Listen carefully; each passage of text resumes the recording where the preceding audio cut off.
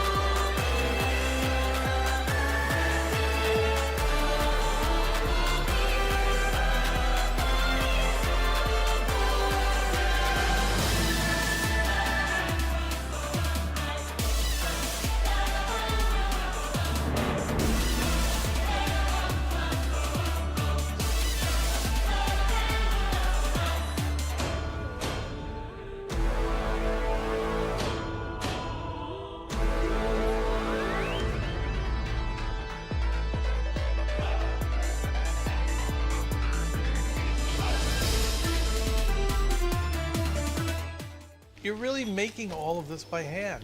Oh yeah. The avocados are hand mashed, the chips are hand tossed, and everything is made fresh. You make it fresh every day. Yes, every day. The Chipotle way is we make it fresh every day. Sounds delicious.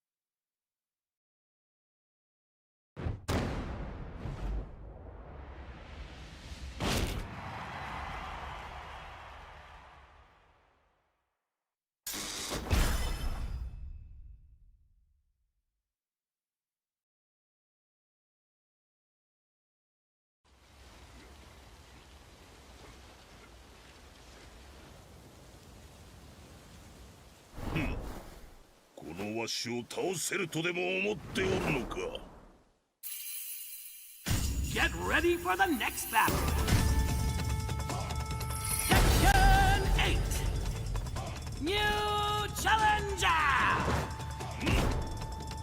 ひねり潰してくれるわ。 Heihachi Mishima! やはり生きていたか、平八。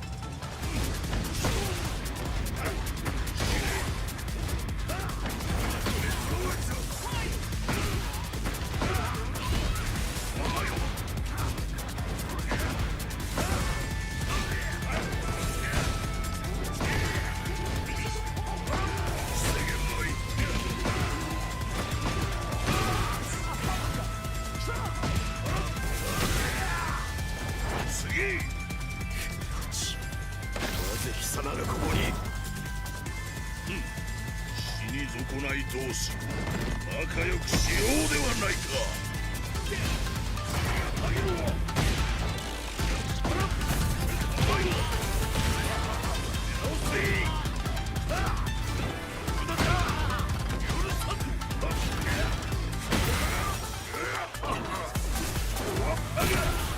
生まれ変わって出直してこい。貴様なぜ生きている。あの程度でわしが死ぬとでも思ったか。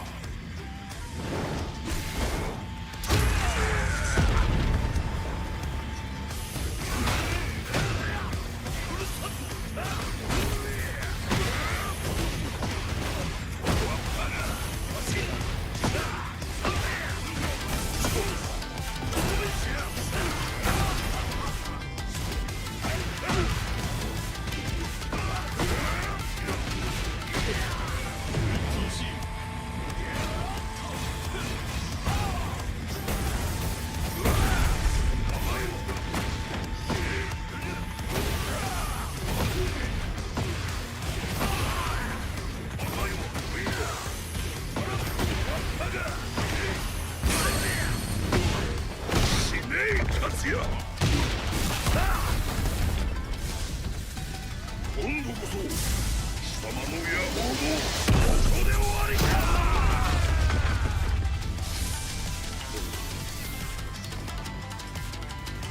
よみがえったわしは無敵じゃ。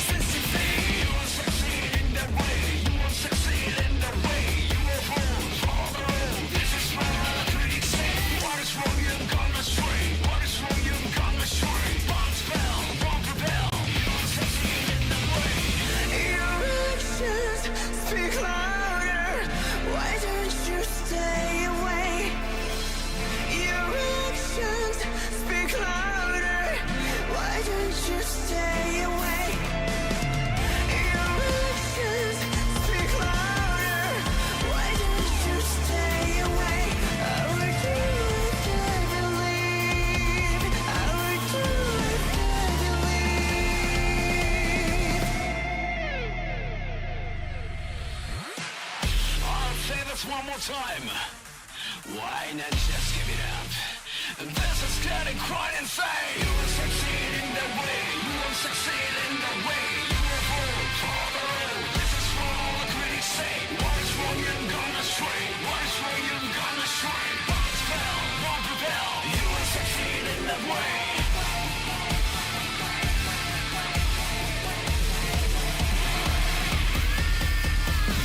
The noise is from afar, so annoying. They found security signs, why they're so demeaning.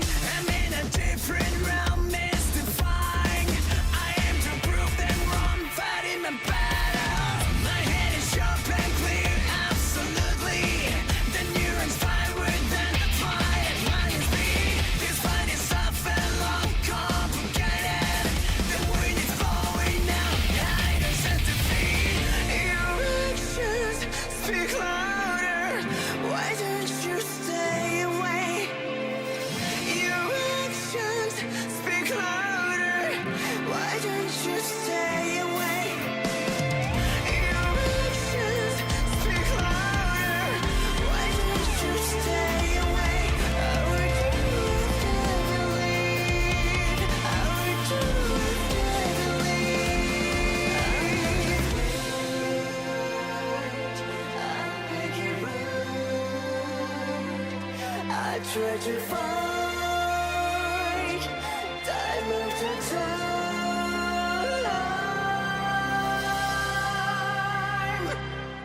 Do you know who you're dealing with? Your actions speak louder. Why don't you stay away? Your actions speak louder. Why don't you stay away? Your actions speak louder. Why don't you stay away? I would do it deadly. I would do it deadly.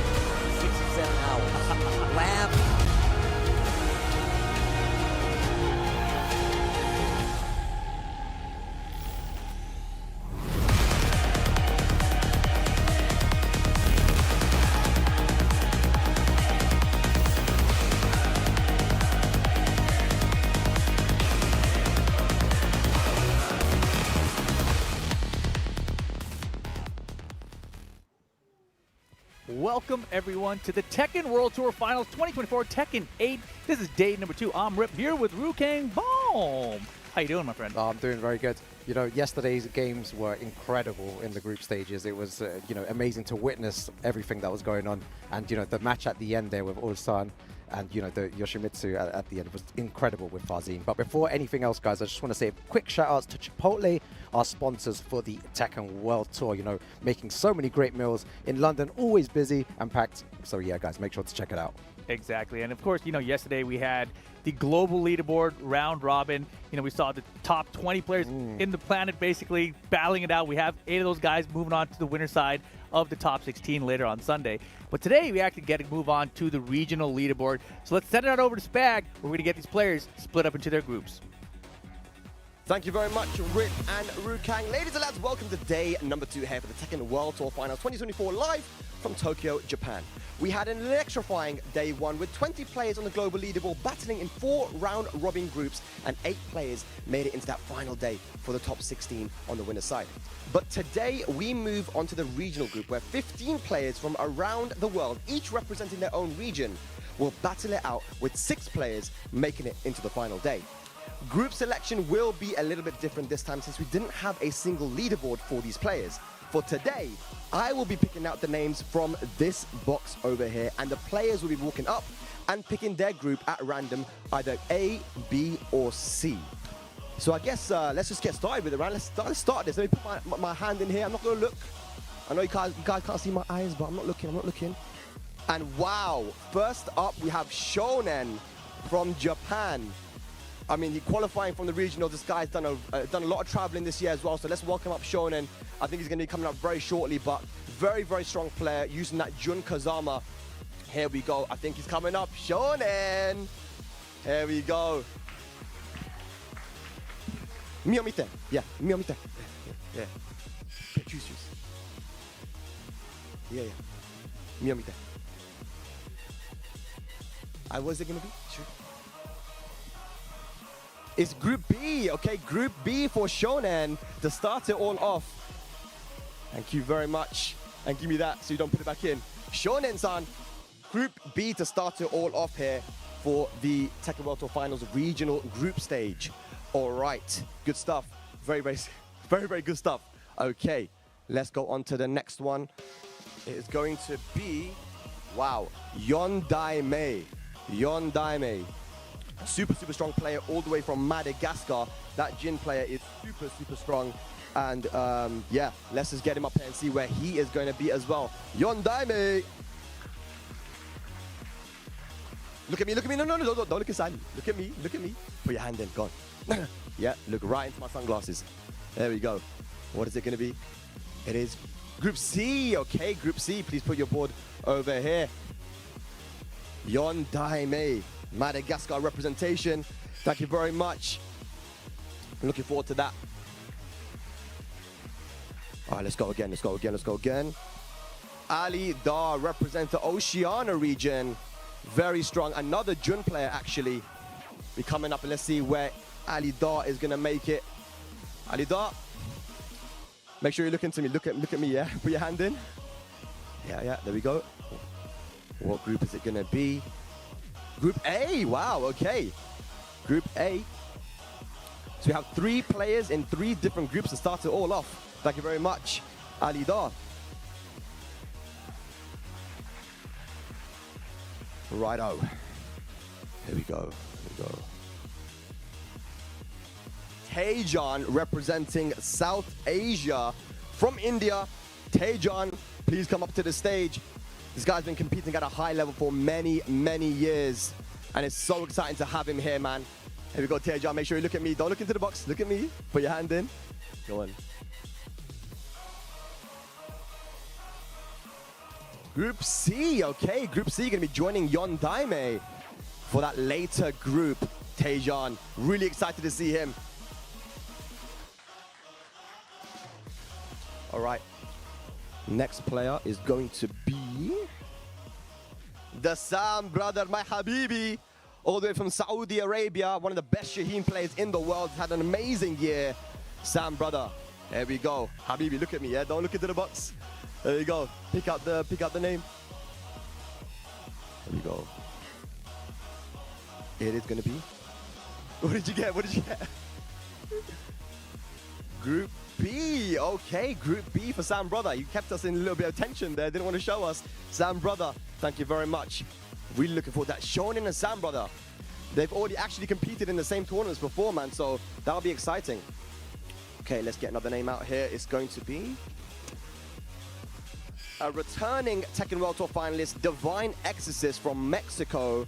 Divine Exorcist, super strong Claudio player. Here he is. Divine Exorcist. Look. Don't look at the box. Look at me. Look at me. Yeah, it's fine. Okay.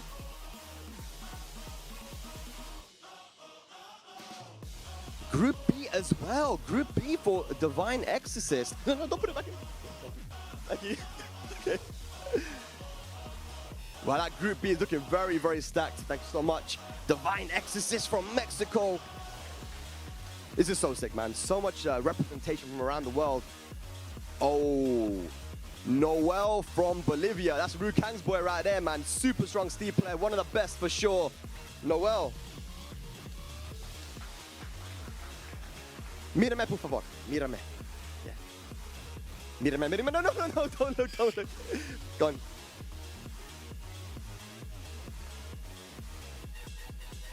Group C for Noel. Okay. From Bolivia, the Steve player. Can you put your board there? Give it up for Noel, guys.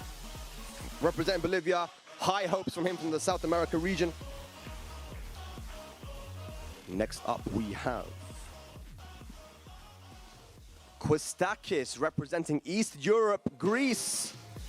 Kwstakys, super strong last player. Here we go, Kwstakys. Make sure you look at me when you put your hand in the box. Yeah, right at me, right into my sunglasses. What's gonna be the group? Group B for Kwstakys. Okay, Group B. That group is looking stacked, man. We're filling that up very quickly. Okay. Shonen, Sam Brother, Divine Exorcist, and now Kwstakys from Greece. Thank you so much, my friend.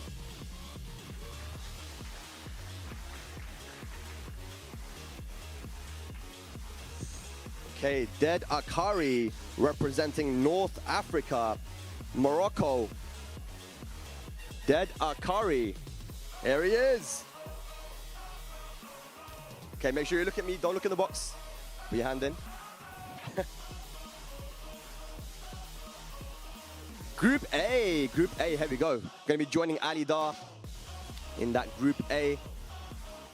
Good stuff. Yeah, you can give me that. Thank you. All right.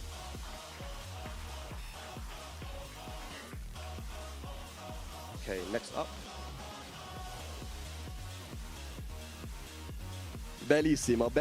Danielmado representing West Europe. This guy is also a returning Tekken World Tour finalist. Here he is. Danielmado, look at me, yeah? When you put your hand in. Pick, go on. What's it gonna be?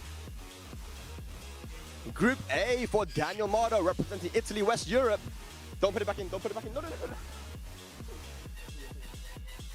Danielmado gonna be joining Allidar and Deadakari in that first group. Good stuff there, Daniel. Thank you very much. Still got 5 more players to go. Shaoling, one of the best players there, man, I swear. Like, we saw him today, this year, sorry, with that Raven and that Ling Xiaoyu. One of the few players to get a God match on stream as well. Shaoling, look at me, put your hand in, and pick your group.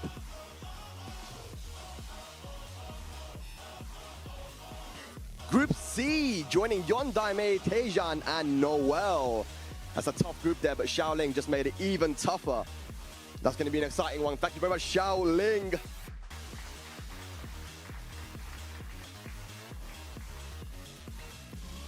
We're getting to the end of this, guys. Ooh.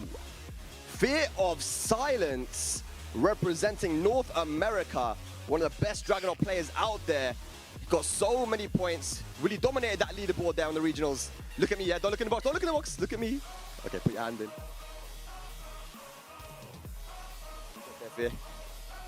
Group A, okay, yo. Allidar, Deadakari, Danielmado, and now Fear of Silence. That's going to be so exciting. Thank you very much, Fear. We'll see you in a bit. All right. 3 players remain. Representing South Korea, Meo-IL. With that Victor and that Jack 8, so strong. Where is he gonna be? Meo-IL. Annyeonghaseyo. All right, look at me.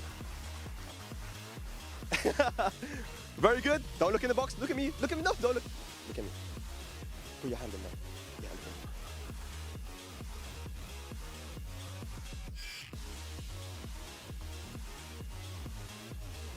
Where is it? Where is it? Group B. Okay. We are going to be getting a Japan versus Korea there, man. We've got Shonen, Meo-IL, Sam Brother, Divine X's, and Kwstakys. Put your name there on Group B, my friend. Looking forward to see you play Meo-IL. Thank you very much.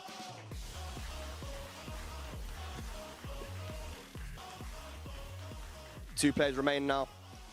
What is it going to be? Actually, you know what? I'm going to choose the other one. I'm going to choose the other one.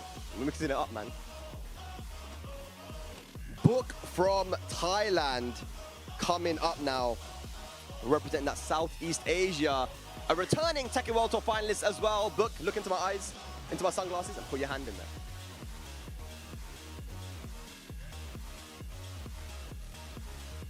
One of the best players out there. Book, where's it going to be? Book in Group C, going to be in the later group there, joining Yondaime, Tejan, Noel, and Shaoling. What a group that is. Thank you very much. Book, see you soon.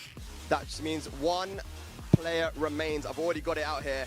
And boy, oh boy, did we save the best for last?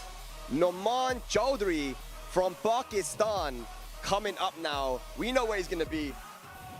Numan Ch. Got to pick out. I mean, there's only one left anyway. Let's just get the confirmation. It's going to be Group A for Numan Ch. What a group that is, man. All right, let's have a look. So we have Group A, Allidar, Deadakari, Danielmado, Fear of Silence, and Numan Ch. Group B, Shonen, Sam Brother, Divine Exorcist, Kwstakys, and Meo-IL. Group C finishing off with Yondaime, Tejan, Noel, Shaoling, and Book. These groups are looking so sick. Rukang, Rip, what do you think? Amazing, actually. I think, you know, when it's completely random like that, you don't expect it to turn out so good, but I feel like every group looks really competitive. Yeah, it looks good. And, you know, Numan being the last one there, one of the strongest players around. That was bag rigging it, right? Like, oh, let me put this other one back. Let me put this other guy. Let him look in the box and everything, dude.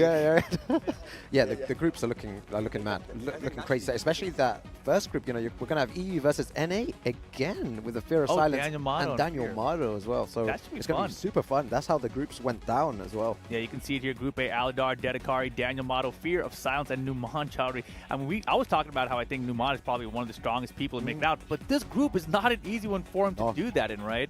And I feel like, you know, when you just look at the global leaderboards like Danielmado, Fear of Silence, these are names that have made waves around the world already, right? So Numan, he's going to be a big test for all of these guys. Yeah, Numan is someone that maybe doesn't have as much international experience as everyone else, but he definitely is one of the strongest players in the world. And the players from Pakistan as well speak of him so highly and say that he is definitely one of the best Steves in the world. So it'll be good to see how that goes down. Is he used to, you know, the EU style of Danielmado? Is he used to the NA style of Fear of Silence? Or they could cause an upset. Is he not used to any of those styles? Yeah, and then he's going to get traveled as much internationally. Yeah. And the thing about it, obviously, he's from Pakistan, right? So he trains with a lot of these top players that we are seeing here. And we already have a couple of Pakistan guys in the top 8 of our global leaderboard top 16 that's coming up on Sunday. But let's talk about all these match events that we had. Of course, leading up to this moment here at the Tekken World Tour Finals, we had Chicken winning Evo Japan to kick things off at the beginning of the year.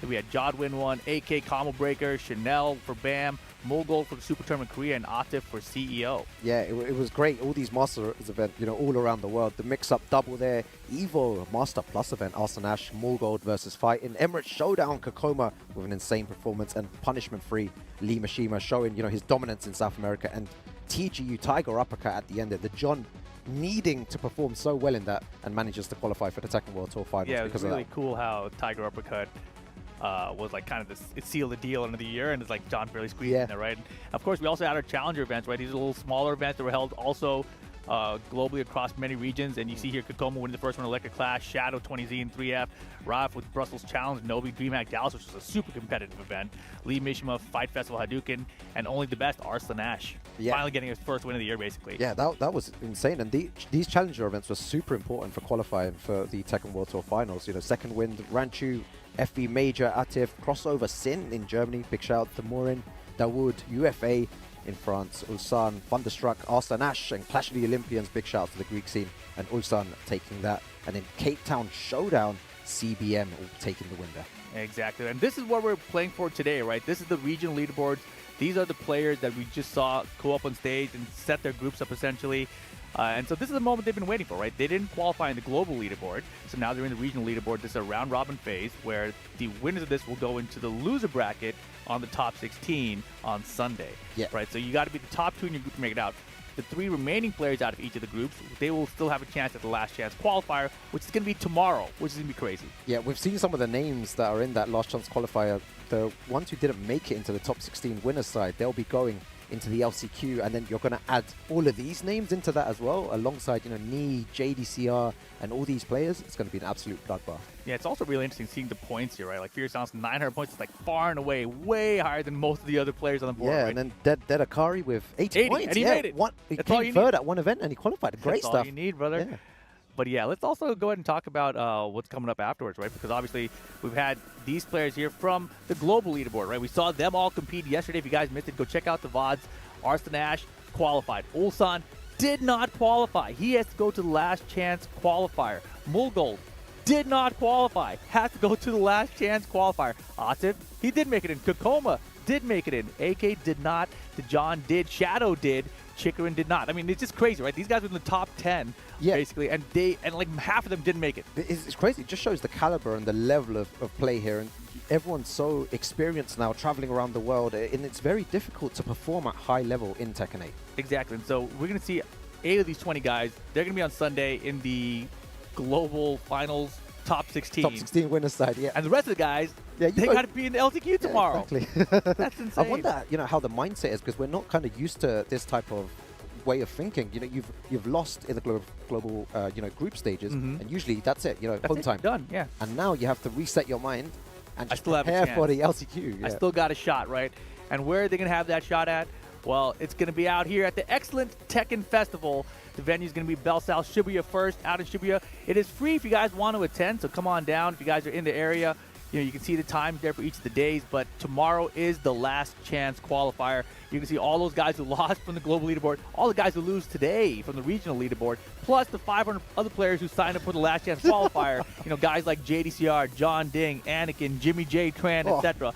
Everyone's here. Cuddlecore's here as well, right? Yeah. Kayane, etc. Just the list is crazy. It's going to be an absolutely amazing tournament tomorrow for the last chance qualifier. Probably the best single event that we've seen all year long. Yeah, it's going to be incredible to see that, because it's Ni, so... how can I forget? Yeah, Ni, exactly. Everyone's been, you know, talking about Ni and the way that he's adapting to Tekken 8. It's going to be interesting to see how he deals with all these big names as well, being a big name himself, but there's so many players that he's going to have to take down in order to qualify for the losers side top 16. It's and wild. Then he needs but to he's win the got whole a thing. shot. He's got a shot. got a Right? shot, That's all yeah. that really matters, right? Yeah. So we're going to be kicking things off in just a second. Let's send it on over to the stage for Spag in a second.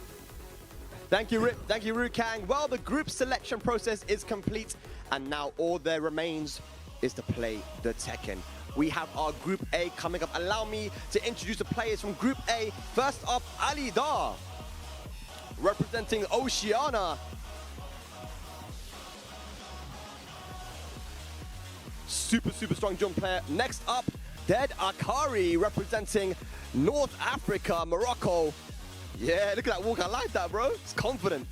All right, representing West Europe, Italia, Danielmado. Returning Tekken World Tour finalist there, representing North America, United States of America, Fear of Silence. And to close it out, representing Pakistan, all the way from Lahore, we have Numan Ch.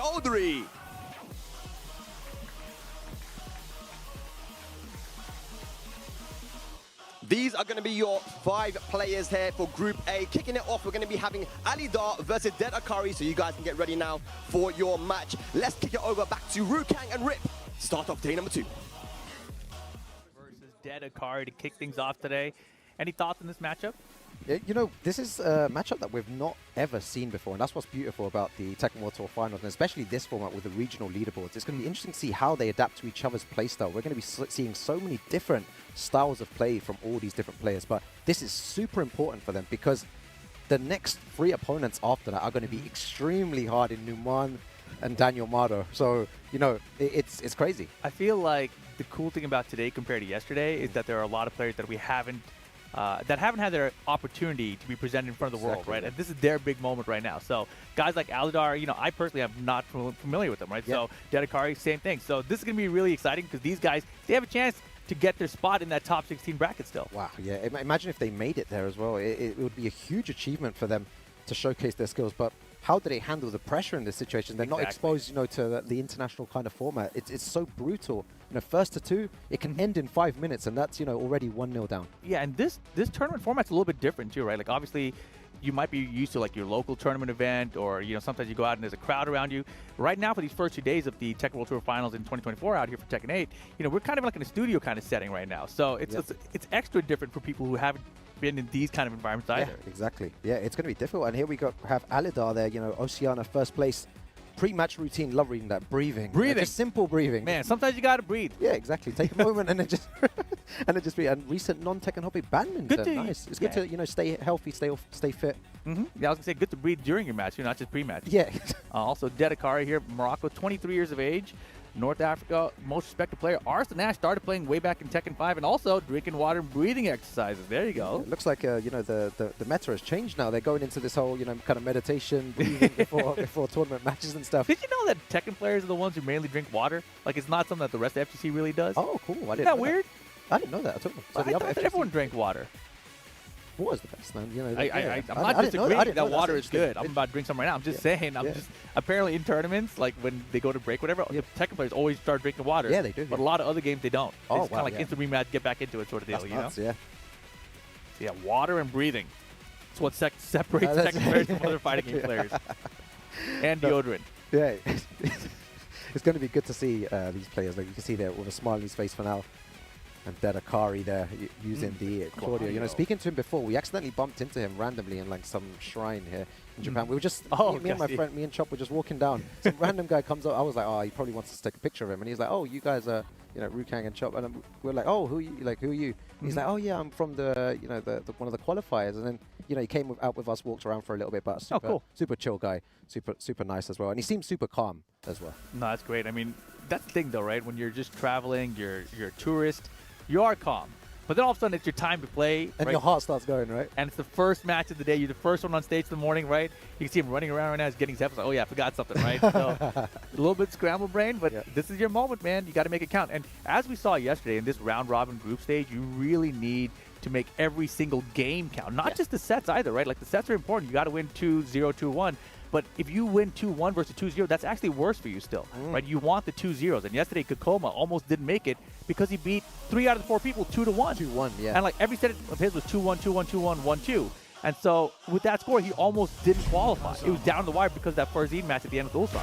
Yeah. So you really have to try to get your 2-0s. Yeah, you have to aim for that for sure here. And I feel like both these players will be looking to do that. You know, the 2-0, get a nice, good start, and the 2-0 would be good for both these players to start off with. Yeah, every single game matters. Yeah. Every single one. But here we go. Jun Kazama versus Claudio for game number 1. Right, it's going to be super interesting to see how he navigates around this. Claudio, a very basic character, but super effective as well. And that is a good way to shut down anything from Claudio there. Look at that, super aggressive. Yeah, and Jun Kazama is still a character that really we haven't really seen a lot of in the Tekken World Tour. Right? We've got 2 of them here in the regional leaderboard, which is pretty exciting too. Yeah, let's see what he does. Let's see if he knows the strings. One thing that I'm a big fan of is players, if they use characters like Jun that are not used too much, is to try and test your opponent's knowledge. See if they know to duck the strings. Exactly. It's very, very important. Walker doesn't quite get it. Spring kick's good here. Into the can on the spring kick. Beautiful. first round to Allidar. Yeah, sometimes you just need to throw it out, right? When in doubt, just throw out the can-cans. If it lands, Right. you know, great. If it doesn't, who cares? Yeah, I mean, the only way you're really beating a can-can is by ducking, right? Because you can't even low parry now because it's in jumping state. So you have to stay crouching, just make a hard duck commitment to beat that can-can. Oh my god, the pressure. Allidar. Deadakari needs to wake up here. Wow. Great execution there from Deadakari. Oh, just throws it out, and with the right combo here, he's going to take it. Very, very nice. Allidar, super fast up. Yeah, was definitely in that heat state as well, right? So it's worth to throw it out there. Oh my goodness. Everything's going Allidar's way right now. And I love this strength to push towards the wall, even on block. Yeah, yes, that's what he's doing. He's pushing the opponent to the wall, and he's playing super well. Everything working out for him here. Allidar playing Tekken 8 aggressive is the name of the game. Yeah, huge lead right now. Deadakari still yet to really find his own momentum. Oh, that was nice. He's going to get a nice little combo here as well. Back against the wall. Dangerous situation. Back Where one. you want to side be. step four. If you're a Claudia man, you want your opponents back to wall here, side step 4, back ones. That's really the name of the game with the can-can. Get that low heat smash out of here. Ready for it, Allidar. Game number 1. He looks around. Looks confident. Looks like he's recording himself as well while he's playing. Oh, no.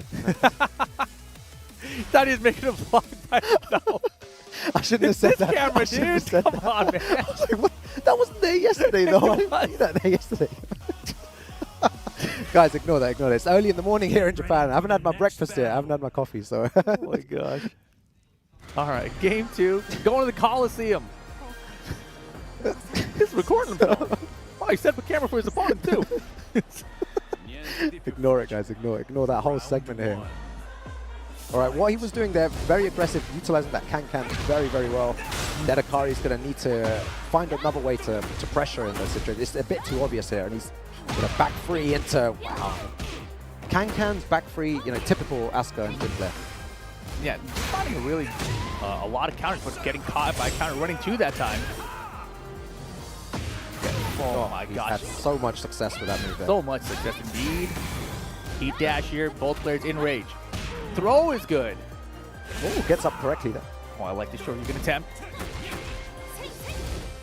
He's done that so many times, and you know the pushback when he gets blocked, and that time he presses in between.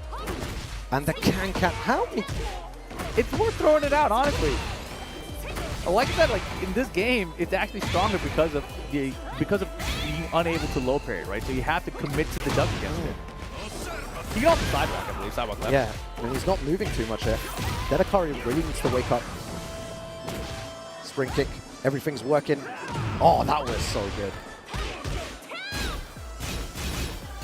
Again, heat dash. Good throw break. Oh my god, he got him. Oh, that's not gonna. The hitbox of Claudio's Rage is crazy. It's like hit the ground and like a pillar. Yeah.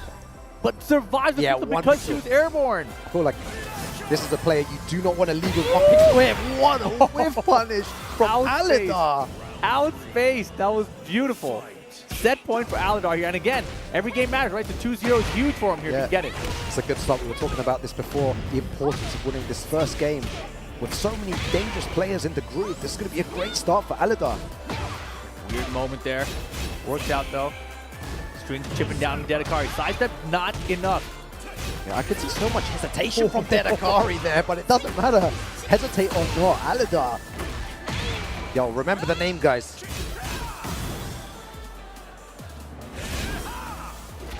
Throw is good again. GG's, Allidar takes it there. The first game. Well done to him. And what region is Allidar from? Allidar's Oceania, I believe. However you want to say it, my friend. Oceania, yeah. So, yeah, Oceania, yeah. Allidar. Oh, yeah, I mean, apparently, like, he's from Guam, right? Yeah. So Guam is like a U.S. territory, so he's got a U.S. passport. That's awesome. That's cool. Yeah, played super More good. U.S. in the tournament, bro. Yeah. More than I expected. Two players could go out and lose the side, right? We got 2 of them in the same group, though, unfortunately. Oh, yeah. But they both can still qualify. Damn, yeah. that would be crazy. That would be nuts. And then Especially you with Numan in there, have too. 3 US in top 16 That would be wild. of the global finals. That means USA are impossible. And don't forget, we got the LCQ guys, too. Yeah. Color Core Jimmy, they're going to win. And then you can get another 2. No, impressive. You know, yesterday, someone that was so good was Shadow. The way that he played, the way that he adapted. He played slow at the beginning and then super fast afterwards. Big shouts to him. USA doing damage here in this tournament. I mean, it's a long year, right? It's still the start of Tekken 8. It's still the first year. We're not even 1 year into the game. No. Everyone knows, like, the first year of a new Tekken game, it's kind of like the feeling out period. The development team's going to change the game drastically going to the second year, most likely at least. That's just historically how things have been, right? Like, you look back to, like, Tekken 5.0 to Tekken 5 DR, Tekken 6.0 to Tekken 6 Bloodline Rebellion, et cetera, right? So usually there's a pretty big change, and there's a lot of system changes, new moves that come along with that sometimes. So I'm excited to see what we get moving into the second year later. But for now, USA, we're starting to figure things out. Knee starting to figure things out as well, right, as the years progress. So players starting to get there, but the game is going to change soon, too. Exactly, yeah. The mechanics have changed throughout the year slowly, and like you said, it's going to change even more soon. Allidar there, a player that I've not seen a lot of. A great start there, showing confidence, being aggressive in this game, backdashing at the right times and blocking. It was really impressive to see him play there. Let me just ask you, do you think they're going to add another mechanic to the game? Like, in Tekken 7, they added, like, wall bounce in the middle of, like, I think it was, like, Season 3 or something, right? So do you think we're going to get a new mechanic that gets added in Tekken 8? I feel like there'll be something new, for sure. There's something they're cooking up, I reckon. What do you think, Rip? What's your idea for, like, if you had free reigns and you if could I had free reigns? like, I don't want my own mechanic. ideas, but I'm going to make a guess. Guess, yeah. Ice mechanic. Wow, you heard it here you got first, the guys. heat, bring on the ice. Defensive backdash, ice dash. Wow. Ice step, ice backdash. So the ice step will be like Lily's side step, like but just buff hard, right? It just goes to your back or something, right? Like you maybe activate ice and then you can just have bigger sizes, bigger backdashes. Wow. I wonder what everyone thinks about that in the chat. Heat, right? Because the heat's aggression, then you can like defensive. I don't know. Yeah, it could be, increase the defensive properties. Wow, that would be an incredible thing to witness if it did happen. Yeah, But like I said, all the not what I offensive want to people, do. all I'm the just saying, I offensive think people wouldn't I'm be happy. predicting. I'm just trying to be predictive here. Yeah, the offensive people like me wouldn't be happy though, right? As in, we want to be offensive. We want to press buttons. I play this you game. Can still you can act. You can. Or maybe you can. No, choose but then it. someone's maybe gonna, you can choose but it. then someone's going to be Maybe running you can away choose the whether whole time. you want to run heat or ice, and then if your opponent's running ice, you run heat. Yeah. Exactly. Or they both pick ice and run away. Or what if you pick neutral, like neither, and then you're like stronger or something. Yeah. Good ideas. Good things to think about. But I don't know. The Might be beautiful bad thing about Tekken is that the beautiful thing about Tekken is that so much is going to change. It always does. You never know, actually. That's the whole thing. It always about does, and it's really interesting to see the development of the game. And it's only the first year of Tekken, and it's already been a crazy one. Oh man, still we much got more to come. Daniel. Oh, we got this match coming up next. Okay. So this is the guy that's going to stop US from getting another player into the top 16. Danielmado, Fear of Silence here, right? Like that is a huge matchup for this group, and it's the second match of the group as well. Danielmado from Italy, Jin Kazama. We've also seen some other characters out of him as well, right? I remember at the end of Tekken 7, he was using like Marduk for a little bit. This game, I'm not sure if he's used anything other than Jin, though. Yeah, Danielmado is one of those players that will say, I'm not using Jin anymore, he's too weak. And then next week he'll be back to Jin. And then he's just just back and forth all the time. And he said, my lifetime main character in Tekken series, Jin Kazama. Of course, dude, yeah. I like warm up my hands and touch my glasses. Touch your glasses. You got to touch the glasses, dude. Fear of Silence here, 28 years of age from North America. First place in South Bay Masher. I remember that one because he beat me to get that first place. Oh. Jerk. He's super good. That's all I'll say about that. And this bit here as well, pretty much I have to drink something caffeinated. Okay, that's a different strategy to We've seen that from a lot of players there too, right? Wake up. Caffeine, it seems to be a regular occurrence in this list of things to do as a pre-match warm-up thing. Yeah, it's going to be good to see how Fear of Silence and Danielmado play here. Danielmado is someone who, as I said before, he'll be a Jin main for this week, and next week he'll be like, oh, Jin's too weak, and then next week he's like, I'm going back to Jin again. But now I feel he's started to find his rhythm, and he's gone all over the world to practice. He goes to Pakistan for a month to practice, goes to Korea for a month or two to practice as well. So he understands all these different playstyles, and he's got so much experience now that he can really do some damage. And you can look at yesterday, right? CBM with Jin Kazama, the clip spiral on Twitter right now. Oh, man. Everyone showing off that CBM wall pressure and saying, like, dude, what are you supposed to do about that? And you got guys like Rock being like, dude, just interrupt it. Just interrupt it, just duck. duck. Other guys like, is this what? So, who knows? But we're going to have Danielmado here with the Jin Kazama, Fear of Silence with the Dragonovs. The Dragonovs have not had much success here. And you got to remember, too, the Tekken World Tour, the Master events ended October 5th, 7th or something in Tiger Uppercut, right? Yep. So it's been 2 months since then. There was a patch in between that time where Dragonov was nerfed just a little bit, right? But it seems like it might have been enough to kind of normalize it with the rest of the top of the cast. Exactly. I believe that there was a line there. It just went slightly over the line, which is why this is happening now. So these guys many of them were debating whether to change off Dragunov and pick maybe another main character, but a lot of them seem to have sticked. Of course. But not had the like, success they had before. Yeah, because they have like 8 to 9 months of experience with the character in tournament, right? So it's like, all right, well, why would I switch at this point? This is the one I'm most familiar with, most comfortable with. Sidestep hop kick from Danielmado. That's a big deal too, right? Sidestep left against back forward 3. Yeah. You can find a little thing for those hop kicks like that. So right now, Danielmado, small lead, round 1. Oh, I like that. 2 situations there. Sidestep hop kick, sidestep launcher there. Uses the heat dash to extend. Very nice damage incoming. The forward 4 there. Yeah, Russian assault pressure. Get out of here. Nothing else afterwards, sir. Danielmado, round 1. Yeah, that move's so evasive as well. Gym players love using that move. There's so many good tools to work with. It reminds me when Fangs got nerfed. They're like, oh wait, this is not as good, bro. Don't touch it. Again, Fear of Silence in the air. Getting comboed. Wow, the wave with Daniel's playing well. Execution on point. Engage. Forward 4-2. Oh, trying to move. Daniel is moving a lot here. Fear of Silence needs to pick up on this. Needs to be using a lot of homing moves with Dragunov. Daniel is having free range right now. And being able to do, again, the 3rd time he's done a sidestep hop kick. Yeah, Fear is not picking up on his sidestep right now. And when something's working in this game, there's no reason to stop. Oh, yeah. I really don't like it when people do something and they're like, oh, you know what, I'm going to change my game now. I'm going to be more defensive. Daniel, I'm thinking of thing working. Yeah, it's working. Like, just play the same. Beautiful Sidestep block. Huge lead for Danielmado. Look at him make it 3 rounds here for game number 1. Fear Silence, though, still has heat available if he wants to activate. Finds the 1-to-1 engager. Okay, UCF4 plus frames. Just He started, yeah, he started playing Dragunov all of a sudden. Oh, we got strings. Fear on the board.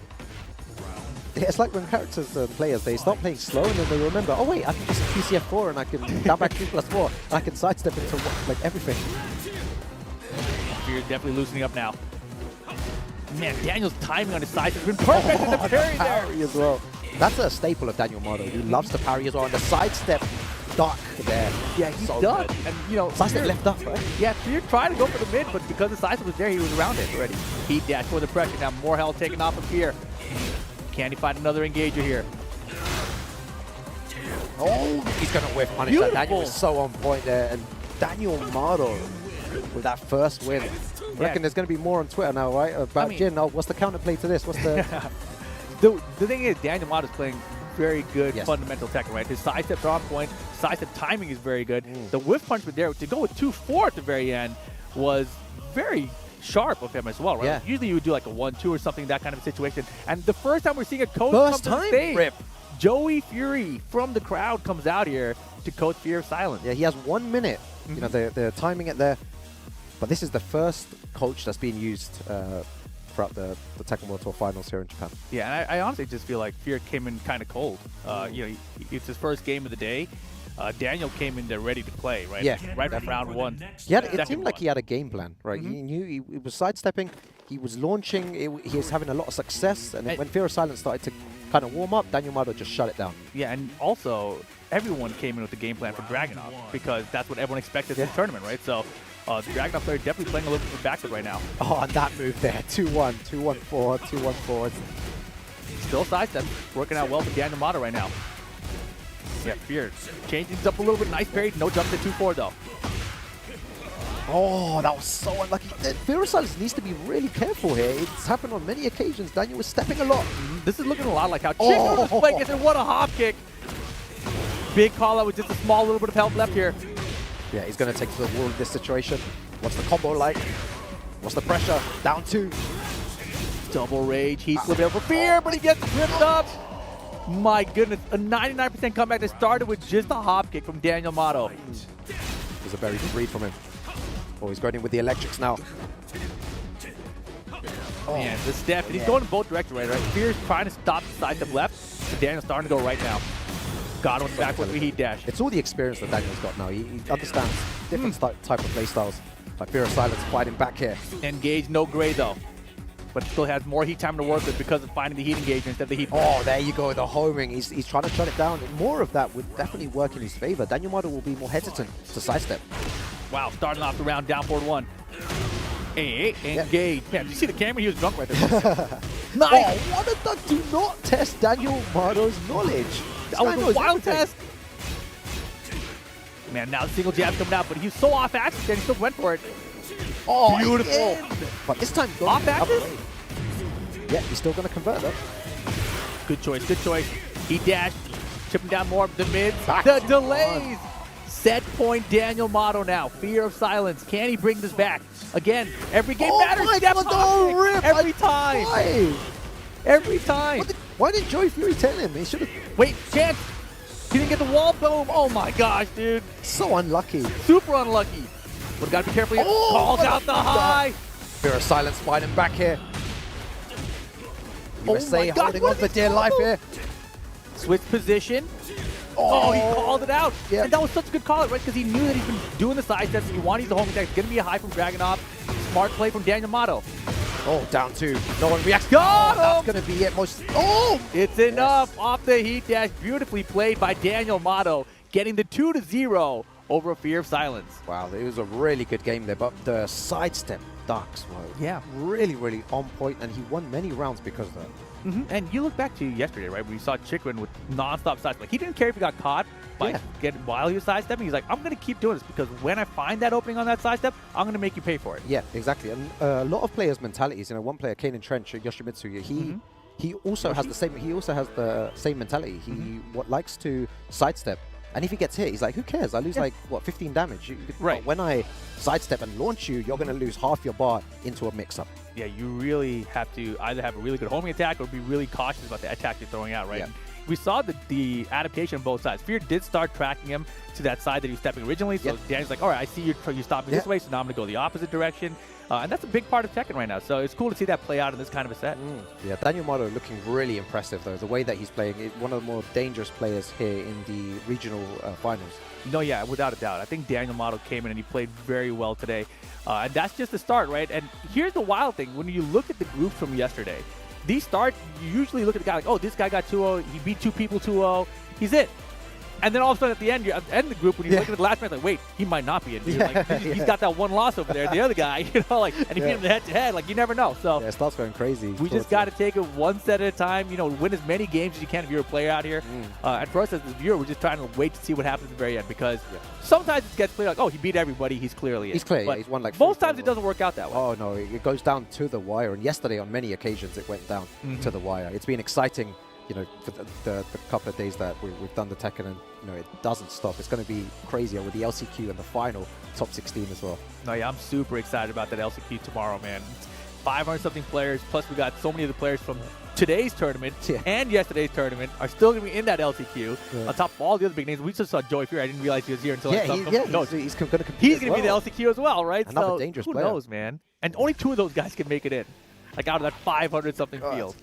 It's going to be an absolute bloodbath. But I guess when you do make it in, it's like, you know, you really worked for it. You worked super hard to go into the loser side, and then to try and win from there. It's a story if someone manages to win the LCQ. For example, like me, he wins the LCQ. Yeah. He goes into the loser side and he wins the whole Tekken World Tour.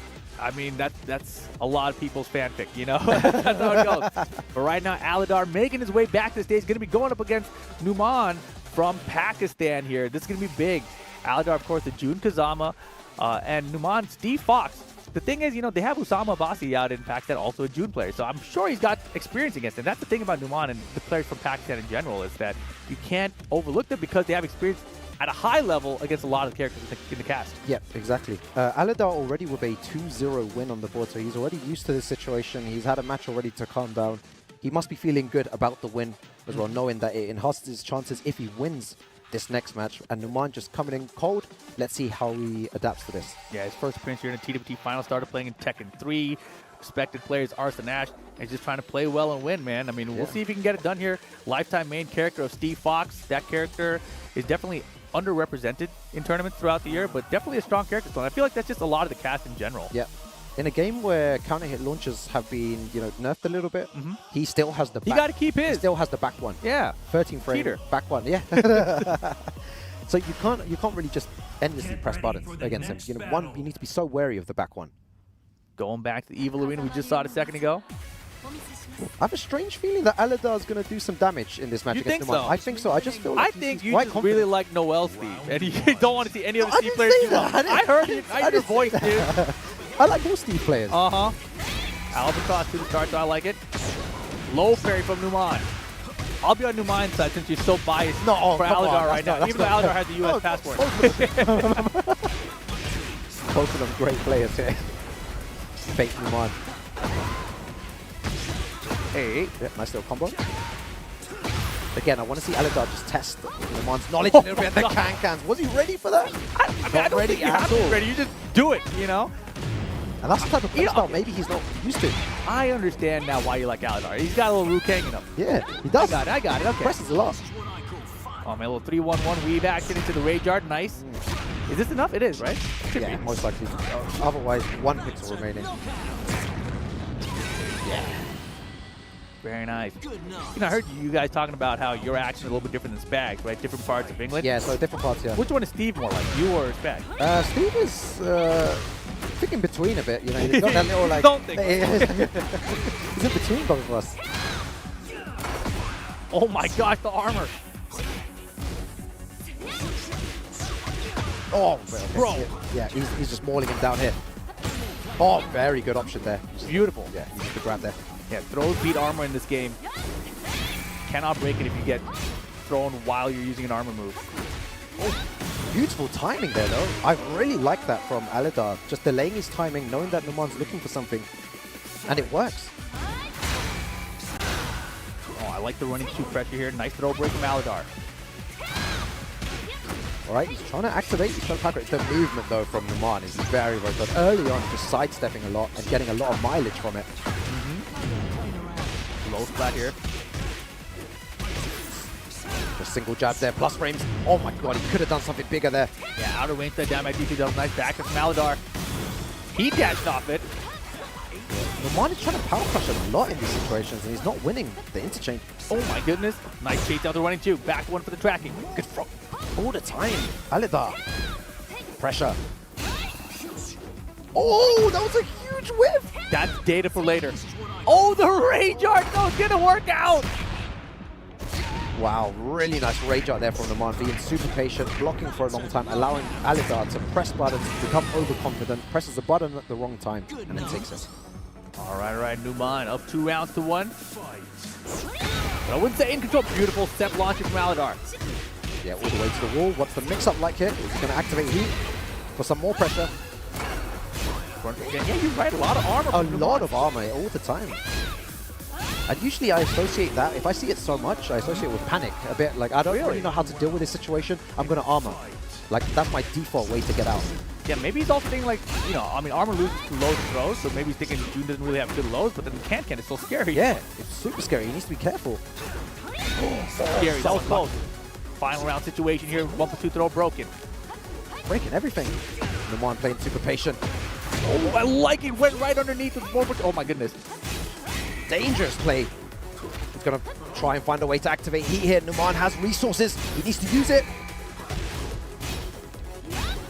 Ooh, I like the heat dash here too. The throw break's good from Numan.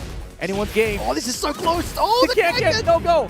Here comes the heat from Numan though. Can we get a heat dash? Oh, Doesn't he ducks. do. He tested. You know, I don't agree with that. Testing his knowledge at the end there. Sometimes the place to test is at the end though, right? I mean, if you test at the beginning, then you'd know. But then if it would have worked, you wanted to close out with it, right? So it was a big risk. Way too much risk though. At the It end is a big risk, but I mean, also look at the way he played at the end, right? Can was his go-to at the end there, into the test with the high in the string. And Numan, he stayed solid, didn't get caught by the Can, ducked behind and punished it cleanly there. He had heat as well, so it was going to be a situation where he was going to force the heat dash into a just one situation mix-up, right? So it was kind of on Allidar to trying to force a way to close it out there, and maybe that is one of June's best ways, you know, testing me with the string. Yeah, it was a really good play, and Numan, just the composure, the sidestepping, the decision-making was so much better in those clutch situations. The rage art as well.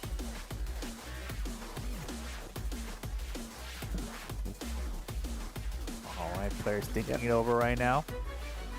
Looks like they're changing something on the screen, actually. Yeah, they might be just Yes, Changing some a setting settings. there. It might probably, I bet the rumble or something was Rumble, on the vibration settings. I always turn that stuff off. Yeah, Yeah, I can't that's- play with vibrations. Yeah. Sometimes I think that's probably what happens, right? You get in a situation like, oh wait, the vibration's on. And think, duh, I'm in the tournament match already. Yeah, Though. it's just Can't stop vibrating now. in my hand, right? Controller's just right out of. But Allidar, good start, right down to the wire there in that first game. Could have went either way, but first game going to Numan. Yeah, We've seen nothing but 2-0s in this group so far. So far, yeah, very quick games, 2-0s. But this one, Numan is, you can see him getting more comfortable as the game started going on. He was losing control, but just stealing it at the right times, and then at the end there, just clutch situations, clutch decision making. Yeah, the Rage Arts he landed with you. Yeah. There were a couple of strings I think Allidar tested him on. He's tried to jab interrupt that one time with that big whip. Yeah. When you have that kind of moment happen, I feel like if you're Allidar, you're like, all right, maybe he doesn't really know the character. Now I can see him in that last moment going to test him with the high in the string, right? That was his mind game. Yeah, is what he was trying to do. Yeah, he's like, maybe you aren't as familiar. And June is a character where you can kind of try to exploit that from your opponents, right? And Because there's she is those two situations as well where he didn't whiff punish those big, interchanges. He tested with a string. He had to push back. Numan would throw 1-2, and Allidar just stood there and did nothing. So I was expecting a huge launcher there, and he it could change the game. expected Numan to know better, right? So he's like, oh my gosh, you didn't know about that? So he was caught off guard. I always say this, when you really need to test players' knowledge. I hear a lot of newer players say, oh, this guy is knee, and I'm not going to test him on strings. I'm going to play like very defensively and just use pokes and stuff. But no, you need to do you need to treat him like he's a nobody. Yeah, exactly, yeah. That's Like what I maybe did he doesn't before. know, 'cause at a certain level, you start doubting what your opponents can do, and like, oh, you wouldn't even do that move because you're such a high level. Yeah. Look, Arthur Nash is a great example of this, right? He throws at highs and strings all the time, and nobody's ducking. Yeah.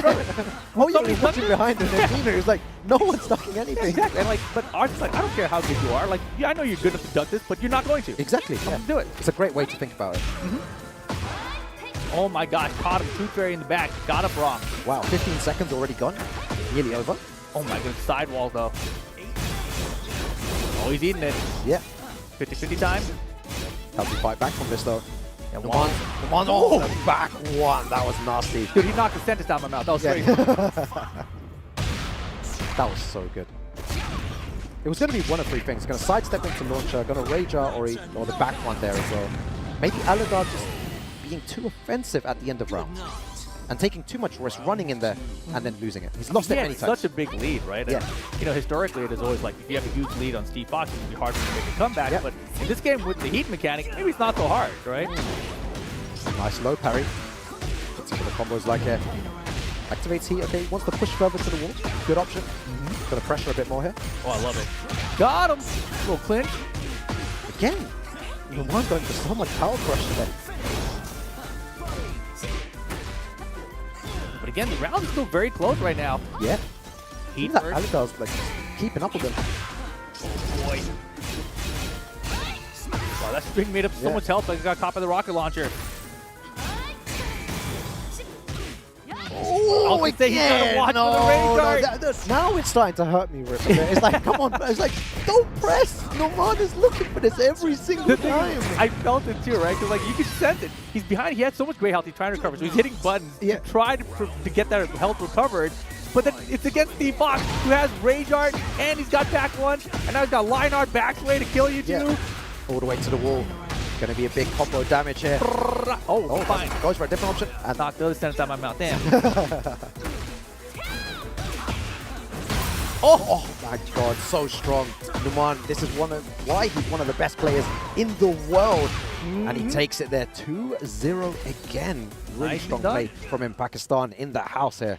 Man, yeah, so if you're Allidar, you start off like thinking like 2-0, I'm off to a great start. Then you lose 0-2, you're like, oh no. Where now are he's we in trouble now? again, right? Right? And so now Numan, he starts off with a 2-0, and that could be how this group plays out, where everyone's getting 2-0s and getting 2-0'd back by other people. So it is a very competitive group. Numan here from Pakistan, starting off strong though. Yeah, really impressive stuff from him. I'm sure there's many people watching at home right now, and a very dangerous player. This is why everyone speaks so highly of Numan. Yeah, and it's good to the showcase entire his skills around the world. Yeah. Yeah, I love that interview Arston did where he said, Oh, yeah, You yeah. know, someone from Pakistan is going to win this basically, and even if it's not me or Atif, you know, it could be the John, it could be someone else from Pakistan.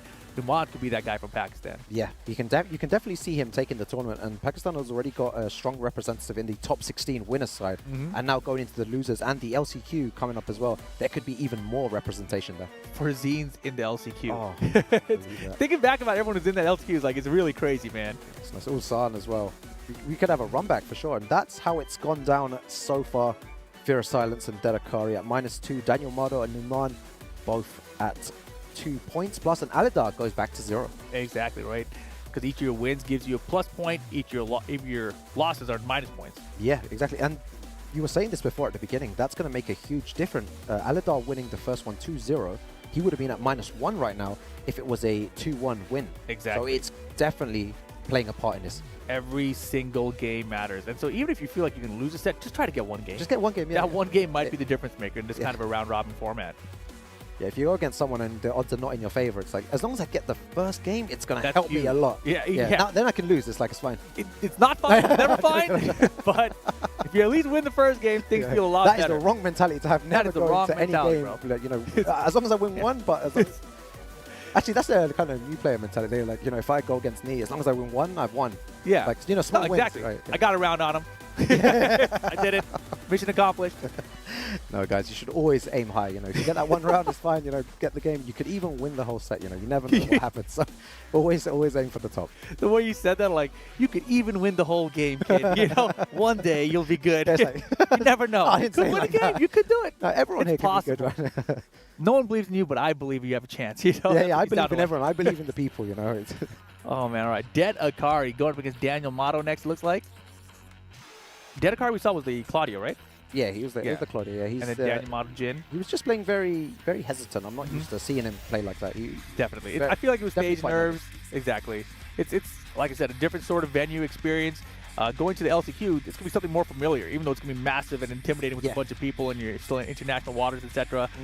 But this kind of a studio setting, it's to me as a player, it's a little bit more awkward even. It because- is, yeah, because you've got all these like cameras like facing you. You've got people watching, you know, on the And there's a side bunch here of as well. production people who aren't really like invested in being like the crowd. You know, Yeah. it's not like a crowd experience, even though there's a bunch of people here. Yeah, it's a different experience. You definitely need to adjust to it. And it's it's lighting and everything, you know, it's mood lighting. yeah, there's so much to go into it. You know, there's a lot of people online as well. They always say, oh, you know what, if I was there, I could easily do that. It's like, No. you know what, you should have it. It's such a different experience. I'll playing, just say playing no. offline. You cannot. Oh man, let's see if Deadakari can do a little bit better this time around. I do agree with you. I do feel like he did look very hesitant in his first match, but you know, Claudio definitely a strong character. Oh, what's still. Wow, showing true. Wow, What is he showing doing true there? power, man. Is he Look, warming it up? what's he doing? Is that like a? Who knows? I don't think that's a Jin move. Yeah. Oh man. Anyways, Deadakari versus Danielmado, setting up the buttons right now. Deadakari has a lot of work to do for sure here. The way that Danielmado has been playing, the way that he's been sidestepping, his decision making, the way he's using parries, he's playing perfect Tekken at the moment. And if Deadakari is going to beat him with a character like Claudio, which is very fundamental based, you know, using just 4 or 5 moves, I think it's going to be very hard for him to get around in on Daniel. I mean, we've seen all the players in the group play at least one game so far, right? One set so far. And out of everyone, I feel like Danielmado is playing the sharpest out of everyone. Like, Numan is also doing very well. But I think the way I'm seeing Daniel play right now, he is on top of it, and he's ready to execute, right? And that's like a super important thing when you're a Mishima-style player or a player of a Mishima-style character. So his execution's on point right now, his whiff punishment's on point, his side step's on point. So everything is there for him. He just has to keep it going. I think that's one of the things I hear from Mishima players in general, is that they really need to warm up with the character. You need to be super warm to play the Mishimas effectively. And if your electrics are not on point, which his were on point, then you're in big trouble. And everything was going his way before. Yeah, you know, we've talked about how Daniel's traveled the world, spends a lot of time in Korea as well as Pakistan, etc. So, you know, coming to Japan again right now, it's not unfamiliar territory for him, right? He's like, yeah, he's traveling somewhere else to play some more Tekken. Yeah, and he's also used to the stage and playing in this kind of environment. It's all working in his favor, for sure. All right, let's see what happens. Deadakari, your time to step up. Oh my gosh! Step up what? He's He's time like, to step up, I'm gonna time to hit get a launched. button. Chan's like, sidestep electric. Oh, just hard ducking in that situation. Oh, the crouch cancel punish. That's a Danielmado staple. Just like showing off with that. When he does that, you know how confident he is. No, for sure. But I mean, that's the thing. That's like optimal play, right? And you have to be really sharp to do it. Oh, very nice there. Danielmado shutting down any heat options that Deadakari was looking to do. Yeah, both players spent their heat already, and now we have like a 35% 35 to 50% of the life left to go. No throw break here. Break here. It's always good to test your opponent's throw break at the beginning. Down 2, back 2-1. He has so many good moves to end the round with. You can just jab, back 2-1, 2-1-4. You just do that the whole day. And the back 2-1 being delayable is also really cheap, right? Like it's safe and delayable? Yeah, 2-1-4 you can delay as well. He's just like, look, he's just doing down forward 1, 2-1-4. Deadakari right now trying to find something.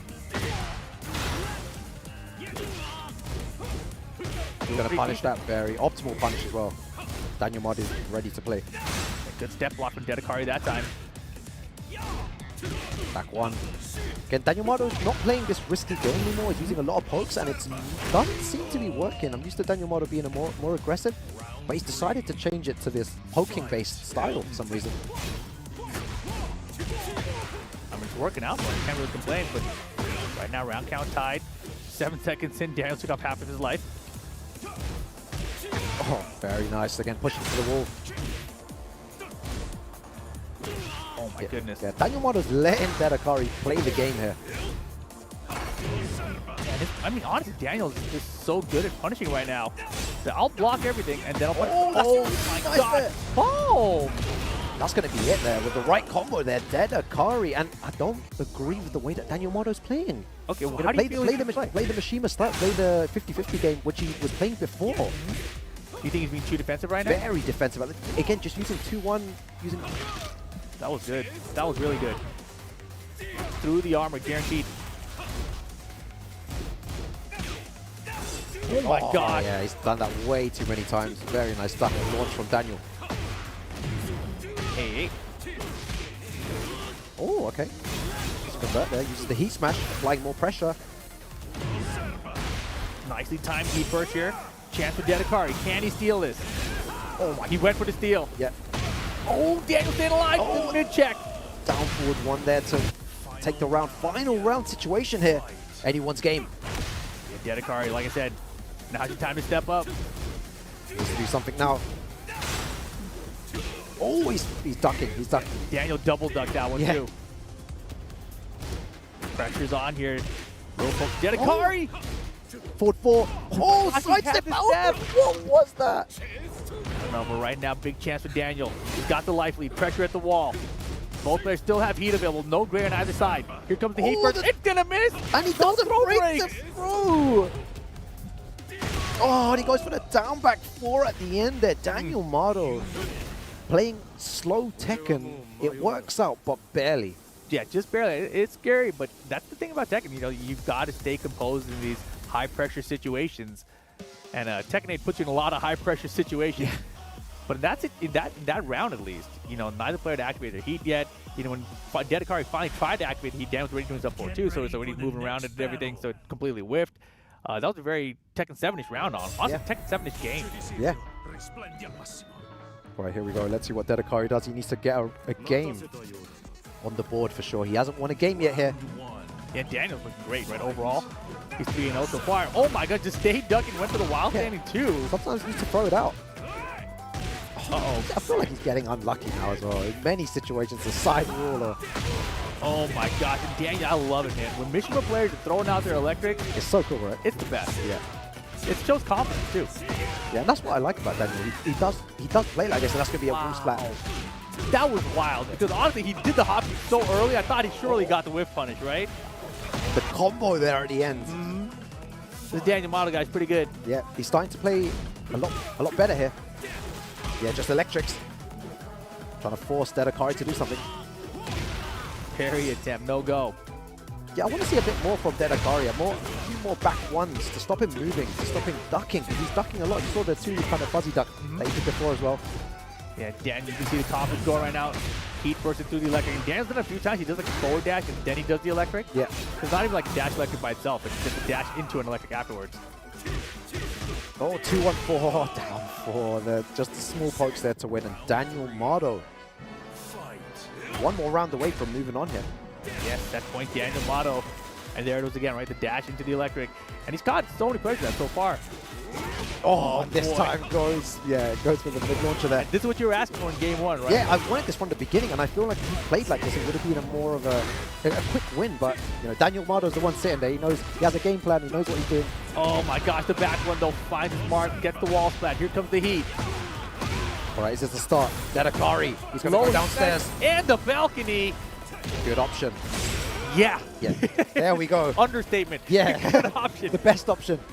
Deadakari fighting back. For the balcony. Oh, Holds every it time electric. we say it. We just get the full combo. Chance for Deadakari right now. Oh no, Deadakari, very, very bad decision there. Danielmado really ready for that. And those kind of risks, right? Strings that have highs in them. At this kind of level of the game, it's just such a big risk. But here we go, Chance. Oh, no, sir! The hop kick, and he's not done that at all. This whole round messes up the combo, but goes for the low anyway. And the way he stands up super quick. Yeah. Like, he just gets up, he's like, yeah, GG's, I'm gone. I mean, that was wild, right? Like, he got hit by a heat engager. He's like, I'm gonna hop kick. He's like, you ain't gonna use your frames. Yeah.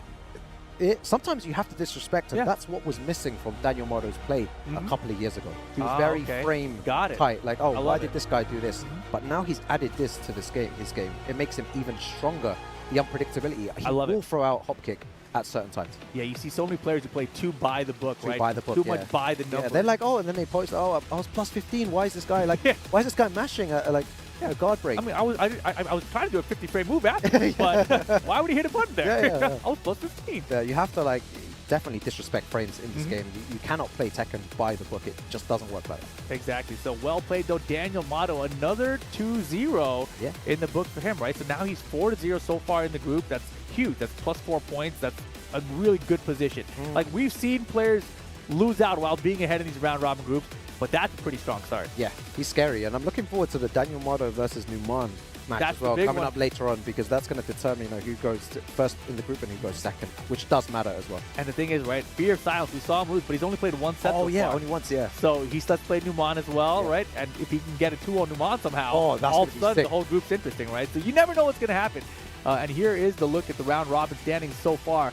And you can see there, Danielmado with that 4 points in the lead. Numan with that 2-0. He's only had one set so far. Fear of Silence with a -2. And Deadakari -4. Now, not a great position for him. But again, if he wins the next 2-0s, all of a sudden he's at 0. And in this set, there's no one game anywhere. It's all 2-0s across the board. Yeah, that's strange, because yesterday there was a lot more 2-1s. And here it's been very dominant. Even though some of the games that were super close, it's still a 2-0 situation here between all of them. Deadakari could have won that first game against Daniel, right? So it could have been a 2-1 sort of situation, but it's not.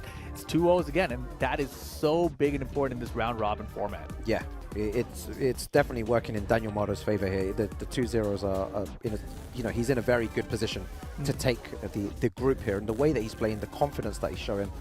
Yeah, he's just got everything, the full package. So let me ask you, right? Danielmado, he's sitting pretty right now. He looks like the odds-on favorite to make it out of and then he loses the next. But who do you think would be the second favorite right now? Like, Numan obviously has the points right now. Yeah. But is he also your second favorite to make it out of the group? I think Danielmado and Numan have a good chance, but Fear of Silence has only played one game, and we know what Fear of Silence can do. He can definitely cause some damage, but right now it is looking like Daniel, and the way that Daniel played and the way that Numan played, they're both looking like they're going to make it up. But again, Allidar and Fear of Silence, they're waiting there. Allidar is a huge wild card because he has that 2-0 as well, right? Like, yeah, he got 0-2 by Numan, but he has that 2-0 against Deadakari. So it's a situation where, if he gets another 2-0, all of a sudden he's in the running to make it out of the group as well. Yeah, and Numan is most likely going to 2-0 a lot of the other players in this group as well, potentially. Never know. So it's going to work in, Allidar's favor. So anything can happen. Anything can happen. Yeah, very, very fun so far here at the regional leaderboard round robin phase. This is just Group A. We're going to have Groups B and C coming up after this today. And that's it for today, right? Today's just the regional leaderboard phase, right? Yesterday we had the global leaderboard round robin phase. Tomorrow, of course, though, will be the last chance qualifier, right? It's the last chance qualifier where everyone who loses this group, they're not eliminated. Yeah. They're just eliminated from the group. They go into the LCQ to try to get back to the loser bracket, where the winners of this will be headed. Yeah. Nailed it. Yeah, it's a nut situation to be in. It's crazy. But you still have another chance, though. That's the good thing. You lose, Yeah. you still have another chance. And it's wild. Is this, when you're a competitor, right? Do you think this is what they favored? This kind of an LCQ format where you have another chance after the group phase? For sure, yes. Yeah. Because you've traveled all this way. You've suffered qualifying for the Tekken World Tour Global Finals, and now getting another chance is great. Yeah. Cool. But yeah, all right, guys. Well, we'll be taking a quick break here, but we'll be back for more Tekken 8 action very, very shortly. Don't miss out, guys. So much hesitation from Deadakari there, but it doesn't matter. Hesitate or not, Allidar. Yo, remember the name, guys.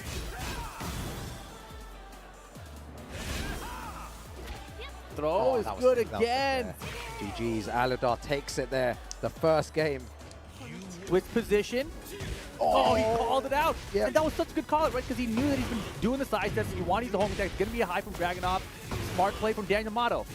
Oh, down two. No one reacts. Got him! That's going to be it. It's enough. Off the heat dash. Beautifully played by Danielmado. Getting the 2-0. Oh, fine. Goes for a different option. And knocked the other sentence out of my mouth. Damn. Oh my God, so strong. Numan, this is why he's one of the best players in the world. And he takes it there, 2-0 again. Really Nicely strong done. play from him. Chance for Deadakari right now. Oh no, Deadakari, very, very bad decision there. Danielmado really ready for that. And those kind of risks, right? Strings that have highs in them. At this kind of level of the game, it's just such a big risk. But here we go, Chance. But no, sir! The hop kick, and he's not done that at all. This whole round messes up the combo, but goes for the low anyway. And the way he stands up super quick. Yeah. Like, he just gets up, he's like... Yeah, Everyone wants the guac. How can you say no to this? You make it fresh every day. Absolutely, we keep it fresh. You can't have Chipotle without guac. Beautiful. Sightseeing and eating. Matsuba, a super solid Fang player. Dan. Street Fighter 6. My better half. They're a supportive community. Still playing Tekken. I'll show my strength. Man, it's unreal. Well, first of all, I would try to all the food I can try, man. Visit the shrines, visit the temples, and also enjoy all the activities Tokyo can offer. Especially, I would say it's Ilias, because overall he was really the better player. I really can't say what's my all-time favorite, but I would say for this year, it's clearly Dungeon Meshi, or Delicious in Dungeon. I would clearly say Resident Evil series as a whole is in charge. Oh, my family and the Moroccan Tekken community for sure, man. Food. Only time will tell. I can't really say. Nah, I'd win. Is appetizing. Of course, I practice Tekken and also try traditional things. It was Ulsan because he played broken character Dragunov, and also he watched my hands while I play. Naruto. Is a card game Magic the Gathering. Is my friend Tishimon. Of course, food, pasta, pizza. Obviously. Playing Tekken 11. Jamasuruna! Japan is structured. That's my first impression. I would like to see Osaka. Kokoma and Lohai, they're both amazing players. Hunter x Hunter. Any game from Software since 2015 and Nier Automata. I will call my girlfriend. Citizenship. Working and raising a family. You're about to get cooked. Perfect. मैं यहाँ घूमना चाहूँगा अच्छी अच्छी जगह पे. अरसलान ऐश जो कि हमेशा से मुझे सबसे मुश्किल लगा. Dragon Ball G. Grand Theft Auto 5. टी फैमिली के साथ.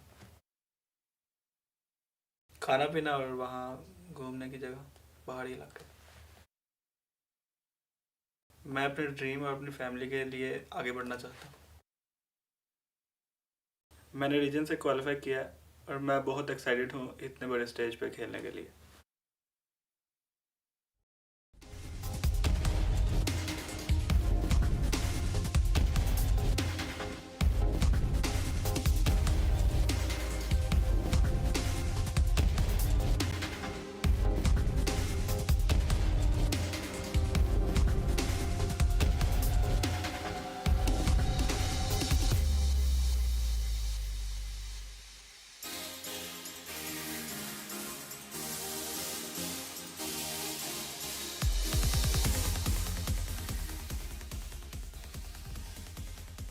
Tekken World Tour 2024 Finals. We are live here from Tokyo, Japan. My name is Majid Obama, joined by the illustrious Ru-Kang.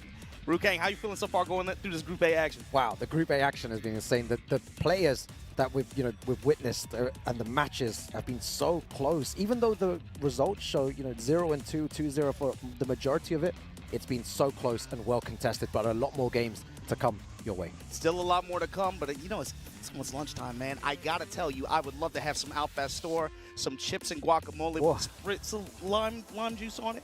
Yeah, nice lemonade. Thank you to Chipotle for supporting the Tekken World Tour the way they have all year long. Without you guys, this would not be possible in the way that it has been. But we got to find out, man, this regional leaderboard. There's only 6 of these doogies that can make it to the next stage of the competition, especially after what we saw yesterday with the 8 that we have to join them. Unfortunately, the way the format works, you're only going to get a chance. A chance. Right? You're only getting the loser's bracket. But even so, for some of these players, they don't get as many opportunities to be able to compete on world stages as often as maybe some of their, some of the more global leaderboard famous counterparts here. So for them, even that chance is covered. Just the opportunity to be able to come here and compete and play on the stage, get a shot at getting into that final bracket with an Arslan Ash, with a Cherry Berry Mango, with the John, with the Shadow, Rangchu, Raif, with Atif, with, who am I forgetting? Yeah, bro, I don't know who the last one is. Yeah, you're right, though. Just the, to be able to play on the big stage and showcase your skills, it's a huge opportunity for these players to showcase around the world what they can do. And they're doing that here right now. But they're going into that loser's bracket when they do make it out into that top 16 on the Sunday. Yeah, and the best part was Rip got the script down over it took him a couple days, but he got the script down, trying to explain the format. Once again, guys, if you are just tuning in, if you're a little confused, it's a little bit more of a complex format than what we're used to. Everybody that you've seen falling by the wayside yesterday and today who does not make it through, they're going to have a shot at that hell bracket tomorrow. Yeah. Alongside everybody else all over the world who was not, maybe some were active and just didn't make the cut quite yet, or maybe some were just lying in wait, trying to get that one chance to get into that bracket too. It's going to be a very, very nasty Saturday. Oh, no, it's going to be an absolute bloodbath there. The likes of, JDCR in the LCQ, you got Nee, you got Mr. Joey Fury as well in the house right in front of us. Big ups to USA there.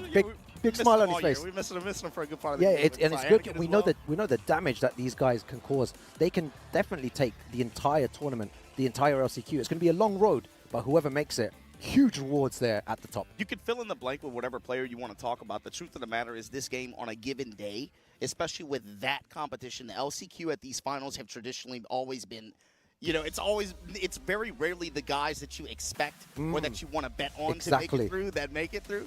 So it's kind of just one of those situations where even though I want to pick my favorites or I have difficult. Players of mine, that's always a dicey one to bet on, man.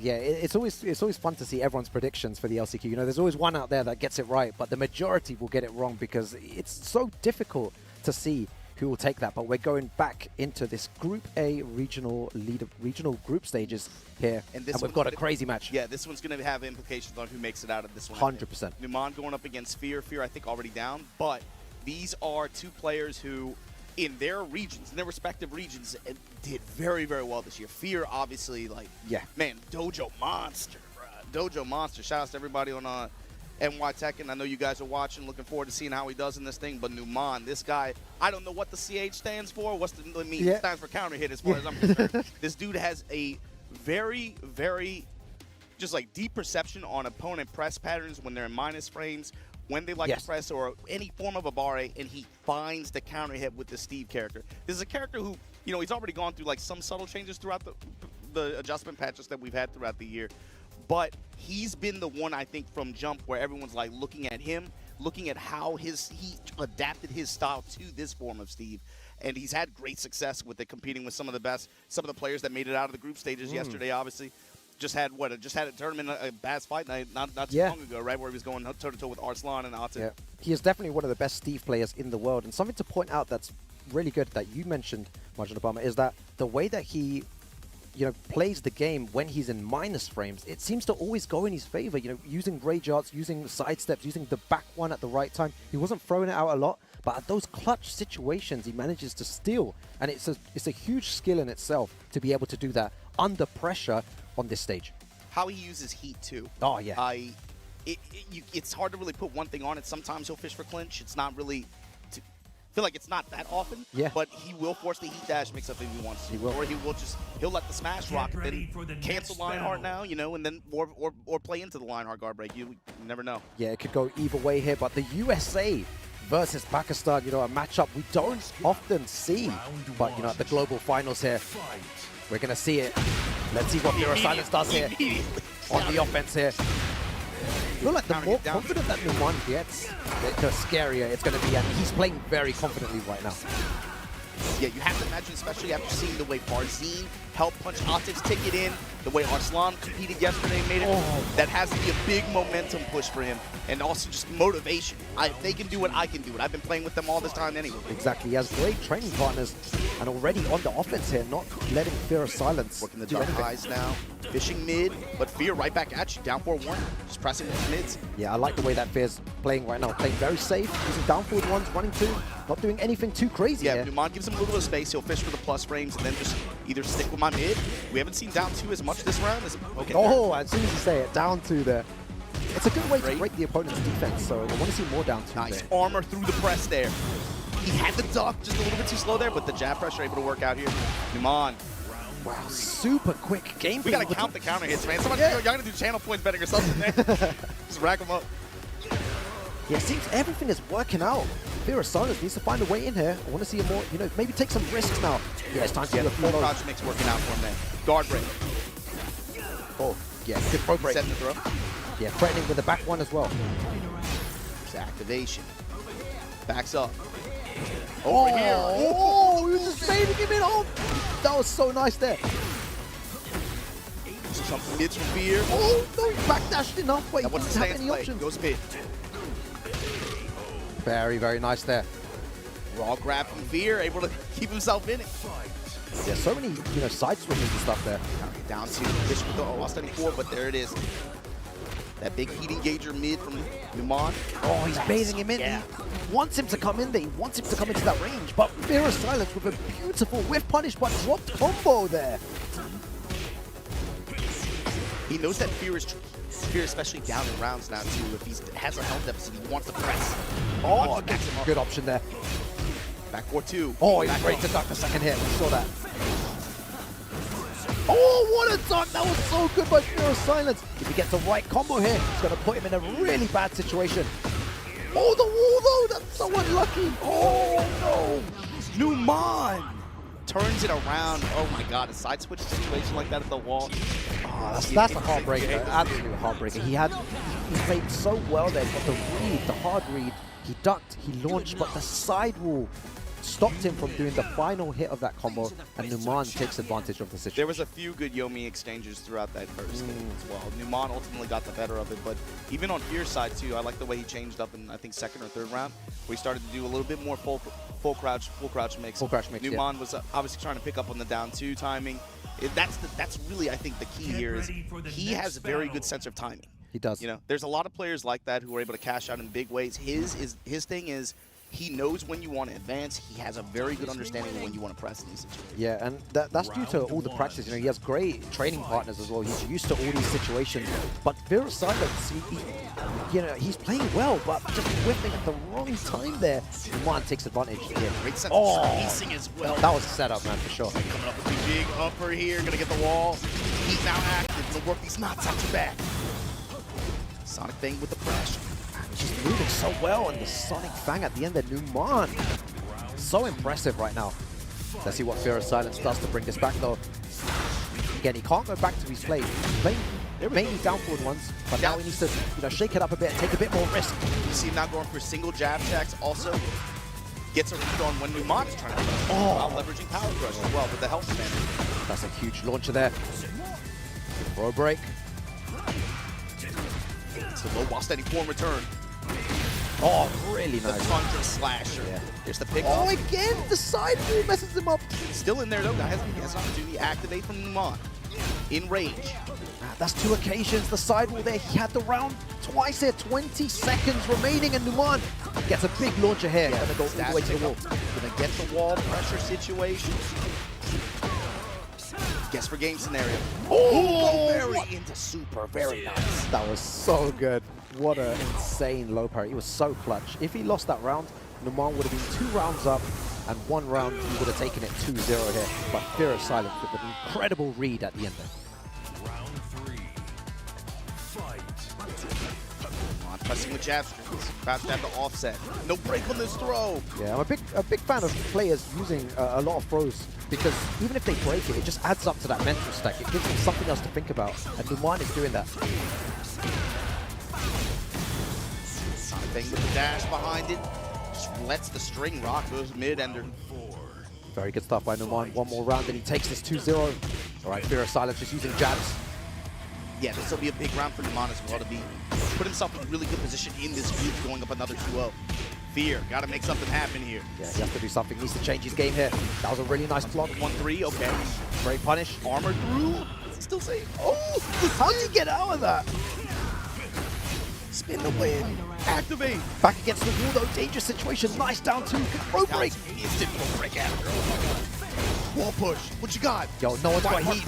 No one's got heat. Oh, what a duck! And he goes for that option there, and he takes it there. Numan. Really good play. Fear of Silence was starting to adapt, starting to change his gameplay. So many unlucky situations for him, but Numan staying composed, changing his timing. Everything was just working out, and the pressure from Steve was so good. I can't get over like the when they lose pose pictures. Oh yeah, they got they got the sad face on. Right? Yeah, it's like go ahead and emote for me. Like look down. Like, oh, that's what the cameraman said. He was like, yeah, look down for me, man. What does your down face look like? Yeah, we got to see how the rest of this group works out for Fear, but Numan, got to imagine at this point, has a pretty good positioning to be able to try to get a berth into that top 16. Yeah, he's in prime position, and the way that he's playing, he's looking unstoppable right now. With a character that's not used as much as other characters in this game. Steve not represented it too much here, but he's utilizing all the aspects, and his timing and the way that he plays is so good. Good decision-making is getting him this far. Yeah, and also just he was pretty active with using a lot of stances. Yeah, all the time. It's not just about the back one. He doesn't do that, yeah. Movement or whatever, but he's very good at being able to utilize a lot of the tools that a lot of those different stances and the transitions between them that Steve has. But here you go, looking at it, Numan's still going to have 2 sets to play, one against Danielmado. That's going to be a high-impact set. Yep. That's going to likely probably set up for who gets out of this looking at it, right? You're right, looking at Daniel and Numan, that's going to be a...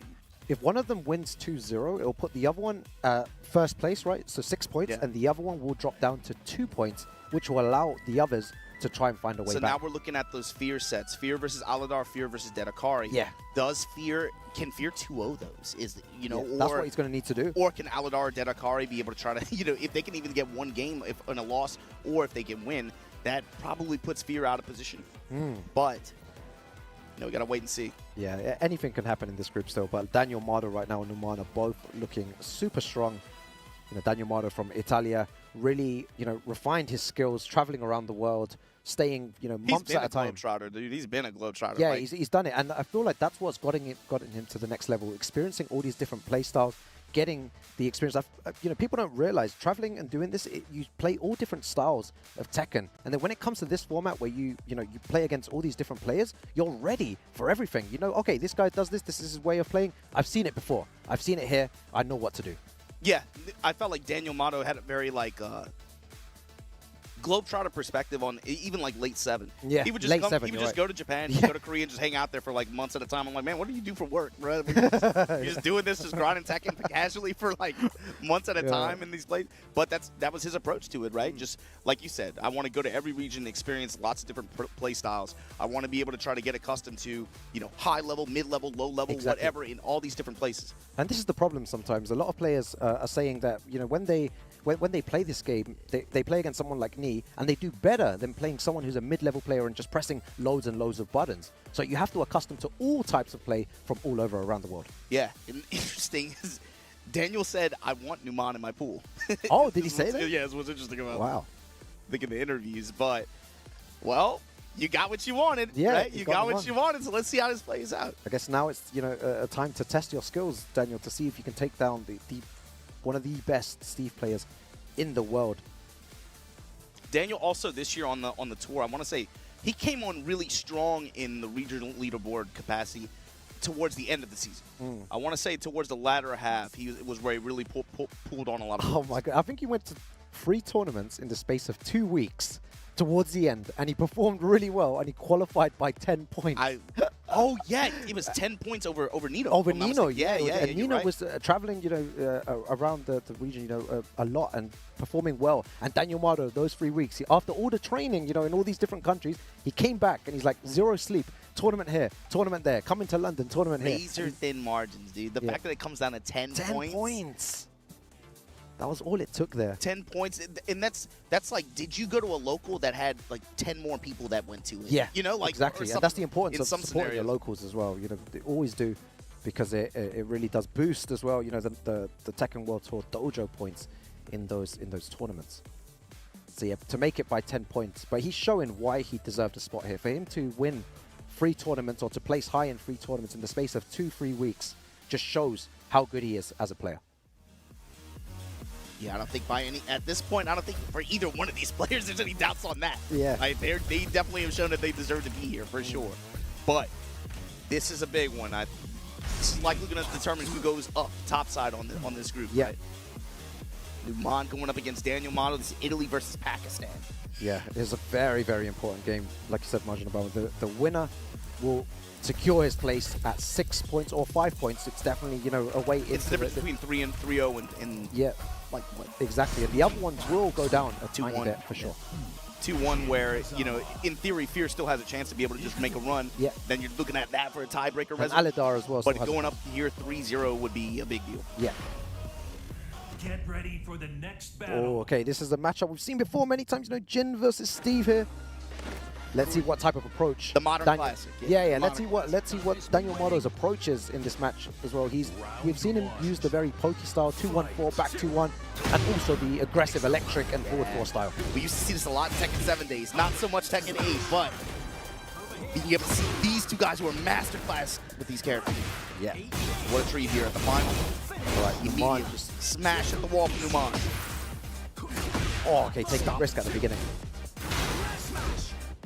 What's interesting there is that Numan hasn't actually taken that much risk in any of the games, not going for anything super big, and that occasion going for the low there and taking huge risk, you know, asserting that he will go for those lows.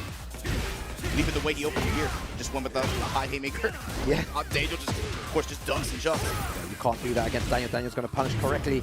Activate.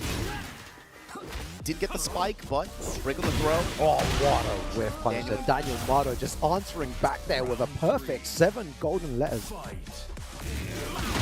Wow. We just out of range of the down 2. Getting the break on the throw. 4-4-2 from Daniel. Oh, doesn't punish that correctly there. 4-4-2 over here. Oh, my, yeah. That good. time it connects. Very Gonna get good the off- wall. Very smart from Daniel. Saw that incorrect punish there. Savage sword ender. Activation time. Goes mid. Oh, that's going to be a whiff punish from a mile away. Danielmado. You gotta love when your smash does everything, man. When it hits halfway across the screen. Yeah, wall splats halfway when across the you screen. get splats and everything. Oh, One of the best for sure. main character privilege. Yeah. He's knocked out. 2-1-4 dip. Yeah. Danielmado slowed it down a little bit now, you know, 4-4-2s. And then the unexpected hop kick. He's done that before to stop any aggression from the opponent here. That was sick.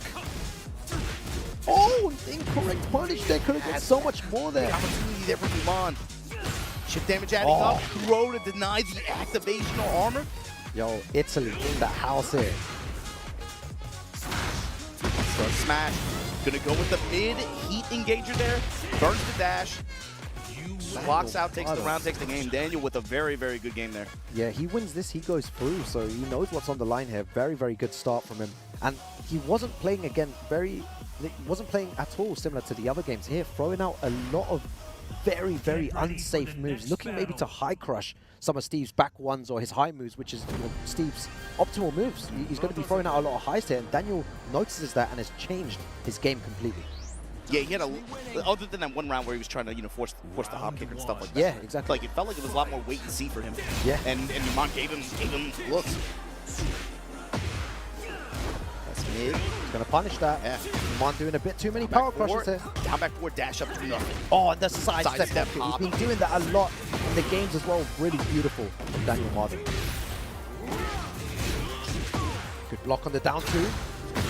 And the heat smash again. How many rounds has he taken because of that Jin heat smash? Daniel, with all the confidence, said that he wanted this player in his group. He's showing you why. He came here prepared. Yeah. He definitely was. He was studying film on Numan, absolutely. Oh, what a dunk! Well played, perfect Tekken. Yep, get something correctly there. Good duck on the electric. Okay, this is not a good situation. Danielmado activates heat. It's all him now. It's up to him to take the game to Numan. Throw him off downs. Keep breaking the throw. Oh, he gets the second hit there. Yeah, just take your launcher. I think it's going to push very close to the wall here. Might have He fell short of it, but... Oh, and you get the 1+2 afterwards, guaranteed. Back to one trade. Danielmado 1 round away from beating much as Numan. we're talking about how Numan is very good at finding the counters, it's been Daniel that's been finding his timing here. Oh, with punish. With punish. Yo, Italy. Europe. 2-1-4, back up. That time hop kick denies. Punish from Numan. It's not down worse. forward, back up. 4-4-2. It's a Demon's Paw. Oh, drops the combo. 2-1-4 just to slow the match down. Back two. Maybe that's nerves from Danielmado there. He engage. Oh, what a run-up throw there. That was insane. One final mix-up here. Oh, he stays in the ground. Back 2-1 to take it. Danielmado stands up. He qualifies. Says, vamos. Forza Italia. The confidence to Where say you want a player in your group and to beat him, and then you beat them the way that that he did. He absolutely prepared for that set. You could see, like, it was very evident from the start. He knew what he was doing. He had a game plan going into it, and Danielmado takes it there over Numan. Incredible gameplay. Qualifies from the group as well. Danielmado is looking happy. So that's going to put Fear. I think the onus now is on Fear. If Fear can make a run here, Allidar or either one of the other players, they just make it just 2-0. They have to clear out 2-0 pretty much to put themselves in contention at this point. But now you're looking at Numan, and whatever player can make something happen if they can. Yeah. Maybe create the situation when we're looking at those two players to make it out alongside Daniel. Yeah, exactly. Super on point there. Congratulations to Danielmado. You know, he's someone who's traveled the world. He's put time into the game, and you can see it really paying off here with his change of style. That is how the leaderboard looks at the moment right now. Danielmado sitting there 3-0 plus 6 points. Yeah, plus 6, a very good position. Numan going down to 2 points here, but that, you know, gives Allidar, Fear of Silence, a chance to make it all the way back up. Yeah, or maybe you got to just wait and see how some of these sets play out. Numan, who's to say Deadakari doesn't 2-0? Oh yeah, Deadakari. Oh yeah, Deadakari. Sorry, he's on there -4 as well, the same as Fear of Silence. Yeah, or Allidar. You know, he can play spoiler as well. That's the thing with the group stage. You can't really count it on until you see the numbers develop too much. Yeah, this is getting spicy now. It's all down to Numan. Numan's fate is in his hands for sure. He is the one who, you know, can just, you know, he controls wins, his own destiny. He controls his destiny. He wins, he goes through. He loses, he's in big trouble. And you can see him right now, hands on his face, you know, looking a bit flustered. That's the most emotional I've seen him since he's been here. Yeah, right? exactly. But he still has a chance. You know, you just got to be able to just be yourself and play your game, play your set when it comes time. And yeah, it's so difficult. I've always said in these high-level situations to play optimally at 100%. You're never going to play at 100%. It's always going to be at, you know, maybe 80%, 70%. That's just my opinion. That you know, that you're never going to play at the maximum level because of nerves. You know, because of maybe you mess something up and then you start playing a different way.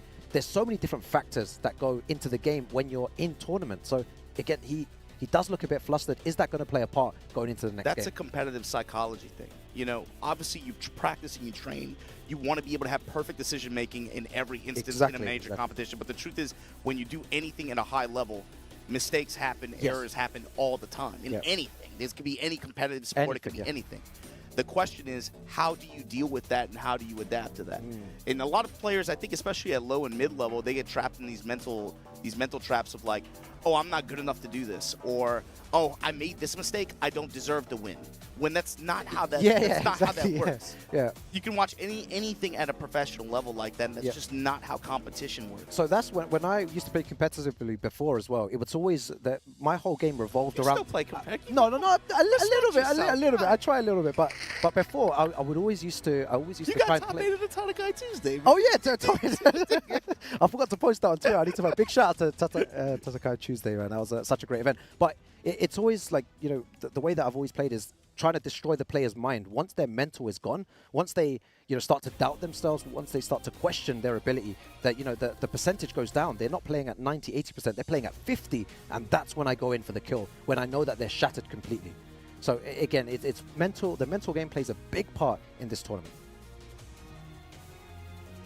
Even if you want to micro-focus that on matches and conduct in matches, when it comes to doing like suboptimal or excessively risky options even. Sometimes even just representing that and creating even a half second or a micro, just like a little bit of hesitation in the opponent, sometimes that can give you a little bit more room to breathe, or even just give them something extra to think about that would maybe deter their normal decision making. Exactly, yeah. What people don't realize as well, many people, maybe, you know, new people watching as well, the Tekken 8 is so, you know, easy to get into at the beginning, but so complex towards the end. There's so many layers to the game that you have to think about, and that's what makes Tekken a beautiful game, in my opinion. So here we go, locking in here. It's gonna be Fear of Silence, trying to make something happen here. Back to the wall. Yep, versus Deadakari. Deadakari, of course, coming out of Morocco, right? Yeah, coming out of Morocco. Let's see what he does here against Fear of Silence. Yeah, he came out to Deadakari Tuesday as well. I like to see all the regional they all came out. Yeah, they all came out. Good stuff. Good stuff. Yeah, shout out to the Morocco community. Deadakari.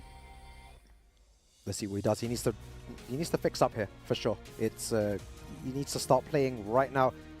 In his games before, it seemed like he was playing really hesitant, different to how I saw him play, you know, prior to this in casuals and stuff, playing with a bit more confidence. I understand, you know, the big stage and everything is sometimes a problem for people that haven't played on this kind of global stage.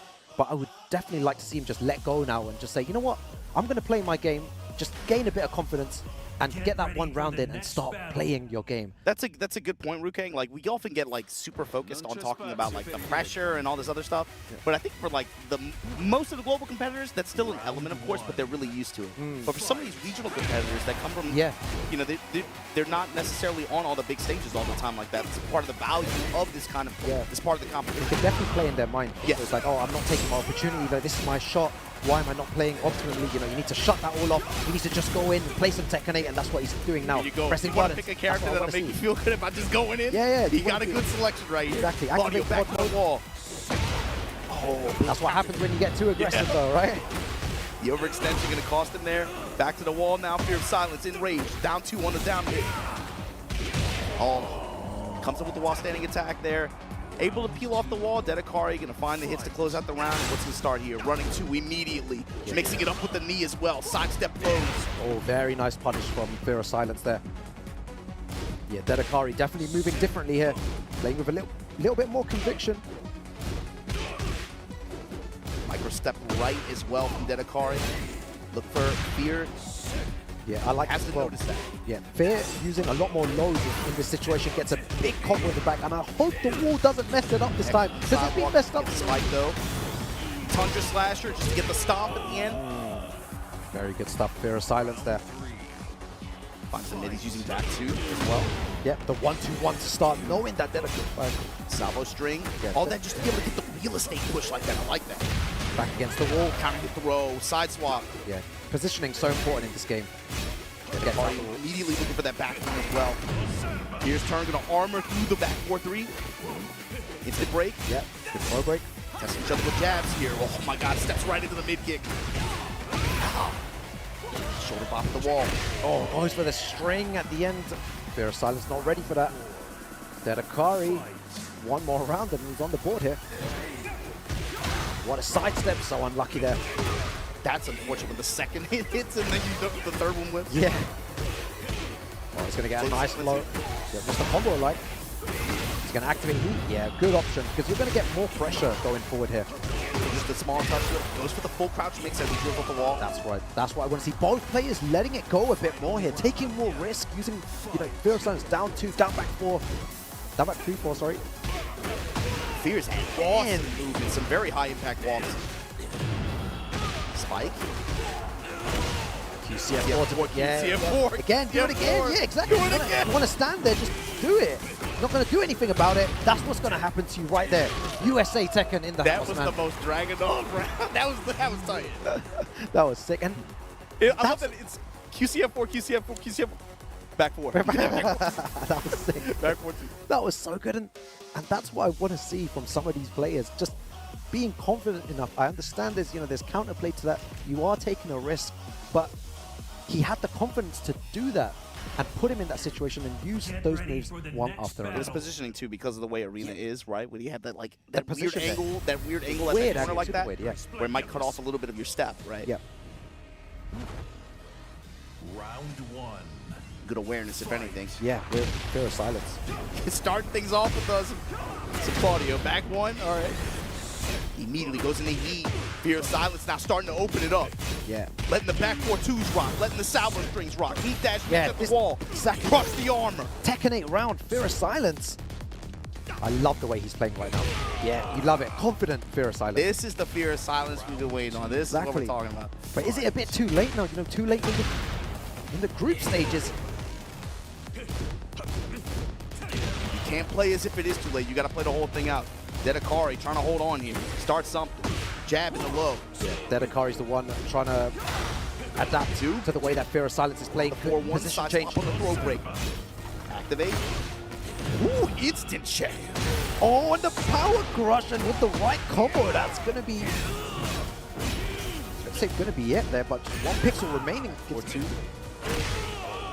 For the confidence to go for that low at the end there.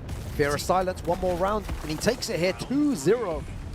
Deadakari, too, whenever he goes into hit, you see Fear instantly kind of tense up a little bit. He knows to be looking for that blue moon burst. Oh, okay. Missed punishment from both players there. Maybe a bit of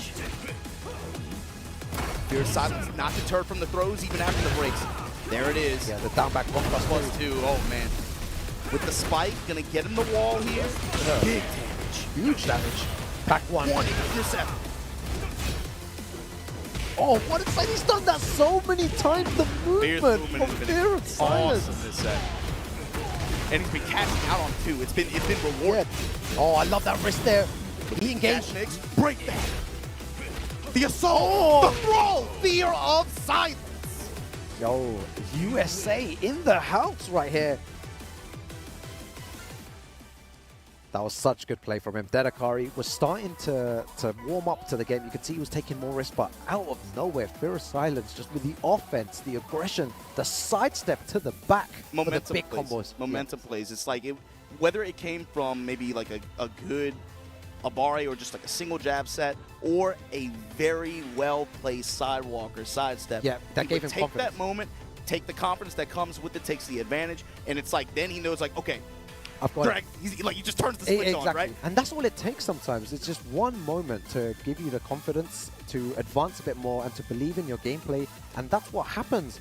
But it's difficult sometimes when nothing's going your way to get into that zone. And now he's in the zone, it's dangerous for everyone else. It's also the way these characters are, too, with this game, right? Especially when you have heat mechanics behind them or rage. It's very easy to look at your health, you're at minus 10% or whatever like that. And you're like, oh, man, it's over. But no, with those characters especially, with these mechanics and the way they work out, you're never out of it. You're only 3 touches, 2 touches away from sometimes. Yeah, and there you see it, guys. The standings there. Allidar still on 0. Fear of Silence going back to -2, which is definitely a good situation to be in. Fear of Silence has got one match remaining against Allidar. So that is going to be very, very important here. And Numan versus Deadakari. Yeah, so see what match we queue up next. Allidar not finished yet. Deadakari not finished yet. Yeah, Allidar has to play. Is it Daniel? Has Daniel played? Oh, they've already played. Yeah, sorry, it's not.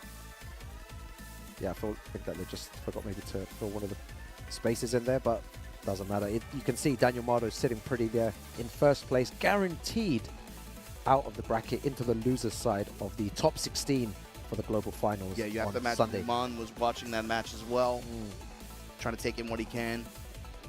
But now that Deadakari is out, sometimes what happens is that you play without pressure, without anything. You know you're out already, and you just give it your all.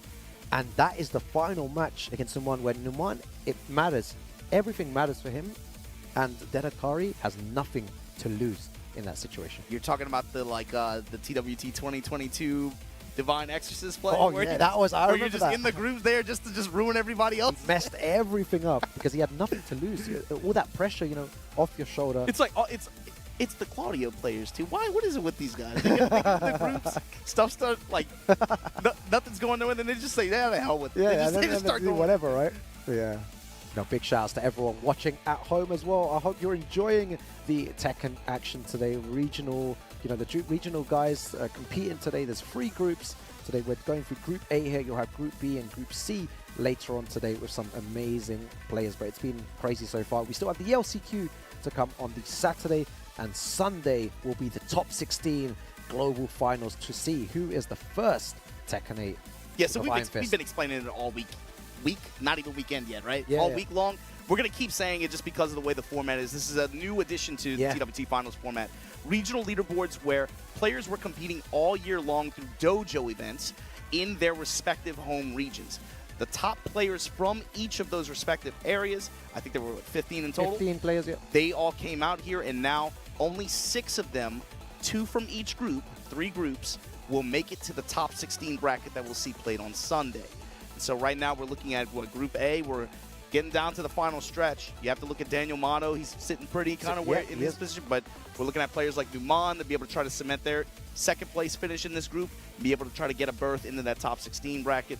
Can Allidar play spoiler to that? We'll find out, but that's what we're looking at right now. Yeah, it's been an insane, couple of days already, and there's still more Tekken action to come for everyone watching. It's gonna get even spicier. We're inside the office right now. We're inside the little studio where we're doing the thing here. But then when the crowd is out, and throughout the excellent Tekken festival as well, it's gonna be sick. Tomorrow's like today's like appetizer stuff, right? Yeah. Is the way I look at it. And tomorrow's where we're gonna be in a venue with like I said, part of the excellent Tekken festival, right? So it's gonna be a lot of the attendees who are not just people who are grinding ranked every day, not just people who are going to TWT final events, but Tekken fans. People who just like the artwork, like the music, people who just like the game. There's going to be a venue full of them watching all the violence of that LCQ go down live. That's going to be great. It's going to be great to commentate these games with yourself, and the rest of the crew as well. It's going to be very exciting to see who makes it, because whoever makes it through that LCQ, they've earned it. They've had to go through so many players to get to the end. And it's a very difficult path when you look at it, how many games they have to win. But speaking to many people, they want to take it one step at a time and not really think about the end goal, which is making it into the global final. Yeah, I mean, you got to fight what's in front of you. You can't be trying to take the 12th grade test when you're in 8th grade. You got to let's take the 8th grade one first. But Fear of Silence going up against Allidar here. June versus Dragunov going to be the likely character matchup that we're going to see. Yep. Shouts to the Guam community too, by the way. Allidar right now. See, that's the beautiful part about this regional leaderboard. Being able to again see these players from regions that we don't often get to see represented like this. We value the representation like that. But now when you're on the stage, that's all cool. That's cool and all, right? Don't get me wrong. But all that goes out the window when it comes time, when you hit start, when that gets to that stage, when these lights are on you, and when your record matters. Now it's about, you got to show us what you got in the game. Yep. This could be the final chances for both players. They need to really. It really is. I mean, they need to showcase. They need to showcase right now what they can. The LCQ is another monster in itself, but right now is where it matters. They need to perform right now at this moment. Let's see what happens here. June, a lot of people were riding high on this character early on, but you didn't see her too active throughout the tour. No, not too a much. few players, couple players actually that are running her in this event today, but Allidar one of them immediately. I like the way that Fear of Silence has started off very aggressive. He needs to be careful of the can-cans. Allidar not afraid to use the can-can and the back three. He was one step ahead already. Fear of Silence is playing so well right now. I'm so impressed. Clean right step. Not really letting her get too busy with any kind of advantage or anything like that. He's eating some down back threes that'll give her a little bit of plus range there, but this is really the first major loss that he's eaten. And you know, that's going to play a big part in this as well. Fear of Silence playing so confidently, and Allidar getting the can-can punished so bad, but using loads of strings here. Backstring blow. Counter hit, he's going to get reward out of this. A little bit of health back. QCF4, but the spring kick able to deny any further offense. Yeah, such a risky option to go for the spring kick, but when you sense someone being so aggressive, it's a very good option to consider in those situations. Go, the blue spark assault, going to hit him the wall. Ooh. Very nice. Allidar pressing. Pressing into everything right now. Using single jab to control the game. Nice. Using that sidestep forward and then just to be able to try to weave himself around, get wall control. Fears of Silence, though, able to get control of the situation ultimately. Perfect. Man, I like the way he's playing right now. So confident, going for those 1-2-1s, the QCF4s, using more of Dragunov's moves. And there you go, the sidestep. That's not working for Allidar here. You called it very early on. Got to beware the can-can, and Fear of Silence has had complete control of it. And he's had a very good sense of when Allidar wants to look for it as well. Yeah. CF4. Salvo with the dash nice. Behind it. Yeah, 1-2-1 there. Good sidestep launch from himself. Allidar back in the game here. This is really his chance to turn this game around. It has to happen right here. Yeah, back against the wall. The damage. Oh, 2 in the throw. Yeah, no focus 4-2. Wow, what a comeback there from Allidar out of nowhere. I wasn't expecting that. Fear of Silence, complete control, but 3 good decisions. Characters with smashes like that are so cheap. Yeah, hell of it. Right. Good sidestep. Step on the sidestep forward. Wow. The assault. Yeah, needs to be careful with the back three. The can-cans can come out at any time. Fear of Silence doesn't need to be too aggressive. A couple times now. He's had plus rings, he'll just wait for sidestep. Oh. Hatchet. QCF4 gonna put him in range here. Oh. Running 2. That's he ducks into Rager. Was that a misinput?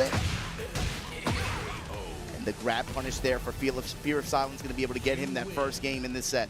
And he needed that. That's big. Definitely, yeah. Good stuff by Fear of Silence. Allidar showing signs of life, but I feel like the can-cans, when he got it punished on 2 occasions, it's going to deter him from using it some more. And that was a good aspect of Allidar's gameplay, always threatening with the back three and the can-cans, but it always used to land. In this occasion, it didn't land on 2 occasions. You know what?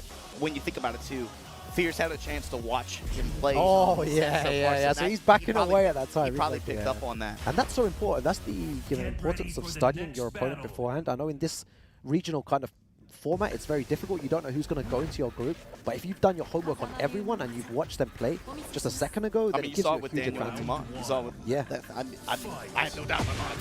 That's so good. 4-2 with the Geyser. He active now. Then down back 3. Oh, man. Even the jab string into the low speed. 1+2. Oh my god. Wow, damage, man. What a combo there. Clean round. Yeah, Allidar. Clean tank. That's a Tekken 8 round. That's a Tekken 8 round for sure. Fishing with down 4-4. Look for that counter. That down 4 portion has hits from so far away. Trying to get a counter hit. Right, gets the heat engager here. Just a mix-up like. Runs the Geyser. Yeah, he's starting to use a lot more strings now, Allidar. Trying to test his knowledge here. Strings and really great use of down back 3 as well. Oh my god, what a duck there. Sidestep 4, good check on the low. This is going to be the start of something. Yep. Take his opportunity to activate, not going to get any health back. CF4 for break the That's because he spring kicked once before as well. He knew they was going to go for that option. Dangerous situation. Oh, goes for the low there. That's the kind of round that has to be a big, oh man, confidence builder for Fear. It is the way he's playing now. Just single jab controlling the game. Allidar doesn't have any answers there. Oh my god, the whip forward 2 into the back 3. Got scared. Yeah, staple from Astra and Jun players.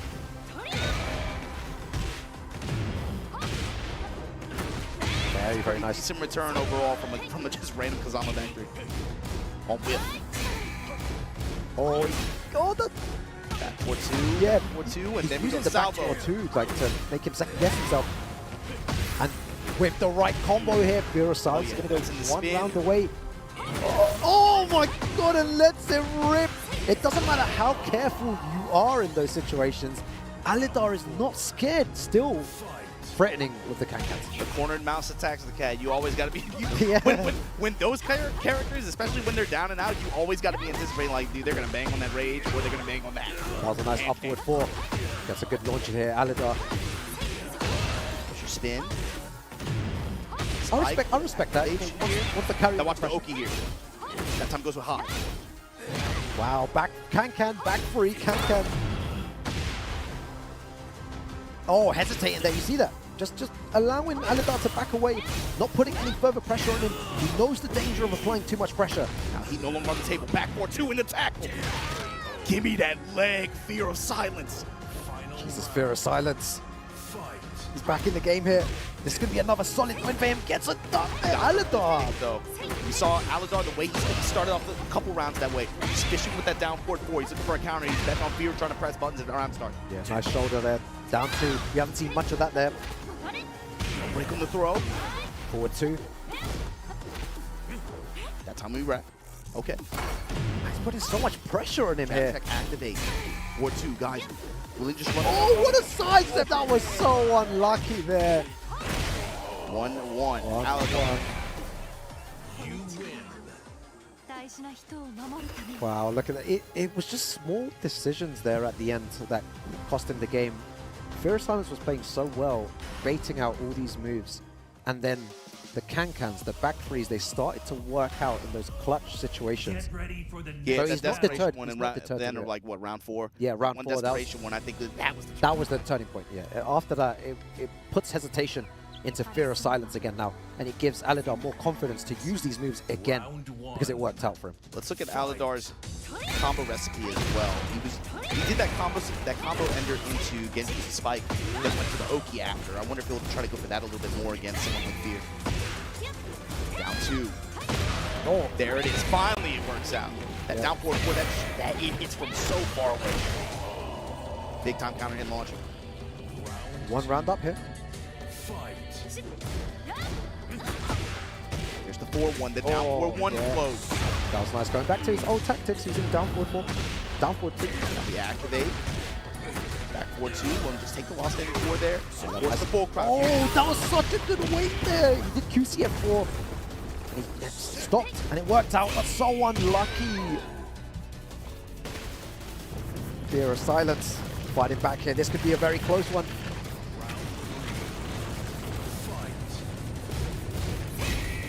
Yeah, both players are more cautious now. They don't really want to engage too much. Allidar just going a bit slightly more aggressive than Fear of Silence. That's a nice sidestep. Yeah. Activation. Oh my God, he got the backboard with the splat as well. QCF4, bad situation. Oh, that's that corner we were talking about before. You don't want to be there, but he sends him incredible. The throw break, the only position there. He knew the situation. He went, put him in that corner there. That's so suffocating. What does he do? Nothing. Dash off the salvo. Break the leg. Oh, catches him ducking. Fear of Silence 1 round away from taking it 2-1 over Allidar. Oh, just throws it out. That was so good. He was in frustrations. In that situation, everything was in his favor. Back against the wall. Great return. Allidar, he's had a good luck breaking these throws so far, but Fear still piling on the pressure. Yo, another Tekken 8 round hit. Break. Yeah. Final life for Allidar. What do you do to get out of this? It's going to be so difficult. The pressure, though. The pressure. Oh, that's a good option, though. Oh, Fear of Silence there, though. Just shutting any type of aggression that Allidar was going to start there. He turned it on and had momentum and really, really imposed his will when it mattered. Right when it mattered. And especially that corner situation where to Allidar's left, where he kind of had her locked into the corner situation. Was that worse? Before that throw escape happened, you know, that situation is where that's the worst kind of positioning against a drag player. Oh, wow. Yeah, it's super dangerous, but he found his way out of it sometimes as well. It was just so back and forth towards the end, and they were both hesitating so much towards the final rounds there, but manages to take it. Fear of Silence, so impressive in those final few games. Playing really well. Yeah, I mean, unfortunately, it was a 2-1. Unfortunately for Fear, it was a 2-1. But he did finish his group in, I think, 2-2, correct? Yeah. So we'll see the updated scoreboard in leaderboards now. It's going to be interesting. Yeah, but right now, I think we're still talking about Danielmado in the driver's seat. Yep. Question is the second place spot. Numan, I think, was in the prime position to take it earlier. Let's see what happens. All right, here we go. So Allidar still has one game. Yeah, it's up against Daniel. Daniel and Allidar have to play. Okay. So Allidar and Daniel have to play, and Numan has to play as well. Numan has to play Deadakari. Yeah, the final 2 games here. So even if Numan loses 0-2 to Deadakari, I think he still wins on point differential because that would bring him down to 0. Yep. So I think it's likely still probably 2-0. And it's probably likely going to be, depending on the result of Danielmado and Allidar, you know, that could remove all doubt. But I think it's likely Danielmado and Numan are going to make it out this group. Yeah, if Danielmado, more than likely. There can be a situation where Allidar qualifies. If he wins 2-0, he goes up to 1 point. Sure. And Numan loses 2-0, he goes to 0. Then Allidar will qualify, but it's going to be difficult. It's all I wonder which match we're going to get on first, though, before that. It's just another group situation here at Tekken World Tour 2024 Finals where it goes down to the last few games of the group. Yeah, it doesn't. We're going to get the Numan versus Numan versus Allidar, correct? Yeah. Is this Allidar? No. This is Deadakari. Yeah. Deadakari, yeah. And this is the match we were talking about before. Deadakari has nothing to lose now. All the pressure is off. He's going into the LCQ, but Numan needs to win this to solidify his place. A Claudio player with no cuffs on. With nothing to lose, yeah. That's the craziest, you know. Took the leash off, like, just here, go have fun. Claudio's a strong character in itself. I wonder how Deadakari now is going to use the character with no pressure, with nothing else. And Numan, we know, handles pressure very well, as we've seen already, and in tournaments back in Pakistan. Yeah, and I think for Numan, too, he knows that this is his chance to be able to try to lock it away, right? Yeah. So secure it, basically, right now, yeah. I'm sure he'll want to just end it right now, put no doubt, and then he moves through into that global finals in the losers side in the top 16. So with how Steve plays and with how he plays Steve in particular, we saw he had excellent movement, really good, again, sense of timing. He's very good at finding opponent press patterns and being able to clock out big return out of these counter hit situations. But Deadakari, I wonder how he's going to be moving about, right? Is this going to force Numan to get, especially like sidestep left? Is he going to have to use more of Steve's built-in mobility to try to be able to get some dodges on some of the ways that Deadakari is likely going to try to press offense from range 2, range 1? What are we looking here? Yeah, there's a lot of stuff to see in this matchup coming up. How is he going to play around this? And Numan with a lot of power crush as well. Yeah. A lot of he was showing a lot of power crush. Not afraid to use it. Not many back ones, just always at the right time.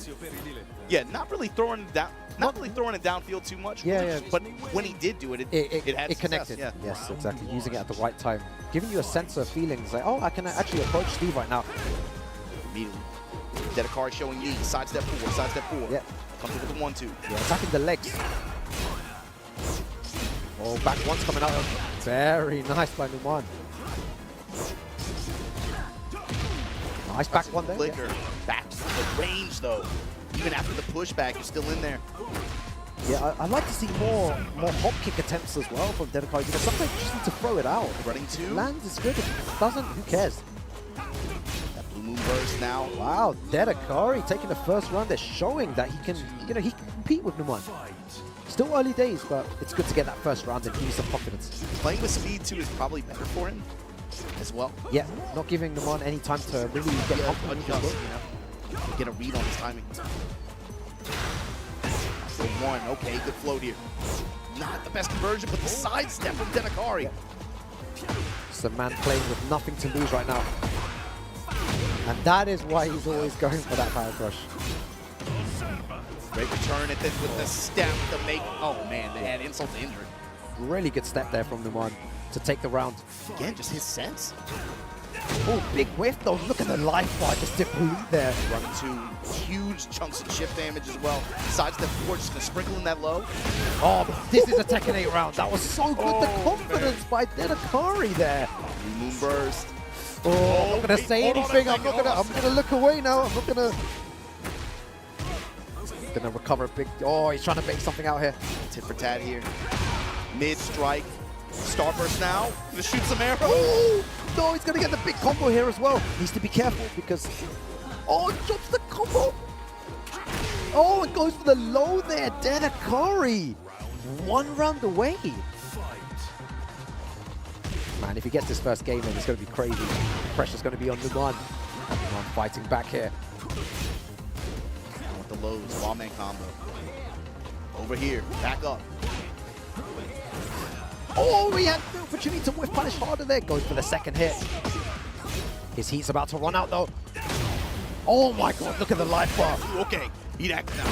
Oh my god, the down back on +2. And Deadakari could shake things up. This is the problem we were talking about before. He has the opportunity to take out Numan and put him into a really bad situation. He changed his timing as soon as that heat went active as Yeah. well. So I'm down back 1+2, pause. Whereas before, maybe he would try to dash before or try to go for one of the other options. And now? Then just lets it rip again. Incredible play. The way that things are going down here, it's never over till it's over. And that's what you have.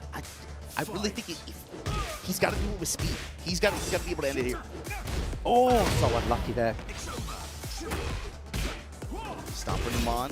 No follow-up. Oh, back one. Running 2. Oh my god, just barely got under it. Yeah, seems like Numan's whipping a lot more here. Nice little low parry there. A lot of the mids that Deadakari's doing too. Oh, nice spring kick. Still has access to heat as well. Very good option there to activate. Goes for the big low. No fear, Marginal Bomber. No fear whatsoever there. Who cares? He just does it. When the chip damage helps you out too. And oh man, the pulse. Oh god. It's so cheap. It's so cheap. Oh my god, nice stuff there. And he goes for the hop. I respect it. It's fine. Like, he's going to lose a bit of damage there.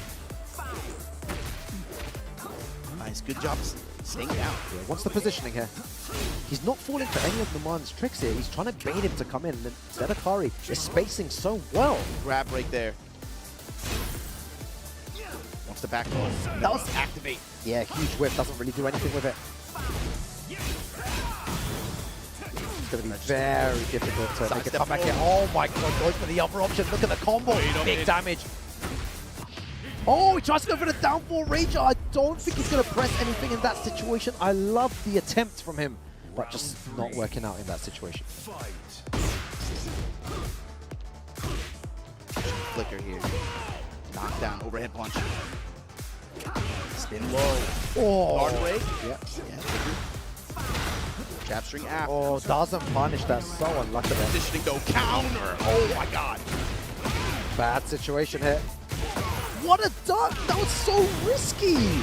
If he got back 1 there, the game would have changed, but he ducks the sidestep 4.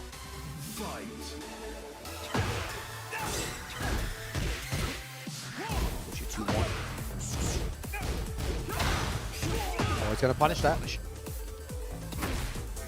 Great. Ooh, the timing in that low. Back 1. Nice back 1. He's getting good timings. Yeah, Numan now slowly getting pushed towards the wall. Oh, yeah. Big damage here. Gonna activate heat, put him in a really bad situation. Yeah. Stomp. Oh! One final mix. Oh my god! What the? Yeah, oh, what a sight! So you knew he was looking for that. At this you point, knew it. It was like he was gonna look for it's coming, it's coming, it's coming. Wow. Everyone in this room knew it was coming. Oh my god, that was so good. He was looking for something big there. He had to make a huge comeback, and it didn't work in his favor. Let's see what Numan does. It all seemed to change after the down 4 into Rager that he blocked. And then Numan took momentum from that and stole it and ran away with it. Tried to play it a little too fast, and now the match, with it being extended the way it has at this point, now you saw it play out at the end of that last round, right? Numan now has a stronger sense of timing and a stronger read on what he likes to do in somebody's situation, especially when heat is on the table. Yeah. good block there as well. Punishing him there too. Now Numan pressing. Yeah, Numan playing with more confidence. There's a side switch there, tries to catch him waking up, doesn't work out. Spin low. Activate. Yeah, the pressure here. He's going to whiff punish the hell out of that. You cannot whiff against Numan in that situation. Definitely won't work out. One low. Waiting for that. Yeah, brilliant low parry. Just waiting for that opportunity there. Numan going to activate. Going to get the wall as well. Bad situation here to be in. Oh my god, the pressure, man. Oh god, suffocating pressure. Look. Perfect 7 golden letters, Numan. Is looking to book a place in the top 16 here. Trying to seal it with this. Oh, in this round? And you can see it, the confidence is flowing. Yeah, the force spike here, just about getting the real estate. There's your spin, there's your activation. Here's the wall. Pakistan in the house here. Dunking on him. And just pressure, Tekken 8 round line. Oh, what you got? Me.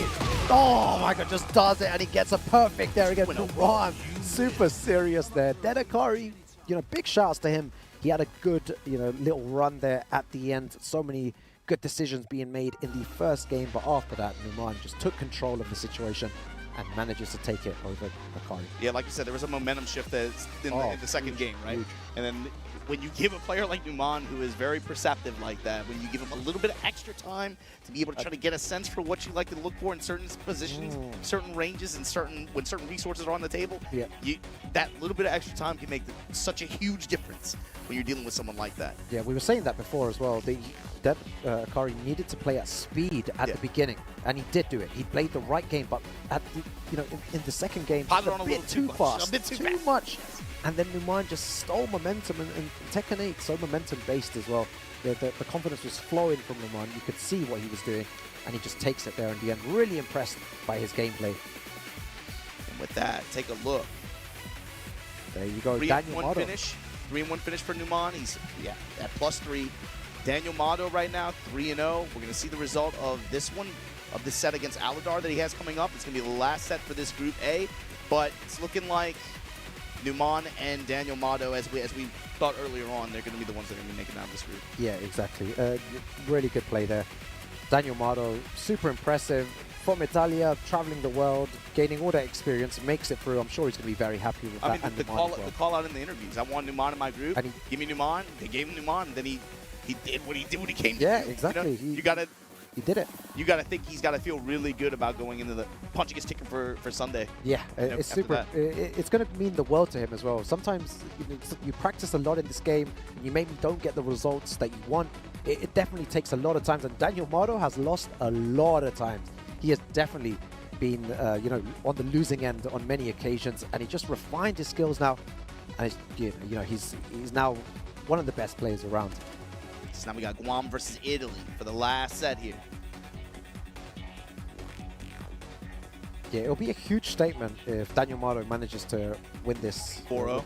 Just clear it, just 4-0 play. Yeah, it's a huge statement because everyone's watching here. All the global finalists as well are watching.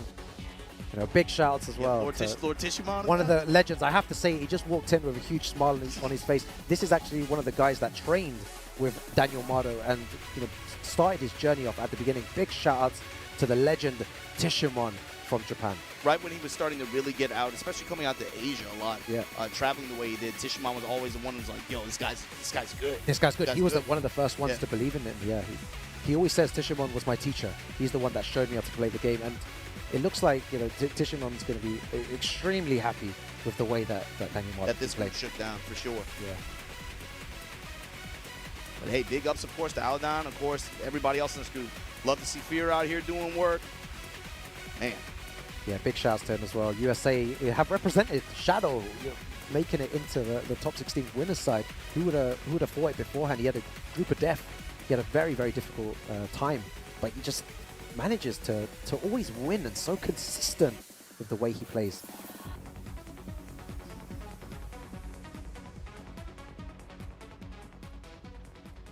So let's see how this works out. Getting in the game. Yeah, it's always fun to see Daniel play as well, and how it's going to be good to see how he kind of counteracts the playstyle of Allidar. Allidar is very, you know, always active with his moves, always pressing buttons, always looking for the can-cans, the back three, that opportunity to do some damage. But Danielmado, if he just puts the break for a second, you whiff in his face, he's going to give you a gut. Especially after seeing how Fear played against him just a little while ago, right? Yeah. At this point, it's the last set in this group. You have to imagine that Daniel was watching as well. Having that kind of sixth sense of when he's going to want to try to press with these can-cans or try to deny you fish for counter hits, or how he's going to try to use heat, what he's looking like for Oki. I think Daniel has probably kept a pretty good eye on all of that throughout the set. Yeah, for sure, for sure. Let's see if he tries maybe a different character here. Or is he going to just go for the Jin? He knows he's qualified already. He might want to try out someone different here, someone maybe that he's been playing a lot with. For example, the Feng is someone he trains with. You know, he does have a very, very strong Feng as well. Yeah, Deadakari, Fear, Allidar, of course. This is the last set here for this group. Going up against Danielmado, Numan waiting in the wings to see what the final results are. But here we go. Last set of Group A. TWT 2024 Finals, the regional leaderboard group stage. Let's see how this first one shakes down. Man, it's been a good day so far already. There's many groups, two more groups to come your way. But this has been an incredible group with some of the best players in the world. Right, here we go. Round one. Mother versus child. Yeah, you love to see it. Let's start with an That's how we're electric. starting this one off. Danielmado. Let them know what time it is early here, but here we go, Allidar. See, we wasn't seeing many forward two whiff punishes beforehand. And now, off the bat, has the confidence. Big damage, huge. Oh, at the 4-2 right behind it. Allidar. Allidar says, oh, hold on a second, man, hold on. Yeah. A little too late here from Allidar, but Allidar just letting it rip now. Perfect punishment, perfect whiff punishment as well. Going for all the strings. Danielmado just defending there. Allidar is playing Tekken 8. The mix. Yeah, he's playing Tekken 8 here. Sidestep 4. Can't feint. What's the combo like from Daniel? Oh, got the spike, but unfortunately not able to continue there. Good break on the throw. Alright, use the heat smash here. Smash, do anything dash, with it. block. Just, yeah, just backdashes in that situation. Unlucky, good punish though. Damage there. Chip damage adding up. Oh, here we go, here we go. And that is the counterplay against that. For all you people at home, you know, many of you saying there's no counterplay to Jin when your back is against the wall. You have to make a decision and commit to it. And Allidar did that and takes the win. True south. Yeah. Let her rock at the whip. Man, it's every time you look, minus 50%. Yeah. She hurts, man. Oh, and the back three there. Allidar. Oh my god, but just part of my heart is hurting. It's like, why did he not play like this earlier on today? The confidence by Allidar. He could have done so much damage if he played like this. You could see the offense, the belief in his moves. It's just working. He's just going in. He's going in. This is, again, that situation where it's like, you know, group stage, obviously the last game like that. He's just going to finish it out and play it, take chances. And the thing is, I know Danielmado quite well. He's not someone to say that, you know, I'm through, so I'm not going to try. He is definitely trying. He wants to make a statement. What a big statement it would be if he goes 4-0. He's not going to be happy even if he loses this. Yeah, he's one of those guys. He's not like, you know, playing around there, testing things out. He wants to win. You can see, look, electrics. Hop kick, still very similar strategy to before. The first few games. Sidestep, hop kick there, working out. Chip damage racking up. Dive kick. There it is. There's that can-cans. He was looking for that sword ender into the blade kick. Danielmado taking a more aggressive approach here against Allidar. Starting to move forward with the electrics. Clean opening round here for Daniel. Game 2. Yeah, I don't really want to see a game change from Allidar here. Whatever you were doing was working. I want to see the same aggression as that first game. Exactly, there you go. Yeah, just put the pressure on. You saw Daniel put his hands up, so he was fishing for a parry. Allidar, though, keeping him off balance, giving him lots of different looks. Daniel with a big lift here. Oh, man. And right back to the here we go. Just give me the chip, Jimmy. Give me the chip. That's what he wants. Go activation. Oh, that was so sick. You know what? This is why, you know, Tishamon is smiling in front of us. He approves of that. That's his teacher right there. He taught him that kind of stuff. Back 4.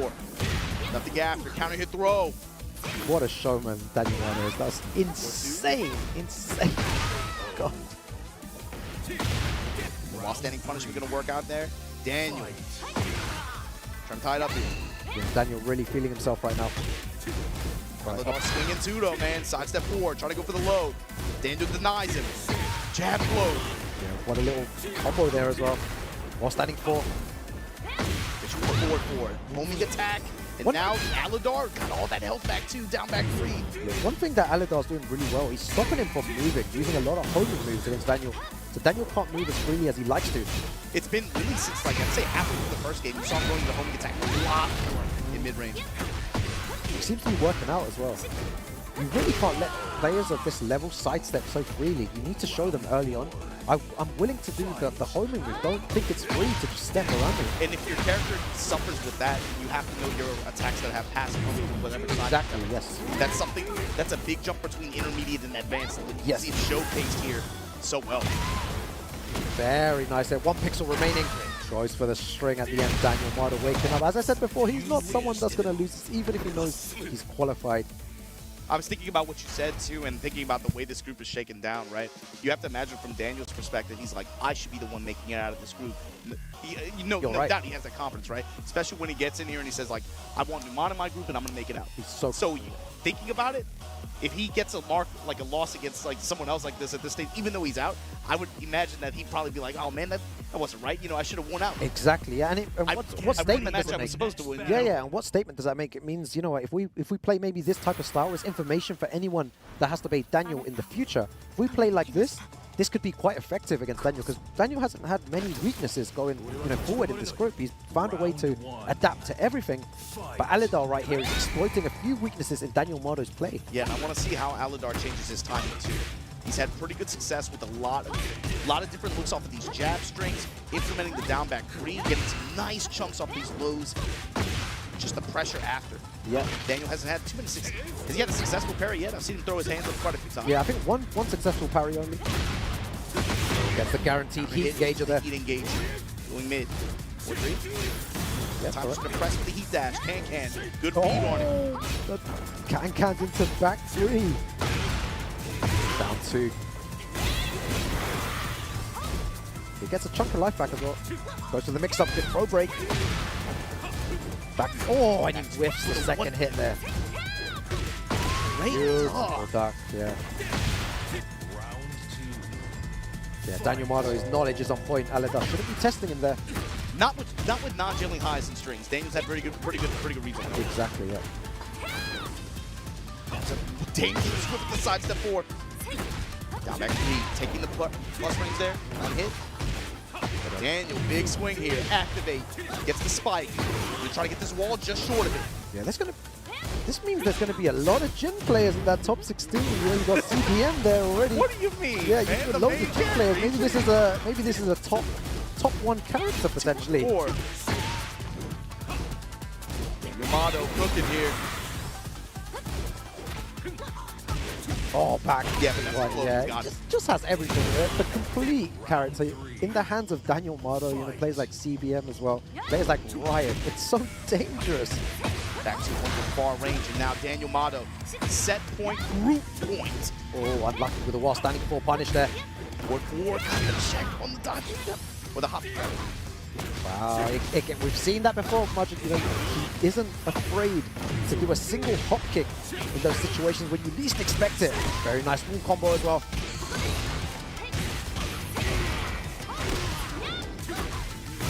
Oh, Black gets the wall, yeah. What's the mix-up like here? How do you get out? Just waits for it. Allidar, what's your response to this? Wow, and Danielmado takes it. Huge congratulations to him. Forza Italia. Excellent defensive reactions, but also excellent movement, especially towards the end of that set. He really had good defensive callouts, especially on non-jailing highs and some strings at Allidar. It got to a sense where not only was he having a really good mix with his jab strings and the lows, but he was throwing a lot of different strings at Daniel too. But Daniel adapted pretty well and was able to deal with them pretty effectively. Yeah, and ultimately goes up here 4-0. He won out the group. Danielmado came on very strong second half of this year, right? Like we were saying earlier, for West Europe ranking leaderboards for the regional leaderboards, Daniel came on super strong second half of the year. 10 points difference he was able to get out here for this event in this slot, but then gets into the group stage, gets a call out, gets a win on the call out, and then wins the group out. Yes. Gotta feel good. Yeah, you're right. You know, congratulations to Numan and Danielmado for making it through in this group. Very difficult and high-pressured situations to play in, but you know, good stuff to Numan from Pakistan and Danielmado from the EU. You know, representing Italia as well. It's good to see his growth as a player as well, because before he never used to play like this, not as confident in his game style, but he's really refined everything, gained the experience, more confident in his reads, and the belief in him is incredible. He could actually go all the way here and do some damage in that final 16. Yeah, and we got to put it out there too for Allidar, for Fear, for Deadakari. We've been saying it all week long, right? These players, they did not make it through the regional group stage here to make it to the top 16. They still have a shot tomorrow at that LCQ. Oh yeah, we'll be seeing them again. They're still on the bracket, right? Yeah. It's like a quadruple elim tournament in a way. Oh yeah, you have so way. many lives in this tournament, but it's great to see as well. You don't just, you know, you're not just eliminated. You have another chance. That is what the LCQ is for. Another chance to make it into that final top 16 bracket. So there you see it. Danielmado and Numan going to be joining. Again, CBM, Arslan Ash, Shadow 20Z, The John, Rangchu, Ryef, Kokoma, Atif. We'll see him on Sunday. Going to be on loser side, but still, you know, they got here, got the job done in group stage. That's what's important. So with that said, we're going to throw it to Spag on the stage so he can hand out these medals. Or we're going to come back to me, and it'll be really hard. Spag's just behind us anyway. Look, Spag's just waiting there. He's got the medals. He's ready. Who gave him that one glove? Why you got one on? Like, Yo, Spag. Yo, moonwalk for me. Moonwalk. Thank you very much. Yes, like Majid Baba said, I have the medals here to present to our two players that have qualified into the final day. What a way to kick off our day number 2. Let me invite onto the stage right now from Italy, representing West Europe, Danielmado.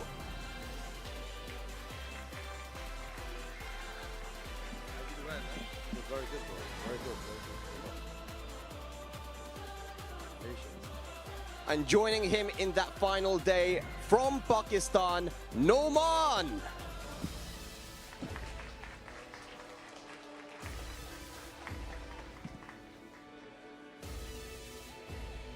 All right, yeah, that's going to be our two players making it to the final day. Back to you guys, Rukang and Martin Obama.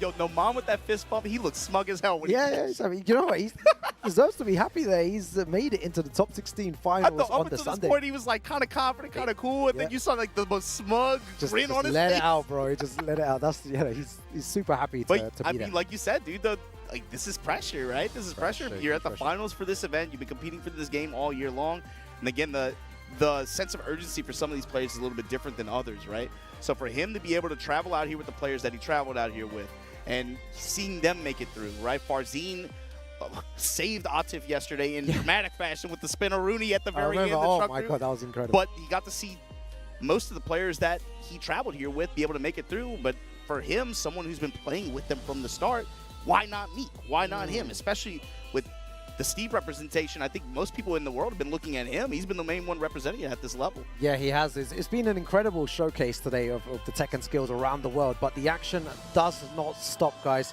We're going for a quick break, but we'll be back for Group B, and that is another one that you do not want to miss. See you guys in a bit. Spin the win.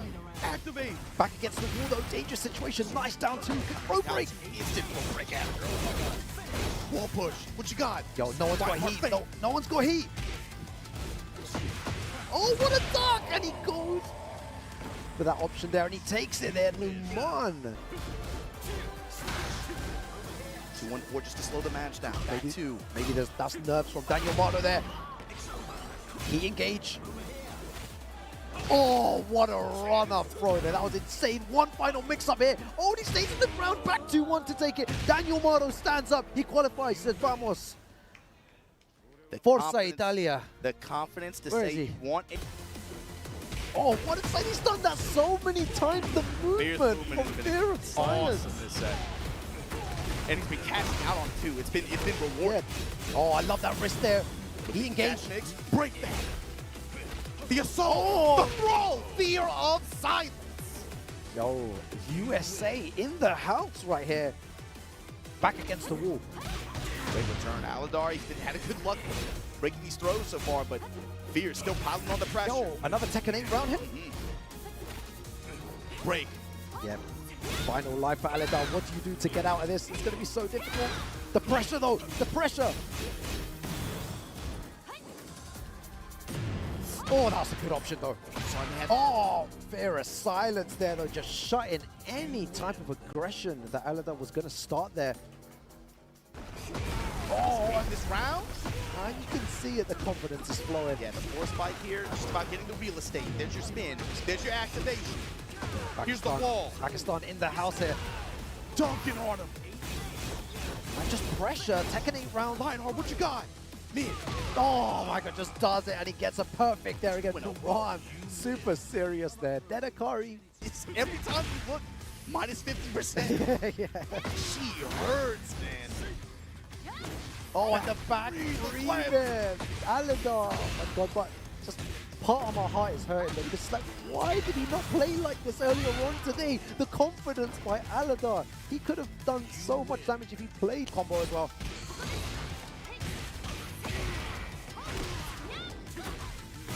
Oh, back against the wall, yeah. What's the mix-up like here? How do you get out? Just waits for it. Allidar, what's your response to this? Wow, and Danielmado takes it. Huge congratulations to him. Excellent. Everyone wants the guac. How can you say no to this? You make it fresh every day. Absolutely, we keep it fresh. You can't have Chipotle without guac.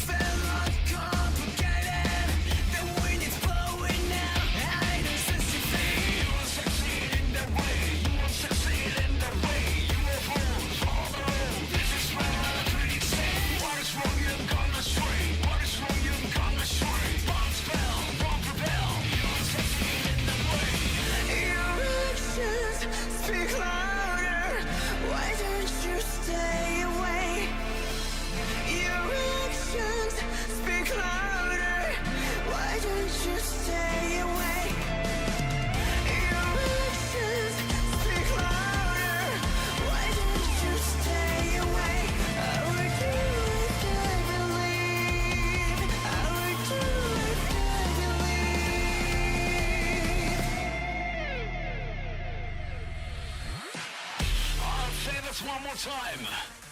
Whine and just give it up.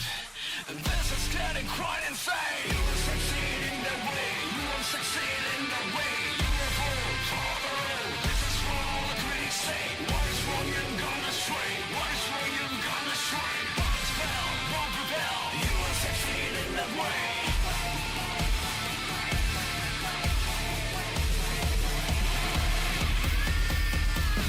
The noise is from afar, so annoying. They found some creature sights, word is so demeaning. I'm in a different realm, mystifying. I aim to prove them wrong, fighting my battles. My head is sharp and clear, absolutely. The neurons fire then apply at lightning speed. This fight is tough and long, complicated. The wind is blowing now, I don't set to feed. Your actions speak louder. Why don't you stay away? Your actions speak louder. Why don't you stay away? Your actions speak louder. Why don't you stay away? I would do it I would do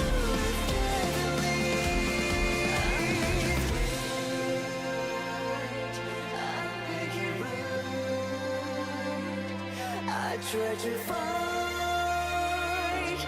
time after time.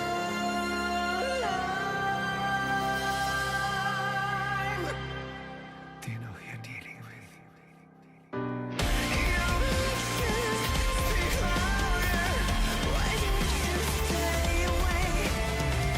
Your actions speak louder. Why don't you stay away? Your actions speak louder.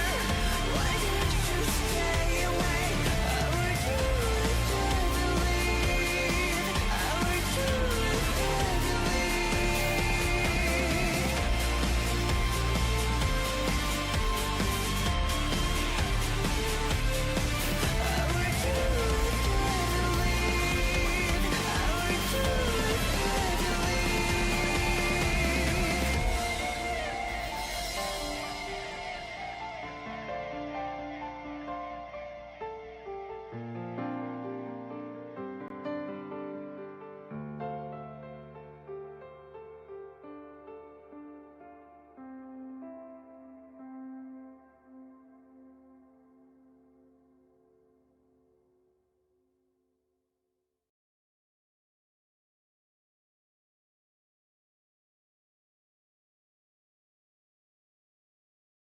松葉くんです。こちら葛飾亀有公園初出場です。ドラゴンボール Z3 です。家族です。ご飯がうまいです。プロゲーマーとして第一線で活躍していたいです。応援してくれてる方に恩返しできるように頑張りたいです。It's great. Yeah. I would like to visit a historical building. He was Federal 2009. One Piece, Call of Duty, with my family, yeah. Peace, still playing Tekken. I will do it for Bob. It's perfect. Participating and competing is my dream, but I always wanted to visit and walk the streets of Tokyo and experience and the culture is perfect. Moi Kusanagi was always a tough opponent because of his varied fighting style and is a good player. I love Jujutsu Kaisen. Resident Evil is a great game. With my family. Mexico has a lot of diversity and variety in meals. I will see myself as an outstanding professional player with a good and important career. I'll show you what his determination is. Traditional. Arcades, visiting the arcades. Must be GG Corporation. Very talented Fang player from Greece. Always adapts, always on the research. The kind of guy who never lets you win. Jojo no Kimi no Boken. Could be Metal Gear Rising, Revengeance. My father, definitely. Must be Buratsa. Must be. The real life personification of Lars. Everybody will suck on that down back four. 스시 사랑합니다. 시원한 날씨가 추울 때 온천 한번 가보고 싶습니다. 광동 프릭스 팀 선수들이 아무래도 올라갈 때마다 볼 수밖에 없는 선수들이기 때문에 그 선수들을 마주칠 때가 제일 이제 어렵습니다. 한국어로 미스터 초바방, 니혼고의 쇼타노 스시, 류가 고토쿠, 라이크 드래곤, 뉴 게이머와 솔로 레벨링 어라이즈. 저의 아내에게 아마 아내가 없었으면 이 자리까지 오기가 불가능했을 겁니다. 토프 플레이어, 베이카. 테켄 9, 아니면 이제 우리 기억 속에서 이 자리까지 오기가 매우 어려웠지만 영광스럽고 최선을 다해서 이길 수 있는 모습 보여드리겠습니다.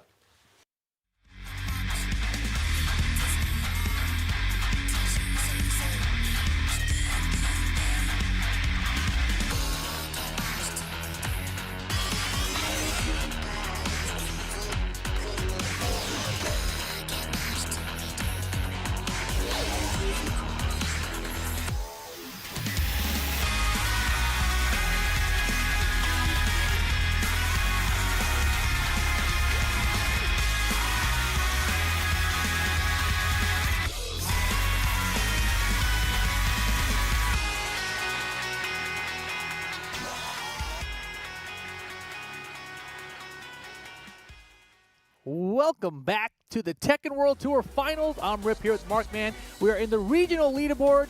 Group B incoming soon. Oh yeah, we have a lot of players from around the world. Obviously, every single region represented here from the TWT. But of course, through the regional leaderboard points, I'm excited to see how these players are able to go into this because, of course, there is some strategy going into this. And again, these players, they have an opportunity to get into the top 16. Very, very important to be able to qualify and, of course, be able to compete against some of the other best players in the world that we had qualify already yesterday. Without a doubt, man. Of course, we got to give a huge shout out to the boys over at Chipotle. Yeah, right? Lots of love to them. I got to give it up. Chipotle always doing a lot of cool stuff for the fighting game community and, of course, supporting the Tekken World Tour. So, again, lots of love to them. Exactly. But it is time to kick off Group B. We've got 5 players there. We had the 5 players from Group A went crazy. Danielmado made it out, as well as Numan. But let's send it over to Tasty Steve to introduce the players for Group B. Shoutouts to Markman and Rip holding it down. This is the regional group play. We're about to figure out who's going to make it from Group B here to go on to the Tekken World Tour Finals. Thank you guys for tuning in. And more than anything, like we said before, make sure you guys stay tuned. We got some crazy Tekken lined up, but we're going to get into it. Our first player from Group B, make some noise for Shonen. Oh, you guys are live today. I like this. Right here. And then, of course, make some noise for the Sam brother. Looking so snazzy in his sweater. This is what I'm talking about. I had to tell him about this. Then, of course, Divine Exorcist. Right there. Oh, right there. All right, and of course, Kwstakys. I messed that up completely. We just talked about this. Kwstakys, there we go. I was way too late. Sorry about that. We practiced it and everything, and I still messed it up. Kwstakys, I'm sorry. I'm gonna make this up to you. And of course, last but not least, all the way from Korea, Meo-IL. Kwstakys, I'm really sorry. I want you to know that. I messed that up completely. I butchered it. This is becoming a thing. But with that being said, we're going to get into it. Our first match is going to be Shonen versus the Sam brother. We're going to send it back to commentary so we can get the matches underway. Thanks, Steve. Shout outs to Kwstakys. Yeah, shout outs to Kwstakys. I'm so sorry. Oh, man. Our first match, though, coming up, going to be the Sam brother going up against Shonen, right? So we got Jun Kazama going up against Shaheen, I believe. Yeah, this should be fun. So these two regions are going to be going at it. I've seen a lot of Sam Brother, especially in the past events that we've been to, seeing him play. He's obviously a very high-level player. Not too familiar with Shonen, so I'm actually very interested to see how his play is going to come into this and whether or not he's going to get the early lead in the group stage. Yeah, I believe both these guys were at Red Bull Golden Letters, actually. So I think that's where I first saw qualifier there. Yeah, you're right. Exactly. So he has a June, right? He's a sharp player, obviously, from Japan. Strong region out here, as is Sam Brother Saudi. So it should be a pretty interesting matchup. And I think we don't get to see enough Shaheen, right? So Shaheen is that character where everyone knows he's good. You know, AK's put him on the map, low high before that. So now we also have the Sam Brother repping the character very well, too. Oh, it's going to be the the faded rock, paper, scissors to figure out who's going to get which side. You know, going into this, I don't know. I was just watching a little bit of Group A, seeing the players that qualified out of there. Man, Danielmado was on fire in that group stage. You know, I turned around. I was eating my bento box, you know, trying to get into there. But I looked at it and I was like, wait a minute, the match is already over. No, yeah, Daniel was playing ridiculously sharp. You know, and I was talking to Spag about it because the EU Cup was happening and Dan's been winning tournaments out there as well.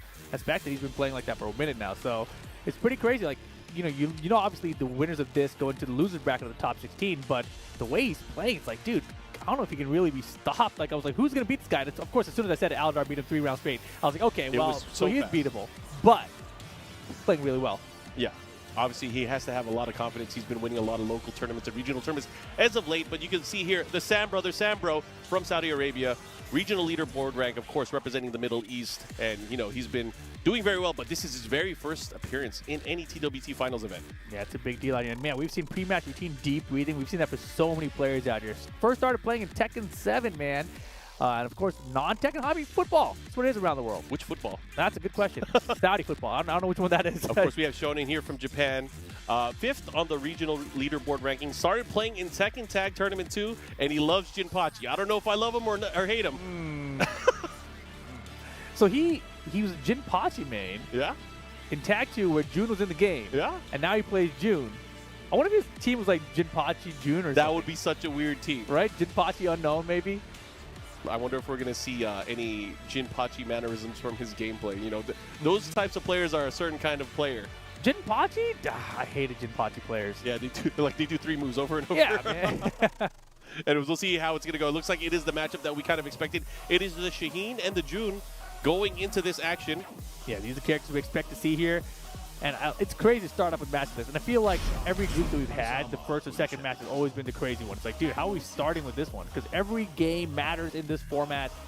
Well, let's see what goes down. And I can't believe how many 2-0s we had in the last week. That was ridiculous. Oh, yeah, that was wild. Anyways, we are going to the Stratosphere, into the Stratosphere. Starting it off here. Game number 1, set number 1 here in Group B for our regional qualifiers.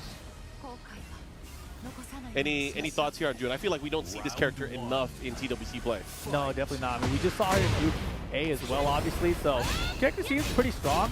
It's interesting, though, where she has to sacrifice her life while in heat to gain life back. Like, a lot of characters, when they have great life to recover, they just focus on recovering it, right? So, to spend life at the same time is pretty strange. And definitely something to get used to. Yeah. Oh, that's the follow-up here. That's going to be big damage here from the heat dash cancel. Should be able to get a ton of carry towards the other side of the stage. And going to get the second wall? No. Almost had it. Yeah, this stage is wide from certain angles, too. Nice heat push here to counter. Damn, brother. Wow. We're all caught up. Oh. Yo, my God. They traded, and Sam Brother survives. Slow motion, forever the best addition ever since it was introduced in Tekken 7. Mm-hmm. Good block in the can-can. Nice follow-up here. Gets a big combo, early screw. Makes the adjustment to be able to get the wall here. Damage. All right, here. We're probably going to have to activate here. Try to keep him there, but a raw hop kick. Why did that convert? Yeah, we've seen players not playing optimally today. Let's say that. That was interesting. I thought it would have caught and pushed to the other side, but no, to no avail. That's unfortunate here. Here we go. 2 rounds for Sambro. Yeah, definitely not an optimal play for Sam Brother right now, but he doesn't matter at this point. He's still got both rounds. And the lava is in play right now, of course. If you're able to do a spike here, you get that floor blast. Yeah, opting to keep it there. Still available now. Finds the wall throughout the homing attack. There's a follow-up here. What's the mix? Oh, my he God, tried to get right out of it, but he got caught out of the air. Oh, he's going to be healing a ton here. He's going to activate, I'm sure. There it is, heat burst activation. Are we going to take the floor? Yes, sir. Into the follow-up here. Probably going to have an opportunity to go for the heat smash at an eventual point here. Good punish. Great stuff. Good block in the slide. That should be able to net him the round here if he does it correctly. Right? Oh my god, that was so risky to go for the heat dash combo. It worked out. Shonen on the board. Here we go, 2 rounds to 1. Sambro still with the advantage here, but Shonen already showing some fight with the back 3, able to land here. He should be able to get the wall. Let's see what he does. He's going to go for an activation mix-up. Yes, he does. Now what are you going to do?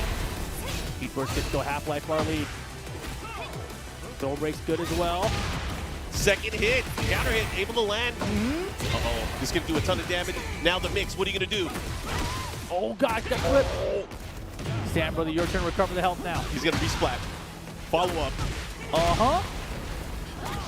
Nice spring kick, able to get at it. Did he press a button? Did he press a He died, he didn't have the health to survive. Final round, game 1. Here we go, final round. Second hit, able to land. Oh my gosh, it's a huge junkyard. Uh-oh, here we go, fighting back out of the corner. Goes for the running slide. You don't see that too often. Goes back towards Sam for the first action and straight to the hop kick. Sambro with the life lead here. He can end it. He gets the cliff and it picks up off the ground. Did you know that happens? I've never seen that. He clearly was just rolling. I thought he was trying to look for a get-up kick or something, but man, didn't even need the get-up kick there. That was tight. Do it again. Yeah, definitely. I would like to see that. Send me the clip replay. Anyways, we're going to go to the random stage here for game number 2. Sambro with the lead here. He's up 1-0. Arena stage, game 2. Yeah, that was really back and forth. It was looking like Sam Brother was going to run away with the 3-round straight, but Shonen brought it back. And here we go, game 2 after a close game 1. There were some clutch options there from Sambro as well. I know that Shonen was going for can-can kicks here and there, but he got scooped out of the air into combos and stuff like that. Usually, sometimes if he does it right, he's able to do it quick enough to be able to get that counter hit, but to no avail that time. Oh my god, beautiful homing attack usage there from Shonen. Wow, got the conversion! He's going to get the follow-up here. He has the wall. Bing, bang, boom. Hey. My turn. Uh-oh. Steel pedal follow-up here. Looking to close it out. Has the life lead. Putting him into the mix-up, and that should be enough. Round number 1 here. Game number 2 for Sambro. Yeah, he's on it now, right? The first couple rounds a little bit shaky for him, a couple mistakes, but ever since then, he seems to have put things together. Oh, right between it. Gets the unbreakable grab. A lot of dance. Caught him coming in. Oh, that's going to be a splat. Looking to get the follow-up here. The full crowd's punish out of here from Shonen has been really clutch for him. He's had plenty of them so far. Yeah. I feel like in this stage as well, because it's a little bit more confined, it's going to benefit Shonen for sure. He just has to make sure that he's able to get those walls. You know, a lot of the combos that we saw early on in game number 1, because of that wider stage, he wasn't able to get the wall and run his mix-up. But now, this time, he has that opportunity. But he is suffering the same fate, dealing with this combo, dealing with the mix-up afterwards. Yeah, big lead right after Sambro's spring kick for Shonen to get himself out of the corner. Uh-oh, Tooth Fairy. Oh my gosh, he has a step! And he's got him anyway. That hurts, and here we go. Set point for the Sam brother.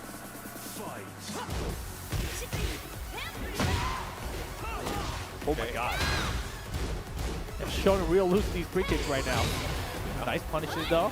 Goes for the approach with the running attack. Gets the scoop off the block slide. Oh, misses no. the follow-up. Whoa, this could be unfortunate. It's okay, he's still in it right now. Both ready. You have to activate their hate. Out of the sky, he went for the can-can kick once again, and that might have cost him the match here. He's gonna have to deal with this mix-up. What happened? I don't know. There was no run Big to chance. do or nothing. Big chance for Shonen. He got it with the heat dash, and he's still in it. Final round, game 2. Do it away. That was a huge drop. Down the back 3 to start for Shonen here. It wasn't a drop, it was a choke. Uh-oh. Shonen taking clear advantage of the situation now. He understands the matchup. Uh-oh, this is not looking good for Sam brother. Stealing momentum. Here comes Shonen. Heat burst activate from Sam brother. Okay, pressure. What's the mix-up? Goes for the low. Into the slide. This is good because now he's out of the corner. He gets the punish. The wall slide. He's got range. Can he finish it though?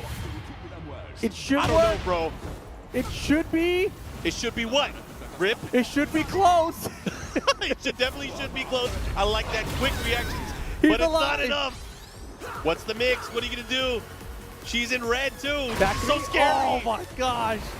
Sam Brother with the bravery runs up, goes low, closes it out. Well played. Well played indeed. Man, that is so scary. What a situation. I mean, that could have gone either way, back and forth. A lot of scrambles here and there, but Sam Brother able to come out on top, taking the first victory here in Group Stage B. Yeah, I talked about how, usually these first matches are pretty crazy, and that was a wild one. That was up to expectation. You can see Sam Brother rubbing his face there. Oh, man. That was not the way you want to start, but he got it done, right? I mean, he definitely looked shaky at the beginning, but he really pulled it together. Yeah, we'll see both of these players a little bit later on. Of course, they're going to be playing through the group stages as we tally it up. If you guys aren't familiar with the format, of course, it is round robin. Every player is going to have a chance to play against one another, and whoever has the most points, the two players that have the most points throughout the matchups, will be able to advance to our top 16 on the loser side. Exactly, but every win you get is a plus, every loss you take is a minus, right? So sometimes you go 2-1, that's only +1 for you. But if you 2-0 someone, that's +2 for you, so that's way better. So every single game matters. Yeah, in other words, let them do the math and we'll update you guys later. Yeah. But I mean, if you want to follow along at home, that's fine too. That's why it's a learning exercise. Graphic come up, I'm like, I don't know what's happening. There's a lot of 2s and a lot of 0s and a lot of 1s. Somebody make it make sense to me. But one day we'll figure it out. Yeah. Anyways, what do you think we have up next? I'm excited to see who's coming up. I know the players are getting ready. They're blocking the board. I tried to take a peek. I wanted to look, but either way, we have so we can see at least the matchup chart that we have here. Any particular player that you're looking forward to seeing? I think I want to see Divine Exorcist versus Kwstakys. Divine Exorcist is not his first trip to TWT finals. He was it last year or 2 years ago in Amsterdam? 2 years ago. 2 years ago in Amsterdam, that was the last time that we saw him in a TWT final. Obviously represented very well using that Claudio. I heard he uses a number of more characters now. Really? In I did not competition. know So that. I wonder if he's going to bring out any other one into the tournament play. So we have Divine Exorcist and Kwstakys here. All right. Man, that excellent Tekken Festival jacket is so sick. It's so cool, The design, I mean, you guys can look at the different elements. You have Kazuya's gauntlet, you have Jin's, you have Heihachi throwing Kazuya off of the mountaintop. There's a lot of elements going on. I stared at it for 30 minutes last night before I fell asleep. I was like, man, what a sick jacket. It's awesome. But here we go. Looks like the players are getting settled in. I am curious to see if Divine Exorcist is going to bring out a different character. And as you brought up, the previous Tekken World Tour that he was at, he was the wrench in that group, right? Yeah. It was the group with Ao, Ni, and Arslan. Dude, you have a good memory. Yeah, now I'm remembering. And he's like, hold on a second, I can mess this all up. Watch this. We'll see. Again, he's not a newbie when it comes to TWT events, but again, there has to be some nerves coming into play. I mean, you are going against, again, some of the best players from each region around the world. You have to have some thoughts of, like, how are you going to approach these matchups? What kind of studying did you do? Did you have enough preparation time over the last 2 months from knowing who else were the other qualifiers? There's a lot that comes into play here. Yeah, if I remember correctly, I think Divine Exorcist, when he went to the Amsterdam, that was his first time traveling internationally, too. So is he a vet now? Now he's a vet, dude. And here you see a veteran, 22 years of age from Central America. You see all his first placements there. And in 2022, he got 21st place to match his age probably back then. Yeah, his most respected player, Ni, like many of us, using that Claudio Serafino. And he started in Tekken 2. Wow, and he says he really liked Tekken Tag 2 for the music. And here we have Kwstakys, 19 years of age. He's a baby! A super baby. Look at this, man. Bunch of first place dojo finishes as well. This is his, of course, first appearance in the Tekken World Tour Finals. He started in Tekken 6 BR. Most respected player, Spiro Jin. And his lifetime main character, Lars Alexanderson. That's tight. Shout out to Spiro Jin, of course, the legend. Was he just winking at the camera? Damn, that 19-year-old man is like freaking out. Yeah, he knows what he's doing. I think he's got an eye problem. He was winking at you. Not at the camera, he was winking at you, Rip. All right. Fantastic. Divine Exorcist, though, this kid is scary. Like, his Claudio has always been really strong. He's entered a lot of those PlayStation tournaments online as well. Yeah. Plays very well in those, so good to see, or interested to see how he does here at this event. Kwstakys is the youngest player in from the qualifiers, right? He has to be. I haven't seen anyone younger on these stat sheets we've seen, right? 19 years of age. Man, what a great experience then. He's going to get a lot of experience out of this trip. I know the players over in the practice room over there, they're getting some matches in as well. I'm sure this is going to be a wonderful experience for him. Let's see if he's able to take some of the group stage matches here and maybe even qualify for our top 16. And he's the lone Lars player out here, too. That's, you know what? You know what's funny? Because when someone mentioned it earlier that he's the only Lars player, I thought about yesterday, there was no Yoshimitsu players, and then Farzine ended up using him, right? I wonder if anyone's ever going to have a surprise Lars. No. No? Hell You don't no. think so? You don't believe in the hair? Surprise Lars? I mean, if you're going to surprise someone with anything, it's Surprise! not Lars, you know? Not much of a surprise, huh? No, it's a bad Bro, surprise. He was good for like a decade. Yeah, he was. Tekken 6. I remember. Yeah, and I was Tag there. 2, he was good too. Yeah, you're right. He was. He was good for He like was a good for a decade. whole ass decade. That's Yeah. enough. All right. That's more than enough. Make Lars great again. You know, there's No. people out there that want to say buff Lars. Didn't they already do that? They did. Yeah. It's already They been did. They'll done. do it again. There's a Lars in the TWT finals. What more do you want? You know? All right. Yeah, you're right. First, what was the last time Lars was in the TWT finals? I don't know. Was there one last year? And this might be his first appearance. Ever? Yeah. At a TWT finals? Yeah, I don't That think can't it was be for right. Tekken 7. Oh my gosh, you might be right. Wait a I'm second. pretty sure. This is tight. I'm trying to think of who even So, are if you Lars guys aren't players. familiar, Lars is not a new character. He is just a character that is underutilized. Underliked. Underutilized? That's the word I meant. No, I like him. He's cool. He's cool. I played story mode. He's hella cool. Wow. You like it from the story mode? Oh, why else would you not? Come on, bro. Come on. I'm trying to give him some credit, man. Yeah. Come on. He likes hair products. Yeah. Anyways, Claudio versus Lars. Do really? I'm struggling to think of who Lars players are. Yeah, I don't think we've seen any in TWT finals. Mm-hmm. Anyways, we're going to go into this descent into subconsciousness. Round one. All right, Kwstakys. Put Lars on the map for everybody. Yeah, ride the lightning. All right, the pressure here puts the brakes on. Divine Exorcist utilizing that low early on. Yeah, you can see a lot more of that out of him. Good block in the forward, forward, forward. Yeah, he just pulled it out, able to get the duck, the block, the punish, and the launch. Hey.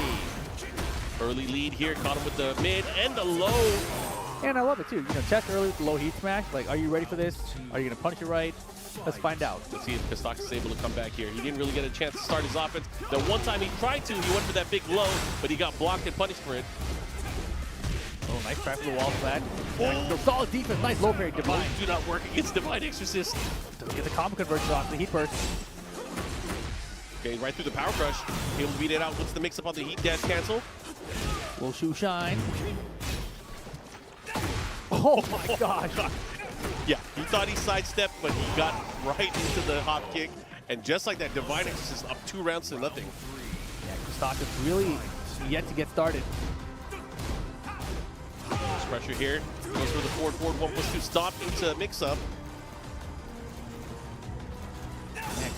Struggling. Nice duck and call and a Superman punch. Okay, here we go. That was sick. What a punish there. And we're taking the floor. Let's go down. Yep. Second level. He's going to activate. He's going to push towards the other wall here, but he misses the kick. That is unfortunate here. Oh boy, okay, good stuff. Wow, and he stuffed it too. He recognized the heat timer running down. Armor. Great stuff here from Divine Exorcist. Really controlling the matchup here. Missed He the did punish. That was a huge punish back from Kwstakys. He has rage as well. He's gonna go ready right to for the catch rage it. art. There you go. Kwstakys able to get around here. Staying alive here in game number 1. Bro, that is honestly one of the coolest rage arts. Yeah, he's stylish. You hater. I can tell you. I said you a hater. stylish. What are I No. But you said it's how is stylish, that but it's negative? like you dismissed it. Yeah, it's stylish. All right, Chad, you know what I'm talking about. Yeah, his hair is stylish. Rip is a hater. There's nothing to hate about Lars. Wow, you're just gonna laugh at that? And I'm the hater. I saw your face when you said it. Downstairs, baby. Here we go. Kwstakys looking to tie things up here. He should be able to get it. There you go. Final round, All game right. number 1. Bringing it back. I like it. Luis in the building. Make some noise for the boy, too. Nice. Arc Blast. No go. Man, Arc Blast, you don't see that anymore. You don't see Lars anymore. Okay, stop, mix up, goes for the entry. Good lead for Kwstakys down. He pushed back. Oh my goodness. Yeah. He had the side step. He's already off action. So That it didn't down connect. back 1+2 is crazy. That is such a cool move. Okay, mid. Oh my gosh, he found it again. He should be able to close it out here. We've seen drops today, though. Wait a minute. Man, and look at him. I was stressed out. He doesn't look stressed one bit. Nah, man, it's because he has that cool jacket on. Bro, stay cool. All right, Kwstakys, breathe. Damn, he listened to you. I mean, everyone's going to breathe. But yeah. Yeah. Yep. You take a deep breath, though. Anyways, we're going to go back to the random stage. That was close. It went down to the final round here. Could have gone either way. But, of course, I feel like Divine Exorcist was in more control throughout the set. Damn, it was close. It was definitely close. And there was some good calls to Superman. Bro, we were laughing about Lars, and then all of a sudden that round was over. It was real quick, for sure. It was quick. Ortiz farm here for game number 2. Going farming. Good duck in the high there, too, but not much punch behind it. Oh my I God. like that. Yeah, he's a real Claudio player, bro. Yeah. He reacts to lows, but instead of blocking them, he'll hop you. I mean, honestly, if I'm Kwstakys, I might go for the up 4-3s, you know? Hey, you get punished the first time. Exactly. Yo, you got to test sometimes, right? You got to test. You know, we haven't seen down back before. We haven't seen a lot of stuff, Yeah, I right? thought you said people were going to suck him in down back 4. All right, here we go. First round Divine Exorcist. Continuing that lead here. Okay, he scoops him out of there. He's going to get a combo here. Not going to do too much damage because he started the combo while he was floating in the air. Goes for the mix-up. Oh, my gosh. Good. Well timed, actually. Okay, nice punish. Yeah, could have been better. Uh-oh. Kwstakys taking his turn back. Goes for the side step. Keeps the pressure by the wall. Into the heat. Follow-up. Uh-oh. Gets blocked. Now he's in a bad position. He has to be careful. G left it out there. Very nice. Kwstakys on the board. Tying it up. One apiece. Superman, he's got shoot side too. Yeah, he's shining him. Yeah, Claudio is basically new age Lars. I feel like it. That's the vibe I got Yeah. when first time. Like, whoa, I cool agree. guy. Cool guy with sparkles. Nothing Yeah. to hate about him either. Yeah, stylish. Stylish. Looking to close it out. He might be able to get it here. There's the follow-up. Doesn't quite get the wall, but doesn't matter. Divine Exorcist 2 rounds to 1 here on set point. Very nice, and yeah, Claudio is so good with the punch back to the wall. He's checking him. And it's being half-life really in the first 8 seconds here. Potential final round. Looking to close it out now. Activating here. Kwstakys maybe his last stand here in this set. What's he going to do? How's he going to deal with this? Oh my gosh, Out of he's the out of air? the sky. Okay, come on, Kwstakys. Make it interesting. Every game matters here. Add him up. You don't want to go down 2-0. Uh-oh, he's in rage. Pressure at the wall. No duck in the high. Oh, the second hit. Got to be careful. My goodness. The block on the down back 4, and Divine Exorcist gets it 2-0. Divine Exorcist, great job. He has those reflexes, man. He has gone through the regimen of intense low block training. He blocked and block parried or hop kicked almost every single low attempt there from Kwstakys. I think it was the very first round, right? He blocked the forward 4 immediately. He's like, got the block at the launch here, down back 4 at the end of the set. So all the right defense on the side of Divine Exorcist and beautiful punishes behind it as well. Yeah, so good stuff to him. We will see him, of course, improving as the chart gets filled out for everybody, and they're doing the math in the background. But good stuff, man. Kwstakys, I feel like he had a good performance. He just never got a chance to get his engine revving, you know? Yeah, no, for sure. And we've seen that from a lot of players yet. As soon as this group stages start, the players aren't warmed up yet. They sit down for their first matchup. They're not ready to go. We saw Fear of Silence when we were walking by him. He was like, hey, man, it was my first match. I was match of the cold, day. right? Yeah. I was cold. All right. But then you have other players like Danielmado. As soon as he came out of the gate, he was ready to play. He's Bro, like, it's he technical ran finals, here. I'm ready. Yeah, I feel like his engine was revved since last night. Exactly. He was training. And I don't know how players do it, but I'm sure players approach that differently. Yeah. But for Daniel, it definitely worked out. Every player should try to emulate what Daniel did for sure. Oh, yeah. You have to be on fire out the gates, perform your best, especially because you are not guaranteed out. You have to be able to play your best no matter what, every single step of the way in every part of the tournament. Yeah, you think about it like a normal tournament. You go through the pool stage. Yes. It's usually a little bit easier, and then you move your way up to top 64, top 32 gets more difficult, right? You have time to build up the momentum. You come to something like the Tekken World Tour Finals, straight out the gate, you're fighting killers. So it's much different. Much different, yeah. You don't have to go through the lower level players that you may be used to. But anyways, we look at the group stages so far, and we can see the early leads. Obviously, the 2 winners so far, we had Sam Brother, Divine Exorcist. They are in the points lead, but we are going to be filling this out as we get the other players coming up on stage. I believe the next match we are going to be featuring Meo-IL. He's going to be coming up. I can see him in the background. I was peeking over there. Usually they go against the first player from the group that was announced. Yeah. So we'll see. We'll see if that is true or if that holds true. Could be Sambro. We'll see. It looks like it's going to be Shonen. Yeah. Shonen and Meo-IL. Korea versus Japan. I wonder who Meo-IL is going to be using. Is he still rocking the Jack? Is he going to go back to Victor? Who's he going to be using? In this matchup, what would you use against June? Would you rather run a Victor against June, or would you rather run a Jack? The thing is, I don't expect anyone to use Jack, but Meo-IL still uses Jack sometimes. So, like, for me, it's like, he'll use whatever he feels like, right? It's pretty cool actually that he uses Jack so much because I feel like the character isn't really represented well, and I feel like people don't really give the character credit in tournament in this game. Bro, he got the gin sneakers on. Sorry, I was looking at his feet. Yes, chat, I was. Oh man, that's tight. I didn't pay attention to what you said. I lost track. You understand me, right? You understand me, right? Yeah. I was like, damn, I didn't get my 11.5 yet. Oh man, but Shonen already had his first game of the day. Didn't go so hot for him either, right? He's looking for some redemption here. I feel like he could have done well, but again, it just didn't pop. What's he doing? What's he doing? He did some weird hand gesture stuff right up, there. man. I don't know. All right, of course, regional leaderboard rank in Korea. He is third. First started playing in Tekken 6 Bloodline Rebellion. Interesting, yeah. His main character favorites are Geese Howard and True Ogre. Man, this guy is a problem. He's a no, not a scumbag. True Ogre players are not scumbags, but maybe Geese Howard players are. And then, of course, Shonen we saw a second ago. His first appearance here in the Tekken World Tour Finals as well. We talked about his love for Jinpachi and Tag 2. Man, come on. Jinpachi, we've got True Ogre and Geese Howard represented between these two. Yeah, these are the boss character guys. You know, it's like a type. Like, you like boss character. You like the strong, silent type. Strong, silent. Yeah, I guess so. Okay, I can see that. So Meo-IL here versus Shonen. And will he pick the Jack? That's the big question. I think he will. That's my thought. I feel like I'm feeling like it's Jack too. Jack? We're going to both be wrong now that we could be. Agreed blindly. Yeah, we were dumb. We should have split up on that. Nah. My bad. Nah. I didn't want to make you look bad again. Again? Again, yeah? How'd you make me look bad before? I don't know, man. we will check the tapes. There's got to be something in the past. Listen, we could always blame Steve. It's usually his fault. I mean, did you hear the way he pronounced Kwstakis' name earlier? Yeah, and he wouldn't get off of it? Nope. Yeah, all right. He'll learn. He'll learn. I hope Kwstakis makes it out so he has a chance to redeem himself.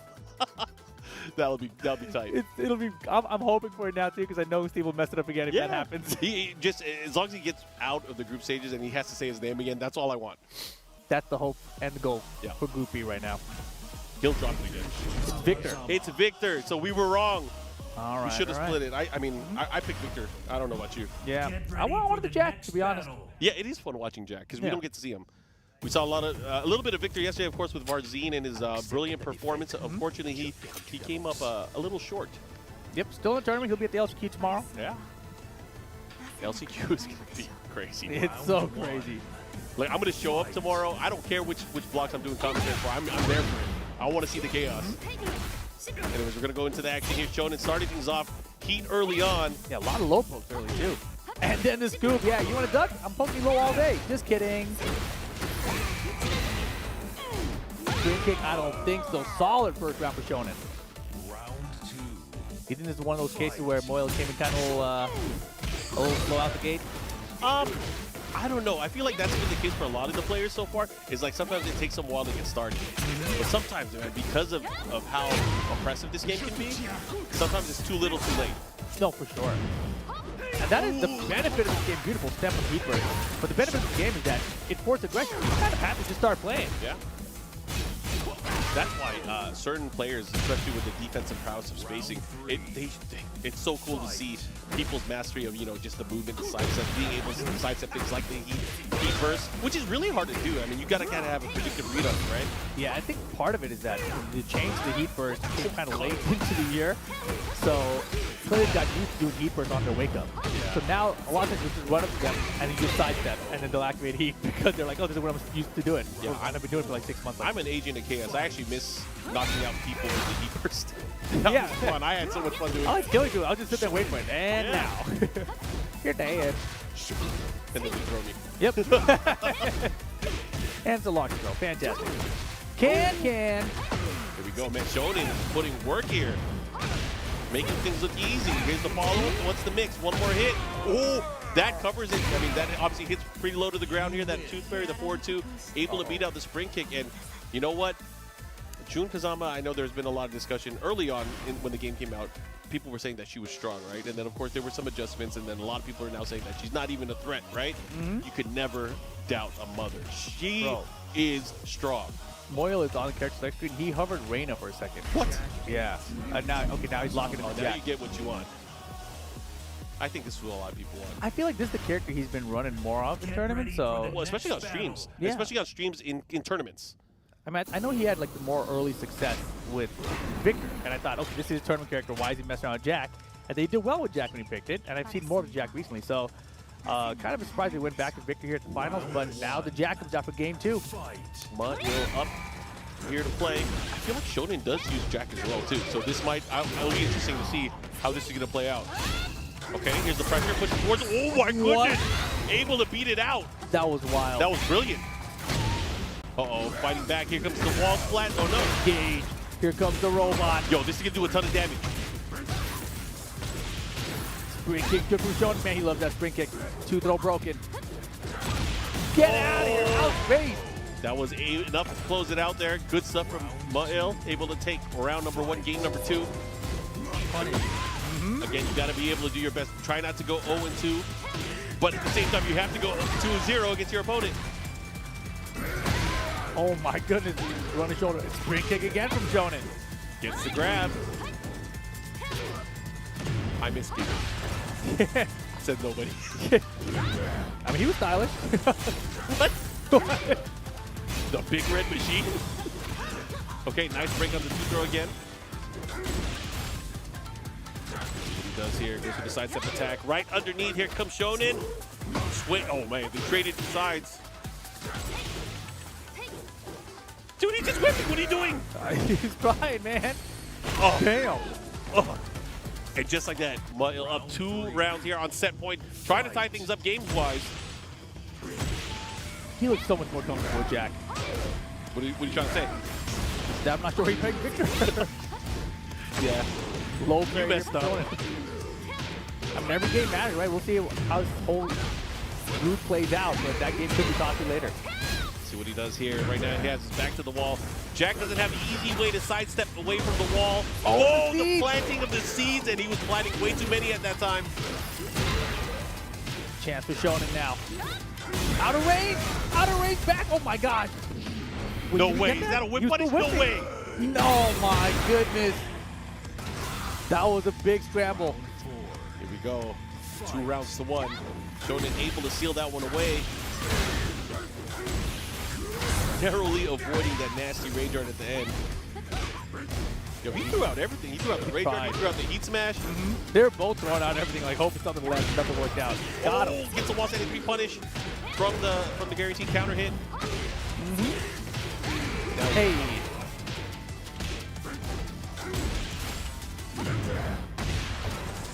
Pressure now, Moyle. Oh, good break there. That was good as well. Wow. Oh, he could have had a guaranteed follow-up after that. What's he going to do? He has rage. He has to be careful. Neither player has heat. Well, needs to close this one out quickly here. Time becoming a factor too. Jackhammer closing down both players in rage. Goes for the big press. Not able to get it here. Nice duck. Looking one more hit, and that low was able to do it. Meo-IL tying things up 1 game apiece now. Shonen is feeling something right now. He couldn't believe it, man. It's probably one of those moments when you're like, dude, I was thinking about Can. I didn't think he'd go low again. I was like, I had it. That was the moment I was waiting for my whole life. Get ready for the To the Coliseum we go. Jack and June, two of the least represented characters on the roster here, but they're making it happen here at TWT. I did like playing with Gigas, by the way. Yeah, I remember. It was fun. You had a lot of fun with him. He fits your type. What does that mean? I'll tell you when you're older.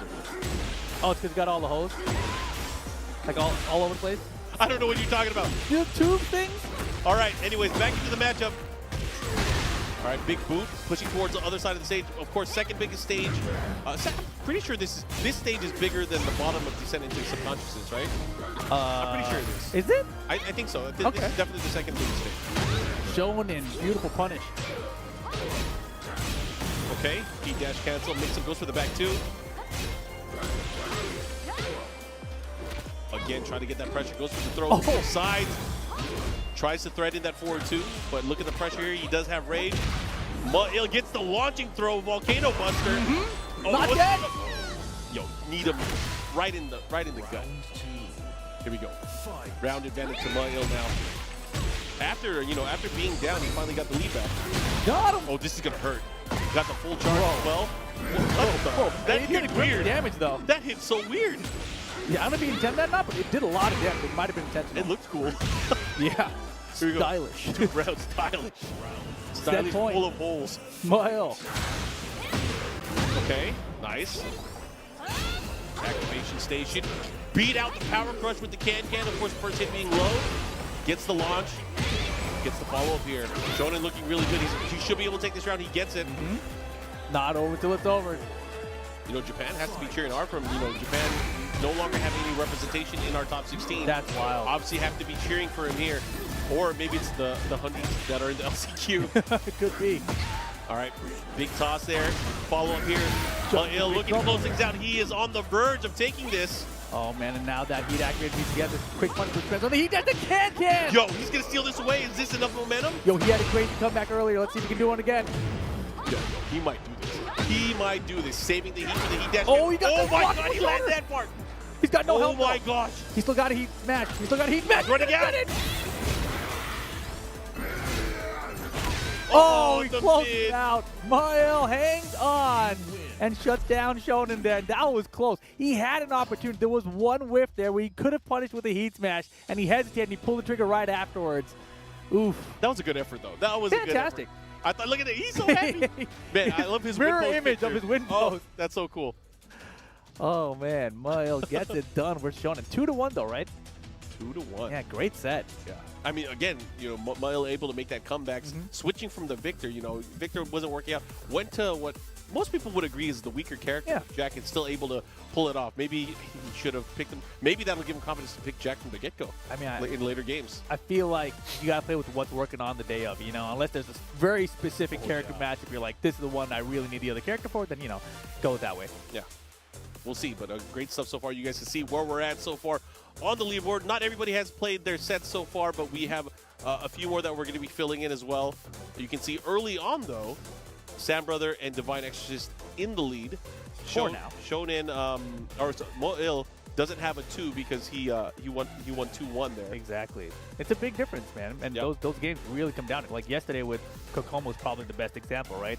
He beat so many people 2-1, and the final one he lost 2-1 as well. Yep. But because of those wins, even though he beat 3 out of 4 people, he was almost not qualified because of all those ones. Yeah, and he qualified only beating 3 of the people.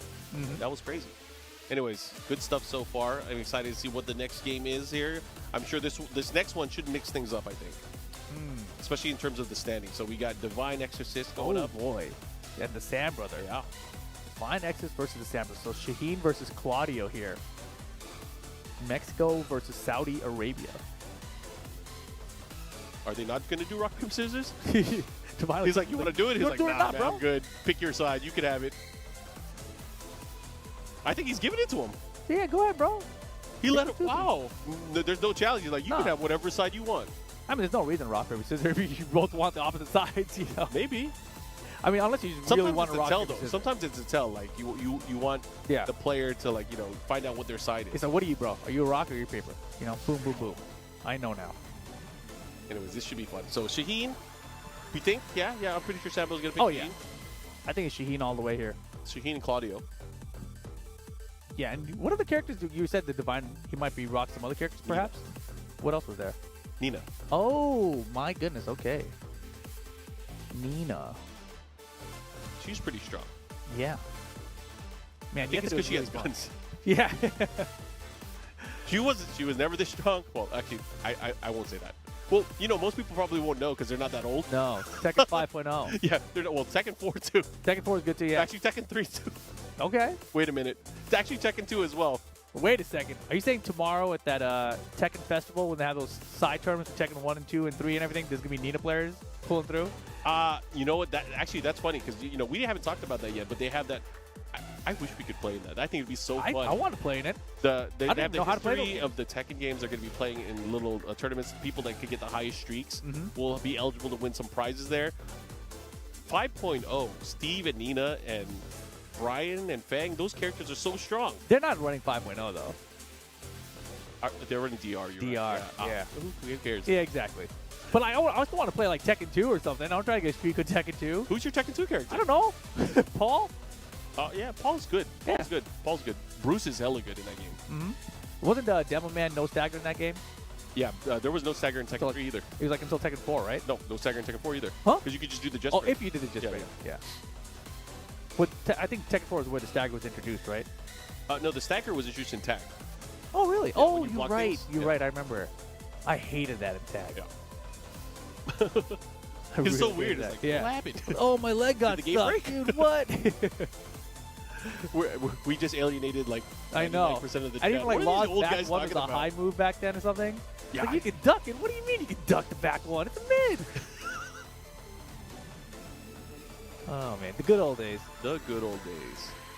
I hope they're going to stream some of that. I'd love to watch the archive. Yeah, I don't know how that's gonna work out. Like I know there's a side stage for those old retro games. Well, the Tekken series. I guess I should remind everyone, excellent Tekken Festival. If you're in Japan, you have no excuse not to come out to Shibuya. It's free. Experience it free. It's just a 6-minute walk from the station. Mm-hmm. If you are outside of Japan, you still have a day to make it here. You So, can make it. It's only a book 10-hour your flight from tickets, California. Pack your bags. Maybe you don't need to pack your bags. You could just come here and buy some clothes. Come for, dude. Honestly, You could yeah. stay in Rip's room.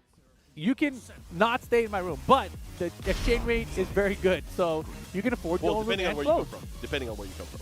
Yes, that is a great point. But if you do book your tickets, say hi to us. Yeah, we'll be there. And it was going back into the matchup here. We got Divine Exorcist and the Sam Brother. And here we go. Claudio versus Shaheen. Round 1. And Divine Exorcist, he came out the gate playing like he was playing normal. He wasn't needing any warm-up game. Sam Brother started a little rocky, but he pulled it together really quick. So I think both these guys are good to go now. All right, look at the home attack, not finding it. Forward, no step. Or duck challenge either. Oh, but Sam with a big lead. Heat activated with Divine. Puts the brakes on here. Pressuring, but that was a clean duck, but he didn't get a launch to punish it. Heat dash, there it is. Oh, beautiful. Big right uppercut here, looking to close things out. He should be able to get it, no problem. And Sam Brother draws first blood here. Yeah, look at his health bar. It's crazy. Barely lost anything. He has a pretty health bar. Okay, nice. Gets the launch here. He should be able to get the wall, no problem. Hey, the big damage cashed in here. Has a little bit more heat left as he's able to utilize it. I don't think so. Sam Brother's gonna maybe prevent him from utilizing it in the mix-up. Nice confirming, beautiful step heat smash. Slides good. Sam Brother, another big lead here. Nice sidestep low. What's he gonna do? How's he gonna approach here? Gets the close out with the down 3. Man, 2 very strong rounds with the Sam Brother. Yeah, it's funny too, because Divine Exorcist is running shop. He's doing all the good stuff, all the right stuff, and Sam Brother just turns it around very quickly. And really, it's Sam Brother's lateral move. Like the sides are working out really well for him. Yeah. Back to 3 seconds, found him counter at that time. Sides was good from Divine there, but really not a big punish. Yeah, movement is key against a lot of these overwhelming heat engaging attacks and even the heat smashes. Able to get out a lot of the attacks that are coming in and advancing and kind of giving you the oppressive factor against your opponent. Sam Brother is getting the big side steps at the right times and just turning things around, taking control of the round. Yeah, nice conversion here into the Rage Art. Claudio Rage Art, really big hitbox. I was gonna say, do you think that is the best hitting Rage Art in the game? I feel like it is because it's a vertical pillar. Bro, it's too. like Captain Commando's assist or something. It looks like he's hitting just the ground, so it looks like he should hit just the ground area, but it's actually a pillar straight up above you. Even if you're in the air above it, it'll still hit you. Going right back into this here. Nice sidestep hop kick there. Divine Exorcist trying to make the nice call out. Misses the follow-up. Wow, beautiful again, man. And Sambo's done a really good job of stepping around these heat bursts. Combo at the wall now. Still has heat. There's the dash. Chip him down even farther. And the low to close it out. Sam Brother, game number 1. Good stuff. Yeah, fantastic. Divine is shaking. Now I'm curious if we're actually going to see like a Nina switch or something. Nope. Stage. Going into the action here. Looks like we're going to get Descendants to Punch. We get a lot of the same stages. This random is like random with intent. Random with we get intent. Genmaji Temple yesterday. That was the All-Star. That was like 50-50 yesterday. We haven't gotten it yet. We just had it. We just had it. Oh, yeah, you're right. Well, we haven't gotten it that much, I should say. We've had it a bit today, too. Oh, okay. Not as much as yesterday, but it's still around. Everyone's noticing. Home to dash. Follow up here. Oh, try to go for the sidestep. Man, and Sam Brother, he really has just been smothering Divine Nexus until the heat activation starts. Lets it smother back a little bit, and then it's his turn again. No chase down. Bro. Oh, okay. Wow, could have had way more than that. Where'd the wall come from? Surprise. Sure, you can. Nice. Here we go. First round, Divine Exorcist. He needs this game. Does not want to go down 0-2. Because these are the two guys that went 2-0 early on in their respective games. Sam Brother won, didn't he? Yeah. Okay. Oh, I see what you're saying. Yeah. Scoring. All the way around. So far, Yeah. their records are the same. Okay, gets splat, then the follow-up. He should be able to steal the round away, and Divine Exorcist on set point for this game.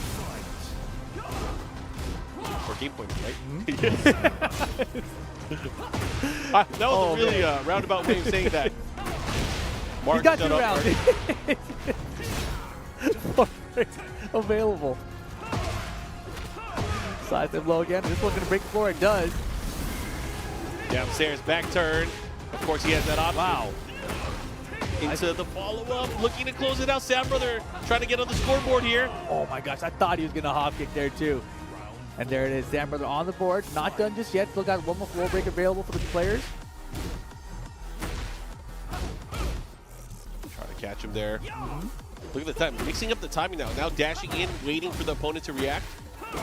Uh-oh, big slide do. Yeah, just simple low poke, mid poke game. Makes it with a crouch dash. So Sam Brother being very effective right now with his side steps. I thought he was going to step in that particular direction, not able to do it here. But the pressure, wow, caught him, but he was stuck in the air. Good lead right now, though, for Divine X is trying to close out game 2 right now. Good block. Not able to react. The hop kick, there it is. Should be enough, and there we have it. Divine X ties it up 1 game each. And divinely exercising that game away. I like it. He is able to tie things up here. Going back to the stage select here. Arena. You think so? Arena. Temple. Let's see what we get.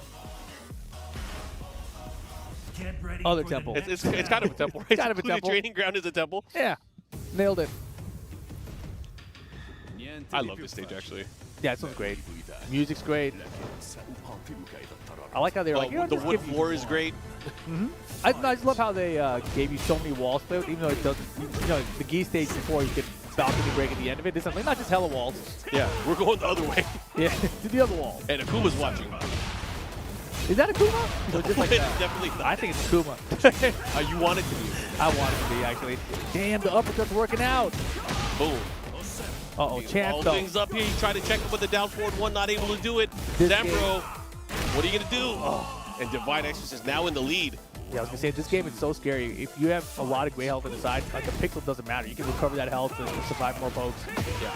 It's crazy to see, especially after an activation and then some block chip damage, and then all of a sudden, wait a minute, where did he get all his life from?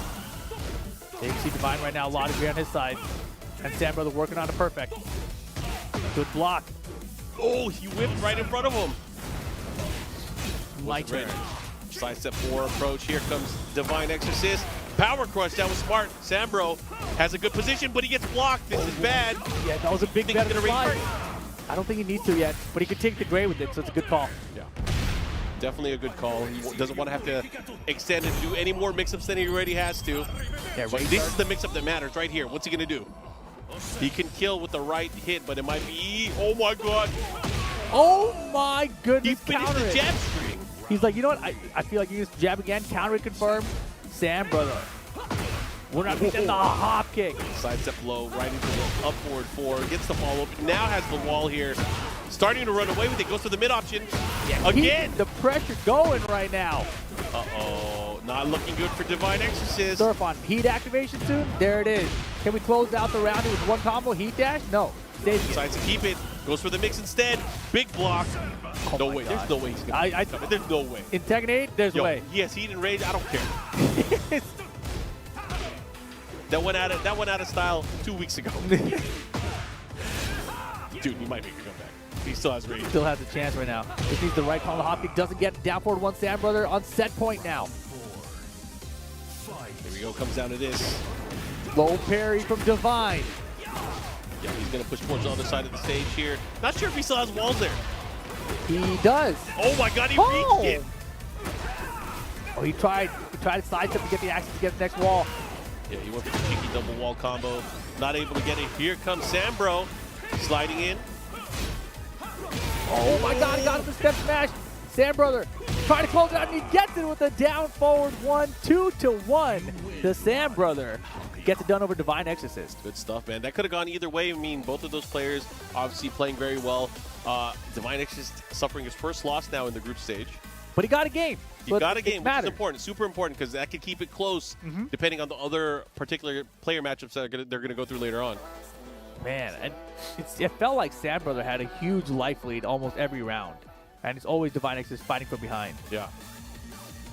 So again, we'll see both of those players a little bit later on. They are not done with the group stage yet. Man, he's taking his time getting on the stage. He's like, you know what? I earned this. Let me sit a little bit. I mean, he's sitting pretty right now, right? He hasn't lost to anybody just yet in the round-robin format. So right now, pretty decent position to be in, even though he has some 2-1. He should have 3 points. He should have 3 points. So he went 2-1, and then he had 2-0 early on. So he is definitely looking good in the group stage, at least compared against the rest of the field. Yeah, definitely a nerve-wracking situation. Let's take a look at it here. Bro, I did the math right. You got I was so scared. Sam Brother 2 over Shonen, 2-1 against Divine Exorcist. That means he's halfway done playing his games. He's got 3 points total with that. So he is in the lead of the group thus far. I believe it's our halfway point, essentially. And then tied for second currently would be Divine Exorcist with 1 point and Meo-IL with 1 point as well. So Shonen, Kwstakys, not out just yet, right? You see Kwstakys only played 1 game so far, or against 1 opponent. So he can totally change things around. Good stuff, of course. Group stage not done yet. We still have to figure out who will be getting out. Only 2 of these players that you see on the screen will be able to make it out in advance into our top 16. But we're going to be finding out very shortly. It's going to be fun. Exactly, man. It's wild out here. And, of course, everyone who doesn't qualify, they can still enter the last chance qualifier tomorrow. I mean, they're going to enter into the last chance qualifier tomorrow. They're going to be there, yes. Everyone still plays again tomorrow, basically. But, yeah, guys, we are going to take a short break. Don't go anywhere. Tekken World Tour action will continue after this. Goes back towards Sam with the first action and straight to the hop kick. Sambro with the life lead here. He can end it. He gets the clip and it picked up off the ground. Did you know that happens? I've never. Okay, pressure. What's the mix-up? Goes for the low. Into the slide. This is good because now he's out of the corner. He gets the punish. The wall slide. He's got range. Can he finish it though? It should I don't know, bro. It should be. It should be what? Rip? It should be close. It definitely should be close. I like that quick reactions, He's but it's alive. not enough. What's the mix? What are you gonna do? She's in red too. Back so scary. Oh my gosh. Sam Brother with the bravery runs up, goes low, closes it out. Well played. Interesting. Every game matters here. Add him up. You don't want to go down 2-0. Uh-oh, he's in rage. Pressure at the wall. No duck in the high. Oh, he's got to be careful. My goodness. The block on the down back 4, and Divine Exorcist gets it 2-0. Divine Exorcist, great job. He has those reflexes, man. He follow up here. Meo-IL looking to close things out. He is on the verge of taking this. Oh man, and now that heat activated, he's together. Quick punch with Trent on the heat. That's a can. Yo, he's gonna steal this away. Is this enough momentum? Yo, he had a crazy comeback earlier. Let's see if he can do one again. Yo, he might do this. He might do this. Saving the heat for the heat dash. Oh, he got oh the my block god, on he the landed shoulder. that part. He's got no help. Oh my gosh. He's still got a heat smash. He's still got a heat smash. Running out. Oh, he closed it out. Meo-IL hangs on and shuts down Shonen there. That was close. He had an opportunity. There was one whiff there where he could have punished with a heat smash, and he hesitated and he pulled. Step in that particular direction, not able to do it here. But the pressure, wow, got him, but he was stuck in the air. Good lead right now, though, for Divine Exorcist. Trying to close out game 2 right now. Good block. Not able to react. The hop kick, there it is. Should be enough, and there we have it. Divine Exorcist ties it up 1 game each. Tried to sidestep to get the access to get the next wall. Yeah, he went for the cheeky double wall combo. Not able to get it. Here comes Sambro sliding in. Oh my god, he got him the step smash. Sam Brother trying to close it out, and he gets it with a down forward 1, 2-1. The Sam Brother gets it done over Divine Exorcist. Good stuff, man. That could have gone either way. I mean, both of those players. Everyone wants the guac. How can you say no to this? You make it fresh every day. Absolutely. We keep it fresh. You can't have Chipotle without guac.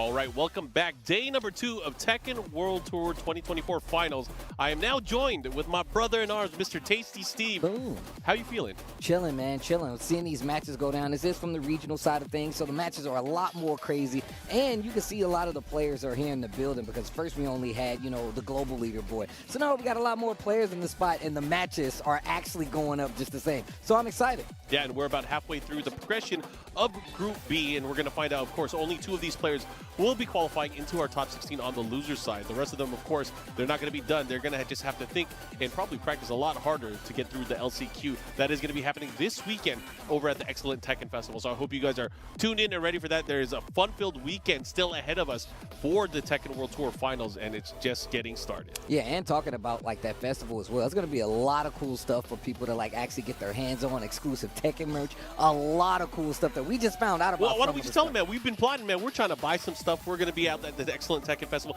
in Shibuya. That's going to be happening tomorrow at 10 a.m. It's going to be opening up. So if you guys have a chance, if you're in Japan, no excuse, make it out there. We'll be there. So you might even see us out there within the merch stalls trying to buy some cool Tekken merchandise, Tekken booth, the Tekken experience. We get to play all the old Tekken games as well. That'll be a lot of fun. I'm looking forward to it. And then, of course, man, Chipotle, man. Shout-outs to Chipotle for actually supporting not only Tekken, but the fighting game community. I mean, I believe they took that extra step because they got items in the game now. There's so many cool things you can do. So I want to say personally, shout-outs to Chipotle, one of my favorite lunches. And on top of that, just supporting the community that I love. And Tekken, a game that I love. So you know shout-outs what? to Chipotle. Because they took the extra step, you get the extra guac. Make sure you do that when you get there. Oh, wow. Get my extra guac, too. You can have mine, too. So it's cool. But, yeah, man, we're about to get into it, man. Group B here from the regional group play. This is about to be crazy. I mean, we've already seen a couple of players on this side trying to make it in, but it has not been the easiest thing to do, especially because all these guys are top contenders. These are still the best players in the world. The second half is always the crazy part because this is the part where people start to shine, and we see people either get super pumped up, super happy, or they get the heartbreaks. So we have Meo-IL and Kwstakys coming up on the stage here. They're going to be going at it. Meo-IL early on used that Victor as he started things off, but then switched over to the Jack, and Jack ended up cleaning things up and getting him the big victory in that 2-1. So I was talking to him. Who? I was talking to Meo-IL. Okay. He was like, "Yeah, man, I don't think Victor's got it, man." And I think he was joking. I'm pretty sure he was joking. But the Jack has been doing work. I want to see what happens here. But I was actually telling Kwstakys, I was like, bro, we need a Lars in here. I want to see it. I want to see the Lars work out for him. I was talking to Rip earlier, and we were talking about, I miss Lars. And, he's so underrepresented nowadays. And, Rip, all he said was stylish. I was like thinking in my head, man, what you know about that? Exactly, bro. I had to go shopping for this dude, Rip. What do you know about style? I actually had to tell a couple of my friends, not everybody is cool enough to play Lars. You can't. This guy is hella cool. I love this guy. No, look, I actually inspired. I got the Gentle Monster glasses. Yeah. He encouraged me to be happy with your these photos glasses. were sick. Dude, I was thinking about Meo-IL the entire time. So you're at a photo shoot, you're the model, and you're thinking about Meo-IL, and that's how you look cool. I'm going to tell you Secret, right now. everybody. I'm telling you right now, if you model glasses, go follow Meo-IL right now and look at how he poses in glasses. I still got photos in my phone of him in glasses. That was inspiration. If he wins here, you're going to see his player profile picture, the victory pose. He has the best one. Yes. He is the best one I've seen. I'm going to tell you right now, Meo-IL's got a great smile, man. I love the personality. Been seeing him around quite some time. Yep. So it's actually really cool to see him here. Hopefully he does well here in this group to make it out as one of the 2 that could potentially make it out. I gotta bring this up, and this happened yesterday too. You want to see a lot of these players, and you got to cheer for them, us as fans of the game, but not everyone can make it out there. There's heartbreaks that are going to be happening this weekend, and you can see a lot of these players. Some of them, they're in good spirits after they lose, like Fear of Science. We talked to him a little bit earlier. He was still in good spirits after his loss earlier. He still has another chance at the LCQ, but some of these guys, they don't take it well. No, that's absolutely true. I mean, but look, you got to remember, it's so hard to actually stay consistent in a round-robin format where we're typically used to playing like our 2 or 3 matches, taking a break. Sometimes you coming back up to play again. It's just not easy. Very different because sometimes people are entering these tournaments, and in the TLBT, these are open tournaments. You get to play against all of the players, some of the lower level players, some of the players that maybe not at the global level, but you have a chance to build up throughout the entire day.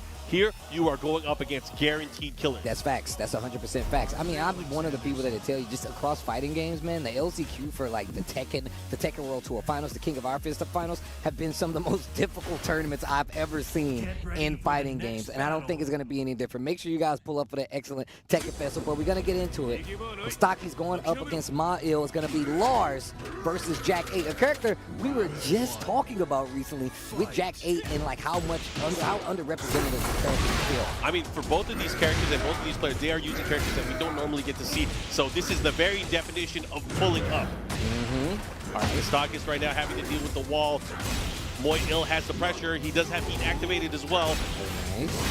Trying to hit him with an evasive punch. Oh, what a big block on the down back four. He should be able to close things out here. And yo, he did it with the missile drop. Yo, I love the noise. Like it lines up. Where's the sound design? I gotta guess it. They're in the building, right? Where's the sound design? Right, and you gotta talk to him. Oh, he's about to hit him with the tilt-a-whirl backbreaker. Actually, not gonna work. I love that he's using that force field in his gameplay, though. You have to with Jack 8, man. Oh, armor, baby. You can't stop this. It's momentum. Tracking has to be really close. Tries to use the armor to stop the pressure, but gets clipped early out of the startup. Kwstakys with a life lead right now. Okay, the pressure. They're about to even on life here, but a big launch here from Kwstakys. He should be able to get the wall here. Oh my God, how did the big robot slip at him? A little bit off axis. He goes for the rage dart. It's not gonna hit Meo-IL. What a scramble there towards the end of the round, and Meo-IL taking it 2 rounds now. Kwstakys has to be very careful here. Cannot afford to go down 2-0, so he has to fight as best he can. Oh wow, that's so good. Using that Gamma House stance. Or follow-up is high, so. Oh, look at this pressure from Meo-IL. Now Kwstakys starting to fight out of there. Goes for the low shoe shine, gets the hit. Kwstakys has an opportunity. The armor, that was so good to do Meo-IL. He just flexed on him. It's a robot. Built for tough. But right? My man's got the visor on. All right. Back to the drawing board here. Going to pick another stage here. Arena. Damn it. See? Going to the beach. My radar for stage picking has been broken since Tekken 7. No, same. I have not been able to call any matches on like the random lineup no matter what. I've never been right so far. All right, but here we go. Game 2. Just like the players, we're getting used to this new game. Right. Kwstakys actually on the ropes right now, down a game. Going for the tracking option right there. Hasn't been doing too much side step as I say that, he goes right to his side step. Yeah, nice side step dunk while setting one. Gets the wall here. Doesn't get his optimal combo. He was in a bit of a tricky position with Jack facing towards the wall. Ooh, he burst. I have one of my own. Blocks it though. Stomp City. Slow. Just raw. Yeah, that's a fast-ass heat smash. What up, bar? Little down 4. Okay, slowing it down a little bit. Kwstakys on the board. Slow motion for me. Okay, he's gonna push through the wall here. Let's see what Kwstakys has. Boop, boop. Oh, wow. He went for the mix, but he just put himself into a bad spot. Oh, no. I love that option right there. He's now going to get away from the wall a little too early for the punish, so he's not going to get a full launch. Or just a full punish. He's actually got scaled. He was off axis, misses the orbital. Oh, he dashed, not dead though. Oh my goodness. Mix him Drilled up. on him. Put my man in the blender. He was like, what's up, Lars? I'm digging you. Okay. Fighting back here. Ooh, got the G cleffing. I love how he uses that to make sure he gets the one in. Actually gets to start his turn. Look at this pressure. Kwstakys with the perfect on top of that. Yo, he took control. Maybe that's what he needed. Maybe this is the shift. Oh my God. He is shifting with the lightning screw. Yo, he's feeling himself now. Out of the range of the wall. He has to be careful here. Meo-IL has to get away. Shoe shine. Look at this pressure. Big life. Oh, he charged it up. I love the way that he's using it. Rage Dart not gonna work. Kwstakys arc blast. Back-to-back perfect. Another perfect. Business mode right now. And he's got support in the crowd right now too. Oh yeah. Of course, you got the cheers going on. Okay, Meo-IL, back to the drawing board. What you gonna do? You know what people never talk about? What? How when you come to tournaments, there's people that are cheering for both players all the time. Yeah. And we have two people right in front of us that are cheering for the opposite players. It's so funny. Get ready Oh, for the man. next battle. But also, you can see that they're just as invested as the players are. 'Cause Yeah. They're like biting fingernails, cheering, clapping. Throwing shoes. All right, going back into this mix. Let's see what happens. Jackhammer tries to go in the stance a little bit. I like him taking the opportunity to kind of just check Jack right there. Oh, kicked him in the gut. Engage. Sidestep. What a duck! Yo, he knew. He was ready. Into the mix. It's time to go for the mid. Heat engage your option. Yo, this might be good for him. Kwstakys continue with the pressure. Rage aren't going to hit this time, though. Yeah, this is going to do counter hit damage. He's going to do a good amount, a good chunk. He's going to also eliminate any potential health that he can heal. Yep. It's going to be pure damage. And on top of that, it's getting a little closer to Rage. So Lars not completely out of it yet. No resources on the side of Meo-IL goes for the low. He reads it the second time. Low parry. Oh, but he dropped the combo right through the armor, and it did not work. I'm not sure what happened there. Kwstakys has the lead. Into the sidestep arc blast. Able to get the wall. Oh my gosh, he bobbled it. And then the low parry quickly after the follow-up. Kwstakys, hold on. That was a setup. Cool ass stomp. Hot dogs, let me get one. Oh, open chest. Big damage coming up. Into the mix. Oh, got him with the second hit. Finishes the string. He got so lucky he didn't get splatted there. Oh my gosh, the screw again. The second time the lightning screw worked out here. Takes the opportunity, full combo, heat burst, gets the spike. With the side switch. Drop it on him. God, the rage option, the heat dash cancel. I like that. Go for the throw. Switch the sides. 17 seconds. Oh, he tried to kill him. Seconds. Any hit for Meo-IL will close it out, but he's not going to get it. It's set point for Kwstakys right now. He had him with the down pursuit while he was rolling. That did just enough damage. Kwstakys is doing it. Can he pull it off 3 rounds straight here? Into the low this time. He has been mixing him up. And it has been working. Oh, yo, buff Lars. Oh, and that is that another perfect? No. Bro, it's another one. Oh my God. Was that 3 perfect? That wasn't 3 perfect, was it? Am I crazy? 7 golden letters. They dap it up. Man. And, that was crazy. And if you talk about like what happened differently in that set was just the fact that Kwstakys actually turned on the offense. Yo, that actually is a sick part. I got to look at this real. Hold on. Okay, that's a ridiculous win pose. I'm about that. I don't know who told him to do that, but they deserve a raise. That was ridiculous. But no, that's the pose when you know you won the rap battle. that's the mic drop pose. Yep. But he's dropping his controller. That's what he's doing. Yep. Look at the he's smile on his face. He's feeling himself. He's like, I know. Yep, there you go. I know. You gotta love it. You gotta bro. love it. He's the youngest competitor here. Yeah. That's crazy. He don't look like it. My man's got a full 5 o'clock shadow. That's how you know he's been playing Tekken 8. Yeah. Because he's young and he's got a full 5 o'clock shadow, bro. That's exactly what I'm talking about. But no, man, one of the things that we saw differently was the fact that Meo-IL, he really did control that first game. He's hyping you up, Steve. He's hyping you up. This guy, Kwstakys, yeah. What a heartfelt moment. No, Gotta love the young gun. I was telling him, like, I love the fact that he actually took that initiative back in that second game because the first time, all you saw was Meo-IL really controlling the pace, really making sure that he never got to play this game. But Lars is about that. You have to let him go on the stage. You got to let him sprinkle in the lows, and then he gets those big hits, baits you into doing a sidestep, and then he goes for the arc blast. It was really good. I mean, the way I saw it, he reminded him that he was using Jack, and Lars is just that much cooler. That's just what I'm saying. Dang, cooler? My perspective, yeah. I mean, I will say that. I mean, Robot is cool, but only cool to the touch. This guy knows. Nah, man. Oh, man. Lars. I like to see Lars go off. Yeah. I just say he has an anime fighting style. They're like, yo, what is this fighting style? It's just to say anime, because it's so anime. Yeah, it's pure anime. It's guaranteed to get Steve to stand up. It is. It actually guaranteed. Is. And, like, I had to check some of my friends. They were like, yo, I'm going to play Lars. I'm like, hey, man, look, I love you, but I don't think you're cool enough to play Lars. Like, I had to tell cool him. check? You I check? was like, bro, look, I don't know if Lars would be cool with you playing as him in a video. Why did you tell Rip that? That's messed up. I mean, look, man. Look, he knows that. He knows that. He's cool enough to play Law. He's not cool enough to play Lars. I love you too, Rip, but you can't play Lars, bro. All right, It all just right. don't fit. We'll have to ask him about that later when he's on stage. Oh, man. So Kwstakys is actually staying up there. Oh, okay, okay. I want to see who he's actually going to play. Oh, wow. At the next match. I just looked over and saw it. Oh. So what's going to be Kwstakys versus Sam Brother. A nice international affair. These guys are about to go head-to-head to see who is going to make it out of this group.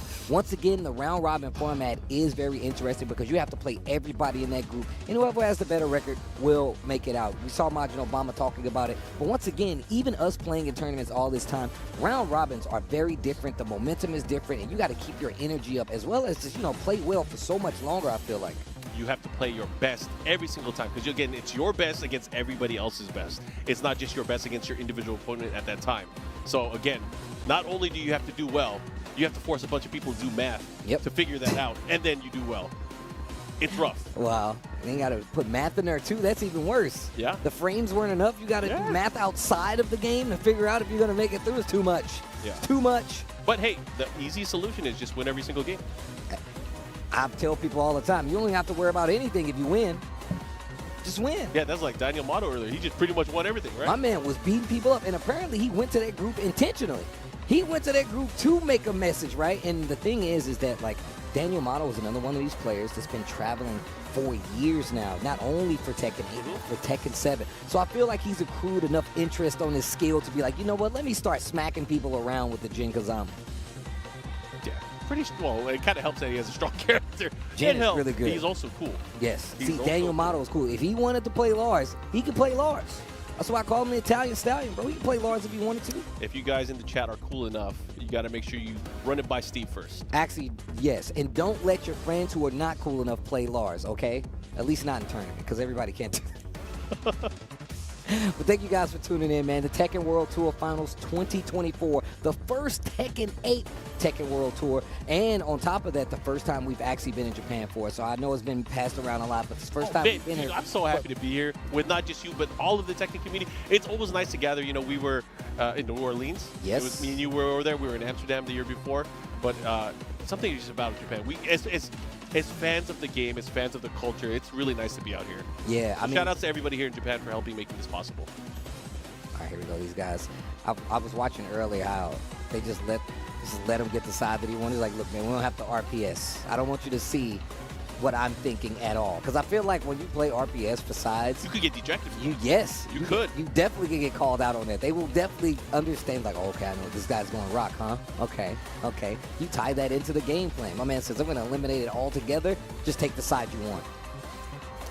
If it was me up there and I didn't care about it, I'd let them throw out their pick, and I'd just stare at it and be like, you won. You won. Take your side. Wait, you going to hit him with the cool guy? Yeah, make him exert his energy into trying to outsmart you, but you're like, yeah. Actually, you know what? Go ahead, bro. You need this more than I do. Yeah, look at his pose, man. No, bro. Kwstakys, bro. He is definitely cool enough to play this game. He is cool enough. He is cool enough to play this character. Rip ain't posing like that. Rip don't even know what to do with his hands, bro. Hey, man, I'm not. All right, I'm gonna stop there. We can't keep capping on Rip. We can't. I'm not. This is everybody. There's a lot of people that can't play Lars. All right, we can cap on him. I'm using Rip as the example. Oh man, but here we go.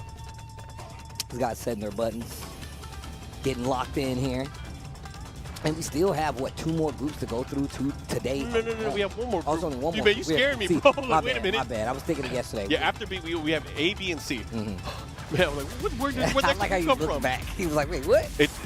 Surprise, it's the commentator group. Only one of us is going to make it into the top 16 for commentary. Man, they should add up commentators group. That'd be sick. Oh, yeah, man. I'll definitely do that rock, paper, scissors thing I told you about. You good? You on your own? Yo, man, take your side, man. Go ahead. You need this. Okay. Going for the red. Shaheen versus Lars going to be the next. This is going to be fun because, again, there's a lot of matchups we don't get to see, and this is definitely one of them. 100%. Just the head-to-head, actually. I can't even remember last time I saw a Lars versus Shaheen, especially in Tekken 8. You know what's funny? Like in ranked play, there was those stats that came out a little bit earlier, where amongst the top players, Shaheen the second least used right next to Panda. But we see Shaheen so much in tournament because of these players that use him, right? And on top of that, I mean, look, when we talk about like Panda, like a lot of players will tell you like they probably won't play Panda because Panda's not as good as Kuma. Yes. But Shaheen is really strong, so it's really interesting that he's one of the least played characters. Yeah. I mean, sometimes it takes some inspiration. Like if people are able to see like, okay, Shaheen's winning all these big tournaments, maybe they'll play him, right? It's a flavor of the week thing, right? Sam Brother off to the early lead there, taking that round. You know, both of these characters have ridiculous moves. The way they're swagging out and they're moving, they're flipping around. Both really cool characters. Yeah. I know a lot of people was talking about how, I mean, obviously Shaheen is definitely one of the stronger characters, but I think he's really cool, man. I really like how he plays. Heat burst. Trying to go for a hop kick. Really trying to call him out. Wow, finishes the string. Sam Brother. What a block on the low. Okay, activates right in front of him here. Oh, caught him.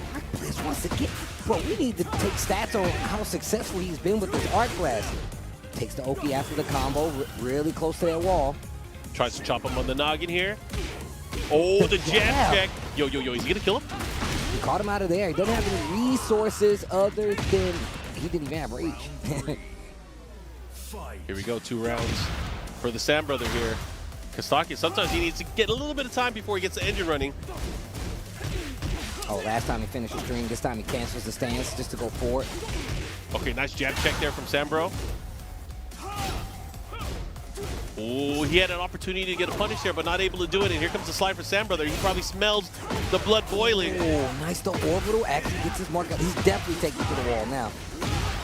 Ooh, off the wall. Good presence of mind there, able to get the follow-up. He burst. Look at this into combo. the other shoulder again. Still not done. He likes that mix-up at the wall. I literally was just about to say, he gets to the wall, and he doesn't take the damage a lot of times. He's going to take that mix-up, get an extra hit on the low, go for the mid out of stance just to get the hit and keep the heat. Is this a call-out? It was a bad one. It's a call-out on the wrong decision. Good stuff there. Kwstakys with the patience now, getting around on the scoreboard here in game number 1 of their set. Okay. Oh, and he uses this so well. One more on it. Doesn't take any damage, but it will stop the offensive if you're trying to steal your turn back from Lars in that situation. So just the placement on it should let you know just how far ahead he's thought and how many times he's been in the situation before. Sam Brother fighting back on the wall. Ooh, gets the wall splat, realigns to get the full combo. Sam Brother goes straight for the Rage Art, efficient. That's exactly what you're supposed to do. You have Rage Art, go for the simplest combo you can do. The less button inputs, the better. Rage Art to close it out. Game 1, the Sam Brother. Yeah, clean your plate. Able to take that game there. Kwstakys has to think about things here. What's he going to do? Goes to stage select. Of course, after every single game, we have to go back to a random stage. Call it. Oh, crap. I was wrong anyway. So, I'm telling you, I was wrong. too. And it was going to go into Sanctum stage. I was definitely about to say Yakushima. I was like, yeah, that's where we're going. We haven't been there for a minute. I really like that stage. It just looks cool. Going to the action here.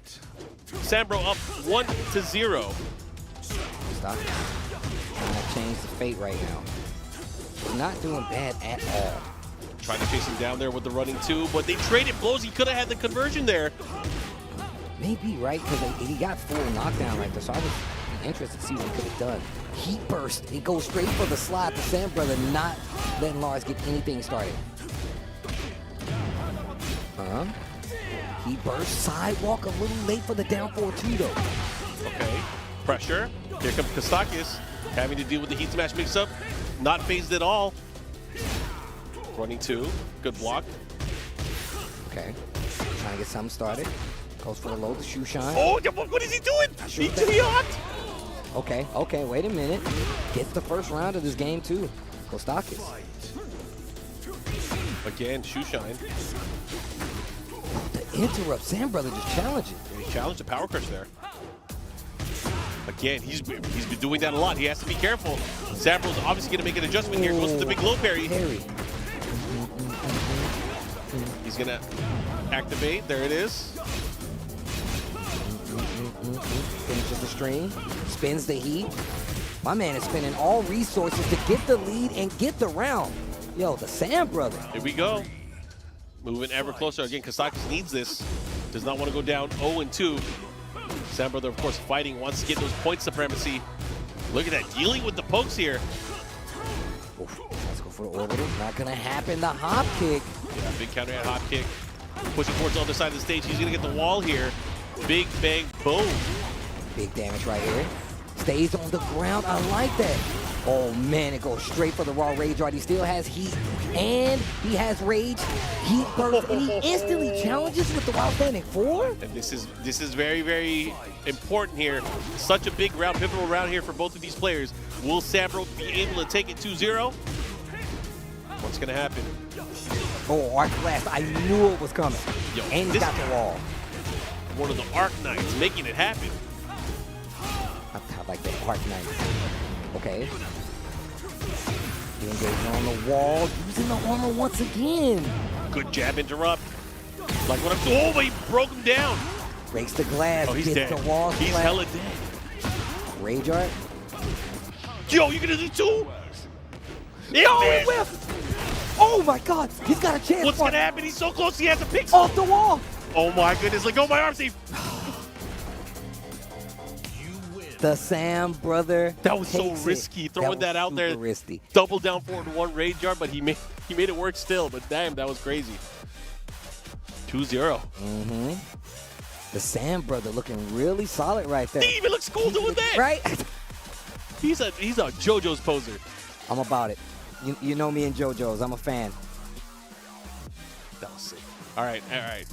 So Sambro, obviously in a great position here, but we saw that he went 2-0 against Kwstakis. Yeah, I mean, and it was starting to come together towards the end, but Sam Brother really did take his time. He really slowed it down, but I feel like that's what really kind of gets to Lars. If he never really gets his game started, and you really kind of keep him at bay, then eat those pokes. Take the shoe shine. Take the little down forward ones if you have to, but I'm going to get my hop kick. There you go. I'm going to get my low parries. I'm going to get my turn back. Really well played right there, Sam Brother. Looking really good in the set. I can't wait to see the standings so far because I can't remember off the top of my head who's really leading in his group. One more group left, not 2 more groups left. Thank you for reminding me, Mark, man. It's all good. I mean, if you want to stay a little bit longer, that's cool. I do not. I do not. I told you what happened yesterday. I went back to the room and we passed out. We ate food. We ate Cocoa Kurt. We ate food and then we passed out. Yeah, that was rough. But hey, it's fine. It's fine. Anyways, we're gonna get into the mix. We have, I believe, 2 more matches left? I think we got 2 more matches left. I think we have 2 more matches left because we have what? I think Sam Brother still has a few matches. And I think that is. Oh, here we go. So Shonen still has a couple matches left. He's got to fight Divine Exorcist. Bro, Sam Brother is up. All the way up. All the way up. But yeah, man, this is the group right here. This is Group B. This is on the regional side of things. We had the global leaderboard come and fight it out, but then also we had Group A from the regional early on, man. Shout outs to the boys for actually holding it down. Majin Obama was here. Rip was here as well. Spag holding it down on the mic. King too, yep. But yeah, you can see right here, leading in the group, we got Sam Brother with 5 points ahead. The closest person to him is Divine Exorcist. Meo-IL right there, -3 for Shonen. Yeah, but because of these last 2 games, it's obviously going to change very, very quickly here. So we still don't know for sure who's going to be coming out, but obviously the Sam Brother has a very, very likely chance to be able to make it out here. I ain't going to guarantee it because I'm not the math guy. Yeah, I'm gonna lead at the Spag. I'm terrible at math anyway, so we're not even gonna touch that. Yeah, they got us here because we're cool. Man, Kwstakys actually still it's at -3 right now. Only has how many more games to play? He's got to fight Shonen, and that's it. Oh, he's only got 1 more set left. Yeah, so he has to make it count. If he's gonna play or make a play, gotta get 2 zeros, man. 2 zeros are so important. But we also saw this yesterday where dude, Meo-IL is so cute. Yeah, dude. My bad. Sorry, go ahead. No. Saw what yesterday? I was gonna say we saw yesterday how Farzine was out of the running to make it out, but he was still able to cause a ruckus in that group to stop somebody else from The ruckus. The ruckus. The ruckus of yesterday. The wrench in the plans. He was like, what happened? Put the sword away and he started spinning his hand around, and that's all she wrote. But yeah, man, yesterday. Let's talk about it yesterday a little bit. I was literally about to go right into it. Ulsan is not in. That's crazy. So listen, I saw Ulsan this morning. Yeah. In pajama pants and a t-shirt. Okay. He's like, I don't know what to do today. Yeah. And I was like, practice. He's like, maybe sleep. But he's got his work cut out for him. The LCQ is coming up at the Excellent Tekken Festival. Yeah. And I promise you guys want to be in the building for that because it's going to be electric. I'm telling y'all right now. Yeah. Looking forward to it, okay? Looks like we are, of course, getting ready. We should have the next match coming up very, very shortly. Steve, now that we're here and that we're able to chat, you know, we haven't done commentary in quite a bit until we got to this event. It's only been a few times, especially for Tekken 8. I'm really enjoying the game. I don't know about you. I've had more chances to not only play the game, but just watch the game overall, especially the last few months as I started going to these different events. I went over to the last few master events. I went over to Dubai. I went over to Thailand. I was about to say, you were in Dubai. I was watching when you were in Dubai, so. It was fun, yeah. It was just a good experience. My first time out there. And, you know, Thailand, Tiger Uppercut's always a great event. Always really great to be there. Again, a lot of love to all the different communities that came together to be part of the TWT this year. Looks like the players are getting ready. We have them up on stage. Looks like it's going to be Divine Exorcist and Shonen coming up. Nah, this is going to be a good one as well. Okay, they're going to do Rock. See, I would have done it right there. I'd be like, that's when you just look at you want it more than I do, bro. Shonen. Just I would put my hands in my pockets and be like, that's you. Hit him with the go on. No, but yesterday was crazy exciting, man. The fact that, I mean, even Arslan Ash almost did make it out of his group. It was a lot happening yesterday. I implore you, go look at the VOD from yesterday because it was ridiculous. So many crazy matches. And I feel like every year it gets even more and more tense. And even if you if you forget about the group play yesterday and today, you still got the LCQ, which is nothing but sharks. But I'm telling you right now, tonight, we're staying up.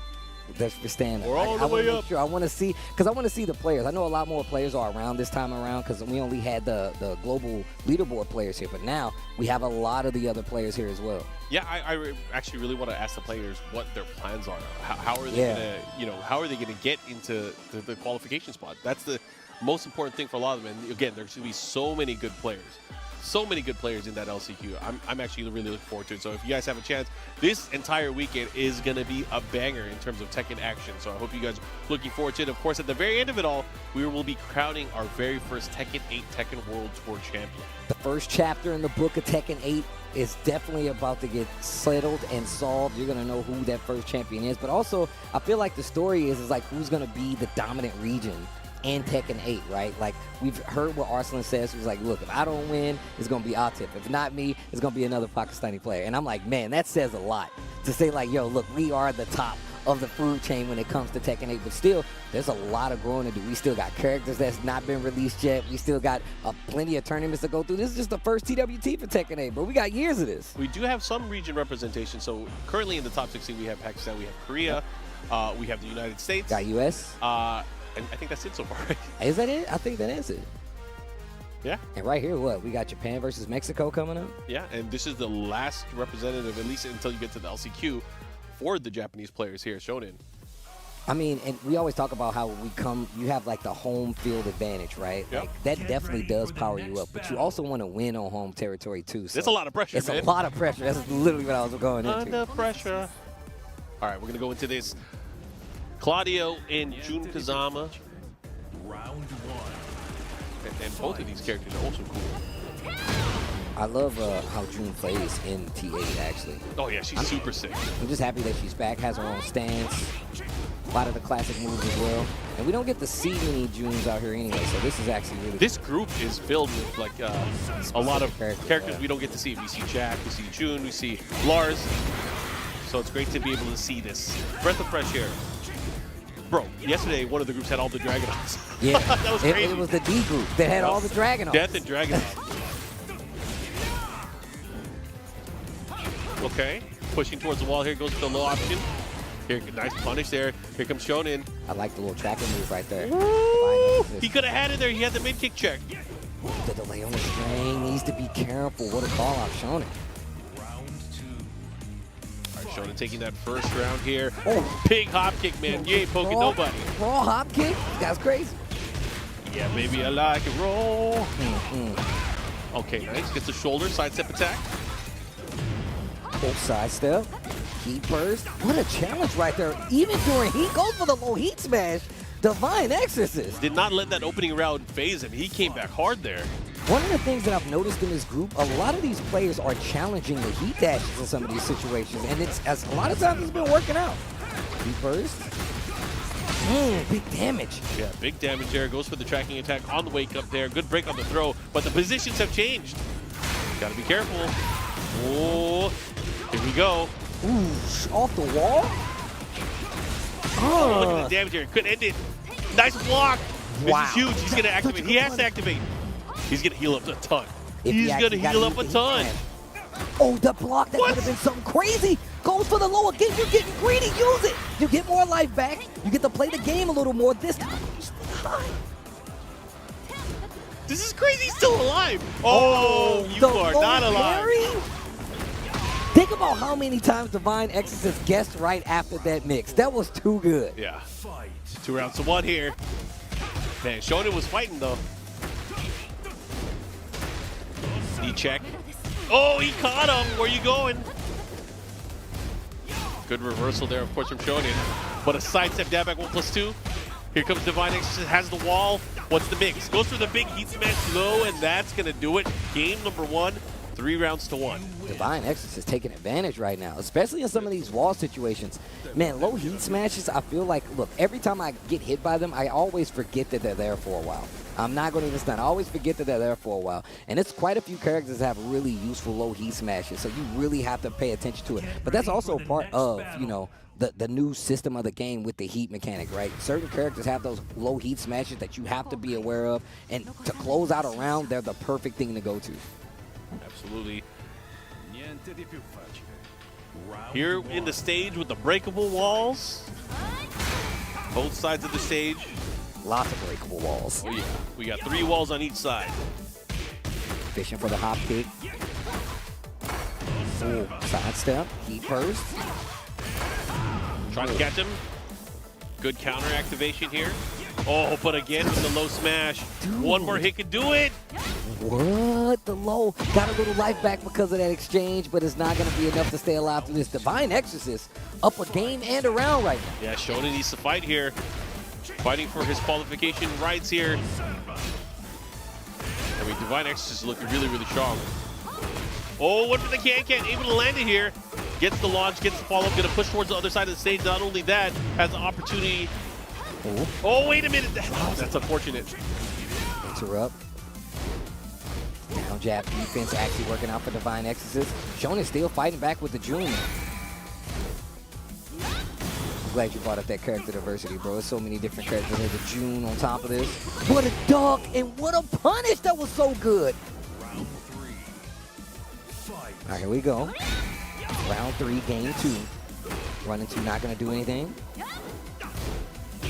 Again with the approach. Like what I'm seeing here. Gets the spike, the follow-up here, hit him out of the sky. Is he going to break? He does. Running 2. Oh, trying to catch him with even more. Divine Exorcist looking really good in this round here, but counter activation here from Shonen. Shonen fighting back here. If he's able to get the right hits, he can heal a ton of life here, and he's going to be able to do it here. Heat dash extension here as well. Still has heat left. How do you end this combo? Bro, he got a ton of life back. Jeez. Good combo. 2-1-4 didn't work. Has to be careful now. Defense spot on right now. Defense spot on both sides. Divine Exorcist 1 round away. Yeah, I hate to say this. He might be able to seal away Shonen's chances here. Divine Exorcist is looking really, really strong. Can he do it? This is such an important round for him. Oh, nice. Oh, here comes Shonen. Okay, heat burst to stop the momentum. Divine Exorcist, heat burst and then instantly checks you. Going for the low. I like this. Start to mix it up a little bit more. Speaking of the low, Divine Exorcist. Going to the low moves in the catalog from Claudio. Got to be careful again. She does have a slight lively. One for the can kicks, gets jabbed out of it. Luckily didn't get into a juggle. Oh. Oh my God. He got a combo off of this. Doesn't have range though. Now he does. Oh my God. Shonen still fighting back, still has a chance here versus Divine Exorcist. Staying alive here, goes for the down 2. Oh, the knee and the conversion out of the air. This is huge. Activation, wall. Breaks the wall. One more. 1 and 2 still has Starburst. Oh, wow. Down back on +2 enhanced, though. Yeah, this is going to hurt big time. Oh, my God. Jeez. One more hit can do it. Get up, Here, attack. oh, my God. No sidestep. What are you going to do? And you're going to go down. Divine Exorcist takes it over Shonen, and that pretty much seals what's going to happen with Shonen here in this Group B. This is tough, though. This is exactly what we was talking about, man. A lot of international talent, but all of these guys are definitely trying to get to the main bracket of the TWT Finals, man. Yeah, you saw the moment there when he was like, oh, damn it, I'm out. That's unfortunate. But, man, Divine X playing out his mind there, really repping with that Claudio. I can't remember if he has any more games left to play, but if not, I mean, he was already at, what, -3, if I'm not mistaken? I think he's done with his games. Oh, well, I mean, we'll see the matchup card in a little bit. But, again, man, these matches, we're at the tail end here of Group B. Of course, we have one more group coming up after this, so I hope you guys are tuning in for that. We have Group C still to come. Of course, that will round up the rest of our qualifiers on the loser side for our top 16 that will be played out on Sunday. So I hope you guys are looking forward to that. Again, fun-filled day of Tekken, fun-filled weekend of Tekken. Yes. There's a lot more coming up. We got 2 more days of this. Well, once again, shout-outs to Shonen as well. Got to saw him play a little earlier this year in London at the Go to Letters event, so that was also really cool. That was my first time seeing him play in person, and just seeing the fact that he was like a character specialist. June, and I think he has an Oscar as well, where he would just switch back and forth. I feel like if you have a June, you have an Oscar. Yeah, that's definitely one of true. those. That's definitely true. But Divine X is holding it down with the Claudio. We got a few of them here.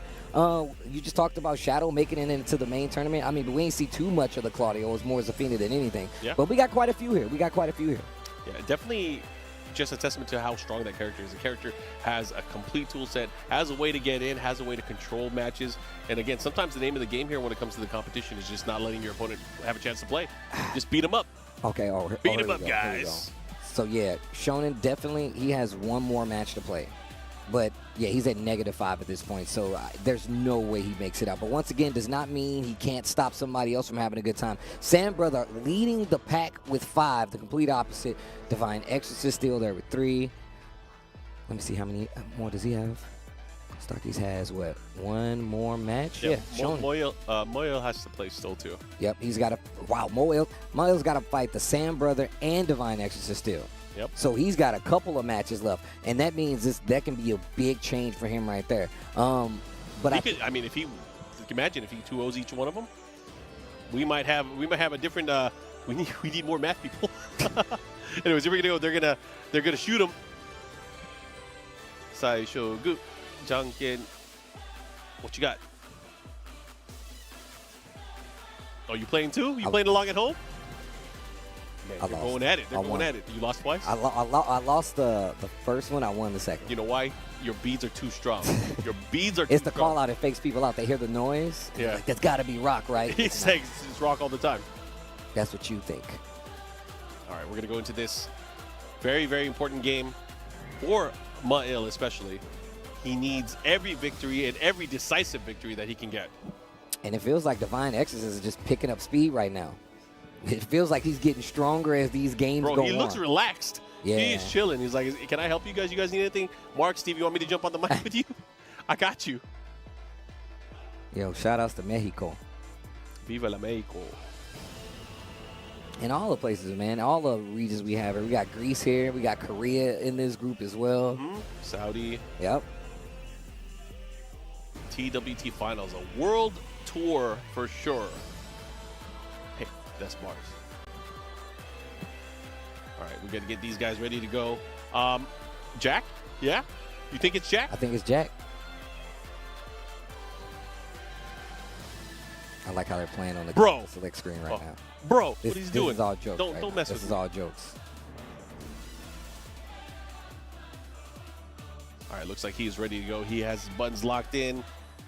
Let's see who he's going to pick as he goes into this set in this game. We know Divine Exorcist is going to pick the Divine Exorcist himself, Claudio, and he's going up against Meo-IL's Jack. Jack has been the performing character for him. He started off with Victor early on. Yes. Did not work out. Now switching to the Jack. Let's see if he's able to make it work here. And we're going to the Ortiz farm in the heart of Peru. Okay. Happy to see the Jack, though. Definitely happy to see the Jack out here in the group play. Yeah, flex on him. That's so menacing, too, just dashing forward. Starting to mix in the lows quite a bit. Looking for a reaction there. That's why you saw him put that preemptive forward 2 out there. The low parry from Divine Exorcist. He's been doing a really good job of catching multiple players with that. He's been hitting people with those low parry strays, man. He's been hitting them. Okay. Right now has it, goes for the low, able to get a big damage here. Meo-IL has to activate at some point, but unable to do it here in this opening round. Divine Exorcist drawing first blood. The success rate for Divine Exorcist in these low heat smashes, too good. Guaranteed. Okay, nice activation there. I like it. And look how he's controlling momentum of this round right here. Big damage. Nice block, gets the punish, trying to take his turn back, and a clean duck after the stance. Knows about the follow-up, and that's the hard part about getting Jack's game started. He does have that stance now, but a lot of times, if you know what the tendency of the player is, calling out is not that hard, especially if he goes for that forward extension there. That's hot. Oh, that's great. See what he does here. Oh, but the sidestep down back 1+2. Able to get the big hit and the big damage follow here. This could be crucial here. He does still have a little bit of heat. Could go for a heat dash cancel, and there he does. Meo-IL has to be careful here. He needs every single game he can get here. That was so risky there. That was really risky. He uses it right away. Wow. Has a chance. He has rage. Oh my God, he's walking forward. He's walking him down. Oh, he gets the counter throw. No wall. He just did while standing forward or wake up like that. That's crazy. Unexpected, and he gets the follow-up. He took his turn back, and Divine Exorcist was able to take it, taking the game. That is crazy. Oh man, Divine Exorcist is picking up speed, man. He's playing really well these last two games. That was pretty convincing there with the Claudio. He felt so comfortable against the Jack. He's going to character select here. Is it time for Is it Victor or is it another character? Because, I mean, oh, no. What is he going to do? He's thinking. He is thinking, man. What do you do here? This could be your last stand. So the Victor. There we go. I think he locked in on the Victor. And the thing is, if he wants to get the points that he needs to get out of this, which it could only be one, he has to do it now with Victor. Yeah. He needs to win these 2 games. Let's see if he's able to pull it off here. A tall order, of course. Divine Exorcist has been playing amazingly throughout the entire day so far. Wait, does Victor say that to anybody else? Another snot-nosed rookie? Does he say that to anybody else? I hope so. I don't think so. I think that's like a special thing. He said something about like Claudio said something about I'll show you how much I need your help or something like that. Okay, heat burst. Meo-IL switching to the Victor. Nice, caught him here. He's gonna go downstairs. He should be able to get a follow-up here. He can get double wall here. Yeah, gonna get the tornado, the follow-up here. Look at the combo though. Now, I like that. He kept him there for the pressure, wanted the Oki, has the advantage of life. They're both out of heat now. You see that? He used back one. He tried to run up and do the low heat smash, but he got hit out of it by Meo-IL. He has rage, though. Has to be careful. Doesn't want to get clipped here because that could be destructive. Good defense. Oh, the counter throw. I like that option. Oh, no. Just like that, he has life lead. Bro, he stole the round, man. He calls out the gunshot. That's how you know he ain't scared. Either it's experience or it's guts. Either way, it worked. Divine Exorcist is playing out of his mind. Yeah, Divine Exorcist is playing really good right now. Okay, gets him out of the air. Yup. Okay. Sidestep forward block. That's going to be a time for Meo-IL to take his turn back. Heat burst. Oh, counter hit on top of it. Yeah, that's the big stuff that he's waiting for. He finally able to get a counter hit. That's really the big first one that he's able to do with Victor. Oh, you're dead. Yo, I forgot about that. We were in that area for the explosion as well, for that stage hazard. He got 2 knives. He got a big-ass blade. He got a gun. Man, this guy got everything. He's got everything. This is a true anime character right here, bro. And on top of it, he's got like the laser sword with the teleport. Here we go. Add him up. What do you got? Mix-up city. What a call out with the heat burst. Yeah, Wanted to get his turn back, wanted to be able to put pressure on of his own, but big sidestep there. Meo-IL has a chance. Oh my gosh, they're both off axis, so they're whipping. Oh no, he went for it there. Divine Exorcist still in control here. Meo-IL cannot take too many more of those. Divine Exorcist is on set point right now. This is an important phase here for Meo-IL. Will he stand and deliver? What will happen? Sidestep? I thought he had it. I felt like it was early enough. Okay, he burst. Oh, the challenge again. This guy's not afraid to throw out the 174s. Then he went straight for the low heat smash. Bro, this guy is a nut. Counter hit. Oh, missed the follow-up. He gets another big counter hit. He still got heat active. He cannot kill though. Yo, he's trying to kill. He He can't. got the He wall. can't. He's gonna get the wall. He's gonna kill. He's gonna get the He wall. is gonna kill. Yo, I did not think he was gonna get that wall. Meo-IL. God damn, what a comeback there. Okay, still in it. He needs this round though. He definitely needs this round. He needs these 2 games. Okay, again, always ready with the activation there. Wants to interrupt the pressure here, but Meo-IL has a big chance. Now starting the chip brigade. Okay, he dash on the follow-up. Builds a little distance, spends the rest of his resources. Clean duck for Divine Exorcist, but he's got rage. He was ready.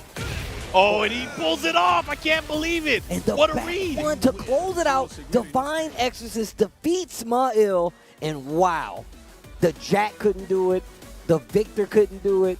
Why was he so prepared to deal with both of these characters, though? The clean ducks always challenging after he dash. He's one of the few players that I've been seeing do this religiously. He's always been like, you know what, I'm not going to let you get away with that heat dash. And even if you do something, a dash move, your heat dash, he would always use heat burst to try to get things back into neutral. The way he controlled it was really, really good, man. Shout outs to Divine Exorcist. I know Meo-IL wanted a lot more when it comes to the results, but man, Divine Exorcist playing back-to-back, I feel like that really warms you up. That's one thing, but also he just looked super prepared for the matchup. Especially because he won the one before that. It not only warmed him up, it also gave him the confidence, like, yeah, I'm going to plow through this. I'm going to be able to get these points that I need. But, man, he did exceptionally well. Anytime Meo-IL really tried to get his offense started, especially with the stance transitions into the mix-ups, heat activation. Let me put a stop to that. Let me challenge. And not only challenge, but follow up again. As you mentioned, he went for the low heat smash. He was playing crazy. The fact that he so regularly went to it, that's what was really killing me. So, like, and then even when Meo-IL interrupted him the one time, that's when he really just kept kind of like streamlined his game. He's like, all right, you're looking for it. Oh, my God, they're tied up now. Oh, no. Uh-oh. The Sand Brother tied up with Divine Exorcist. But you can see right here, the Sand Brother hasn't lost one, though. Yeah. So that just means Divine Exorcist is in the lead when it comes to this group of making it out right next to Sand Brother. If Sand Brother doesn't lose a set, he's obviously going to make it through. Yeah. But Divine Exorcist, the closest person to him is Meo-IL, and he's at -2, and he still has yet to play the Sand Brother. So And he has a head-to-head with them, too. So, yeah. I'll let the other guys figure this out. Yeah. But it's looking really good for both the Sand Brother and Divine Exorcist, obviously. Yeah, I'm glad you pointed out the head-to-head between those two. That's part of the round-robin game. You actually have to play every person in that group. And whoever has the better record between all of you, that's who will actually make it out. But you can see right now, Shonen not faring too well. -5 has not got a set win just yet. He did get a game versus Meo-IL, but that was the only win. The Sand Brother has been undefeated outside of one match from Divine Exorcist, who is second to him, right? And Divine Exorcist, he's only lost. He's 2-1-2. He hasn't lost any games. Yep. He's lost one game. No, actually, he lost to Sand Brother. Excuse me. Yeah, he lost to Sand Brother. Yeah, it was a close one. Again, if you guys are tuning in, you are watching Group B here from our regional qualifiers. This is day 2 of the Tekken World Tour Finals 2024, and it's day 2 of 4. We have a lot of Tekken this entire weekend. Yeah, it's going to be a lot of Tekken, man. A lot of great Tekken on top of that, man. I'm just happy to see that we're getting this far in Tekken 8. I'm happy to see that we have these players that are actually showing up and continuing to, like, push the game. But even more so, we're starting to see players kind of branch out from the characters that they're typically playing. I mean, Meo-IL, perfect example, right? We've known him for the Victor for the longest time, but he's seen a lot of success today overall with the Jack 8. So that should tell you anything you need to know. Right now we have Kwstakys and Shonen on the stage here getting ready. They're deciding which side they're going to be getting. Yo, the cool guy, Lars is back. Yo, the RPS for sides. Kwstakys coming up. Shonen, once again, I don't think he's going to have any chance of making it out of this group. However, he can still play the party pooper. He can really make it worse. Sometimes when they're in that position, they go nuts and they nothing start putting to on a lose. show. You have nothing to lose. Once again, let's just go back to yesterday. Farzine pulling out the Yoshimitsu. Come on, man. That's crazy. And you know, what he did was remarkable because not only did he pull out Yoshimitsu, he stopped one of the strongest Tekken players in the world from making it out of group play. A lot of people tell you they thought Ulsan was the best Tekken player in the world at this point, especially with his last few months of victories that he's really been calling out. And on top of that, just how well he did in that group. He still beat some of the best players out there and still was not able to make it out of that group alive. He's still going to have to fight his way through the LCQ. That's how messed up Group D was yesterday. If you guys have a chance to rewatch any of that or any of the archive stuff, make sure you guys hit up BNE Esports on both YouTube and, of course, on social media. But, man, it was definitely fun yesterday. Yesterday was crazy. Well, we got more. We got more good-ass Tekken for you guys, Group B, but this next group is going to be a good one, too. You're going to be serving it to them all weekend. Yondaime, Tejan, Noel, Shaoling, Book, rounding out that last group, and we'll get to that next. That's a fun one, too, because Shaoling, Book especially, Book has been, you know, a veteran in TWT. He's been a finals veteran, a TWT finals veteran. My man's been around when it comes to these TWT finals, bro. All right, we're getting ready here. Rare matchup. Jun Kazama, Lars Alexanderson. Look, I could have possibly never seen this match before. It's new to me, damn it. And once again, if you are eliminated from this portion, from the group play, you are open to enter the LCQ. So you get another chance to get back in. But you got to remember, there's a lot of great players from around the world that traveled here to play in that LCQ as their last chance. But let's get into it. Group B, Kwstakys versus Shonen coming up. Here we go, the follow-up. That LCQ is going to be nuts because you have the other top 20 players that did not make it into the top 16. They're going to be in there. You have legends like me and Kudan's also in the mix. Bro, that LCQ is going to be madness. And everybody who did not make it out of that, that global leaderboard group play, they'll be there too, I'm sure. And you're going to have me and Steve in the background talking smack to you while you're playing. It's over. Both of them in rage right now. No heat on either side. Pretty evenly matched when it comes to the life bar. Shushan gets low. 20 seconds left. He calls out the approach with can-can kicks.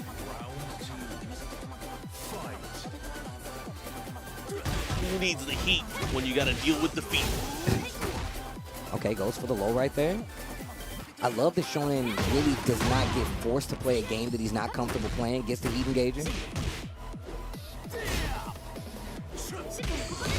Oof. Nice damage. The slide. The insurance there. The follow-up here. Trying to get the pressure right now. A sliver of life left. Has to be careful right now. Shonen looking to close things out, but Lars having the...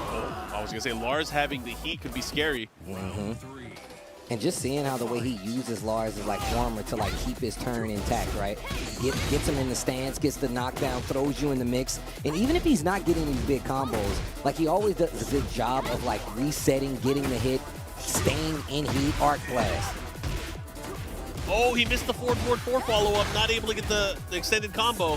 That's unfortunate. The backswing gets punished. And Shonen again looking really strong here. 3 rounds straight over Kwstakys. Yo, Shonen.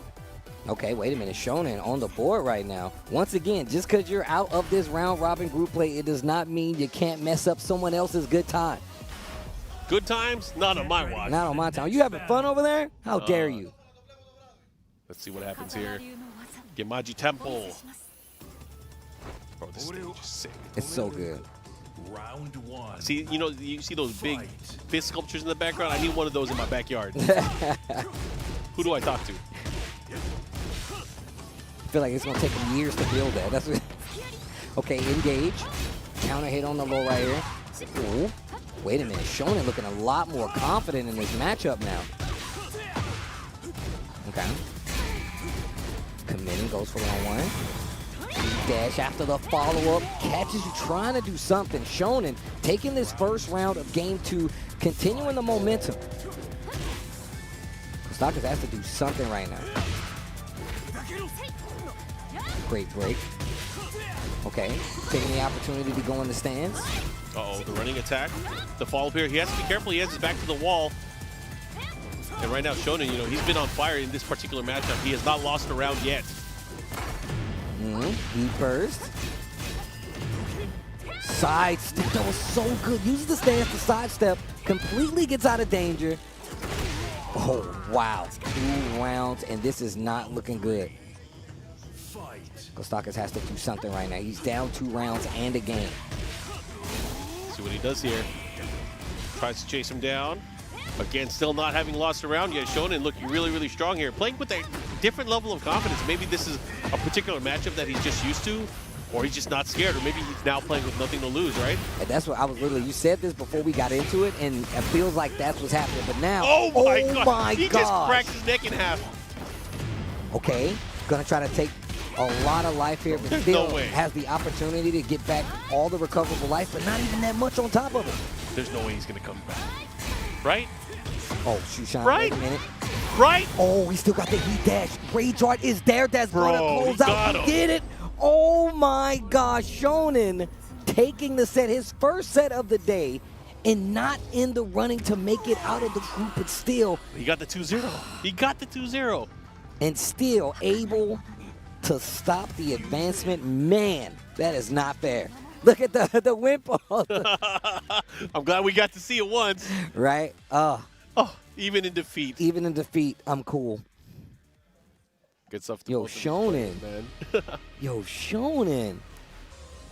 Throwing his own little flag on the play. He's like, you know what? You guys are having too much fun. People are too comfortable. Let me stop this right now. Yeah. Good stuff, though. Very good. That was really good. That's why I feel like no matter what you fight to the end, because you want to have that first off over your opponent the next time you guys run into a tournament. But also, you never know how it's going to go down. You could possibly take somebody else with you that was secured. I can't say based on the numbers right now, because once again, like Mark said, we're not mathematicians. But that's why I would fight. That's why I would fight. I'm like, look, you never know what could happen. And 2, I'm trying to take somebody else with me. You're having fun? Not on my watch, bro. Yeah, man. Make sure when you are here, you fight for your life, man. Yeah. Well, you ain't make them more catch chances. hands. Yep. You ain't gonna get any more. I mean, you got the LCQ. Yeah, but that man. But good luck. Good luck there too. Good luck. Let's look at where we're at. We got one more game to go. Yeah. So, Meo-IL has an Sambro. opportunity. Yep. Got to fight Sambro, and then we have. Oh yeah, that's the last match. That's our last match. It is our final one. Yeah, and it's looking really good. Divine Exorcist at 3-5. Also, Sam Brother at 3-5. The only difference is one loss on the side of Divine Exorcist. And the head-to-head, like you said, is going to the Sam Brother. So, and I don't think anybody's going to be able to catch up with Divine Exorcist, and definitely not the Sam Brother at this point of the Group B. So. Yeah, because again, remember, it's a deficit of 2 that they'll be able to get. That's it. So, this is going to be an interesting one.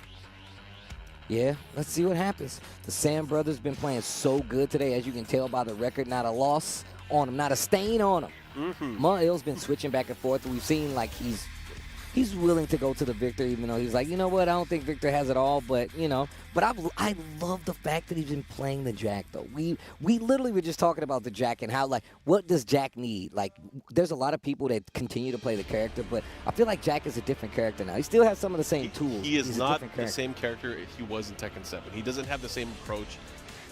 He doesn't have the same tactics as you go in, especially because the game has changed so much, right? Yeah, I like to tell people, a lot of times when you're a character specialist, like, yeah, you might have played Jack for like 8 years and 9 years, but like, maybe it's time for you to switch characters. Maybe the character doesn't, you know, play the same way. And if you're going to continue to play this character that you've played for so many years that you love, you got to be willing to bend your mind around the fact that you might have to play that character a little differently if you want to see results, if you want to see victory, you know? That is definitely a great man. That guy's so cool. Yo, shout outs to Meo-IL. Meo-IL, the legend. Final game here for Group B stage here in our regional qualifiers. Again, the top 2 of this group stage will make it out into our loser side of our top 16, which will be played out on Sunday. Sunday fun day. It's not fun for them. It's going to be fun for us. I wonder, honestly, I want to get the feeling, especially in the player room over there. Like, how crazy it is. Like, how stressed do they feel? You know, it's crazy because, like, we've been coming in here, like, these past 2 days, and we've been seeing the player room kind of fill out and get all these international players in there, and they're in there practicing the entire time. They're practicing, they're talking, they're strategizing. Saw Tishumon. There's a lot of in there. camaraderie there. Yeah, so Tishumon here, that guy is a legend. He's one of the Japanese legends. He was on an old team in one of the old team tournaments back in the day. Team Japanese Final Weapon. When they battled out against Korea, man. This was like, you know, Tekken history. This country is full of Tekken competitive history. We need a compendium of Tekken history only for the fighting game community side of it, matches. But here we go. Sam Brother versus Meo-IL. Last match of Group B before we go into Group C. Sam Brother pretty much confirmed to make it out of here. If I'm Meo-IL, I want you to take this loss. If you only get one loss, I want it to be from me. Here we go. No break. No block. Oh, yo, bro, this is going to hurt. First. Oh, yeah, this is definitely going to hurt. I like that. Takes the OP a little bit here, and the perfect to close it out. Man, that was a pretty lit jack round. I like that, using the armor. I like that, using the resources. Use the move list. Tries to catch him. I like how he's just walking him down right now. Again, this time getting the hit, the follow-up, that's guaranteed. Guard break. I like the fact that you make him guess about it too. Keeping his ground, playing really well. Oh wow, that actually reached. Oh man, he got a pretty long leg. See what he does with it. Has heat activation, gets the heat dash cancel, goes for the extra damage.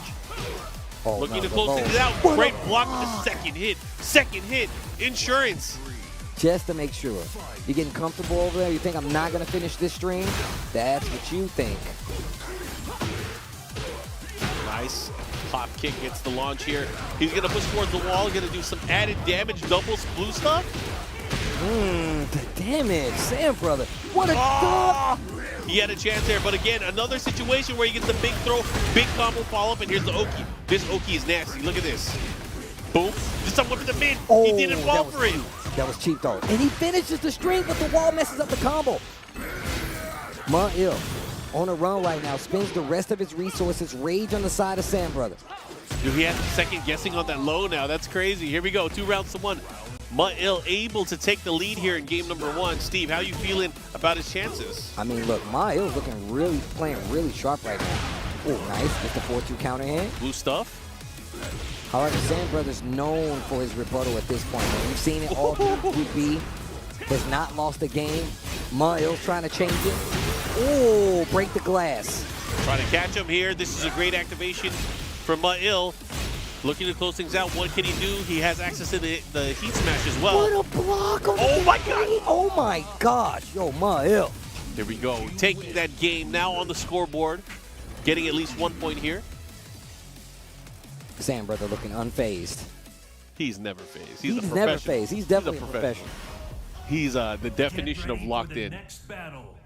All right, Fallen Destiny. Also, shout out to the Saudi Tekken scene, man. It's been so cool going out there the last 2 years. Seeing EWC, Gamers 8 and stuff like that has been really dope. Ooh. Let's see what he does here. The approach. Look at these checks. Keeping him at the wall, and he's just dashing his way out. Goes for a throw. I like his patience, though. Defense is looking real solid on the side of Meo-IL.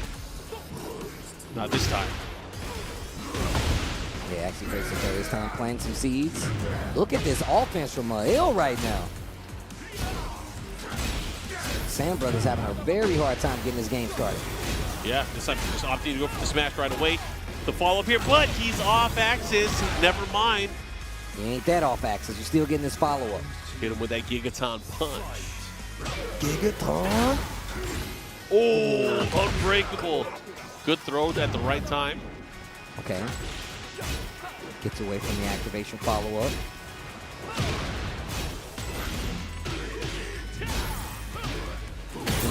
Tries to go for the low, gets interrupted. Wow. Speaking of low heat smashes. Don't forget, I got one too. Ooh, that big fist. Yeah, runs into it too. Tries to go for the throw. Perfect timing for the slide right there from Sam Brother.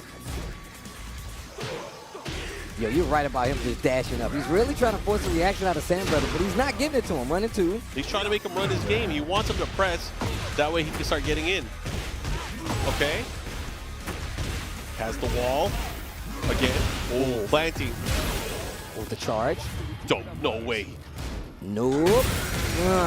Drop it on him. Meo-IL 1 round away from giving Sam Brother his first loss here in Group B. Nice. Again, not afraid to slide in. Oh, wow. Perfect in time. Oh, what? He didn't gauge it to get through it. Wait a minute. Both in heat now. Go for the tracking option. They trade, and it is definitely going to be in Sam Brother's favor.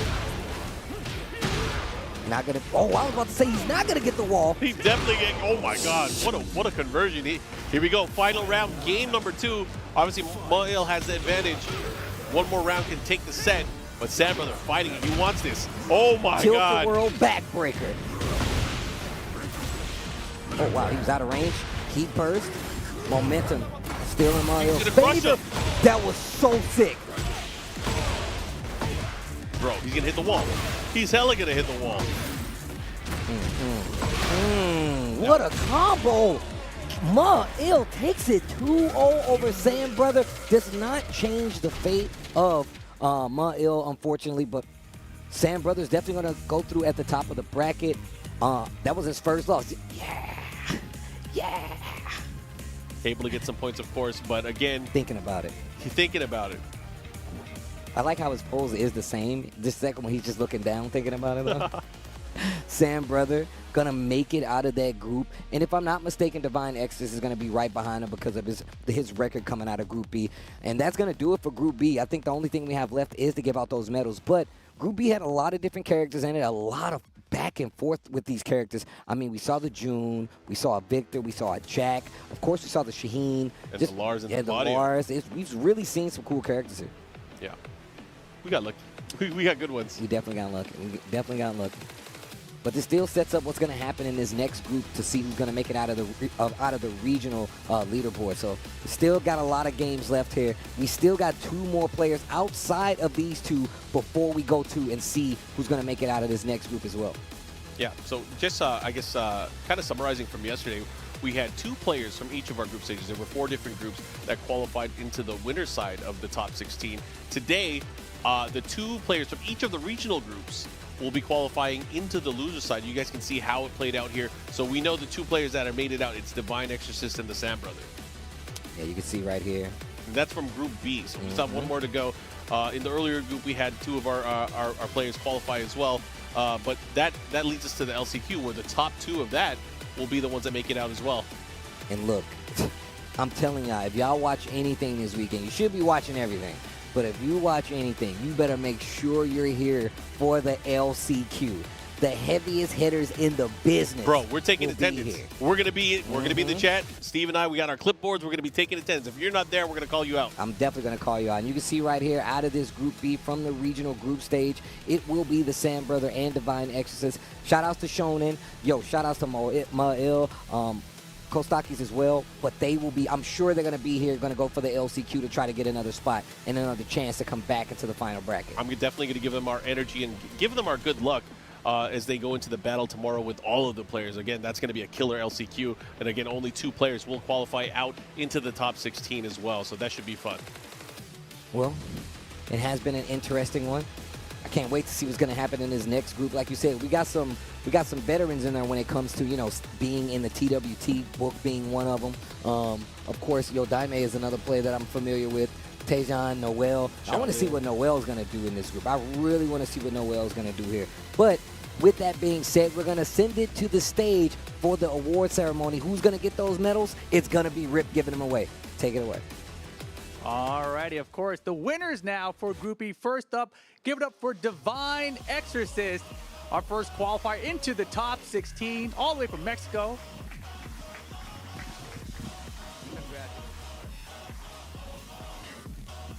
And also qualifying for the top 16, give it up for the Sam Brother from Saudi Arabia.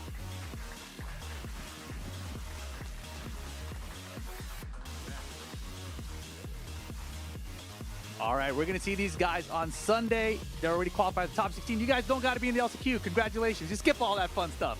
Back to you guys at the desk. They skipping all the fun stuff? Wow, that's crazy. No. But also, as you can see, the final results was that Sam Brother made it out second, and Divine Exorcist making it out first in that group. So that tells you exactly how things can change up towards the tail end. Sam Brother had an immaculate record all the way up to the time he fought Meo-IL, and that's what gave him the loss that made him leave out of that group in second place. Divine Exorcist leaving out in first. Yeah, I like it. He was able to pull it off. Of course, this concludes the action from Group B here for the TWT group stage. However, again, as we mentioned, we still have another group with a bunch of killer players, so it's definitely going to be fun. Steve, is there anything you want to tell the boys at home before we let them go? Don't go anywhere. We still have Group C, and then, of course, we got the LCQ and the Excellent Tekken Festival. But that's all going to happen out this weekend. Make sure you stay tuned, and make sure you stay tuned after this break, because when we come back, we're going to get into Group C from the regional side of things, and we're going to see who's going to make it out of that group. See you there. Follow-up is high, so... Uh-oh. Oh, look at this pressure from Meo-IL. Now Kwstakys starting to fight out of there. Goes for the low to shoe shine, gets the hit. Kwstakys has an opportunity to armor. That was so good to do Meo-IL. He just flexed on him. It's a robot. Built forward tough. While he was rolling, that did just enough damage. Kwstakys is doing it. Can he pull it off 3 rounds straight here? Into the low this time. He has been mixing them up. And it has been working. Oh, yo, bump wow. arms. Oh, and is that another perfect? No. Bro, it's another one. Oh my God. Was that 3 perfect? That wasn't 3 perfect, was it? Am I crazy? 7 golden letters. Engaging on the wall, using the armor once again. Good jab interrupt. Like what I'm doing. Oh, but he broke him down. Breaks the glass. Oh, he's gets dead. The wall he's flat. hella dead. Rage art. Yo, you gonna do 2? Oh, he whiffed. Oh my God, he's got a chance. What's gonna happen? He's so close, he has a pixel. Off the wall. Oh my goodness, let go of my arm, Steve. The Sam Brother. That was so risky. Exorcist. Staying alive here, goes for the down 2. Oh, the knee and the conversion out of the air. This is huge. Activation, wall. Breaks the wall. One more. 1 and 2 still has Starburst. Oh, wow. Down back on +2 enhanced though. Yeah, this is going to hurt big time. Oh, my God. Jeez. One more hit can do it. Get up here, attack. oh, my God. No sidestep. What are you going to do? And you're going to go down. Divine Exorcist takes it over Shonen. Oh, the challenge again. This guy's not afraid to throw out the 194s. Then he went straight for the low heat smash. Bro, this guy is a nut. Counter hit. Oh, he missed the follow-up. And he gets another big counter hit. He's still got heat active. He cannot kill though. Yo, he's trying to kill. He oh, can. He got the he wall. can. He's gonna get the wall. He's gonna kill. He's gonna get the he wall. is gonna the chip brigade. Okay. Heat dash on the follow-up. Builds a little distance. Spends the rest of his resources. Clean duck for Divine Exorcist, but he's got rage. He was ready. Oh, and he pulls it off. I can't believe it. And the what a back read. one to close it out. Divine Exorcist defeats Meo-IL, and wow. The Jack couldn't do recoverable life, but not even that much on top of it. There's no way he's going to come back. Right? Oh, shoot shine. Right? Wait a minute. Right? Oh, he still got the heat dash. Rage art is there. That's going to close he out. got He him. did it. Oh, my gosh. Shonen taking the set, his first set of the day, and not in the running to make it out of the group, but still. He got the 2-0. He got the 2-0. And still, ace point. We've seen it all through Group B. Has not lost a game. Meo-IL's trying to change it. Oh, break the glass. Trying to catch him here. This is a great activation from Meo-IL. Looking to close things out. What can he do? He has access to the heat smash as well. What a block on Oh my God. Oh my gosh. Yo, Meo-IL. There we go. Taking that game now on the scoreboard. Range, heat burst, momentum. Still in Meo-IL's He's gonna crush favor. him. That was so sick. Bro, he's going to hit the wall. He's hella going to hit the wall. What a combo. Meo-IL takes it 2-0 over Sam Brother. Does not change the fate of... Brisket is back at Chipotle. Seasoned, smoked, seared, spiced, sauced. bold, and guac. It's a whole new kind of brisket done the Chipotle way.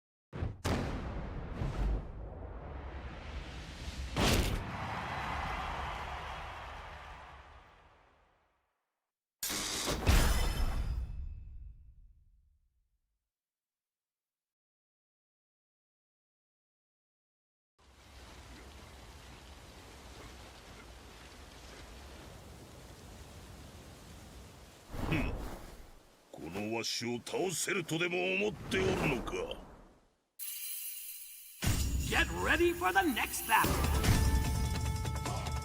Tekken 8. New challenger. ひねり潰してくれるわ。Heihachi Mishima. やはり生きていたか、平八。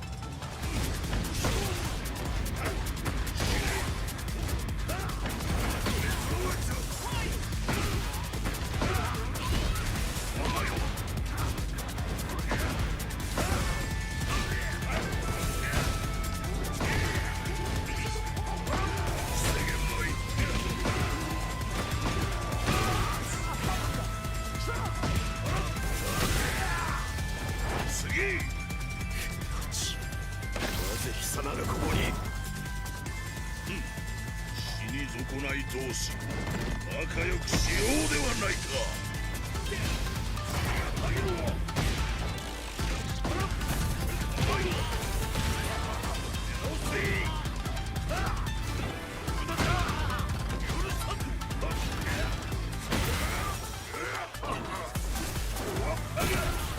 生まれ変わって出直してこい。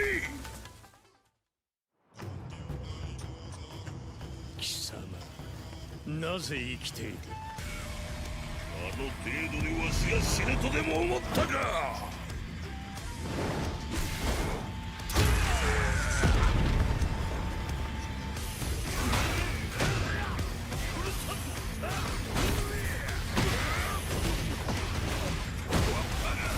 Let's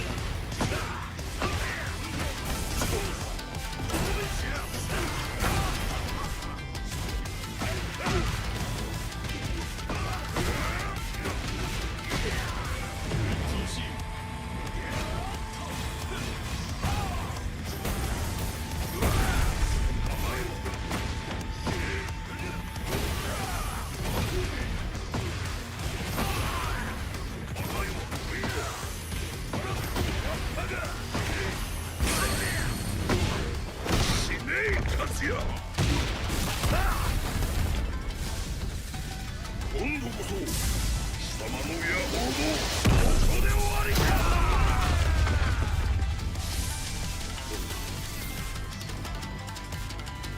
蘇ったわしは無敵じゃ。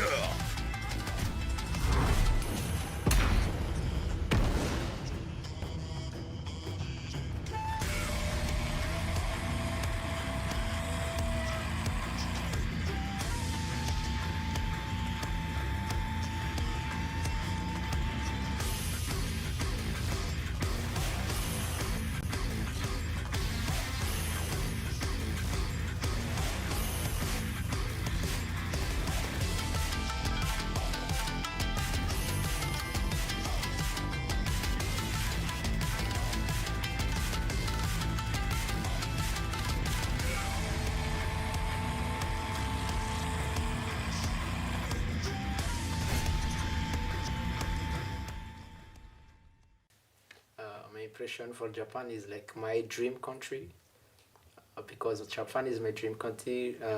I wanna visit it and meet its people. He's Manunu because we played a lot together and he knows my style pretty well. Oh, I love Naruto. Besides Tekken, I play a little bit of PUBG. Surely my family first. Food. My dream is I hope I can play Tekken for living. I will do my best and make Malagasy Tekken community proud of me. The high moral values of Japanese people. I want to try udon noodles over here. It's my friend Shubham because we have been practice partner for a long time and he knows my gameplay so well. So it's kind of hard to predict how he plays, what he will do next. Yeah, that manga name is Freelance Beyond Journey's End. I love that manga. It's Monster Hunter World. It's a fun game. I would definitely tell my mother first. India has like really good, rich cultural heritage. Married, having kids and still playing Tekken casually, probably. The arena will tremble, the crowd will roar. If you want to win, you better give it your all. Fantástico. Quisiera conocer el parque temático de Nintendo. Shadow. Me lo encontré en 2 torneos, un torneo Master y un torneo Challenger, y en los 2 torneos él me eliminó. Naruto. Dota 2. Con mi esposa. Multicultural. Con toda mi familia y viviendo de lo que más me gusta, que es el Tekken. Hasta el oponente más difícil tiene una debilidad. Fantastique. Déjà découvrir l'environnement du Japon, mais également découvrir toute la culture autour de la Japanimation et du manga. Je dirais rêve parce que le match-up avec Jin a été assez compliqué à gérer. C'est Naruto et Attaque des Titans. Autre que Tekken, j'adore The Last of Us. C'est ma fiancée. Je dirais notre jargon, le jargon ivoirien. Alors, je me vois faire partie de grandes organisations comme Bandai Namco, qui va permettre justement d'organiser des grandes compétitions à travers le monde. Alors, je suis impatient de montrer le véritable potentiel de Ling Xiaoyu au monde entier. I think Japan is amazing. Eating and shopping. Aslan and Usan, because I never win against them yet. Doraemon. Street Fighter 6. My family. Everything. I want to be better player in this industry, but if I cannot, I just want to work anything that is not about game. Money is everything.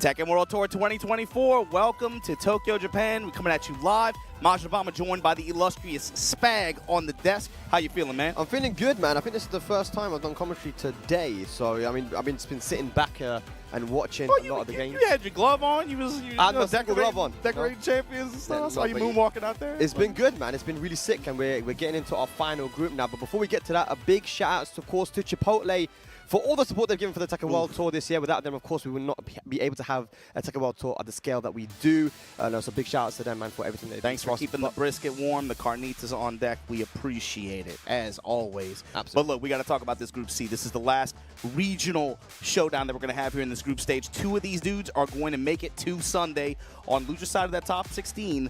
But this group, Spag, it's been cool because the regional leaderboard kind of gives us that a little bit of spice of everywhere, all these different regions that might not have the strongest representation, might not be the biggest globetrotters, but we get a taste of that, of just every corner of the earth. And you get it in this group for sure, man. South America, Southeast Asia, mainland Asia, West Africa, South Africa. Yeah, I mean, these 5 players coming up are going to be players that have already competed on the biggest stages for Tekken. So let's just go over to the stage right now with Tasty Steve to bring on our Group C players. Shout outs to the boy Spag. Shout outs to the boy Majin Obama. But let's get into it. This is Group C of the regional leaderboard. First and foremost, let's get him up to the stage. Yondaime.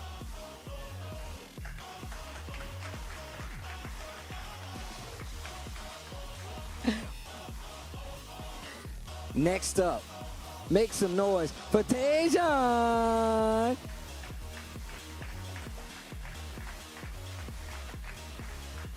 Next up for Group C, make some noise for Noel.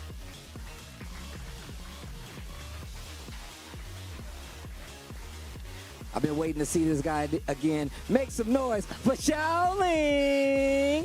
Let's go. And look, just like Spag said, all these guys have been on the stage a lot, but this guy, Book, is the next person to the stage. He's a pro. Come to the stage. Make some noise for Book. This will be your Group C of the regional leaderboard group. These guys are going to go head-to-head in a round-robin. First match going to be you two. Gentlemen, get ready. Good luck. And I'm going to send it back to the commentators. Steve, yes, we were just saying before we went to Steve there, and as Steve also said on stage as well, that these 5 players are very, very experienced. Majima, talk to me, man. We got Book, Yondaime, Noel, Shaoling, and Tejan. They are used to being representatives of their scenes on these international stages through various other competitions, Tekken World Tour and non-Tekken World Tour. They should be no strangers to the spotlight, but coming up first, we're going to have what? It looks like Yondaime going up against Tejan. Yeah, man, Tejan, and we got Yondaime. Tejan, actually, the first time I saw him was 2018 when he went to one of the tournaments, I believe, in Southeast Asia, and he was able to defeat multiple Koreans. Everybody was like, "What? Who is this guy? What kind of other players do we have in India? Because this guy is just defeating all these top guys." I think he ended up with the 3rd place there amongst a very stacked tournament of pro players. And he used to run the Asuka back then in Tekken 7. Now I believe he's changed characters, gone to he's playing a bit of Nina, a bit of Elisa here and there. But Yondaime, on the other hand, Majin Obama, and this is the guy from Madagascar that really is undisputed for years, #1. For years now, every global globetrotter competitor's worst nightmare. Yondaime racking up the dojo points year after year.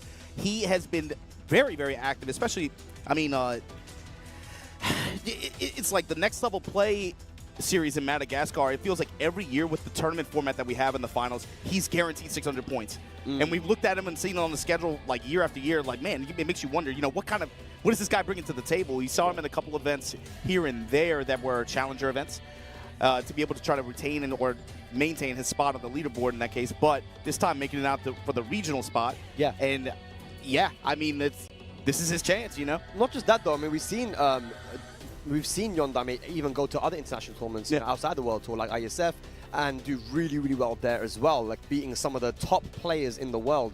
So that gin that he has, I mean, there's something special about it, but I think that, you know, we were actually talking about it off stream, Majima, that Tejan hasn't actually been so super active, you know, in terms of traveling internationally, been kind of staying within India and South Asia in general, right? So what he brings to the table is going to be very interesting because we haven't really seen a lot of him.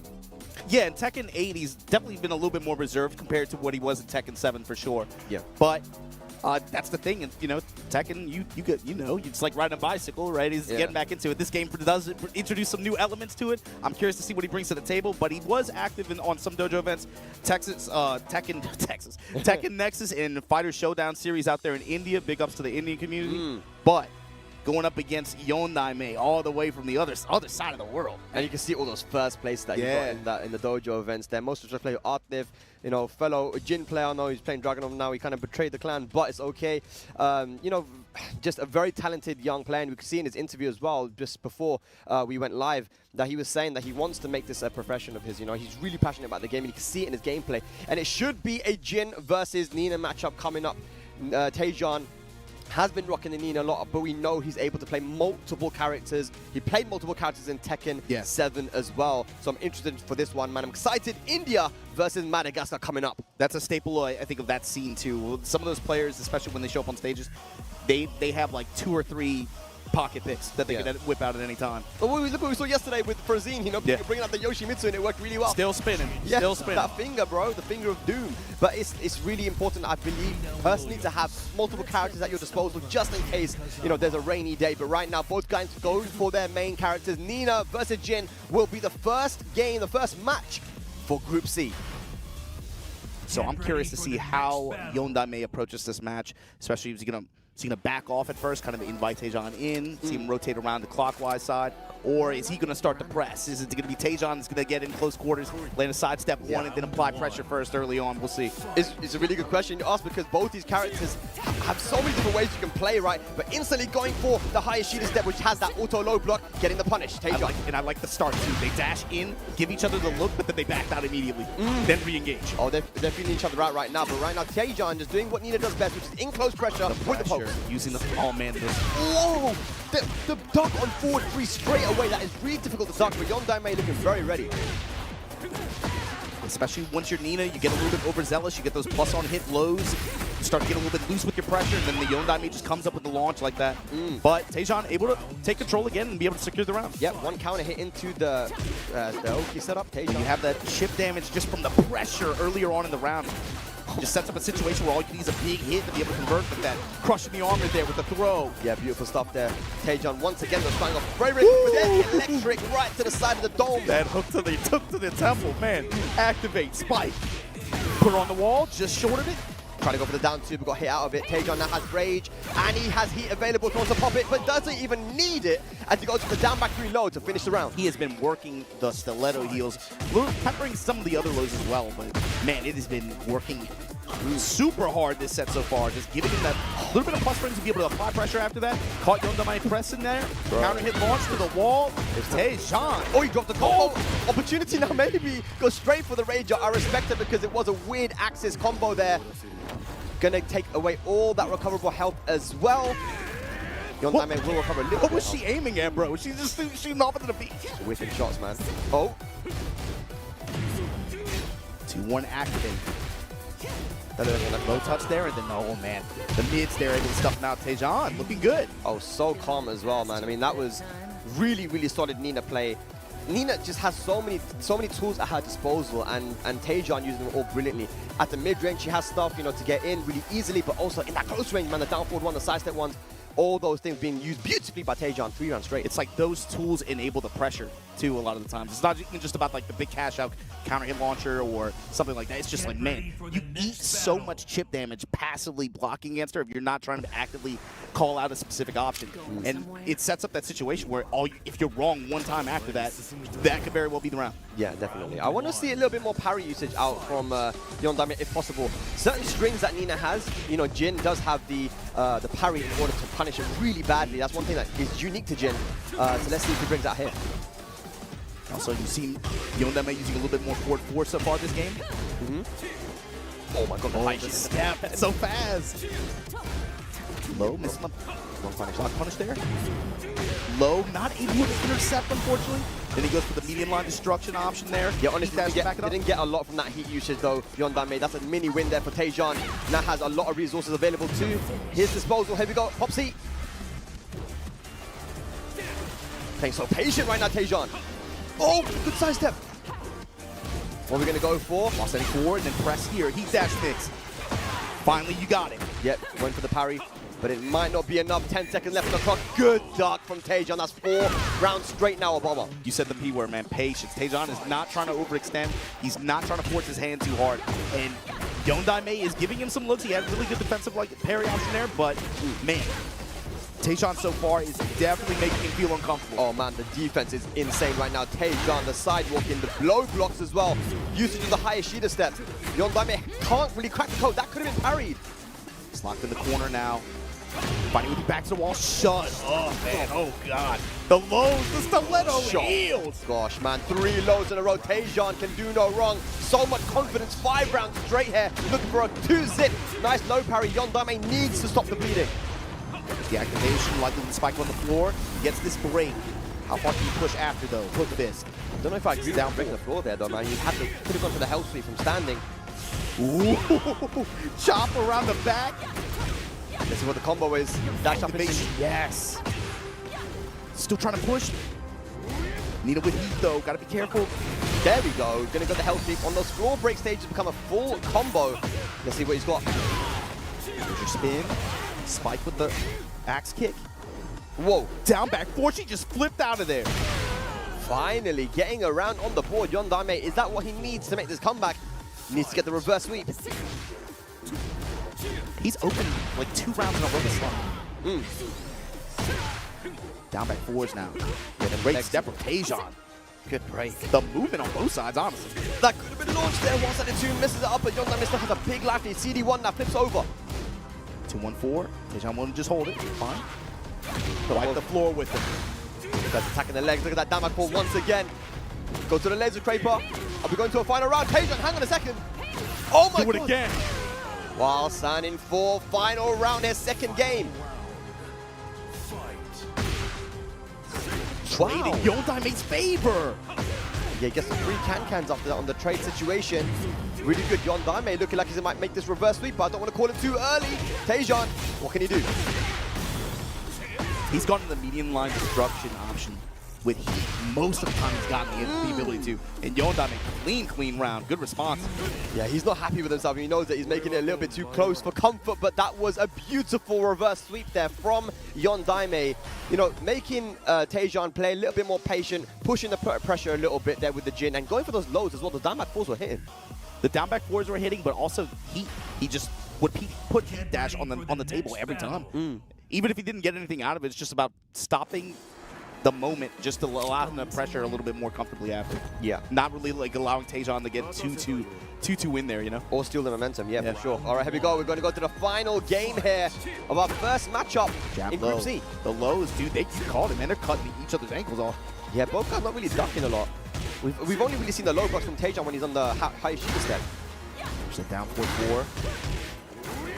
Good side step, didn't get anything from it though. Showing hook fist. Tejan again, the slides. Good check on the low attempt. Yeah, that's one thing you can do. We see it from certain players as well. They don't like to duck a lot, but they will keep you out. Oh my God. Oh, no. Bro, block. Standing 4, medium line destruction again. Down back 4. Call out on the low from Tejan. No conversion after. Wipe the floor. Try to go for the down 3-4. Hang on a second. Tejan. Nice good goal again. Oh, what a shot. Yeah, we haven't been seeing a lot of low blocks, but Tejan at the end of the round refusing to get hit with a low. Down for 1-2-4, one of the best strings in the game. Counter hit launcher. Counter hit. And no activation. Okay. Counter hit on the down back 4. Yondaime activates, he pops it. Some jab pressure, and again, medium line destruction option. Yeah. Not getting extreme return out of it, but he's cool just to take a little bit. Yeah, it's good. Either way, even if it's blocked, it would be pressure, right? But back up. Now Tejan pops heat. Tejan's going for sure. For sure. You know he wants to go for 2. Oh, counter through! This has rage available now. Yondaime, what can you do? Down back 4. The legs again. No flip over again. The legs are looking for his side kick. Oh my God. Leaping side kick. He ducked again at the end of the round. It's one game piece, one round apiece here. Good duck into the launcher. Instant duck. Duck in. Activate. Yeah, now Tejan's kind of pushing it a little bit more. if I don't get a chance to, I'm just going to turn up right now immediately. He definitely did. Great stab. Good call. Very clean. Still has heat available as well. Are we going to see the heat smash? Nice sidewalk hop kick. Terrible drop though, and then yeah, instant smash after. Tejan now. Set point. Yep, set point here. Tejan. Are we going to see a final round for our first set? Series, and now here we go. Both of these guys striking each other mid. Tejan still. Okay. Activation now on his side. Crush from Yondaime. Yeah, calls out the blonde bomb. Power crush. Electrics. Laser scrape up. Punish it. Nice. Another low parry. Is this going to be dead though? It is. Final round. First set here. Tejan, Yondaime. Who is going to be starting this group with a dub? Versus Madagascar. Here we go. Spag, how's Tejan going to get this started? I know, man. Both guys are being a little bit patient here at the start. Now Yondaime getting it started there with the electrics. Yeah, good mix after the blade kick too. Then 4-4. Wipe the 4 with them. Hold on. Flips him over. Tejan now trying to get started. Oh, this is scary. On Yondaime's side. Down. This is scary. Blonde bomb. Both guys in heat now. Jab strings. Okay. Down for 1-4. Good confirm. Oh! Beautiful block of the hell swing. Is that going to be dead though? Tejan. What's the combo? Yo, the shots for the kill. Tejan taking it in the final round. 2-1 over Yondaime. Man, look at that sigh of relief on his face. Tejan, good stuff. 2-1. Good opening set for this Group C. Yeah, that was super close. I mean, both guys were very evenly matched. You can see the amount of times that the lows were working there for Yondaime, and then I guess, you know, Tejan started to make the adaptation. He goes, okay, I know he's trying to attack my legs. He's done quite a few health tips already. I don't want to let him do any more. Blocked it in the end and punished him and managed to get that cool combo, man. That so, yeah, cool. was definitely an aggressive exchange on both sides. They both found really... I mean, Yondaime was pretty insistent, especially about his heat usage. You really only saw him go for one option the entire time, regardless of what the return was. But just that's how desperate he was to control the mid and try to get any kind of opportunity for pressure to get started on Tejan's side. Oh man, I'm excited for this group. As we can see, the standings after game set 1, you know, Tejan winning 2-1, and of course, we mentioned so many times, but if you're just tuning in, it is very important whether it's a 2-1 or a 2-0 when it comes to the calculations of standings in the end, and we'll get to that when we get more games in. But the players that we have coming up, guys, we have Shaoling, Noel, Book as well, and Book is a multi-time Tekken World Tour finalist. You know, I mean, this is someone that's been on the biggest stages. You know, the biggest stage even outside of Tekken World Tour, right? So he's got so much experience that he brings to the table. But I'm so happy to see people like Noel from Bolivia and Shaoling also, you know, from the Ivory Coast here. And talking about Noel and Shaoling, that is going to be our next matchup, and I can't wait for it because Noel has been on the. He's been a talking point for a lot of players, you know. This guy, what he was able to do at the Game 8 tournament last year, taking out some of the Korean players. Oh, yeah, he had a great performance last year. Yeah. His Steve was nasty, and I really haven't seen a lot from him, but I've heard that, you know, this year he's been beating a lot of top players in South America, right? So, no, I'm excited for. But Shaoling, I was in Ivory Coast earlier this year for the Master event, and I got to watch Shaoling and Skywalker. They're clearly the top 2 players in the Ivory Coast, right? And they're very, very strong. But Shaoling was one of the only guys this year who's managed to get a God match. He was the first person to get a 3 perfects in a row. Yeah, that was at the Ivory Coast. At the Master event. I remember. Yeah. And it just goes to show, man, when he gets started, it's hard to stop him, man. Momentum. Yeah, I mean, of course, the benefit of home field advantage there as well. I gotta see him do it here in Tokyo, though. Yeah. But yeah, big ups to everybody out there in Ivory Coast. Akon, I'm still praying for the late drop too, man. I'm trying to see the old man go hard again. But Skywalker, you brought it up. That crew last year, they had a pretty impressive performance as well at Game 8. They did. But also, yeah, just at the international competitions, it's not strange to see either one of these guys. Noel, obviously, on the regional leaderboard, he was cashing out big time in those Bolivian, especially those Bolivian dojo events as well. Yeah, that's the Steve Fox is so strong, and you know, thanks to this system that we have for the Tekken World Tour this year, we're seeing some of these players from underrepresented regions, right? Sure. We have here for Ivory Coast, West Africa, #1 on the leaderboard. So many wins in the dojos there, and I got to play against a lot of the Ivory Coast players. Those guys are incredibly strong. You know, you mentioned Akon, how he was actually living in France during Tekken 6, and we just got to learn about the scene. You know, he told us about the scene back then, and he was able to take it to some of the Koreans, Japanese players back then as well, man. So they have a legacy of Tekken there in Ivory Coast. That's a cool dynamic when you guys get when in some of the bigger countries or ones with spotlights on them, when you get that one traveler who's like, hey, you know, there's some pretty bad dudes over in this country, and everybody's like, hey, shut up, man, you know what? And then it turns out like, oh, actually, there are some monsters out there. This is something I don't think we've ever seen, unless it happened at Gamers Day, which I don't know. I don't think they did. I don't think they were in the same group. But Ivory Coast here versus Bolivia, Noel versus Shaoling, a true world tour here right now. Beautiful diversity, but it's going to probably be the Steve versus the Ling Xiaoyu. That's what I think we're expecting, right? Yeah, I mean, like, you looked at the regional leaderboard qualifiers. I think most of the conversation kind of dominated with Steve with Numan, right? But Noel is the other player who has been representing him in a very, very dramatic fashion so far this year. But Shaoling on the other side, another character who would, for her merits in this game, she's very strong, but you just have not seen that much representation with her on, you know, at the top level like that. Yeah, can Shaoling be that dude? We were talking about how Yoshimitsu is quote-unquote a specialist character, maybe not so specialist anymore, but I do believe that Ling, as strong as she is, you do got to put a little bit of time into, you know, to learn the AOP, where you can do AOP right, decisive right or down, and all these, you know, tricky things. But Shaoling knows how to do all of that. But we're talking about the Steve. He's gone for the Dragon of here, Marginal Mama. What does that say? Maybe it's a matchup thing. He doesn't like Steve versus Ling. Obviously, Steve has very strong high moves, 1-2-1, back 1, and down 4-2 might get crushed by the AOP as well. So he's trying to have the Dragon off here, guys. Noel. Opening up here. Down 2, just very polite mids as well. Trade in Shaoling's favor, though. Showing back turn. Back around. Poking mid, showing AOP, giving him a lot of different looks here. These lows, man. Yeah. Look at the pressure right now from Shaoling. Not letting him out of the... Just working the down back threes. Not letting him out of that corner, man. Good sidestep after the down two. And then the Tundra Slash lets it rip. In now. What's the option here? Shaoling. Back 4-2 that time. Gonna pop heat now. Here we go, Shaoling. Oh, nice! Back 4 string into the heat dash. And the death fist for the kill. Just looking for his mids there.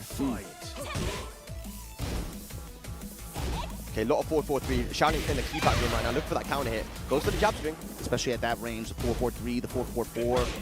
Yeah, really, really good to keep out. Sidestep 4 as well. Ooh, and now 4-4-4.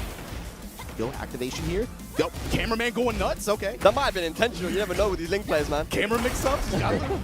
Activate, okay. 4-2-1, that's guaranteed in heat. 2 rounds up, Shaoling.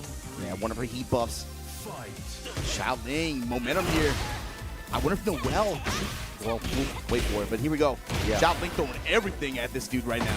Oh, whip throw into a hop kick. Yo, the Ivory Coast strat, what do you know about that in Bolivia? Here we go. Clean wall splat. This will be big damage. Angled wall here. Oh, bro. No, okay, the whiff on the running 3, and Noel with a perfect punish. Yeah, you got a lot of health back from that as well. Oh my god, comes up with the launch. Whilst that into 13 frame, whilst that in launch, I can counter hit.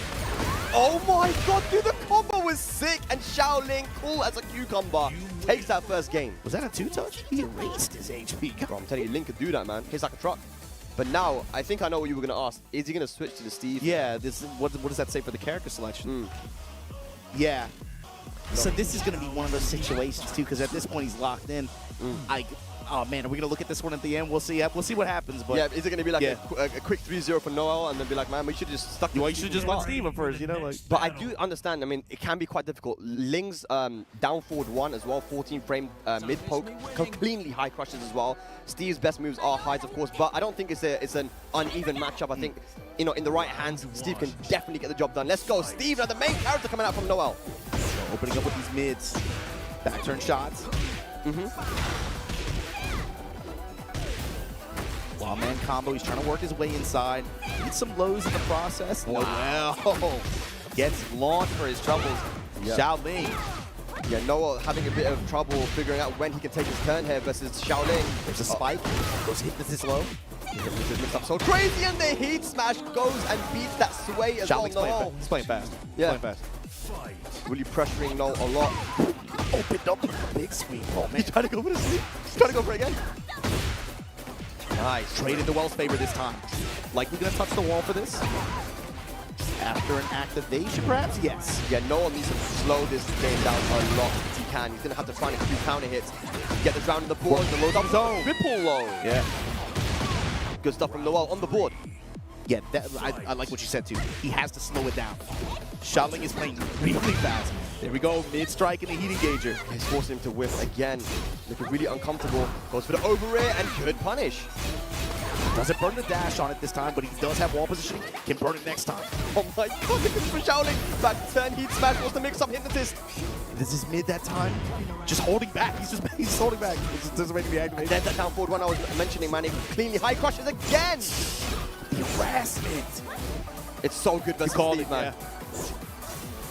He can't get those counter hits as well as he wants to. Swing low. Over here. He's just poking him with down 4-1. There we go. That's one way to be in. But the downfall comes in and Shaoling moves on to set point to win 2-0. That would be a bad start for Noel, but perfect for Shaoling. Early round call out from Noel, but yeah, Shaoling, he has to be feeling good right now. In great position to be able to make a statement here in this group. The lane pressure, AOP backs out of it. Now just out of range, down 4-1, he's being very insistent on that mid poke. Here we go, the haymaker though. Find the back one there. Noel gonna pop heat as well. Clean wall combo, Masaji. Solid damage, spring kick. Shaoling don't care. Oh, mid strike doesn't pull trigger. Still has heat available. Noel goes for the Sonic Fang. Good punish. Quick for the grab. No. What's he gonna do? Down 2 after the sidestep. Final round in the second game. This is so important for the standings. Noel doesn't want to lose 0-2. That's a counter hit back hit. Launching, no pick up. Oh my god. Lucky for Noel. Yeah, I think slash kick there. Backs off. Hit low. What is going on, man? Back to you two. Good backdash, but no punish from Noel. The over rear. Step low. Activate through the string. Here we go. What do you got for us, Noel? Back one. Oh, the heat smash. Okay. Still alive here. But Shaoling has rage and heat available. The sidestep. Didn't get it though. Oh my god. Shooting stars. The movement. Oh my god. Firecracker. The low. The AOP low there from Shaoling, taking it 2-0 over Noel. The Steve matchup was definitely better for Noel there. You know, it was just a character he's way more comfortable with, but Shaoling just too strong. You called it. Knew what he needed to banging on down 4-1. Like that game 2 was crazy. Second round, it felt like we watched like at least 8 of them in a row for a minute there. And the best part is sets him up for him to get that last chip low at the end, just after harassing him like that. Yeah, I mean, look, there's so many ways, and that Link can go under high moves, sidestep 4, down back 2, down forward 1. The AOP stance in general. And even we saw some other stuff as well. When Ling is back turned, the sidestep that she can do from back turn is the best in the game. She covers so much space, more than even Lily, right? So, I mean, that's why I'm saying that Ling Xiaoyu, if you want to play at the highest level, you have to be able to be a specialist like the way that Shaoling is. And that's a dangerous competitor right now here for this Group C. Looking at how he played against Noel there. But yeah, the matchup is a bit of a tough one for Noel, but still took it to a final round there. I think if Noel can take anything from that, is that, you know what, maybe I should just stick with the Steve because it's my best character right now. Yeah, I mean, it looked sharp when it was working. You know, he had some good exchanges there, but the drag play, we get it now, right? Especially watching how it went down.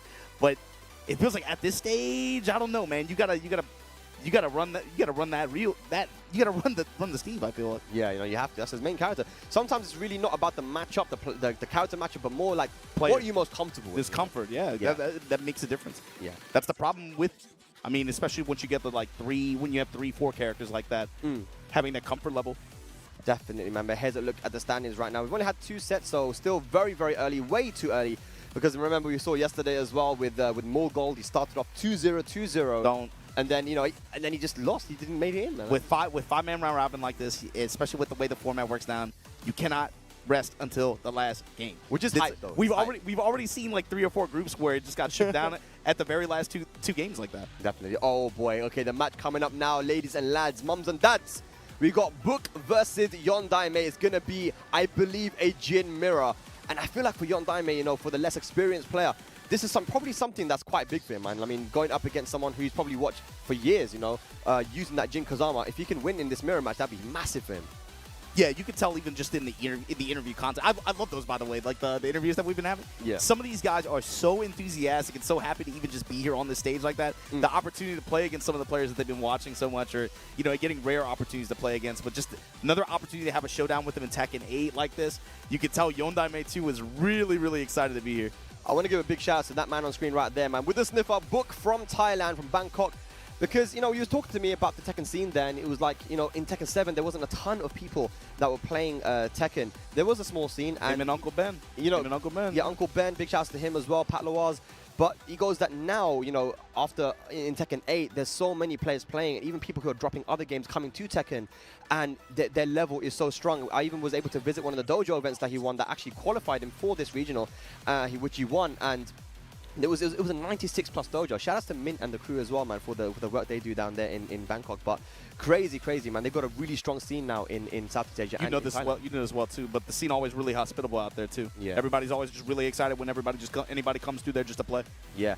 And we must say the same for Madagascar as well, man. These guys have been definitely putting in work when it comes to the organization of tournaments, and that's why Yondaime has got to the level that he's at right now. Currently, not won a set. You know, he just lost 2-1, but it was a final round, so he cannot be too upset about his level. He almost brought it back. But Book, this is the man. We have seen this guy at the Tekken World Tour Finals before in Tekken 7, trying to, you know, get into that top 16 here in Tekken 8. When Book's on, he can go toe-to-toe with anybody. He told you there's only a couple guys that have really given him the business consistently like that. Yeah. He, on a given weekend, can be a huge threat, or maybe, you know, falls by the wayside. But the question is, what Book is going to show up today? Definitely. You know, it's funny as well because he was telling me yesterday that people keep asking me, you know, how are you feeling for the LCQ? It's like, dude, I'm in the finals, you know. People sometimes forget about him, but he's so strong, you know. He's just one of the best players in the world.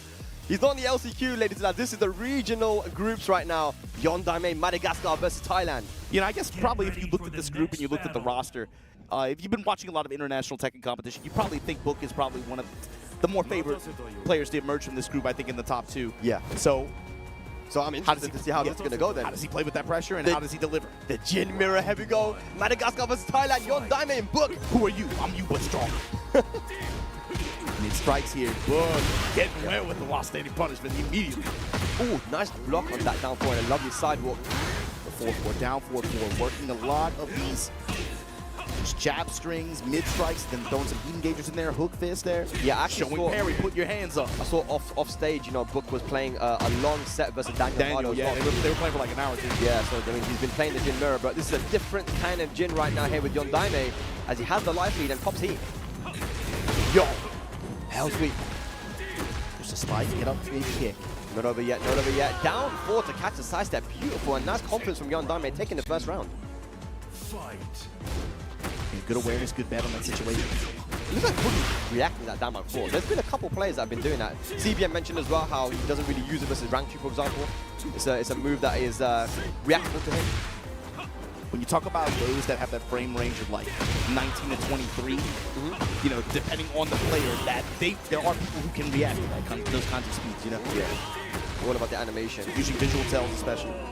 And that's a very solid round there from Book. Evens up the rounds here, first game. Oh, the punish and the whiff forward 4. Book looking very, very sharp at the moment.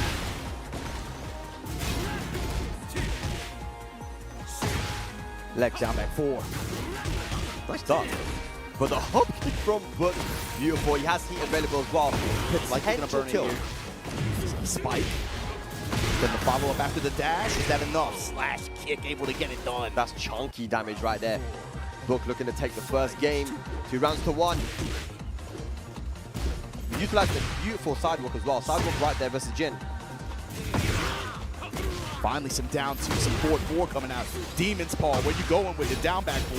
Yeah, you definitely don't want to use too much down 2. It is minus 14, which means Jin can actually launch it. Oh my god, I just said it. This time it whipped. Backed it up. Excellent placement on the 4-14. Gonna pick it up here. Great return. Trying to go for a setup. 4-4 nothing. Oh, the down 2 counter hit. Book getting a little bit comfortable with Yondaime's time in there. Finds a counter hit and the first game.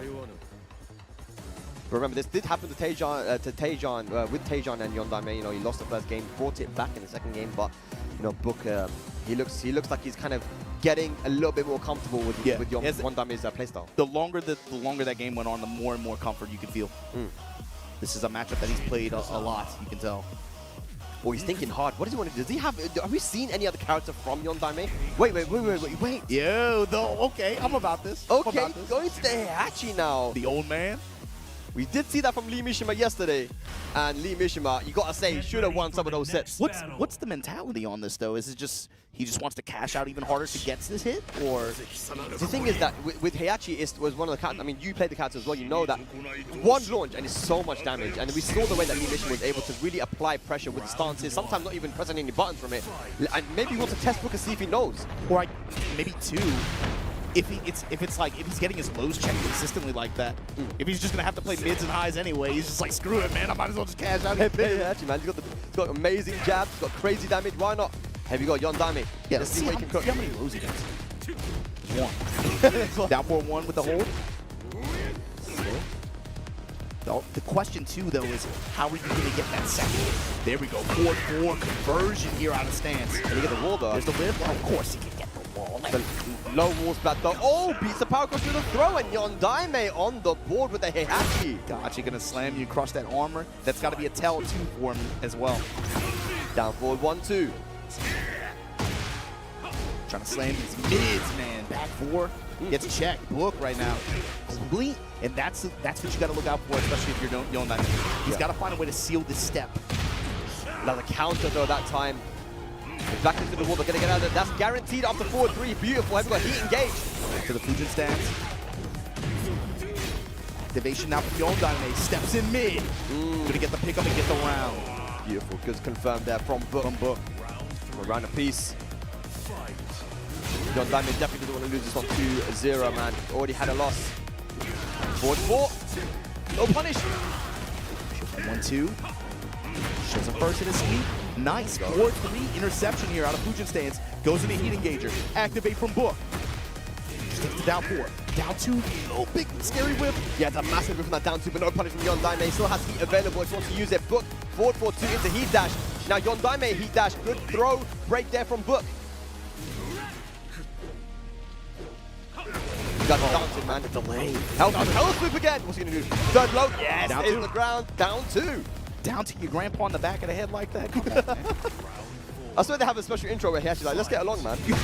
Oh, we're not getting along right now. Yeah, down 2 counter after a counter hit move like that. Round start. Ugh, this one's a savage. It's scary though because that throw would have got the floor blast. Beautiful, crispy electric, Yondaime. Now activate. Stop the yard and blow him up with the, oh my god. And he's got the 3 stacks as well, man, so Warrior Instinct can come if he needs it. And now look at where his health is, just makes off the chip. Will he go into smash here? Need smash, here we go. go. Pretty far back though. 1+2 gets checked. No. The mids, good break. Oh, the damage 2! Okay, final round. Second game, and he has Warrior Instinct available as well, Obama. It's like Michael Murray said, man, you gotta pop it even on a loss just so you can get that instinct. Down 4-4, down 2, Book throwing everything at him right now. Yeah, Book is sticking to much right now. He doesn't want him to activate that. Blows everything. Mids, dive mids. Down 2. We're playing Tekken 8 right now, ladies and lads. Here we go. He's activated heat. Oh! Where we going with it? Yo! Line destruction. Book from Thailand. What a statement here. 2-0 over Yondaime. Yondaime, great set though. He played a little excited with the hey pick. Yeah, I mean, it's good that we see that he has the Heihachi available to him, and it's a competent one as well. But I love what I saw from Book there at the end. He knew that Warrior Instinct was available for the final round, so he didn't let it activate it at all. So he tried to, right, but he got hit out of it. Staying in his face, doing what Jin can do really, really well, which is just stick to you like glue with the 2-1s, down 4s, and just make it really, really annoying for you. It's like you said, he had that sense of urgency as soon as he saw the activation cue, and then it's like, he knew from that moment he's trying to pop that as soon as he gets it. If you give him any kind of space or breathing room, he's going to go to it. But he just threw it. He's like, what tools do I have? Okay, here. Just like throws Yeah, but the thing is, it's one of those situations, right? That Joker was talking about it as well, that there are Heihachi players that play really good with Warrior Instinct, but the majority of them just turn into worse players because they just hyper-focus on like the really, really strong moves. Or like 12 frames. Yeah, but he didn't even activate it. I think he was so focused on activating the actual thing that he wasn't playing the game. Yeah. So it's crazy, but the mind game is insane. But here's a look at the standings at the moment. So unfortunately for Yondaime, he is, that's 2 losses now, but again, I think it's still way too early to count who is going to be out and in. But Shaoling and Book starting off very, very good with 2-0. Always play it out. Do not, yeah, especially I mean, it's just good form, even just at this stage, especially considering what we have going on tomorrow. You know, in case you don't make it out of this group stage, if you guys haven't heard us the 50 times we said it today, if you don't make it out of this group stage today, these players are going to have a shot tomorrow at the LCQ, along with all the players in our global leaderboard group stages from yesterday that didn't make it as well. 12 players from there, bro. That's going to 12 warriors, dog. Like, that's going to be a rough bracket. Ulsan in there as well. Ulsan and Gold in there. That's good. Like, bro, half your top four. Half your top four on the leaderboard. That's insane, guys. But here we go. India versus Bolivia. You can only get these types of matchups in this Tekken World Tour, man. I'm telling you, it's crazy. But yeah, this is going to be a good one. And Tejan definitely impressed me with that first. Because there's a lot of questions coming into this. You know, how is he going to play, having not really traveled a lot internationally? We know him obviously to be a world warrior back in the day in Tekken 7, but I think that he answered questions there. That Nina looked very, very good. Experience and confidence is what I saw, to be honest with you. Especially like, I mean, from what we saw in the past from him, being able to convert that level of confidence and experience into what this Nina brings, you saw, and I love that it wasn't just 60 metal, pedal to the metal the entire time. Yeah. You saw him adapt, counter-adapt throughout a set like that too. Definitely, you know, the sidewalks were there. You know, he was able to start blocking low when Yondaime was using a lot of lows, and he's a very, very clever competitor. But Noel, I want to see the Steve, man. I know the Dragunov is a strong character, but that Steve in his hands is so dangerous that even in a matchup which can be very difficult for Steve, he took it to a final round versus one of the best Link players on the planet. So yeah, Steve versus Nina is what I'm hoping for. You know, mother versus son. And I wonder what the lesson or the takeaway for him was in that set. Is it, hey, I can just play into matchups even though I think that they're bad with my character who I'm the most comfortable with? Or is he going to take that and say like, man, maybe I should just run drag the whole time? You know, it's hard to say, but let's see where it goes. Even in Tekken 7, I feel like there was not really any matchup which was unwinnable for anyone. Like I think personally one of the worst matchups was like Bears versus Athena. You know, that was just so one-sided for Zafina. But we've seen, we saw Nino win multiple tournaments versus some of the best Zafina players. I mean, end of 7 he kept Shadow at that one challenge. Yeah. So I think just go with your guns, man. Go with what you're strongest with. I didn't actually see what you picked, but I'm hoping it's Steve. Oh, it's Steve. Oh yes, Steve versus Nina. Here we go. India versus Bolivia. Very important match coming up because I believe both these guys started off with Tejan actually started with a win. Noel needs this, man. I don't really care either way. Round 1. All right, what's the opening for Nina? Noel immediately trying to press, gets a low parry here. To the wall. No, drops down unfortunately, but has some nice pressure. Steve, I feel like the more we're playing this game, the further we get on with Tekken 8, I think people are realizing that Steve definitely has a lot of source, man. Yeah, and maybe that's just how he is, especially with the way that they're designing this game. It seems to be a lot more emphasis on stance pressure and transitions in between those, utilizing a lot more of those tools. So maybe that's just the kind of game plan that just takes a little bit longer to develop. Also, some of these tools like magic balls and stuff were taken away, right? They don't launch anymore. So these quick counter hit tools, not a lot of characters have them, but he still kind of kept his back one and his 1-2-1, right? So 10 frame, 13 frame launch down it. Yeah, the moneymaker's still there. Here we go. Nice, it's a great start for Noel. But the spring in Tejan, defiant. Just trying to get back to center stage here. Builds any form of momentum. Working the stiletto heels. Here come the homing attack there. Ooh, side that rush. Wipe the floor, shut up. Wipe the floor again. Go to Noel again. That was a huge drop from Noel. A little bit lazy there. Should have gone for the launch after blocking that sweep, and Tejan steals the round. Yeah, that's gotta hurt too. He put it on the plate for you and you just couldn't take it. Yeah. Every round matters here, man. The chip damage on the gunshots too. Man. Just too much, man. Up cross 2 from far away. To the corner, rocket punch. Damn, he's finishing that string a lot, man. 1-2 into the low. All right, Noel. Tejan has to pick up on this. There we go. Comes up with the launch this time. Yep. Ball on. He drops it. Maybe. Look, got scared of the wall. 1-2. Then the spike. He's a massive life lead right now. Not any recoverable health for Noel. But wait a minute. Back to the wall. Yo. People just step in your mom's shoes like that. That's crazy. Oh my god. This time he gets the launch. And he has heat available as well to keep the combo easy. Can he kill? With the dash and the massage, the chain punches. Noel, excellent rebound after that, especially coming up with the launch that time on the block instead of with the drop punish from the previous round. Yeah, yeah. That kind of taught him the lesson to be able to win that last round. Yeah, exactly, man. Imagine he did the same punishes before. He might have lost it, man. So good stuff. All right, 1-0 up Noel over Tejan. And sticking with the Nina here as well. Obviously, we did say that he plays multiple characters, but he's believing in the Nina, one of the best characters in the game, of course. It's not a character issue. And we're going to the descent into subconscious. We have 2 breakable floors here. You're the last person I want to fight. That means that Steve's Heat Smash. Yes. I believe that breaks the floor, right? Or if not that, then certainly the engagers to worry about, and the other leaping punch spikes. Starting off the over rear. Look at that down 4-2 counter hit.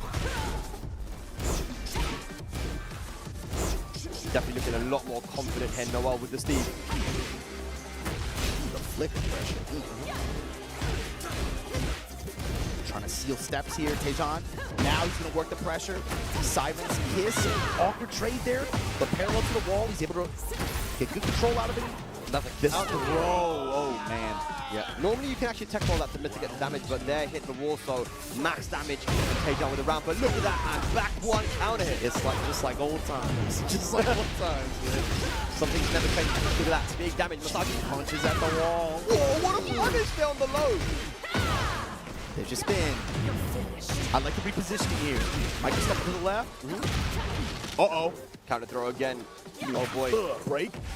Oh man, it's on the armbar. Yep. Look at all that great help. With the push here. That's a counter hit. Nice, Tejan. Finding his timing now, getting a lot of counter hits. 2 rounds up here, second game.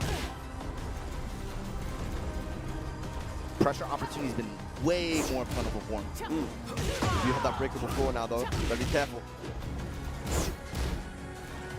A lot of crouch jab, a lot of jab strings. Look for an opportunity to get a block sidestep 1. Might not come though, might not happen. Noel slowing it down a lot. Now goes for the over rear to beat the slide. You don't see that every day, and that should be the round. From that far away, you got to think about this character and how she can approach. That is an easy layer 0 one right there. Clean check on it from Noel to seal the round. Okay, blonde bomb. Ends the pressure there from Noel. Heat available now for Tejan. Jab strings, jab strings. Yo, trying to mix in man. We're going down here, and there it is, that dump punch. The spike here, gonna activate. Wow, clean read on the spring kick. All right, final round, second game. Set point for Noel. This will put him back into the group. Yeah, especially by the numbers back into the mix here. Tejan trying to play spoiler. Definitely needs to get this 2-0 though, Noel. Okay, we're going downstairs again. Steve got all the breaks this set in this game. Okay.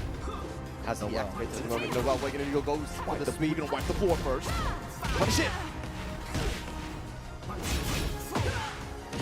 Did he mention that right? He did. You knew Tejan was looking for an opportunity to activate. And there it is, Noel with the call out.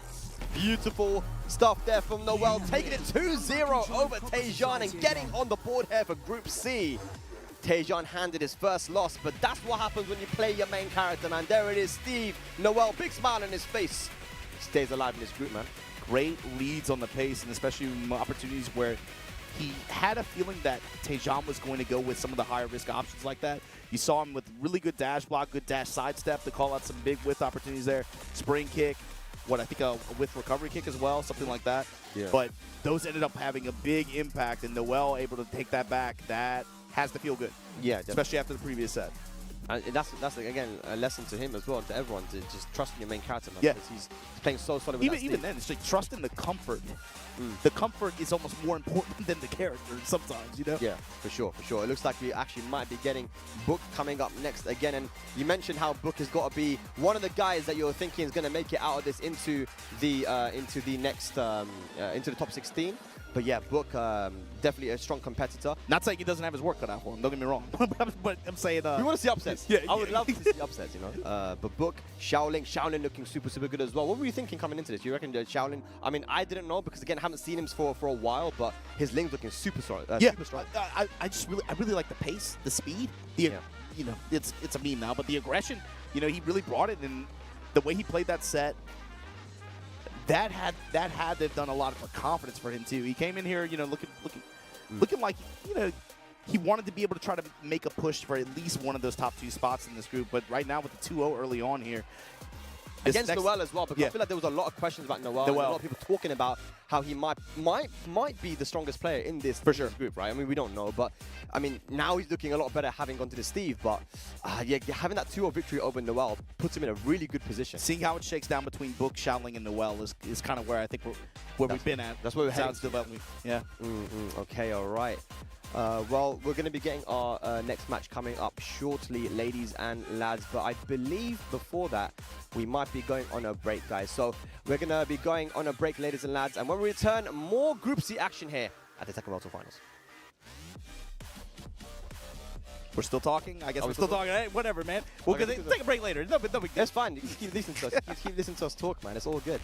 Tejan, Shaoling, Noel, Yondaime, Book. Our next match is going to be Book, I believe, going up against Shaoling. That's one that could have big implications on this group. And like we said, you know, we've been repeating ourselves the whole week, but it's important even that you got to get at least one game even on an L. You got to get it. All right. Well, now we definitely are going to pick, guys. When we return, more Tekken World Tour action here for Group C. Okay. Down for 1-4, good confirm. Oh, beautiful block on the health swing. Is that going to be dead though? Tejan, what's the combo? Yo, the shots for the kill. Tejan taking it in the final round. 2-1 over Yondaime. Man, look at that sigh of relief on his face. Tejan, good. The over it. Step low. Activate through the string. Here we go. What do you got for us, Noel?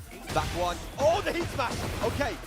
Still alive here. But Shaoling has rage and heat available. Oh, the side step. Didn't get it though. Oh my god. Shooting stars. The movement. Oh my god. Firecracker, the low. The AOP low there from Shaoling, taking it 2-0 over Noel. The Steve matchup was definitely better for Can come if he needs it. And now look at where his health is. Just off the chip. Will he go on a smash here? Heat smash, here we go. Pretty far back though. 1+2 gets checked. No. The mids. Good break. Oh, the damage two. Okay, final round. Second, it straight blows everything. Mids, dive mids. Down two. We're playing Tekken 8 right now, ladies and lads. Here we go. He's activating heat. Oh. Where we going with it? Yo. Line destruction. Book from Thailand. What a statement here. 2-0 over Yondaime. Yondaime, great set though. He played he got a little excited with the 8-pick. Now, not any recoverable health for Noel. But wait a minute. Back to the wall. You could just step on your mom's shoes like that. That's crazy. Oh my god, this time he gets the launch. And he has heat available as well to keep the combo easy. Can he kill? With the dash and the massage, the chain punches. Noel. Noel, we're going to go ghost. We're going to wipe the floor first. Punish it. Yes. Did he manage to get around? He did. You knew Tejan was going to opportunity to activate. And there it is, Noel with the call out. Beautiful stuff there from Noel, taking it 2-0 over Tejan and getting on the board here for Group C. Everyone wants the guac. How can you say no to this? You make it fresh every day. Absolutely. We keep it fresh. You can't have Chipotle without guac.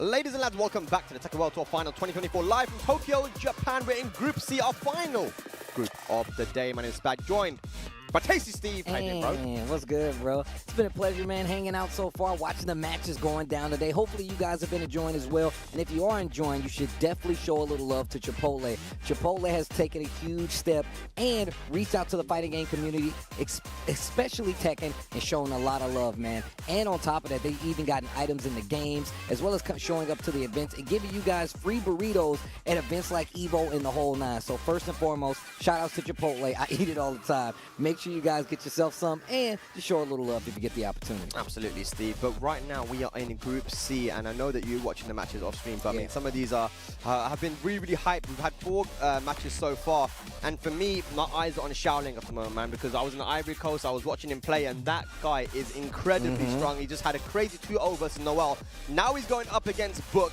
This is a massive matchup for him, man. You know, looking at this group, right, we've got to say, like, Book has got to be the favorite to make it out of this, right?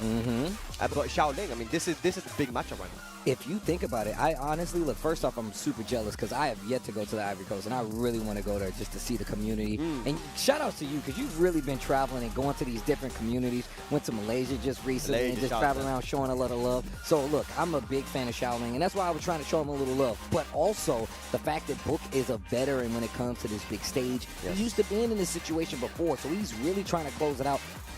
Confirm his spot for the TWT main bracket, even if it is on the loser side. But Shaoling, I feel like he has a lot to prove in this situation. Yeah, for sure, man. It's not just that, but you know, I think it's a different kind of pressure. And you know what they say, pressure makes diamonds, you know. When it comes to Shaoling and the Book, these are often guys that when they travel, they're usually like representing their country and their region on their own. On their own, solo. That's crazy. So everyone from that region is watching them, and their hopes and dreams are on them, right? So these guys are toughened competitors right now. But like you mentioned, Book really experienced. Shaoling, you know, can he take it to Book and put this former Tekken World Tour finalist from Tekken 7 into with a loss? Well, we're going to find out, man. Shaoling looking calm, cool, collected as ever, if you will. Book, what? An Evo champion, bro. He's one of those guys, man. Bro. Evo champion, Tekken World Tour finalist. He's done a lot, man. Book is going to be going with the Jin. We don't really see him use any other character. There was a point where he was using Lydia, but I don't think he's using Lydia in this game. But Ling and Raven are the 2 characters that we see from Shaoling, but in this game, I think his majority been the Ling. Yeah, no, I mean, look, I wouldn't be, I feel like it'd be crazy if he switched based off of how well he's playing right now, so. You don't switch from Ling, bro. Yeah. I love the way that he's the only, he's one of the first guys that got a God match, bro, on stream with Ling. First, Ling does not get enough love. That character is a menace, dude, and I feel like we don't have enough for people to understand just how good that character is and why we don't. I think it's crazy that we don't see even more Lings out there, but this looks good for Shaoling because on top of that, you got to make sure your opponent has experience versus this character. I'm curious to see what Jin is going to do because even if I play Jin and still I feel like you're just committing to a lot of lows, the mids are going to be a lot harder because it's Ling to keep track of, so lots of down 4s, down back 4s, Demon Paw just to be sure, but you got to be careful because if she gets in the stance, it's going to be hell trying to make sure she stays on. She's tricky, man. It's so difficult to hit her. Back turn, AOP, to got all the evasive moves, the special intro, Jin, Ling, everything is happening right now here, ladies and lads. It's all going down. Ivory Coast versus Thailand. Let's go. Okay. 2-1 gets the flow. 2-1. It's one of those why not moves, just why not, you know? And it's good because, like, up close, when you're fighting certain characters, it really does kind of keep them honest. 2-1 is really good versus Ling, especially if she's trying to play this up-close game. For sure. You see Book trying to, like, kind of set the pace with just jab, maybe 2-1s. Taking a little vacation. A beautiful side step there on the Demon Paw, but no big launch. Back 3-2 actually delays it a little bit. Get the hit, walk right into the electric, goes in the stance. He's got the meter and he's got the positioning in the stage, but he drops the combo. I think the small body of Ling, right? But that dive kick plus range, go to the down forward, 4 into the upward 2, sidestep punch, and Book takes the first round. No, you're right though. That small body, the girls' bodies, especially Ling, has definitely been a main perpetrator of that. I'm too small for your combo to work. Yeah. You got to definitely adjust the combos there. Book will be aware of that. Down for 1-4, catches Shaoling. Hasn't really been able to get anything started. And another beautiful block there from Book. The defense holding up there versus Ling Xiaoyu. And conversion on the combo right next to this stage hazard. That explosion could be a big game changer. Fucking everything, Steve. Maybe a little bit of scouting might have been done, I can't lie. see Shaoling sidestep to the left, trying to get away from that wall. Here's that pressure, that wall gym pressure with the dive kick. Great defense, though. Try to go for the setup. Oh, 1+2. There's straight, but no duck. Down two. Finally. What a duck. Why did he do that? How did he know that was going to be the option? And what a great option. 10 seconds left on the clock. Still has heat. What are you going to do, though? This is going to be tough. Use rage there, man. Hang on a second, though. Mix up time, gets the game. Oh! What a block to Shaoling. Shaoling, so clutch. So clutch there. I don't know how he managed to win that round. And he blocked a new gen low string starter and fully took advantage of that. And yeah, that punish on it with the getting the walls back, that was everything. Offense down 2 counter hit. That down 2, man. It's been the topic of a lot of technical players. Man, I hate that move. Joey hates that move so much, but I was just talking to him off, he was like, down 2, dude. I've seen him chime in on Twitter, like, yo, bro, why? Why? Heat smash. What a block. And a good punish as well. Oh, try to go for the hopping throw. Mixes it up from last time. Because last time, he didn't go for the throw option when I was expecting it. Yeah. Book still looking for it no matter what. Staying prepared. 2 rounds to 1 in this first game between Shaoling and Book. Yeah. Goes straight for the health. Book is playing with a lot of confidence right now. Not afraid of the evasiveness that Ling possesses. But another good block in the health but no launch.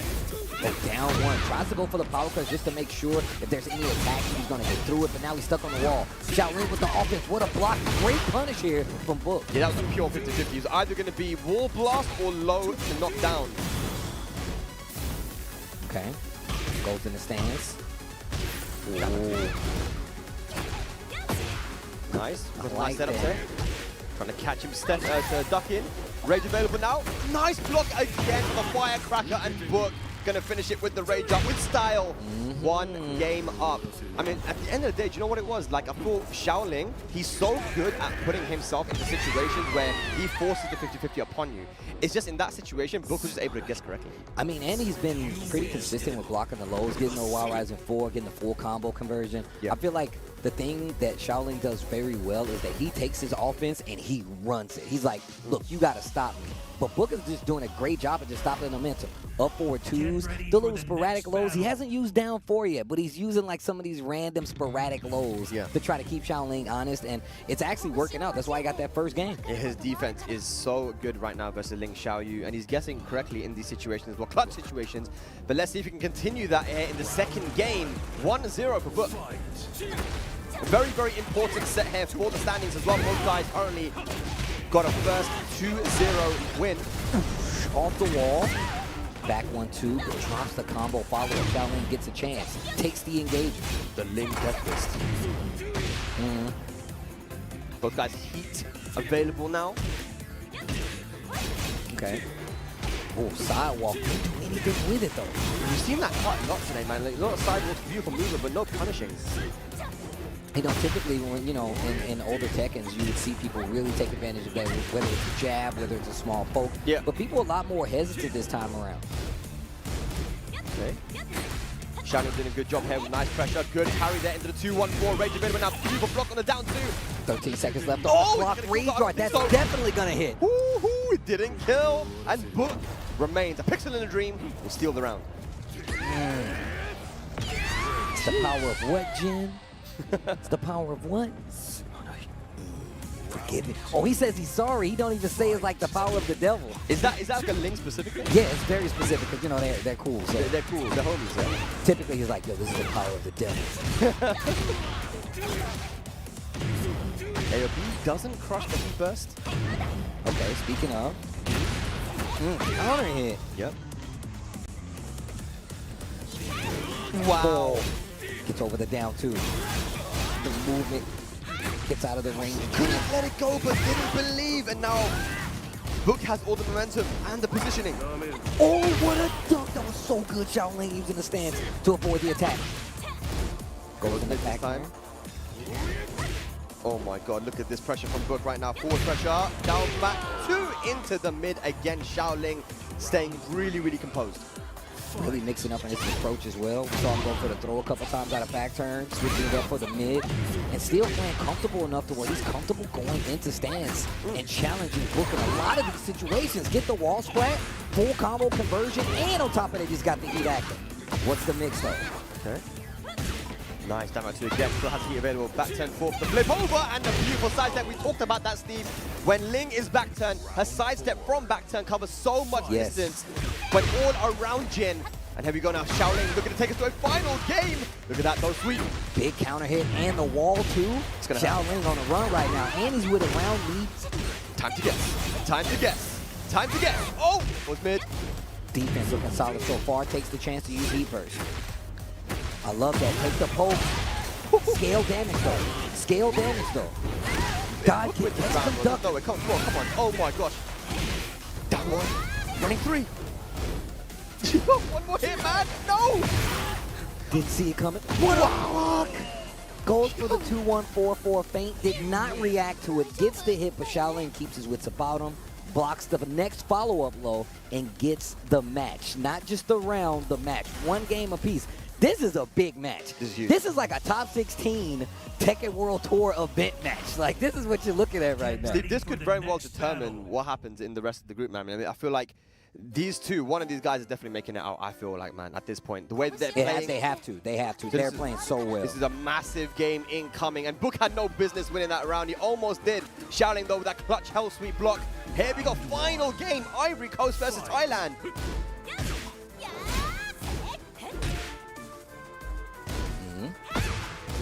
Really trying to find that counter hit while second 2. There he gets it, though. 13 brain counter hit launcher. Man, what a challenge. Uh-oh. Look at the pokes adding up. Steve, Ling stuff, man. Firecracker. Ling Tings. Ling Tings. Oh, down 3. Good old key. Shaoling strikes first blood. Okay. And this is really starting to run away with it. AOP gets under. Speed engagement. Nice block. Full conversion here, actually. Like I said, even if it got blocked, I mean, Shaoling is still forcing himself into those situations where he can put Book into a 50-50. Gets the break on the wall. Big damage still, too. Yeah. And look at all the chip. Back horse. Oh, good. Safe mid wall splat. Beautiful. Look, gonna take it out. Even it up 1 round apiece, 1 game apiece here. They are slugging it out. Okay. We're brawling. His low block is so good, Steve. Dude, he's really been taking advantage of the fact, and almost every time, but now Book has recognized that he's actually ducking a lot, so the down forward, the back forward, all the mids are starting to work. Are we gonna see heat? Oh my god, he just goes for it. A very risky mid option, but he gets the launch, gonna activate heat, and this is gonna be a guessing situation now after the flip over, I think. Hang on. Spins the rest of the heat. Oh my god, beautiful backdash. From Book into the heat smash. The demon paw hit. Oh my god. Down 4-1, up forward, wall splat. Book on set point. He is so clutch, man. 1 more round needed for Book. Dive kick. Down 2 on the follow-up. Go for it. Another one. Big launch on the whip punish. Shaoling. Doesn't even go for the classic back 1+2 launch, just the big optimal stuff. And look at this combo. Wow. Catches Book swinging. He's near that stage wall explosion, so you really got to be careful. Book has guessed correctly on hypnotist mix-ups every single time it feels like. The heat smash hit. Blockable tackle, as Rip would say. Oh, what a block! And he has rage available. I don't know if this is dead, but it might be very close. That should be it. Yes, Book gonna go with a rage art. If it connects, that will be the round and the set. Book takes it over Shaoling, and man, it got really dicey towards the end of that game. I wasn't sure. Oh my gosh. Book is like, oh my gosh, the relief you can see in his face.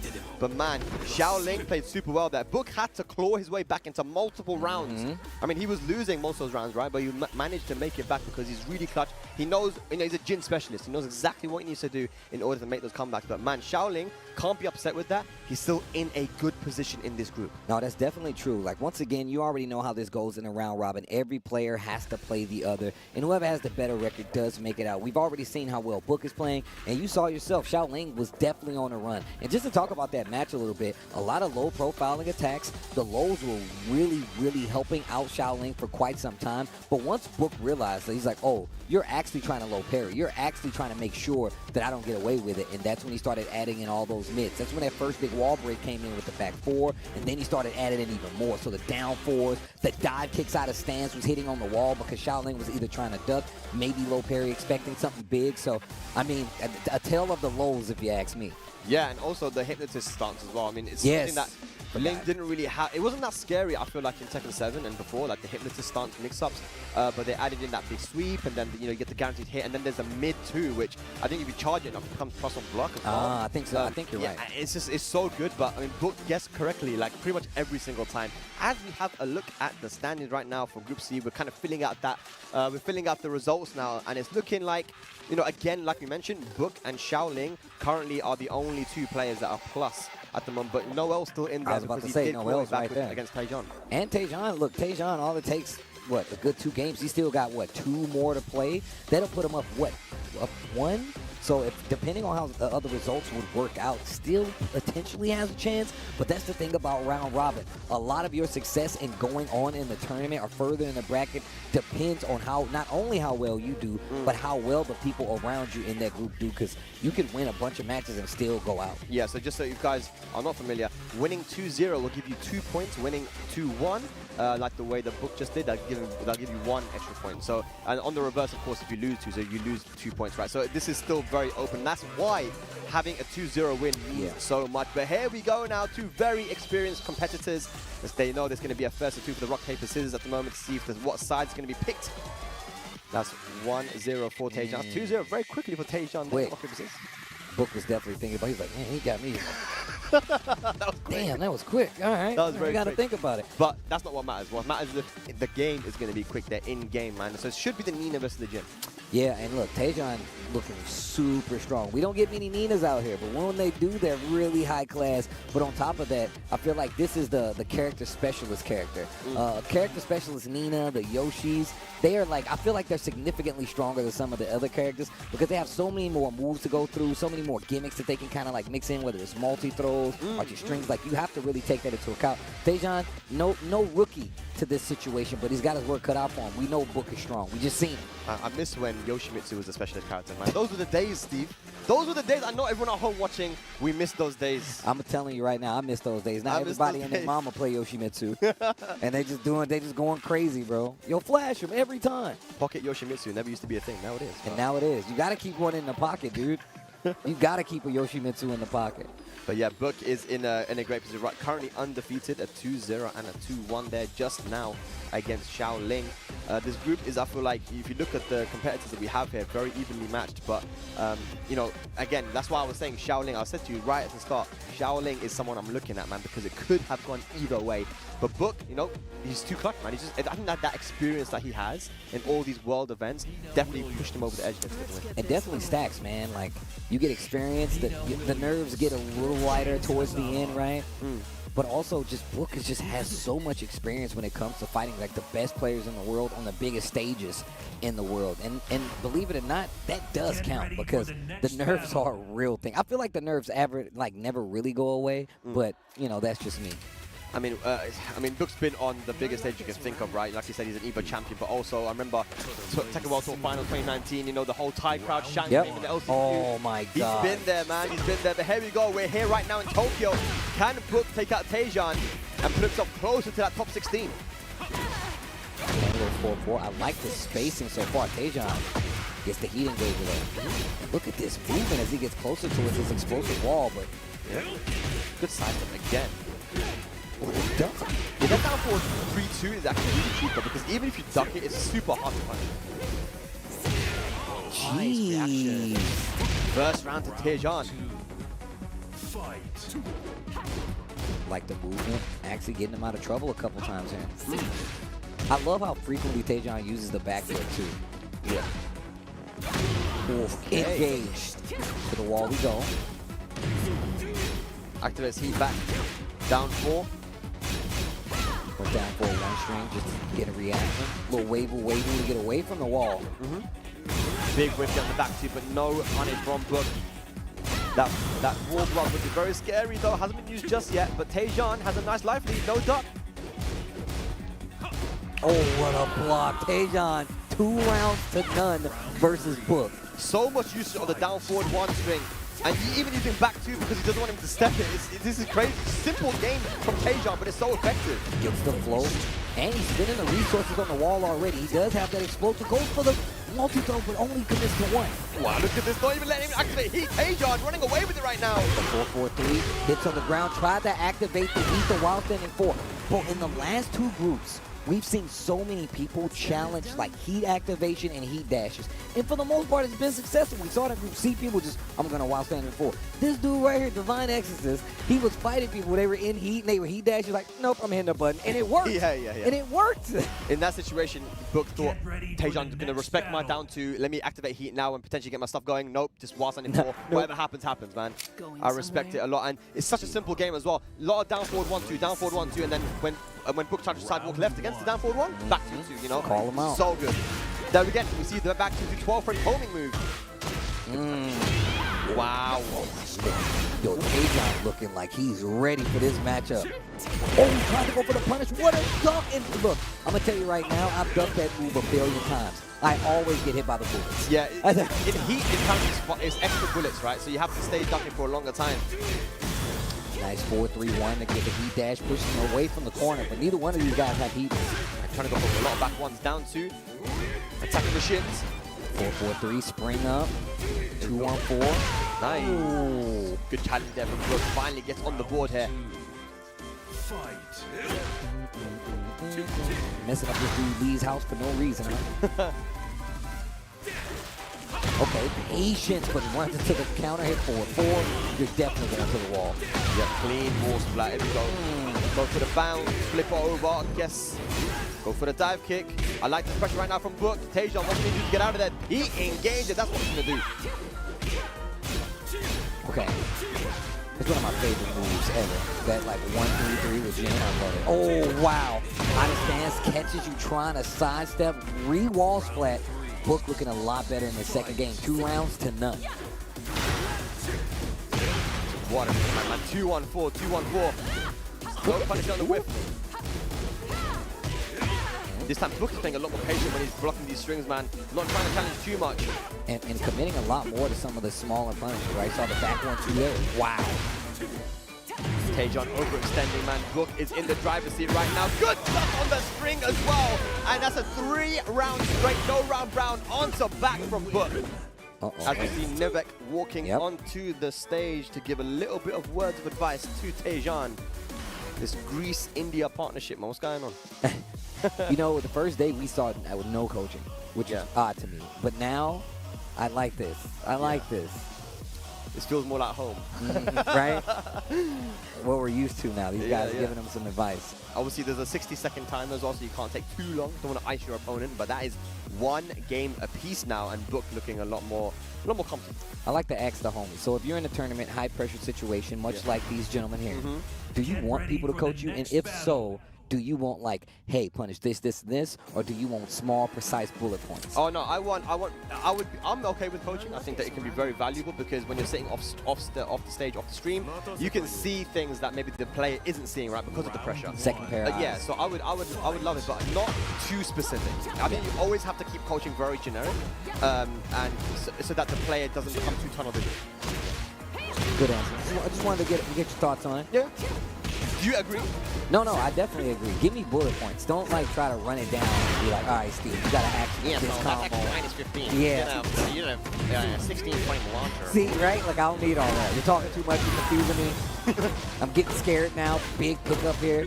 Heat dash combo. All right. And he's gonna be able to get the kill down for it. Yep.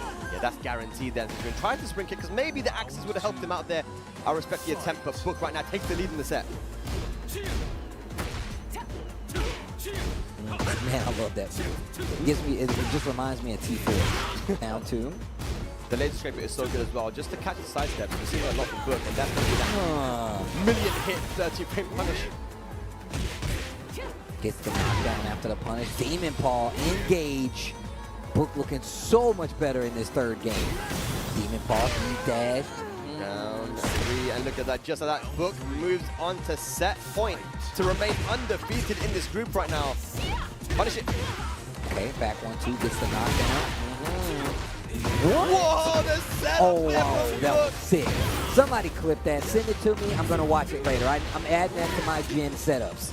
Got to go for the back row catch, but it's not going to matter anyway. The heat smash comes in. That's 6 rounds straight after losing 3 rounds straight in that first game. Book showing expert adaptation. But, man, shout outs to Tejan, man. He did get one on the... He got one win, right? Or was that 2-0? Yeah, it was 2-1. So Okay. he won the first one 3 rounds straight, looking very confident, but that's what I'm saying. I mean, you don't have a lot of time to make adaptations.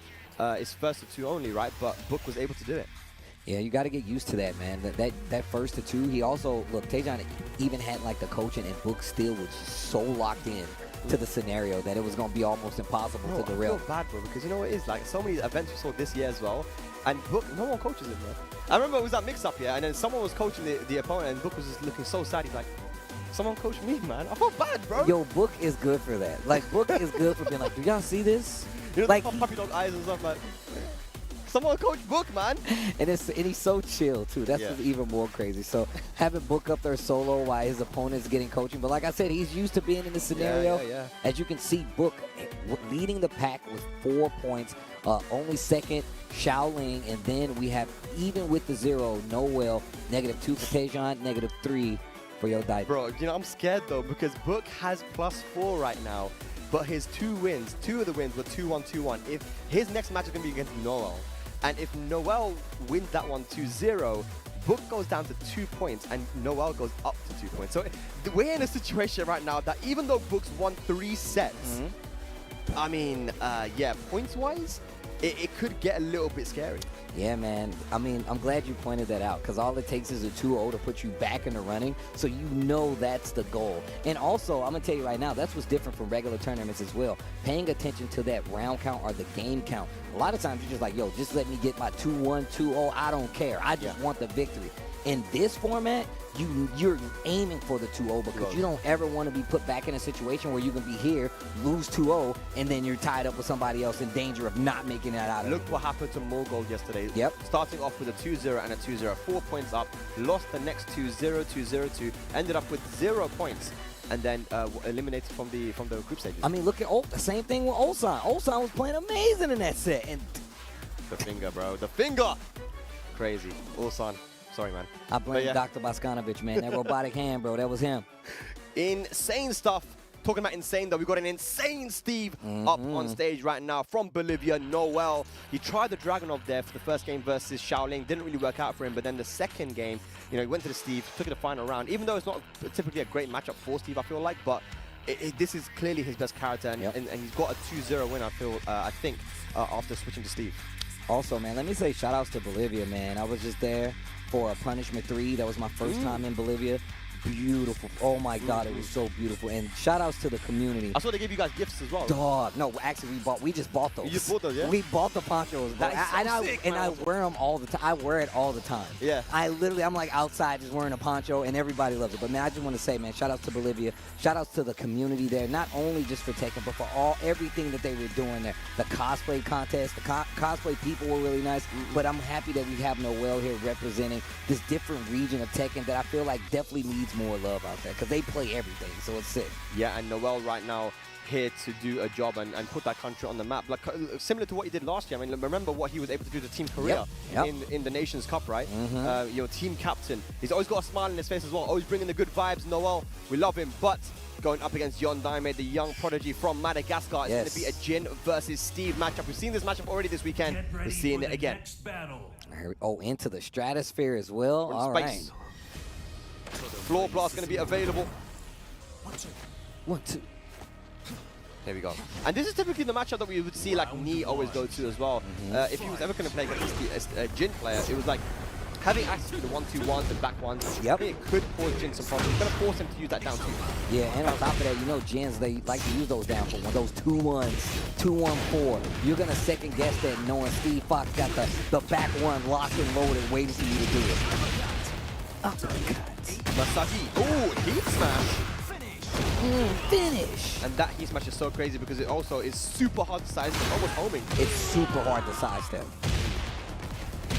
First round. Yeah, didn't even let Yondaime use heat there at all. Noel. Down 2 starts the pressure.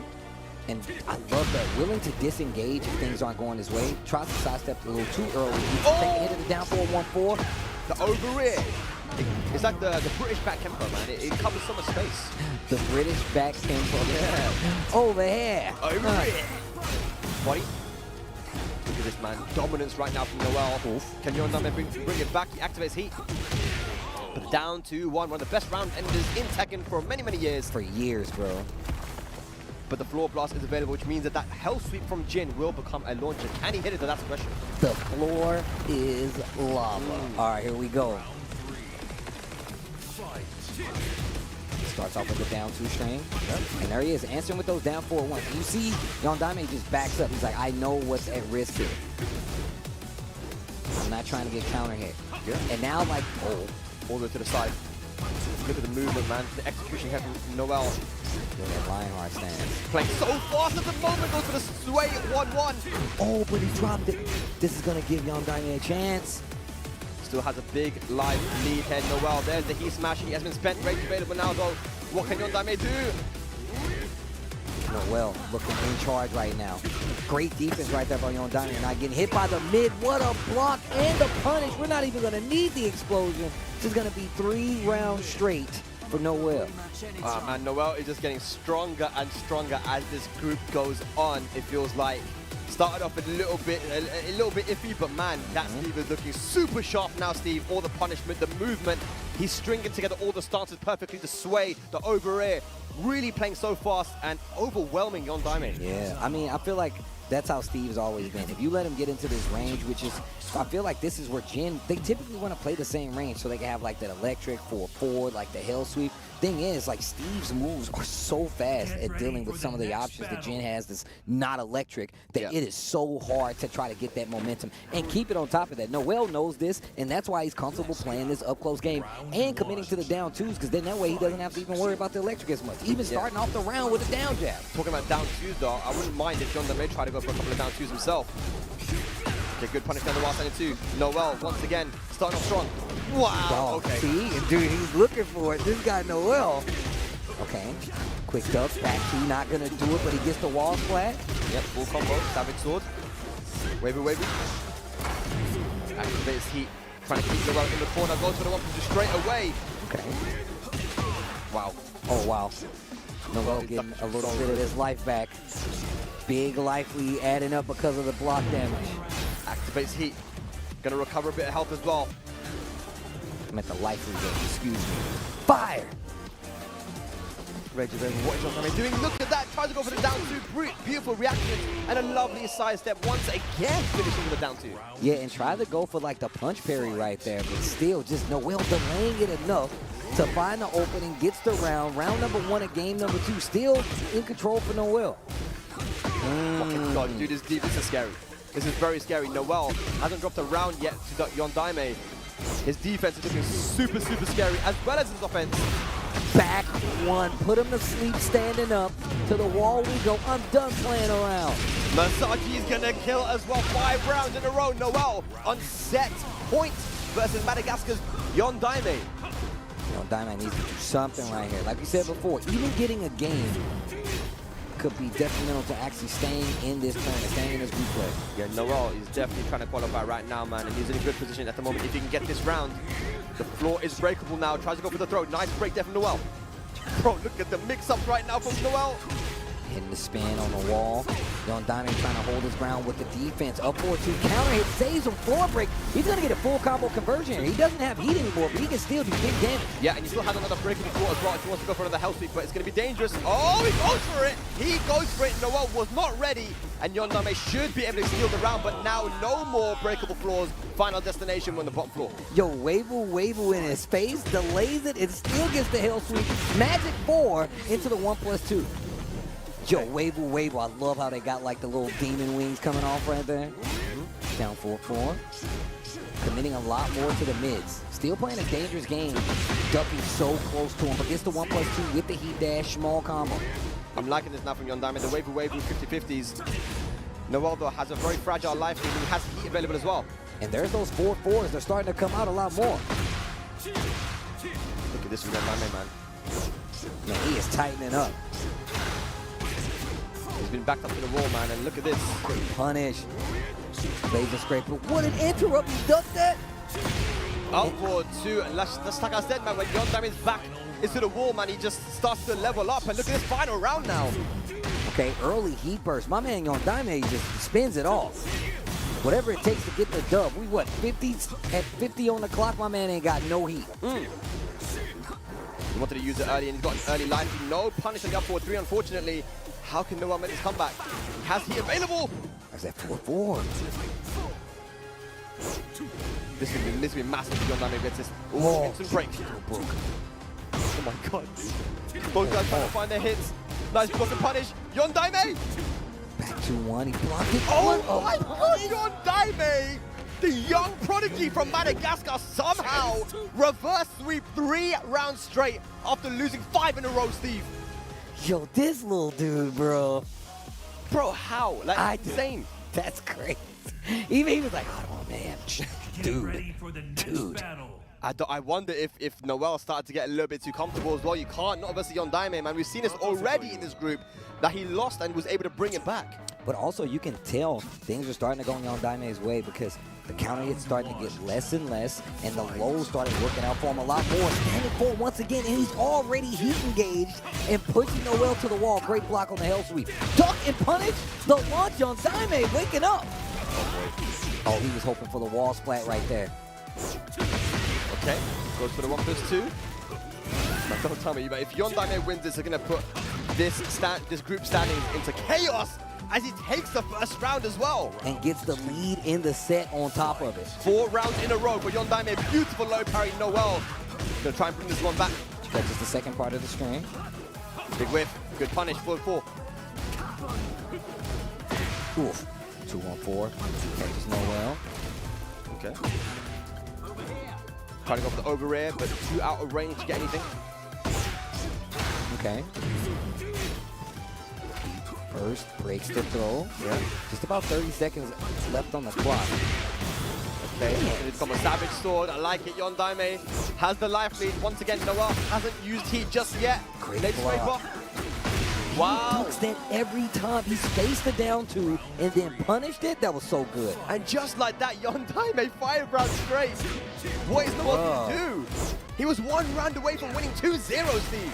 Yondaime with the adjustment. Oh my god, he's jump jabbing. Now he's panicking. That's definitely a panic move. And look at how aggressive Noel is being on the offense now. And Yondaime just seems so comfortable. And look, just burning heat straight away. He just wants to keep the pressure on Noel. Runs up to him, just like you said. Down back 4. Not letting him sidestep at all. Yondaime has a nice, healthy life lead. Noel, you've got to pop it. You've got to do something. Well, 28 seconds left on the clock. He wants that counter hit so badly. He tried to finish the string. Yondaime interrupted. He can't get the counter hit. He just can't get the counter hit. Did he sidestep it? No, he didn't. He has been activated now. Good break in the 2 row. A 4-2. What a block. What a punish. About 10 seconds left on the clock. He can definitely do this. Oh, back to 1. Delayed it too much. God. No. Oh, guard break. It's not over. It's not over. Oh, the down 2 is not a right punish. Noel with 2 seconds remaining. It's not over yet. Oh my god. This is insane at the moment. Yondaime is he going to start off strong again? Ducks the string, no punish from Noel. No, oh my, speaking of ducking while standing 2, full combo conversion, and you're going to the wall. And on top of that, we're still upstairs. You see pops heat as well in the combo. Oh, I like that combo. Oh my god, wait.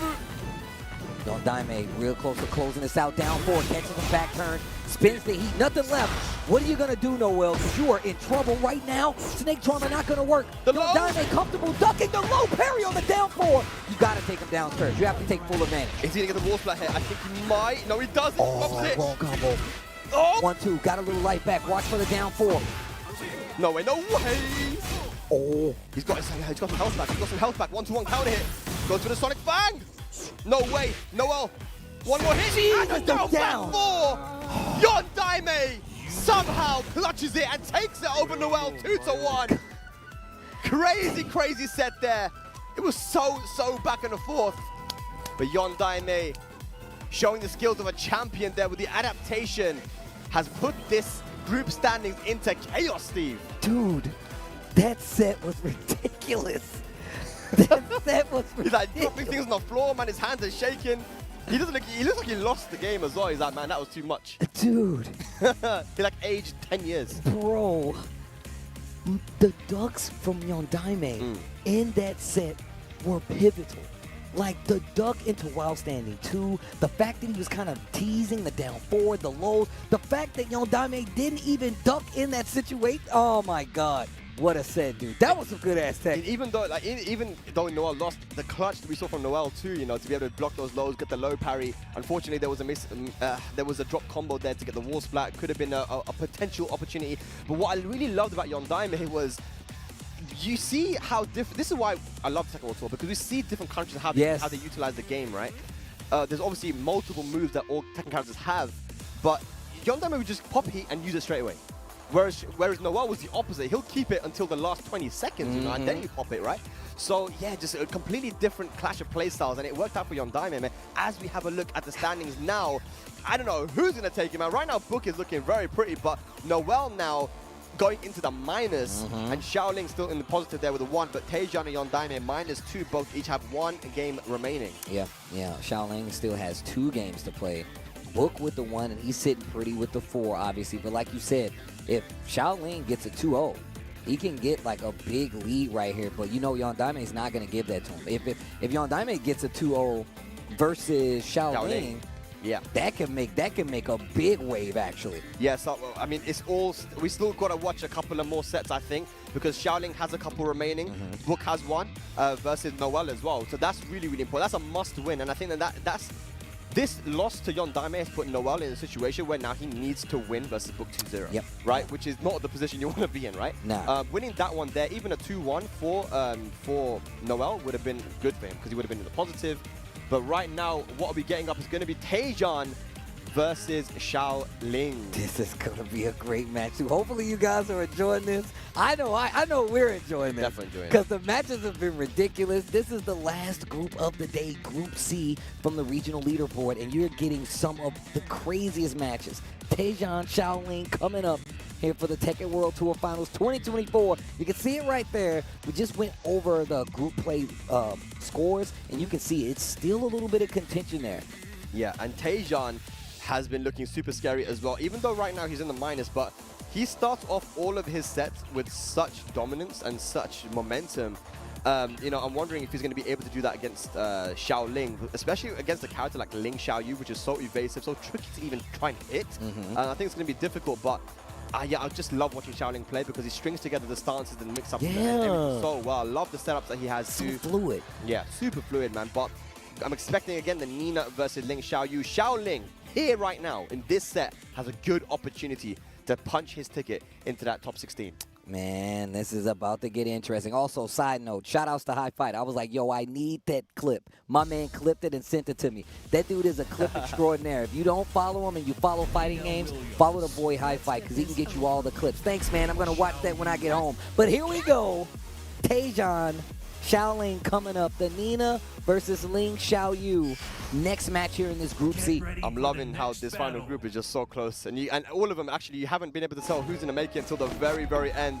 And it's going to be the same here again. We're going to the Ortiz Farm, Peru. To start it all off, Nina versus Ling Xiaoyu. Let's go. Once again, I feel like these are matchups we really don't get to see, especially with just Ling in general. Yeah, we don't see a lot of Ling, man. We see more Nina than we see Ling. Yeah, Ling is so strong. And there was a time at the start of the game where people were like, Ling's top 5. Actually, I was talking to Ulsan, he still says that he thinks that Ling could be top 5 as well. But look at that, man. There's big damage coming in now. Gonna be the flip over. No goes for the cartwheel instead. Man, that parry was clutch. Shaoling. Great block damage and pressure on the wall. Tejan fighting back. He dash, no resources on either side. Look at the life recovery that Tejan has at his disposal. Ooh, wow. Dude, counter hit launcher. Like I said, 13 frame. Just goes for the death fist to finish it off. Yeah, I mean, he had a lot of life to recover, but Shaoling's like, nah, it's cool. It's a memory now. I'm going to take the round. I love how he used that forward 4-3 as well, that long range mid kick, just to keep out the opponent too, really control the pace. And he goes back turn after, so it gives him a little more evasiveness, which is really, really good. Ling Xiaoyu actually has access to a 14-frame launcher from standing 2. Could have used it there. Got to be careful using Blonde Bomb into a Tejan versus Ling Xiaoyu. That block on the long distance low. The 4-4-3, like you were just talking about, actually just got Shaoling in trouble, and it got Tejan the round. 1 round apiece in game number 1. Very nice. down forward. Okay, the size depth for trade working out for Shaoling, getting a launch. Still gets the combo. You gonna spin that? Look at this, bro. Yes, I am. Time to guess. It is time to guess. Cali roll. Good spring kick. I love it. What? Gets the back. Gets the butt fairy level 6. Goes to the mid. Look at the chip, man. Look at the chip. Look at that recoverable life as well, though. And look at the hypnotist. Nick Sauce, man. Hypnotist goes for the low. Then the mid. Shaoling, 2 rounds to 1. The mix. Okay. Ooh. Well, send it 2 again. That's frame. Big counter hit. Okay. Pop and throw works out. Oh, that's a full combo conversion here, too. Heat's still there. You can break the floor if you want to. We're taking it downstairs. Stole that throw from Granddad, bro. It's crazy. Right? Shout out to Wang Junrei. Oof. Not looking good for our boy Tejan. Another perfect there for Shaoling. He's had many of them this year. And there's another one added. But yeah, I mean, the Ling Xiaoyu, man, he's stringing everything together so well. And now you can see Tejan thinking hard. What is he going to do? He's gone to character select actually here. What's he going to do? Is he going to the Elisa? Because I did mention that, you know, he plays a lot of these waifu characters. Elisa? Gone straight to Elisa, Steve. I mean, look. The thing is that I feel like this isn't as bad, not nearly as bad. You got destruction stands. Elisa's got really good lows. Her pokes are really good as well. I feel like that's one of the things that Nina kind of struggles with. It's just like keeping you honest outside of like stance pressure and stuff like that. Elisa, on the other hand, she can keep you honest just with her stance. Destruction stance, she's got great lows, and the pokes are pretty good too. So let's go. Yeah, let's see what he can do with the Elisa here. Better movement, and also has, you know, other options as you mentioned. And this is what Ling forces out of opponents as well. Because she's such a specialist character with her stances as well, you want to find the option that can beat the AOP in the back and stuff. Ooh! Didn't actually get the whiff punish, but Shaoling pressed into the second hit. Look at that. Using the space, there's the stance. Yeah, I would definitely, if I'm Tejan, I'm trying to test Shaoling to see if he knows how to deal with those chainsaws, but a lovely duck and a down 4 string. Ooh. Okay, standing forward, not gonna make anything happen. Going in the stance right now has actually gotten, gotten Shaoling in a little bit of trouble. And it gets Tejan around in this second game. I'm like, I can't remember if he won a round in that last game, but this is good. Yeah, I think it was 3 rounds to 1. The Tejan starting off strong here with the Elisa. A lot of dancing from both guys, waiting for their opportunity. Nice AOP once again, forcing Tejan to whiff. Going for the mid. Oh, nice call out. Yeah, that's one thing that Elisa has for sure, man. It's just access to a billion power crushes. Okay. Okay. Taking advantage, ducks the follow-up, gets the hop kick. Tejan, are we going downstairs? No. It's the max damage combo, nice jab up there for Shaoling. He smash has been spent, rage available now for Shaoling. What's going to go for the hop kick from Tejan? Oh. 2 rounds there, second game. Okay, the Lisa pick working out for the better. And Lisa definitely one of the characters that we know is super strong as well, but maybe not as much as Nina on the big world stage. Oh, look at this. Starting off strong once again, 10 seconds gone, and that's already 60% almost. Man, Tejan looking so much better. Oh, the power crush again. Heat available, Shaoling, what are you going to do? Oh! Is that going to be dead? Oh my god. Chainsaws. Look at that answer back to 3 rounds straight. India, Tejan, taking us to a final game. That destruction stands, bro. It's nothing to play with. If Tejan wins this, I just don't know what's happening. Exactly. That's what I'm saying. The scoreboard is going to be in shambles. Points everywhere. Okay. Going to stage select. What's it going to be? What is it going to be? Rebel Hangar. We are going to a final game here, ladies and lads. India versus Ivory Coast. Elisa versus Ling Xiaoyu. Very, very important for the standings here for Group C. Shaoling can put himself in a great position. He just needs 1 game. Here we go. Okay. Counter hit low. Okay, that is safe. I like Tejan slowing this down a lot. What a whip punish. Yeah. Oh, which he doesn't get the wall carry, but that's going to be a balcony break. Full combo conversion too. Should be able to take it to the other wall as well, maybe. Yo, yeah, for sure. Oh my god, look at the combo. Spike, carry roll, and it's getting time. What a block. Hop kick, yo! He wouldn't have used that, he guessed correctly there. And Shaoling, though, goes with the hop kick and gets around. He's like, you're gonna do what? Hop kick. I'm not playing. Chainsaws. Oh, wow. Good follow-up. That's guaranteed. Hypnotist low. Good sidewalk, but so careful. Because just like it's easy to overextend against Link, it's just as easy to overextend against Elisa with her movement, man. Yes. She's a little evasive herself. Oh my god! Chainsaws, but in catching Shaoling. You gotta respect destruction stance. If you don't know exactly how the string works, man, I'm out of there. Okay. Oh boy. Going back quite a bit, finishes the string, gets the knockdown. So many of these sets in groups here have been so close. Once again, one game apiece, one round apiece. But right now, Shaoling has a nice life lead, and he's still got heat available as well. Tejan, is he going to bring out the chainsaws again? The minute he gets the chance. Like every Elisa player. Yep. Dancing a lot right now. 27 seconds left on the clock. There it is. And just goes for a power crush to say, stop all of this. I know you're going to be offensive when you're in stance. I'm going to use a power crush to stop that and take my turn back. But not good enough, because Tejan getting closer and closer. Now has the lead. Oh my god. Go to the mid option. No, I don't think he pressed. I don't think he pressed, and that should be a punish with the hop kick. Tejan taking us to a final round potentially now. Set point. What a turnaround. Oh, got the counter hit early on. Goes for a tracker move, looking for a sidestep. Oh my god, great fun. Tejan has slowed down this game so much. Oh my god, the classic hits in the face, man. The throwback.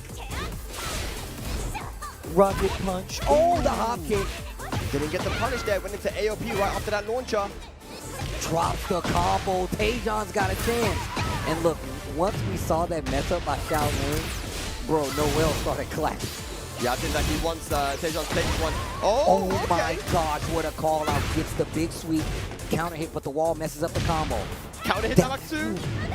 Sidewalk, the sidestep, that's gonna do it. Tejan takes out Shaoling after going down with the Nina, switches to Elisa, and that is definitely gonna switch up a few things for the standings. Like you said, we don't know what happens now, but we know it's great. Look at Shaoling's.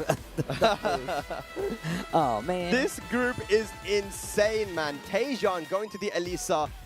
Again, and he has other characters he can use as well. He plays so many characters in this game. We could even go to the Asuka if he wanted to, but he made the right choice going for Elisa because we saw her movement is the best in the game, some of the best in the game. Her backdash probably the best, yeah. But even her sidewalk is so good. And we saw it there. The sidewalk left against the Ling, forced Shaoling to overextend, and he got the hop kick punish so many times, Steve.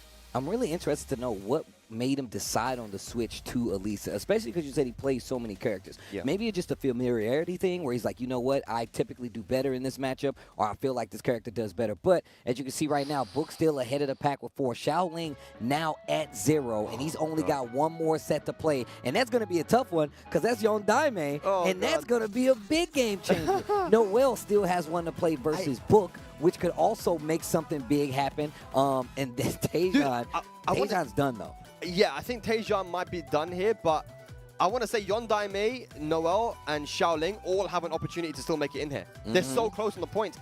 Yondaime, if he is playing against Shaoling, if Shaoling wins that one 2-0, he'll be up to +2. Noel up against Book. I mean, he needs, that's obviously a must-win there as well, but yeah, I mean, this is a crazy one right now. We still don't know who's going to make it through. Yeah, and on top of that, so Book is pretty, set. He's pretty solid right now. So, but it's more about the fact of, how do you mess up the count between the remaining players? Because that 0 and that -1 is really easy to turn around if you just get a 2-0 versus your next opponent who could potentially stop your way. So, this is definitely some important games we got going on further. Thank you guys for tuning in, man. This group has been crazy. This group has actually been crazy. I can't wait to get to the rest of it. And we still got the LCQ. So let's just say none of these players here make it to the main bracket. They're like, you know what? I know it's 2. It wasn't me. They still have an opportunity to make it in. And possibly even in a harder situation, fighting through the LCQ. Some of the biggest Tekken names in the world are in that LCQ. Yeah, I mean, there's some of the biggest names, as you mentioned, and these guys are going to be there. If they don't make it in, that LCQ, that's going to be happening tomorrow, guys, and that is going to be insane. And I want to give a big shout out to everyone that made the Tekken World Tour possible. Yes. You know, Bandai Namco, Chipotle, everyone that helped to make this what we have right here. The first Tekken World Tour Finals in Japan as well for Tokyo. I mean, it's beautiful because right now we had yesterday the group for globals, and now we have the regionals. And I think that's a new change, that we have a regional and groups going side by side. To see the amount of talent that these guys, that we have here, that we wouldn't usually see in past Tekken World Tours, it's absolutely beautiful. And I love the change they made to the Tekken World Tour this year, because now we do get to see people like Shaoling, like Noel, like Yondaime. I mean, all these players that you wouldn't usually see because they haven't got the opportunity to travel, you know, outside of their country. But now with this format, they can, and they have an opportunity to represent themselves as well as their country on the biggest stages for Tekken, man. So yeah, I'm super honored to be here and to watch these guys play and show off the talent.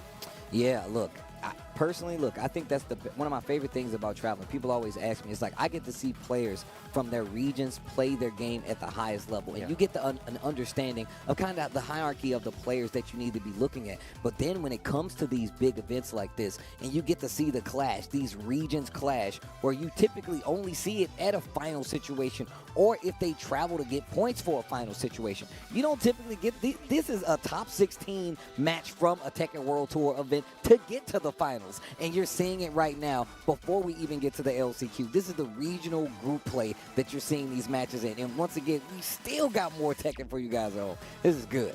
This is very, very good. But here we go, Book versus Noel. And this is a must-win for Noel. He needs a 2-0, I feel like, at this point, to put himself onto +1. And then everything just goes on to what happens after that, you know, with the other matches. You know, his fate is in other people's hands. But, you know, winning here versus Book is not the situation that he wanted, because that drop against, I believe it was it Xiao? No, Shaoling, he lost against 2-0. That was a big way for him to start. Not a great way for him to start, but, you know, the Tejan match as well, there were so many close calls, so close situations. We know how strong Noel is. But yeah, Book is pretty much safe now. No pressure on him. But Noel needs this 2-0. I mean, that's what he's aiming for. You know that's what he's aiming for. I mean, honestly, we already touched on it. You definitely want to 2-0 everybody. You just beat them up. Me and Mark, man, even said, if you don't lose, then you're cool. Yeah. Easier said than done, though, with these players. Easier said than done. Get Maji Temple. Here we come. Alrighty, here we go. The Steve Fox going up against the Jin. Let's get into a game one. Big things at stake here, especially for Noel. He wants the best record possible. That means he's looking for a 2-0 versus one of the best players in Tekken in general. All right, but this is a match that we already played, of course, versus Yondaime. Different kind of style with the Jin here, with Book. Both guys activate here. Noel activating early than we used to. I thought the wall was closer than it was. Okay. Pressure, dive kick out of stance. Nice, he gets the punch parry. Nice, good stuff. Okay, rage available. Okay. Nice, while standing forward. Needs to be real careful right here. Goes in the stance. Got a lot of life left. 18 seconds left on the clock. Down 2, he finishes the stream. Noel taking first blood, first round against Book here. Once again, he needs this 2-0. He wants this 2-0. He wants to improve his score. Back one, didn't believe in the hit. Engage. Back to the wall. He's one of his own. Eats a couple of hits. Oh, down back 4. Nice 2-1. 4-4-3. Offense looking real strong right here. Heat dash to keep it going, but now he's out of heat. Spins the last second heat dash. Realigns on the wall. He's got rage on. But he doesn't go for the kill, but the down 4 is going to do it 1 round apiece here with Noel versus Book. Okay, that looked dicey. Not sure why he didn't go for the rage art. Or engage. Oh, 4-4 gets the big counter hit. Goes for the electric one extension. I've actually never seen that one before. Okay. Oh, no. Tying up the set right here. Book bringing it back in that second round, man. It was actually pretty intense, Bag. There we go. Down 4. Ooh. He dashed. That was a float, though, so it's not going to be a lot of damage, but he might be able to find it. Well, no, he drops it. Back one counter hit. Not going to be dead, though, I don't think. Close enough. Down 2. Stays there. Oh. And look, we saw how Noel closed out that first round that he won. He literally just finished the down 2-1 string, and Book ran into it. But he answers back with a round of his own. 2-1 in favor of Noel right now. Beautiful. All right. Or engage. And that is one thing that you want to do with Jin as well. You know, when you challenge Steve's counter is with your own counter. You've got a 30 frame one of your own with that standing core. But we've got Heat Smash now used. Die kick, more plus frames. Rage available and Heat available. No, he's got to pop it. Goes for the over rip, but no, 4-4-2 hits him. Oh, that one. Yo, he's got Heat too. And he has Rage. Is he going to use it? To the wall? I'm done playing around. He gets the wall. Bro. 5. Oh, what a combo! Still alive. Down 2. Noel taking the first game. And like we said, Steve, he needs a 2-0 here. He definitely needs it, so the job is not done. A win is not enough. My man, Steve, these are the fists of a champion. So that was cold. That's cold. I like when he says that. Yeah, no. No, well, other stuff, I don't know. Someone asked about, like, what is that? What's the accent that Steve has? I think someone asked Ru Kang. I don't know. You don't know? How do you not know? You're from the...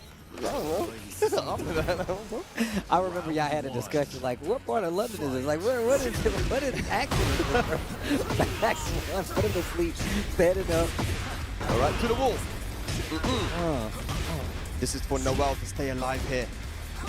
In the regional groups, that's going to be that power crush and switches sides as well. Oh. Second up. Wow, gets out of the range of the up 4-2. Ooh, power crush, that should be dead. Yeah, 4-4-2 guaranteed. Noel in the driver's seat. And look at this, he's working on a 2-0. Oh, the punch parry, that was so good. 4-4-4. Okay. And look at the patience on the side of Book. Decides to swing a little too early. Now his back is to the wall. That's it. He loves going for that final low as well in that spring from the 1-2-1. Has a massive back hit again, but the 4-4-2 into heat dash, full combo incoming. Never mind, he dropped it. Yeah, he dropped the electric, and then he dropped the end of the combo. Down to counter hit. This should be the end of the round, pending the Rage Art connection. There we go. Stops the bleeding, stops the round lead. They are now tied, and you can't help but think that was one interaction away from Noel being up 2 rounds to none in this match. But down 2. We love down 2, don't we, Steve? I'm a Jin player. I love down 2. Yeah, we love down 2. Oh, we love low parries as well. Look at this. Noel. Here we go. Start off strong. I like that takes the open. What an answer. Hurry. Book is definitely mixing it up now. Uh-oh. Book looking a lot more confident, but here's the heat engager. A lot of life back on the side of Noel now. Okay, good punish. Both guys will have heat available. There's that heat smash from Book. The push. Noel closes that wall. And the dive kick now as well. Plus frames. Up 4-2. And the down 4. Steve, it might not be the set, but this one round could determine Noel if he stays alive here in the tournament. Okay. And look at this offense. Back 4. Oh my god, the down to the hitting now as well. Look at this pressure from Book. 2-on-4, he finishes the string. Noel needs to get away from his wall. Oh, the jab's not gonna do it. No parry! Okay, we saw this last time. No more mistakes by Noel. That's gonna be a low wall splat. It wasn't a clean one. Good sidestep. Okay, no resources left. Another dive kick. Oh, but that was counter hit. That could have been crazy. Down 4-2. Good interrupt there on the back one from Flicker. Down 2 again. Oh, what a duck, and he gets the full punish. Book gets 1 game on the board, crushing the hopes of a 2-0 in this scenario to put Noel a little further up on the count of that leaderboard, of that group play leaderboard, excuse me. Yeah, okay, well, there's still a job to do here, man. Because I looked at it a little bit, you know, I have a feeling that he might have needed a 2-0 there, but we don't know for 100%. We're not mathematicians here on the commentary desk. Look, I suck at math, so just don't even ask me. But, you know, it's still 1 game apiece here, man. Regardless, Noel's going to look to win this one. But Book making the adaptation so much more usage of that down 2. All right. Let's see what he changes up. You said it, man, that down 2. Bro. Actually, the game changer in that last game we saw. That second game switched over from 2 counter hit down 2s. Okay, good punish down the power crush. Oof. Okay. The old okie doke. Step on his foot, punch him in the face. Oh. Okay, good start there for Noel. 2-1. Yeah, just pokes, trying to play that keep out there with the fourth one. And the dodging, a lot of use of the dodges as well. There's a lot of range. I like that. That is such a good option to use versus Steve. Down 4, 1+2 is just a punch parry, get the knockdown free, follow up with the hits. Wow, tried to go for a fancy combo. Didn't get the wall split, unfortunately. Got the counter hit, but it wasn't clean engage. Fire! Oh! Jeez. Wow. Okay. Goes for the Sonic Bang. Still heat available. Trying to pop in the hop thing out of nowhere. Book no respect. Gonna tie it up in this final game. I literally, that was the last thing I was expecting. Yeah. And that's why it was so good. Noel definitely wasn't expecting it either. We're all tied up now. It's the power of the devil himself. But versus Ling, it's like, oh, oops, sorry. Sorry. My bad. Oopsies. Trying to force the issue. You can see Noel clips the dive kick, gets the wall position. Yep. Masaki. Another very strong start here for Noel. But this is where it gets scary because Book keeps on making these comebacks. Oh, back 2-1 to the wall. Savage sword to end the combo. Jin's wall pressure is ridiculous in Tekken 8. Look at the recoverable health there from Noel. Oh, that's a very good sway 1-1 though. Oh, to the wall. I'm done playing around. Look at the combo. Look at the combo. Look how much life he's recovered because of it. And the wild standing one. Have we got Noel now? 1 round away. Set point. Look at the range of that, man. Counter hit 4-4. Yeah. Didn't respect the dive kick. It does give advantage to Jin. And that's a huge combo there. Hell sweep. Attacking the legs. Oh, I felt like he could have got a clean whip punch on Monster Head. Steve has the worst launches, I feel like. And just like that, ladies and lads, final round here. Noel. This is so tense. Big whiff in the electric and no punish from Noel. What a block. Lots of evasive. But they're dancing, man. No one wants to take the first hit. Okay. Oh, the counter trade. Oh my god, these guys are so evenly matched. Okay, sidestep into the heat burst. Oh, the down 2 again. That's been a thorn in the side of Noel. That's going to be a clean wall spot as well. Savage sword. One more hit potentially. Mix up time. Noel, what are you going to do? Oh, the low. He still got his heat. I'm done playing around. Oh, fire! And Noel is going to take it. Clutches it out against Book. Handing him his first loss there, 2-1. The man from Bolivia, he done it. I need to see the scoreboard now. I want to see. Look, I'm not rushing you guys to do that. Look at that picture. He's looking at What's his he looking phone. at Somebody his phone? coach me. Somebody coach me. That's the patch notes, man. He went for Jin season 2, bro. My man looking at his phone. The real coach. Oh my gosh. All right. Yo, Noel. Wow. Look, I'm not rushing you guys to do math, but I definitely want to see how this works out. Yeah, now there's some mathematicians in the chat right now. I know. You need to know. But yeah, I think that puts Noel onto neutral again. Because he was -1, I think, if I remember correctly. Okay. But now there is Yondaime coming up. And if Yondaime wins 2-0, he goes from -2 to 0 as well. And the head-to-head will make it, will give Yondaime that win. Because remember, Noel lost against Yondaime with a crazy combo. Shaoling, though, is also at 0. Yes. So this is actually really interesting. But once again, like you said, it's going to go down to the head-to-head. Shaoling versus Yondaime. That's our last match, if I'm not mistaken. And wait, who won against Shaoling and Noel? It was 2-0 Shaoling. Okay, so Noel is out because head-to-head wise, it doesn't matter what happens.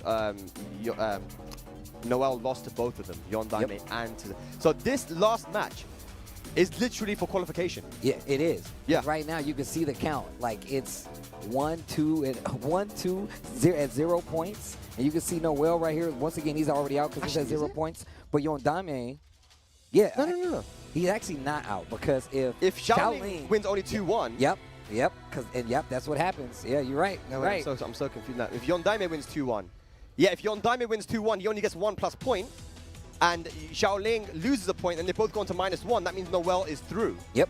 So right now, Noel wants 2-1. He needs a 2-1. All right, look. Wait, no, look at this. Noel knows. Noel knows. Noel knows, bro. Yondaime needs to win 2-1 here. This is actually crazy. Yondaime needs to win 2-1, and Noel is through. He's holding up the 2-1. He's right in front of us holding up the 2-1 right now. Bro, this is crazy. What a crazy last match we're going to get here, ladies. I mean, Tekken, like you said, Tekken always delivers, man.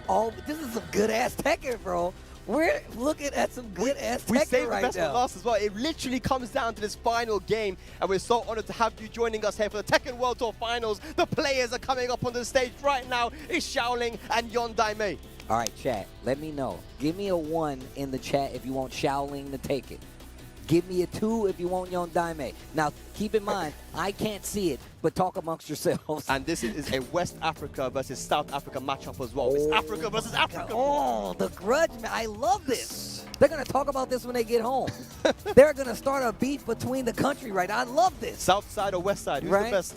Well, yo, what Yondaime. Tekken hood you rep, bro? And the thing is that Shaoling and Yondaime have history because they have, the Ivory Coast players have traveled to Madagascar before. The Madagascar players have traveled to Ivory Coast before in Tekken 7. So these guys, it's not one of those situations that they don't know how each other play. They are very aware of each other's play styles. So there is so much to talk about here, man. The history between the players, the standings in the group.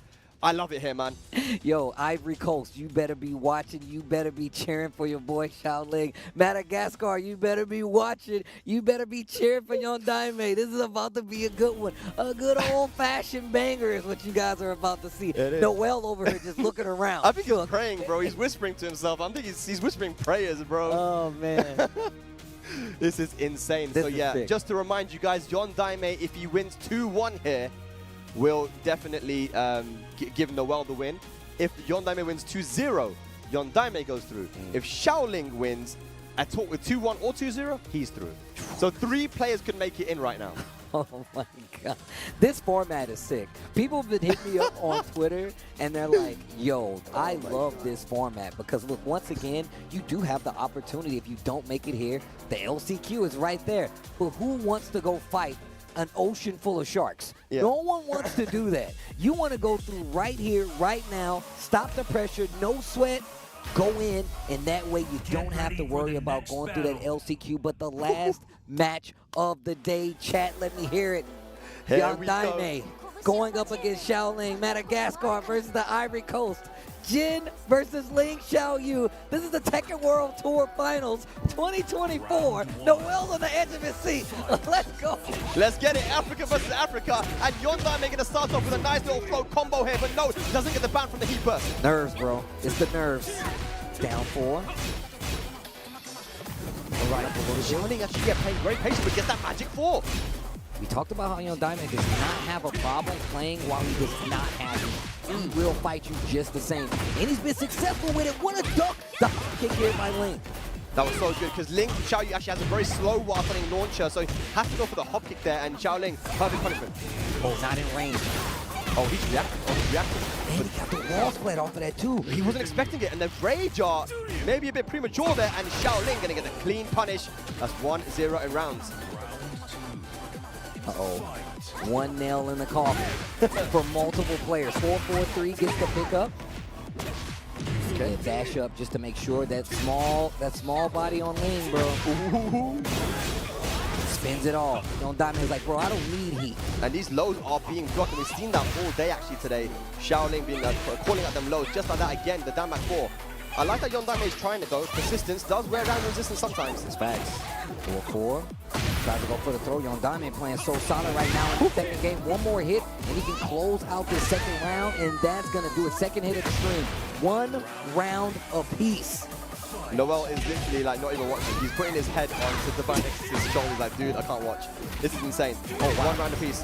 Try to go for the complicated wire. My mama taught me that. They're dancing a lot right now. Good punish there with the 2-4. Goes for the throw, and once again, Shaoling showing some really, really good throw breaks.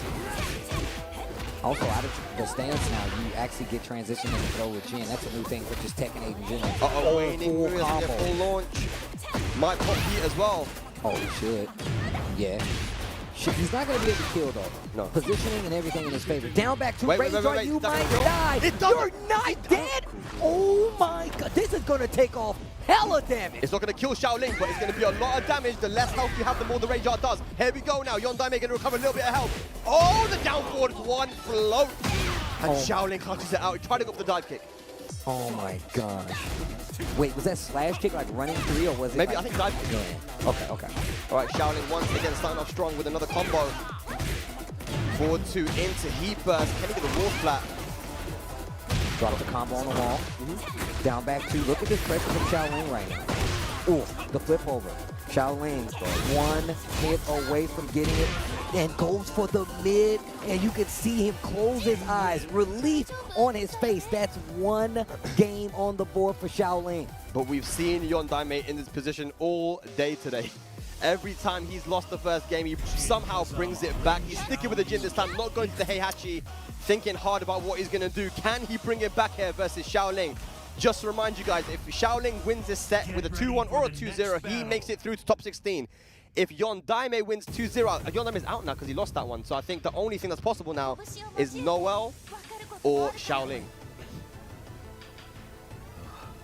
So now Yondaime, now he gets to play official party pooper. He's like, oh, you think you're going to make it through all nice and easy? Not on my watch, bucko.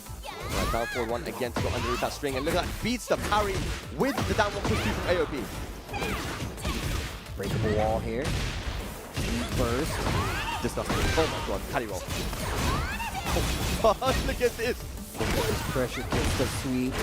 Ah, man, yep, yes, incorrectly that time. Yondaime wasn't allowed to play the game, and that is what Ling Xiaoyu can do to you sometimes. Oh my god, goes for the sweep. Down forward 3. God. To the wall. Wow. Yondaime, heat first, down back 4, trying to make something happen. Jeez, He's not letting him play the game. Steve is not letting him play the game. Bruh, yeah, you're right. He's literally like, nope, I'm not playing this game with you. Small pokes to close out. Shaoling, 1 round away.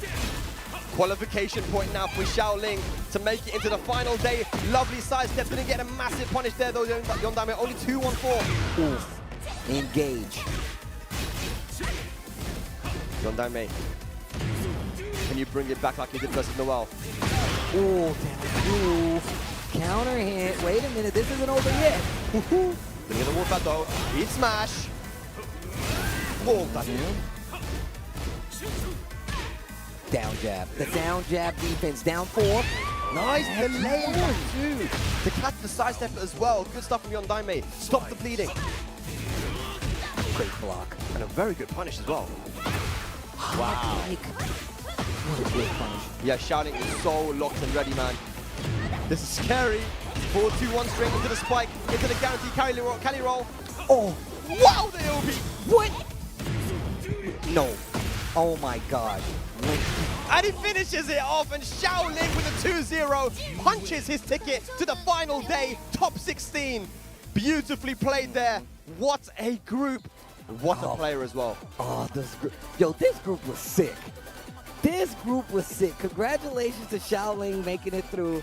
Unfortunately, we got a few other players that won't be making it through to the final day. They got to go through that LCQ, that last chance qualifier is where you're going to see a bunch of these players return from. But we got our last 2 players that's making it out from this part. The only thing that's left now is this LCQ. But let's talk about the way Shaoling kind of played so well. I wouldn't say he dominated that group, but he was just outside of Book. He was definitely one of the front runners, like you said, that people was looking at to make it out. And even that Book matchup, man, I feel like he could have won that one as well. I do too. It was just that Book actually, like, I think 90% of the time guessed correctly on the hypnotist stance. And that's sometimes what can happen, right? Like, you just guess correctly and it just works out for you in that first 2. But if he had guessed wrong, I think Shaoling would have won that. So yeah, it's just a scary play to play against, especially in the first 2 rounds. And we're going to be seeing Shaoling in that top 16.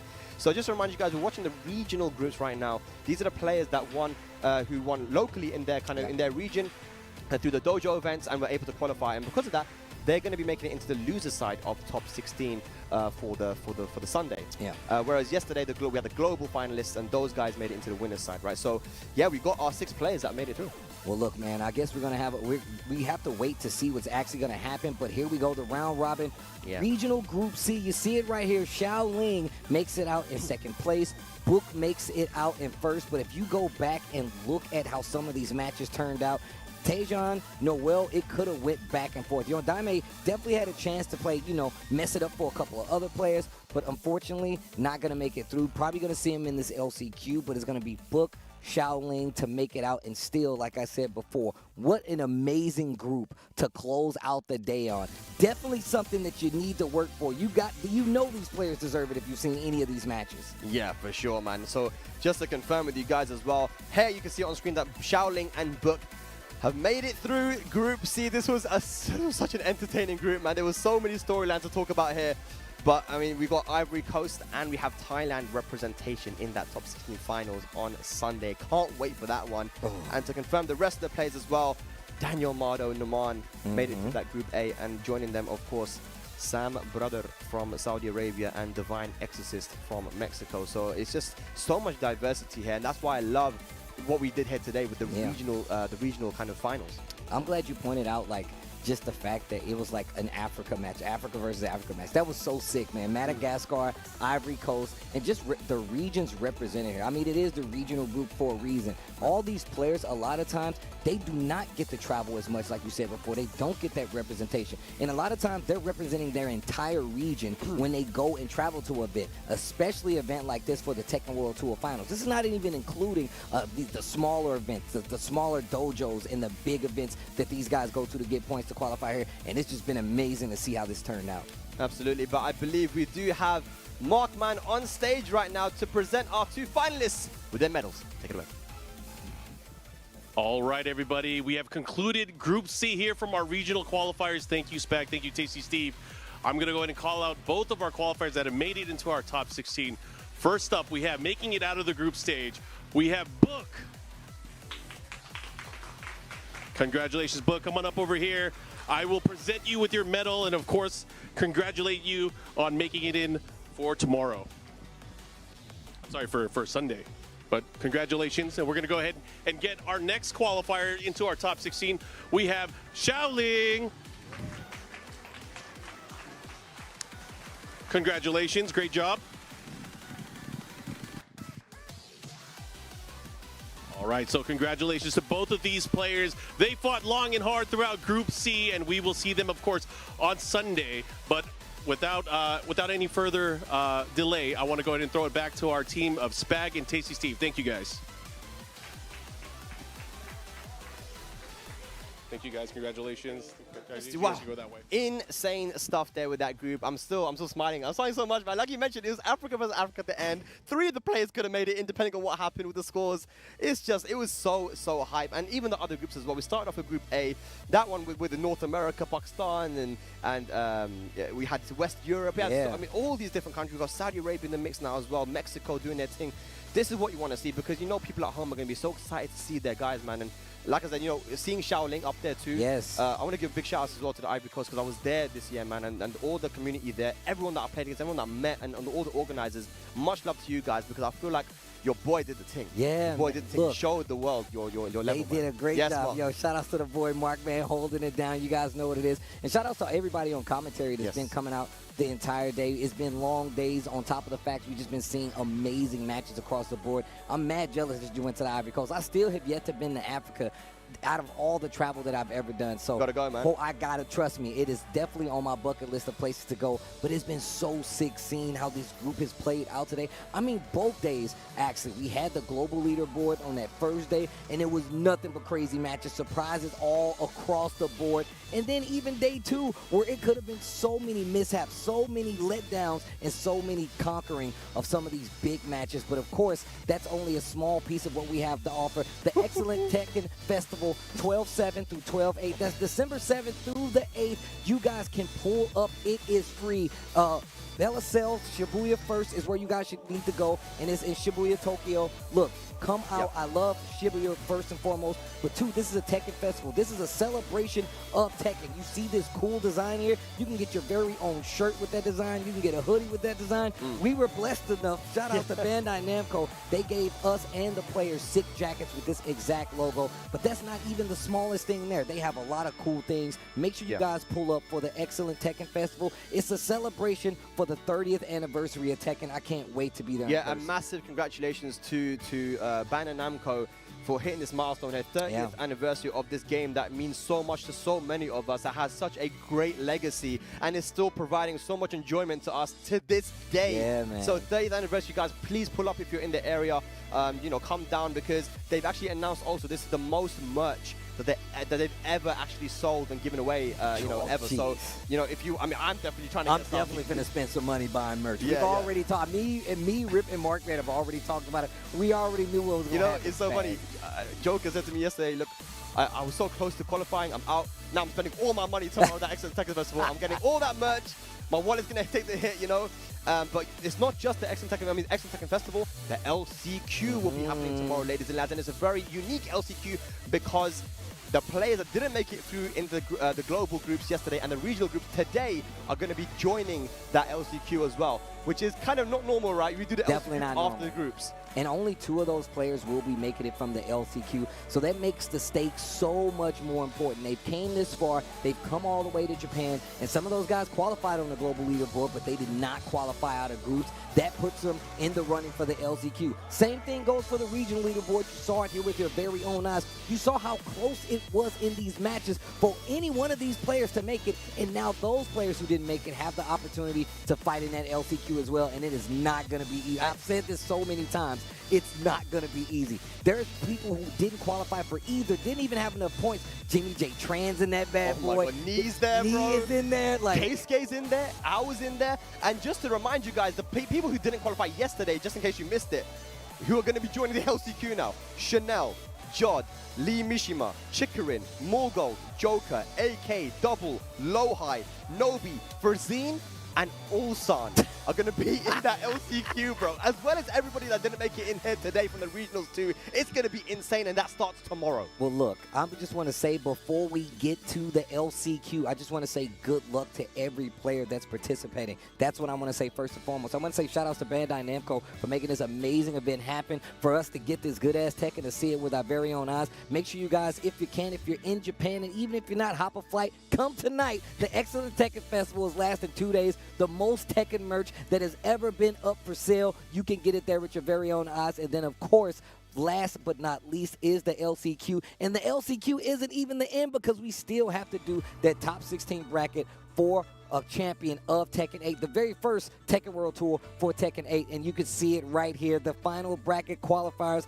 loser side is going to be these players right here. Danielmado, you see him up here, Sam Brother, Divine Exorcist, Nauman, Book, as well as Shaoling, making it through on that loser side, because of course that's what happens when they come from the regional side. And all those players that made it through on the group side, they will be going through on the winner side, just to be sure. And so that's 6 players there, 8 players, and there's 2 players that are going to make it in through the LCQ. Whoever makes it into tomorrow's LCQ Grand Finals will be qualified also into the top 16 on Sunday through the losers side. So there's so much to look forward to. It could actually just be 2 players that we've seen over the past couple of days, but it also could be someone completely new, because we mentioned there's so many strong players that are entering here. But yeah, this was how it all went down. These were the groups that we got in the beginning of the day, and it was so diverse. Danielmado and Numan made it through. Shaoling, Book, and look at this. I mean, Shonen from Japan not making it in, Meo-IL not making it in, but Sam Brother and Divine Exorcist, 2 guys that we just don't get to see a lot because they don't get to travel a lot. And who would have? I mean, there's probably some people that are surprised, like, wow, Mexico has people like that, like players like that, or Saudi Arabia. Like, of course, they have a legacy of Tekken, and when given a chance, like Bandai Namco has given them, this is what can happen. Africa in the mix, Thailand in the mix, Pakistan, Italy, Saudi Arabia, Mexico. Look at the flags. Look at these. Look at the diverse. Look how many different flags you have on your screen Tekken right is now. played all around the world, bro. Anywhere you go, any corner of the planet, and there'll be a Tekken community there, man. That's why I love this game, bro. I keep trying to tell people. People always ask me, they're like, yo, Steve, bro, I live in this place. Where are the players? Where's the community? I guarantee you they're there. But the top 16 winners side bracket, you're looking at it right now. The first match is going to be Korea versus Korea. It's going to be CVM versus Kokoma. And then, of course, oh my gosh, Pakistan versus the Kingdom of Saudi Arabia is going to be the John versus Raif on the winner's side. And then, of course, who do we have fighting in that lower bracket, bro? No, we've got this is still on the top side. Yeah, on the bottom side here, we've got Rangchu going up against Shadow 20Z, USA versus South Korea. And then, to finish it off in that round 1 for the winners quarterfinals, Atif Butts versus Arslan Ash, 2 training partners this year's EVO 2024 Vegas Grand Finals. We're running it back here in Japan. this is going to be our winner's side for the top 16 on Sunday. Oh my gosh. Look, if you need it, look, we're showing you reasons to pull up and make sure you tune in. The top 16 loser side, we're going to have Danielmado waiting, the second place LCQ winner. That's who his first opponent is going to be. Of course, Divine Exorcist will be going up against Shaoling on the lower part, the top half of the lower part of that bracket. And then, of course, we got Book versus the Sam brother. Oh my gosh, Thailand versus the Kingdom of Saudi Arabia. And then, of course, the first LCQ player will be going up against Nauman. And once again, that is Pakistan. So we're showing you guys the lay of the land, but we still have 2 more spots. Those spots will be claimed tomorrow by the first and second places from the LCQ, and we've already told you who's going to be in that LCQ. So I mean, we told you a few names. I don't even know the amount of players. I didn't know Joey was here until yesterday. Like, Joey's also going to be in that. There's just so many players from around the world that are going to be in that LCQ. I think 500 or something. There was that was the cap, right? Yeah, I think it was like 520 or something. How many people? There's hundreds of people in that LCQ. It's going to be so I can't wait for it. And the best Tekken players in the world are in the building. That's the whole point of why we are here. We're trying to crown our first Tekken 8 Tekken World Tour champion, and you guys are going to witness it. First, we got the festival. Well, we got the LCQ, we got the festival, and then we got that top 16 bracket. But with that, Spag, it's been a pleasure. It's always good to talk some Tekken 8. Shout-outs to the chat. Shout-outs to Bandai Namco and all the commentators. Markman, Rip, Ru Kang, Majin Obama. I really appreciate you guys. Rip, thank you so much. We will see you guys tomorrow. Peace. Down to finally. What a duck. Why did he do that? How did he know that was going to be the option? And what a great option. 10 seconds left on the clock. Still has heat. What are you going to do, though? This is going to be tough. Use the rage there, man. Hang on a second, though. Mix up time, gets the game. Oh! Shaoling. Bro, so you really got to be careful. Book has guessed correctly on hypnotist mix-ups every single time it feels like. Oh, the heat smash hit. Blockable tackle, as Rip would say. Oh, what a block! And he has rage available. I don't know if this is dead, but it might be very close. That should be it. Yes, Book gonna go with a rage art. If it connects, that will be the round and the set. Book takes it over Shaoling, and man, it got really dicey towards the end of that game. I wasn't sure. Oh my gosh. Book is like, oh my gosh, the relief you can see in his face. But man, Shaoling played super well there. Book had to claw his way back. Punish it. Okay, back 1-2, gets the knockdown. Whoa, the setup. Oh wow, that was sick. Somebody clip that, send it to me. I'm gonna watch it later. I'm adding that to my gen setups. Got to go for the back row catch, but it's not going to matter anyway. The heat smash comes in. That's 6 rounds straight after losing 3 rounds straight in that first game. Book. Combo. Oh! 1-2, got a little light back. Watch for the down 4. No way, no way! Oh. He's got some health back. He's got some health back. 1-2-1 counter hit. Goes for the Sonic Bang. No way. Noel. One more hit. Jesus, and a down 4. Yondaime somehow clutches it and takes it over Noel 2-1. Crazy, crazy set there. It was after that launcher. Drops the combo. Tejan's got a chance. And look, once we saw that mess up by Shaoling, bro, Noel started clapping. Yeah, I think that he wants Tejan to take this one. Oh okay. My gosh, what a call out. Gets the big sweep. Counter hit, but the wall messes up the combo.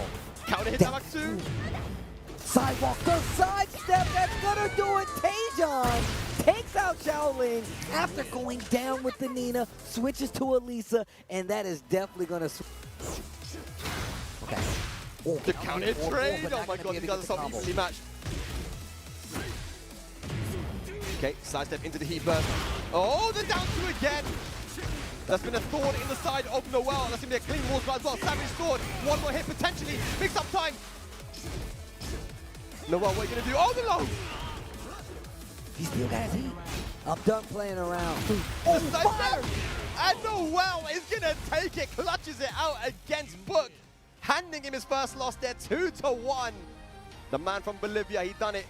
But as well. Wow. Yeah, Shouting is so locked and ready, man. This is scary. 4-2-1 straight into the spike, into the guaranteed carry roll. Oh, wow, the OP. What? No. Oh my god.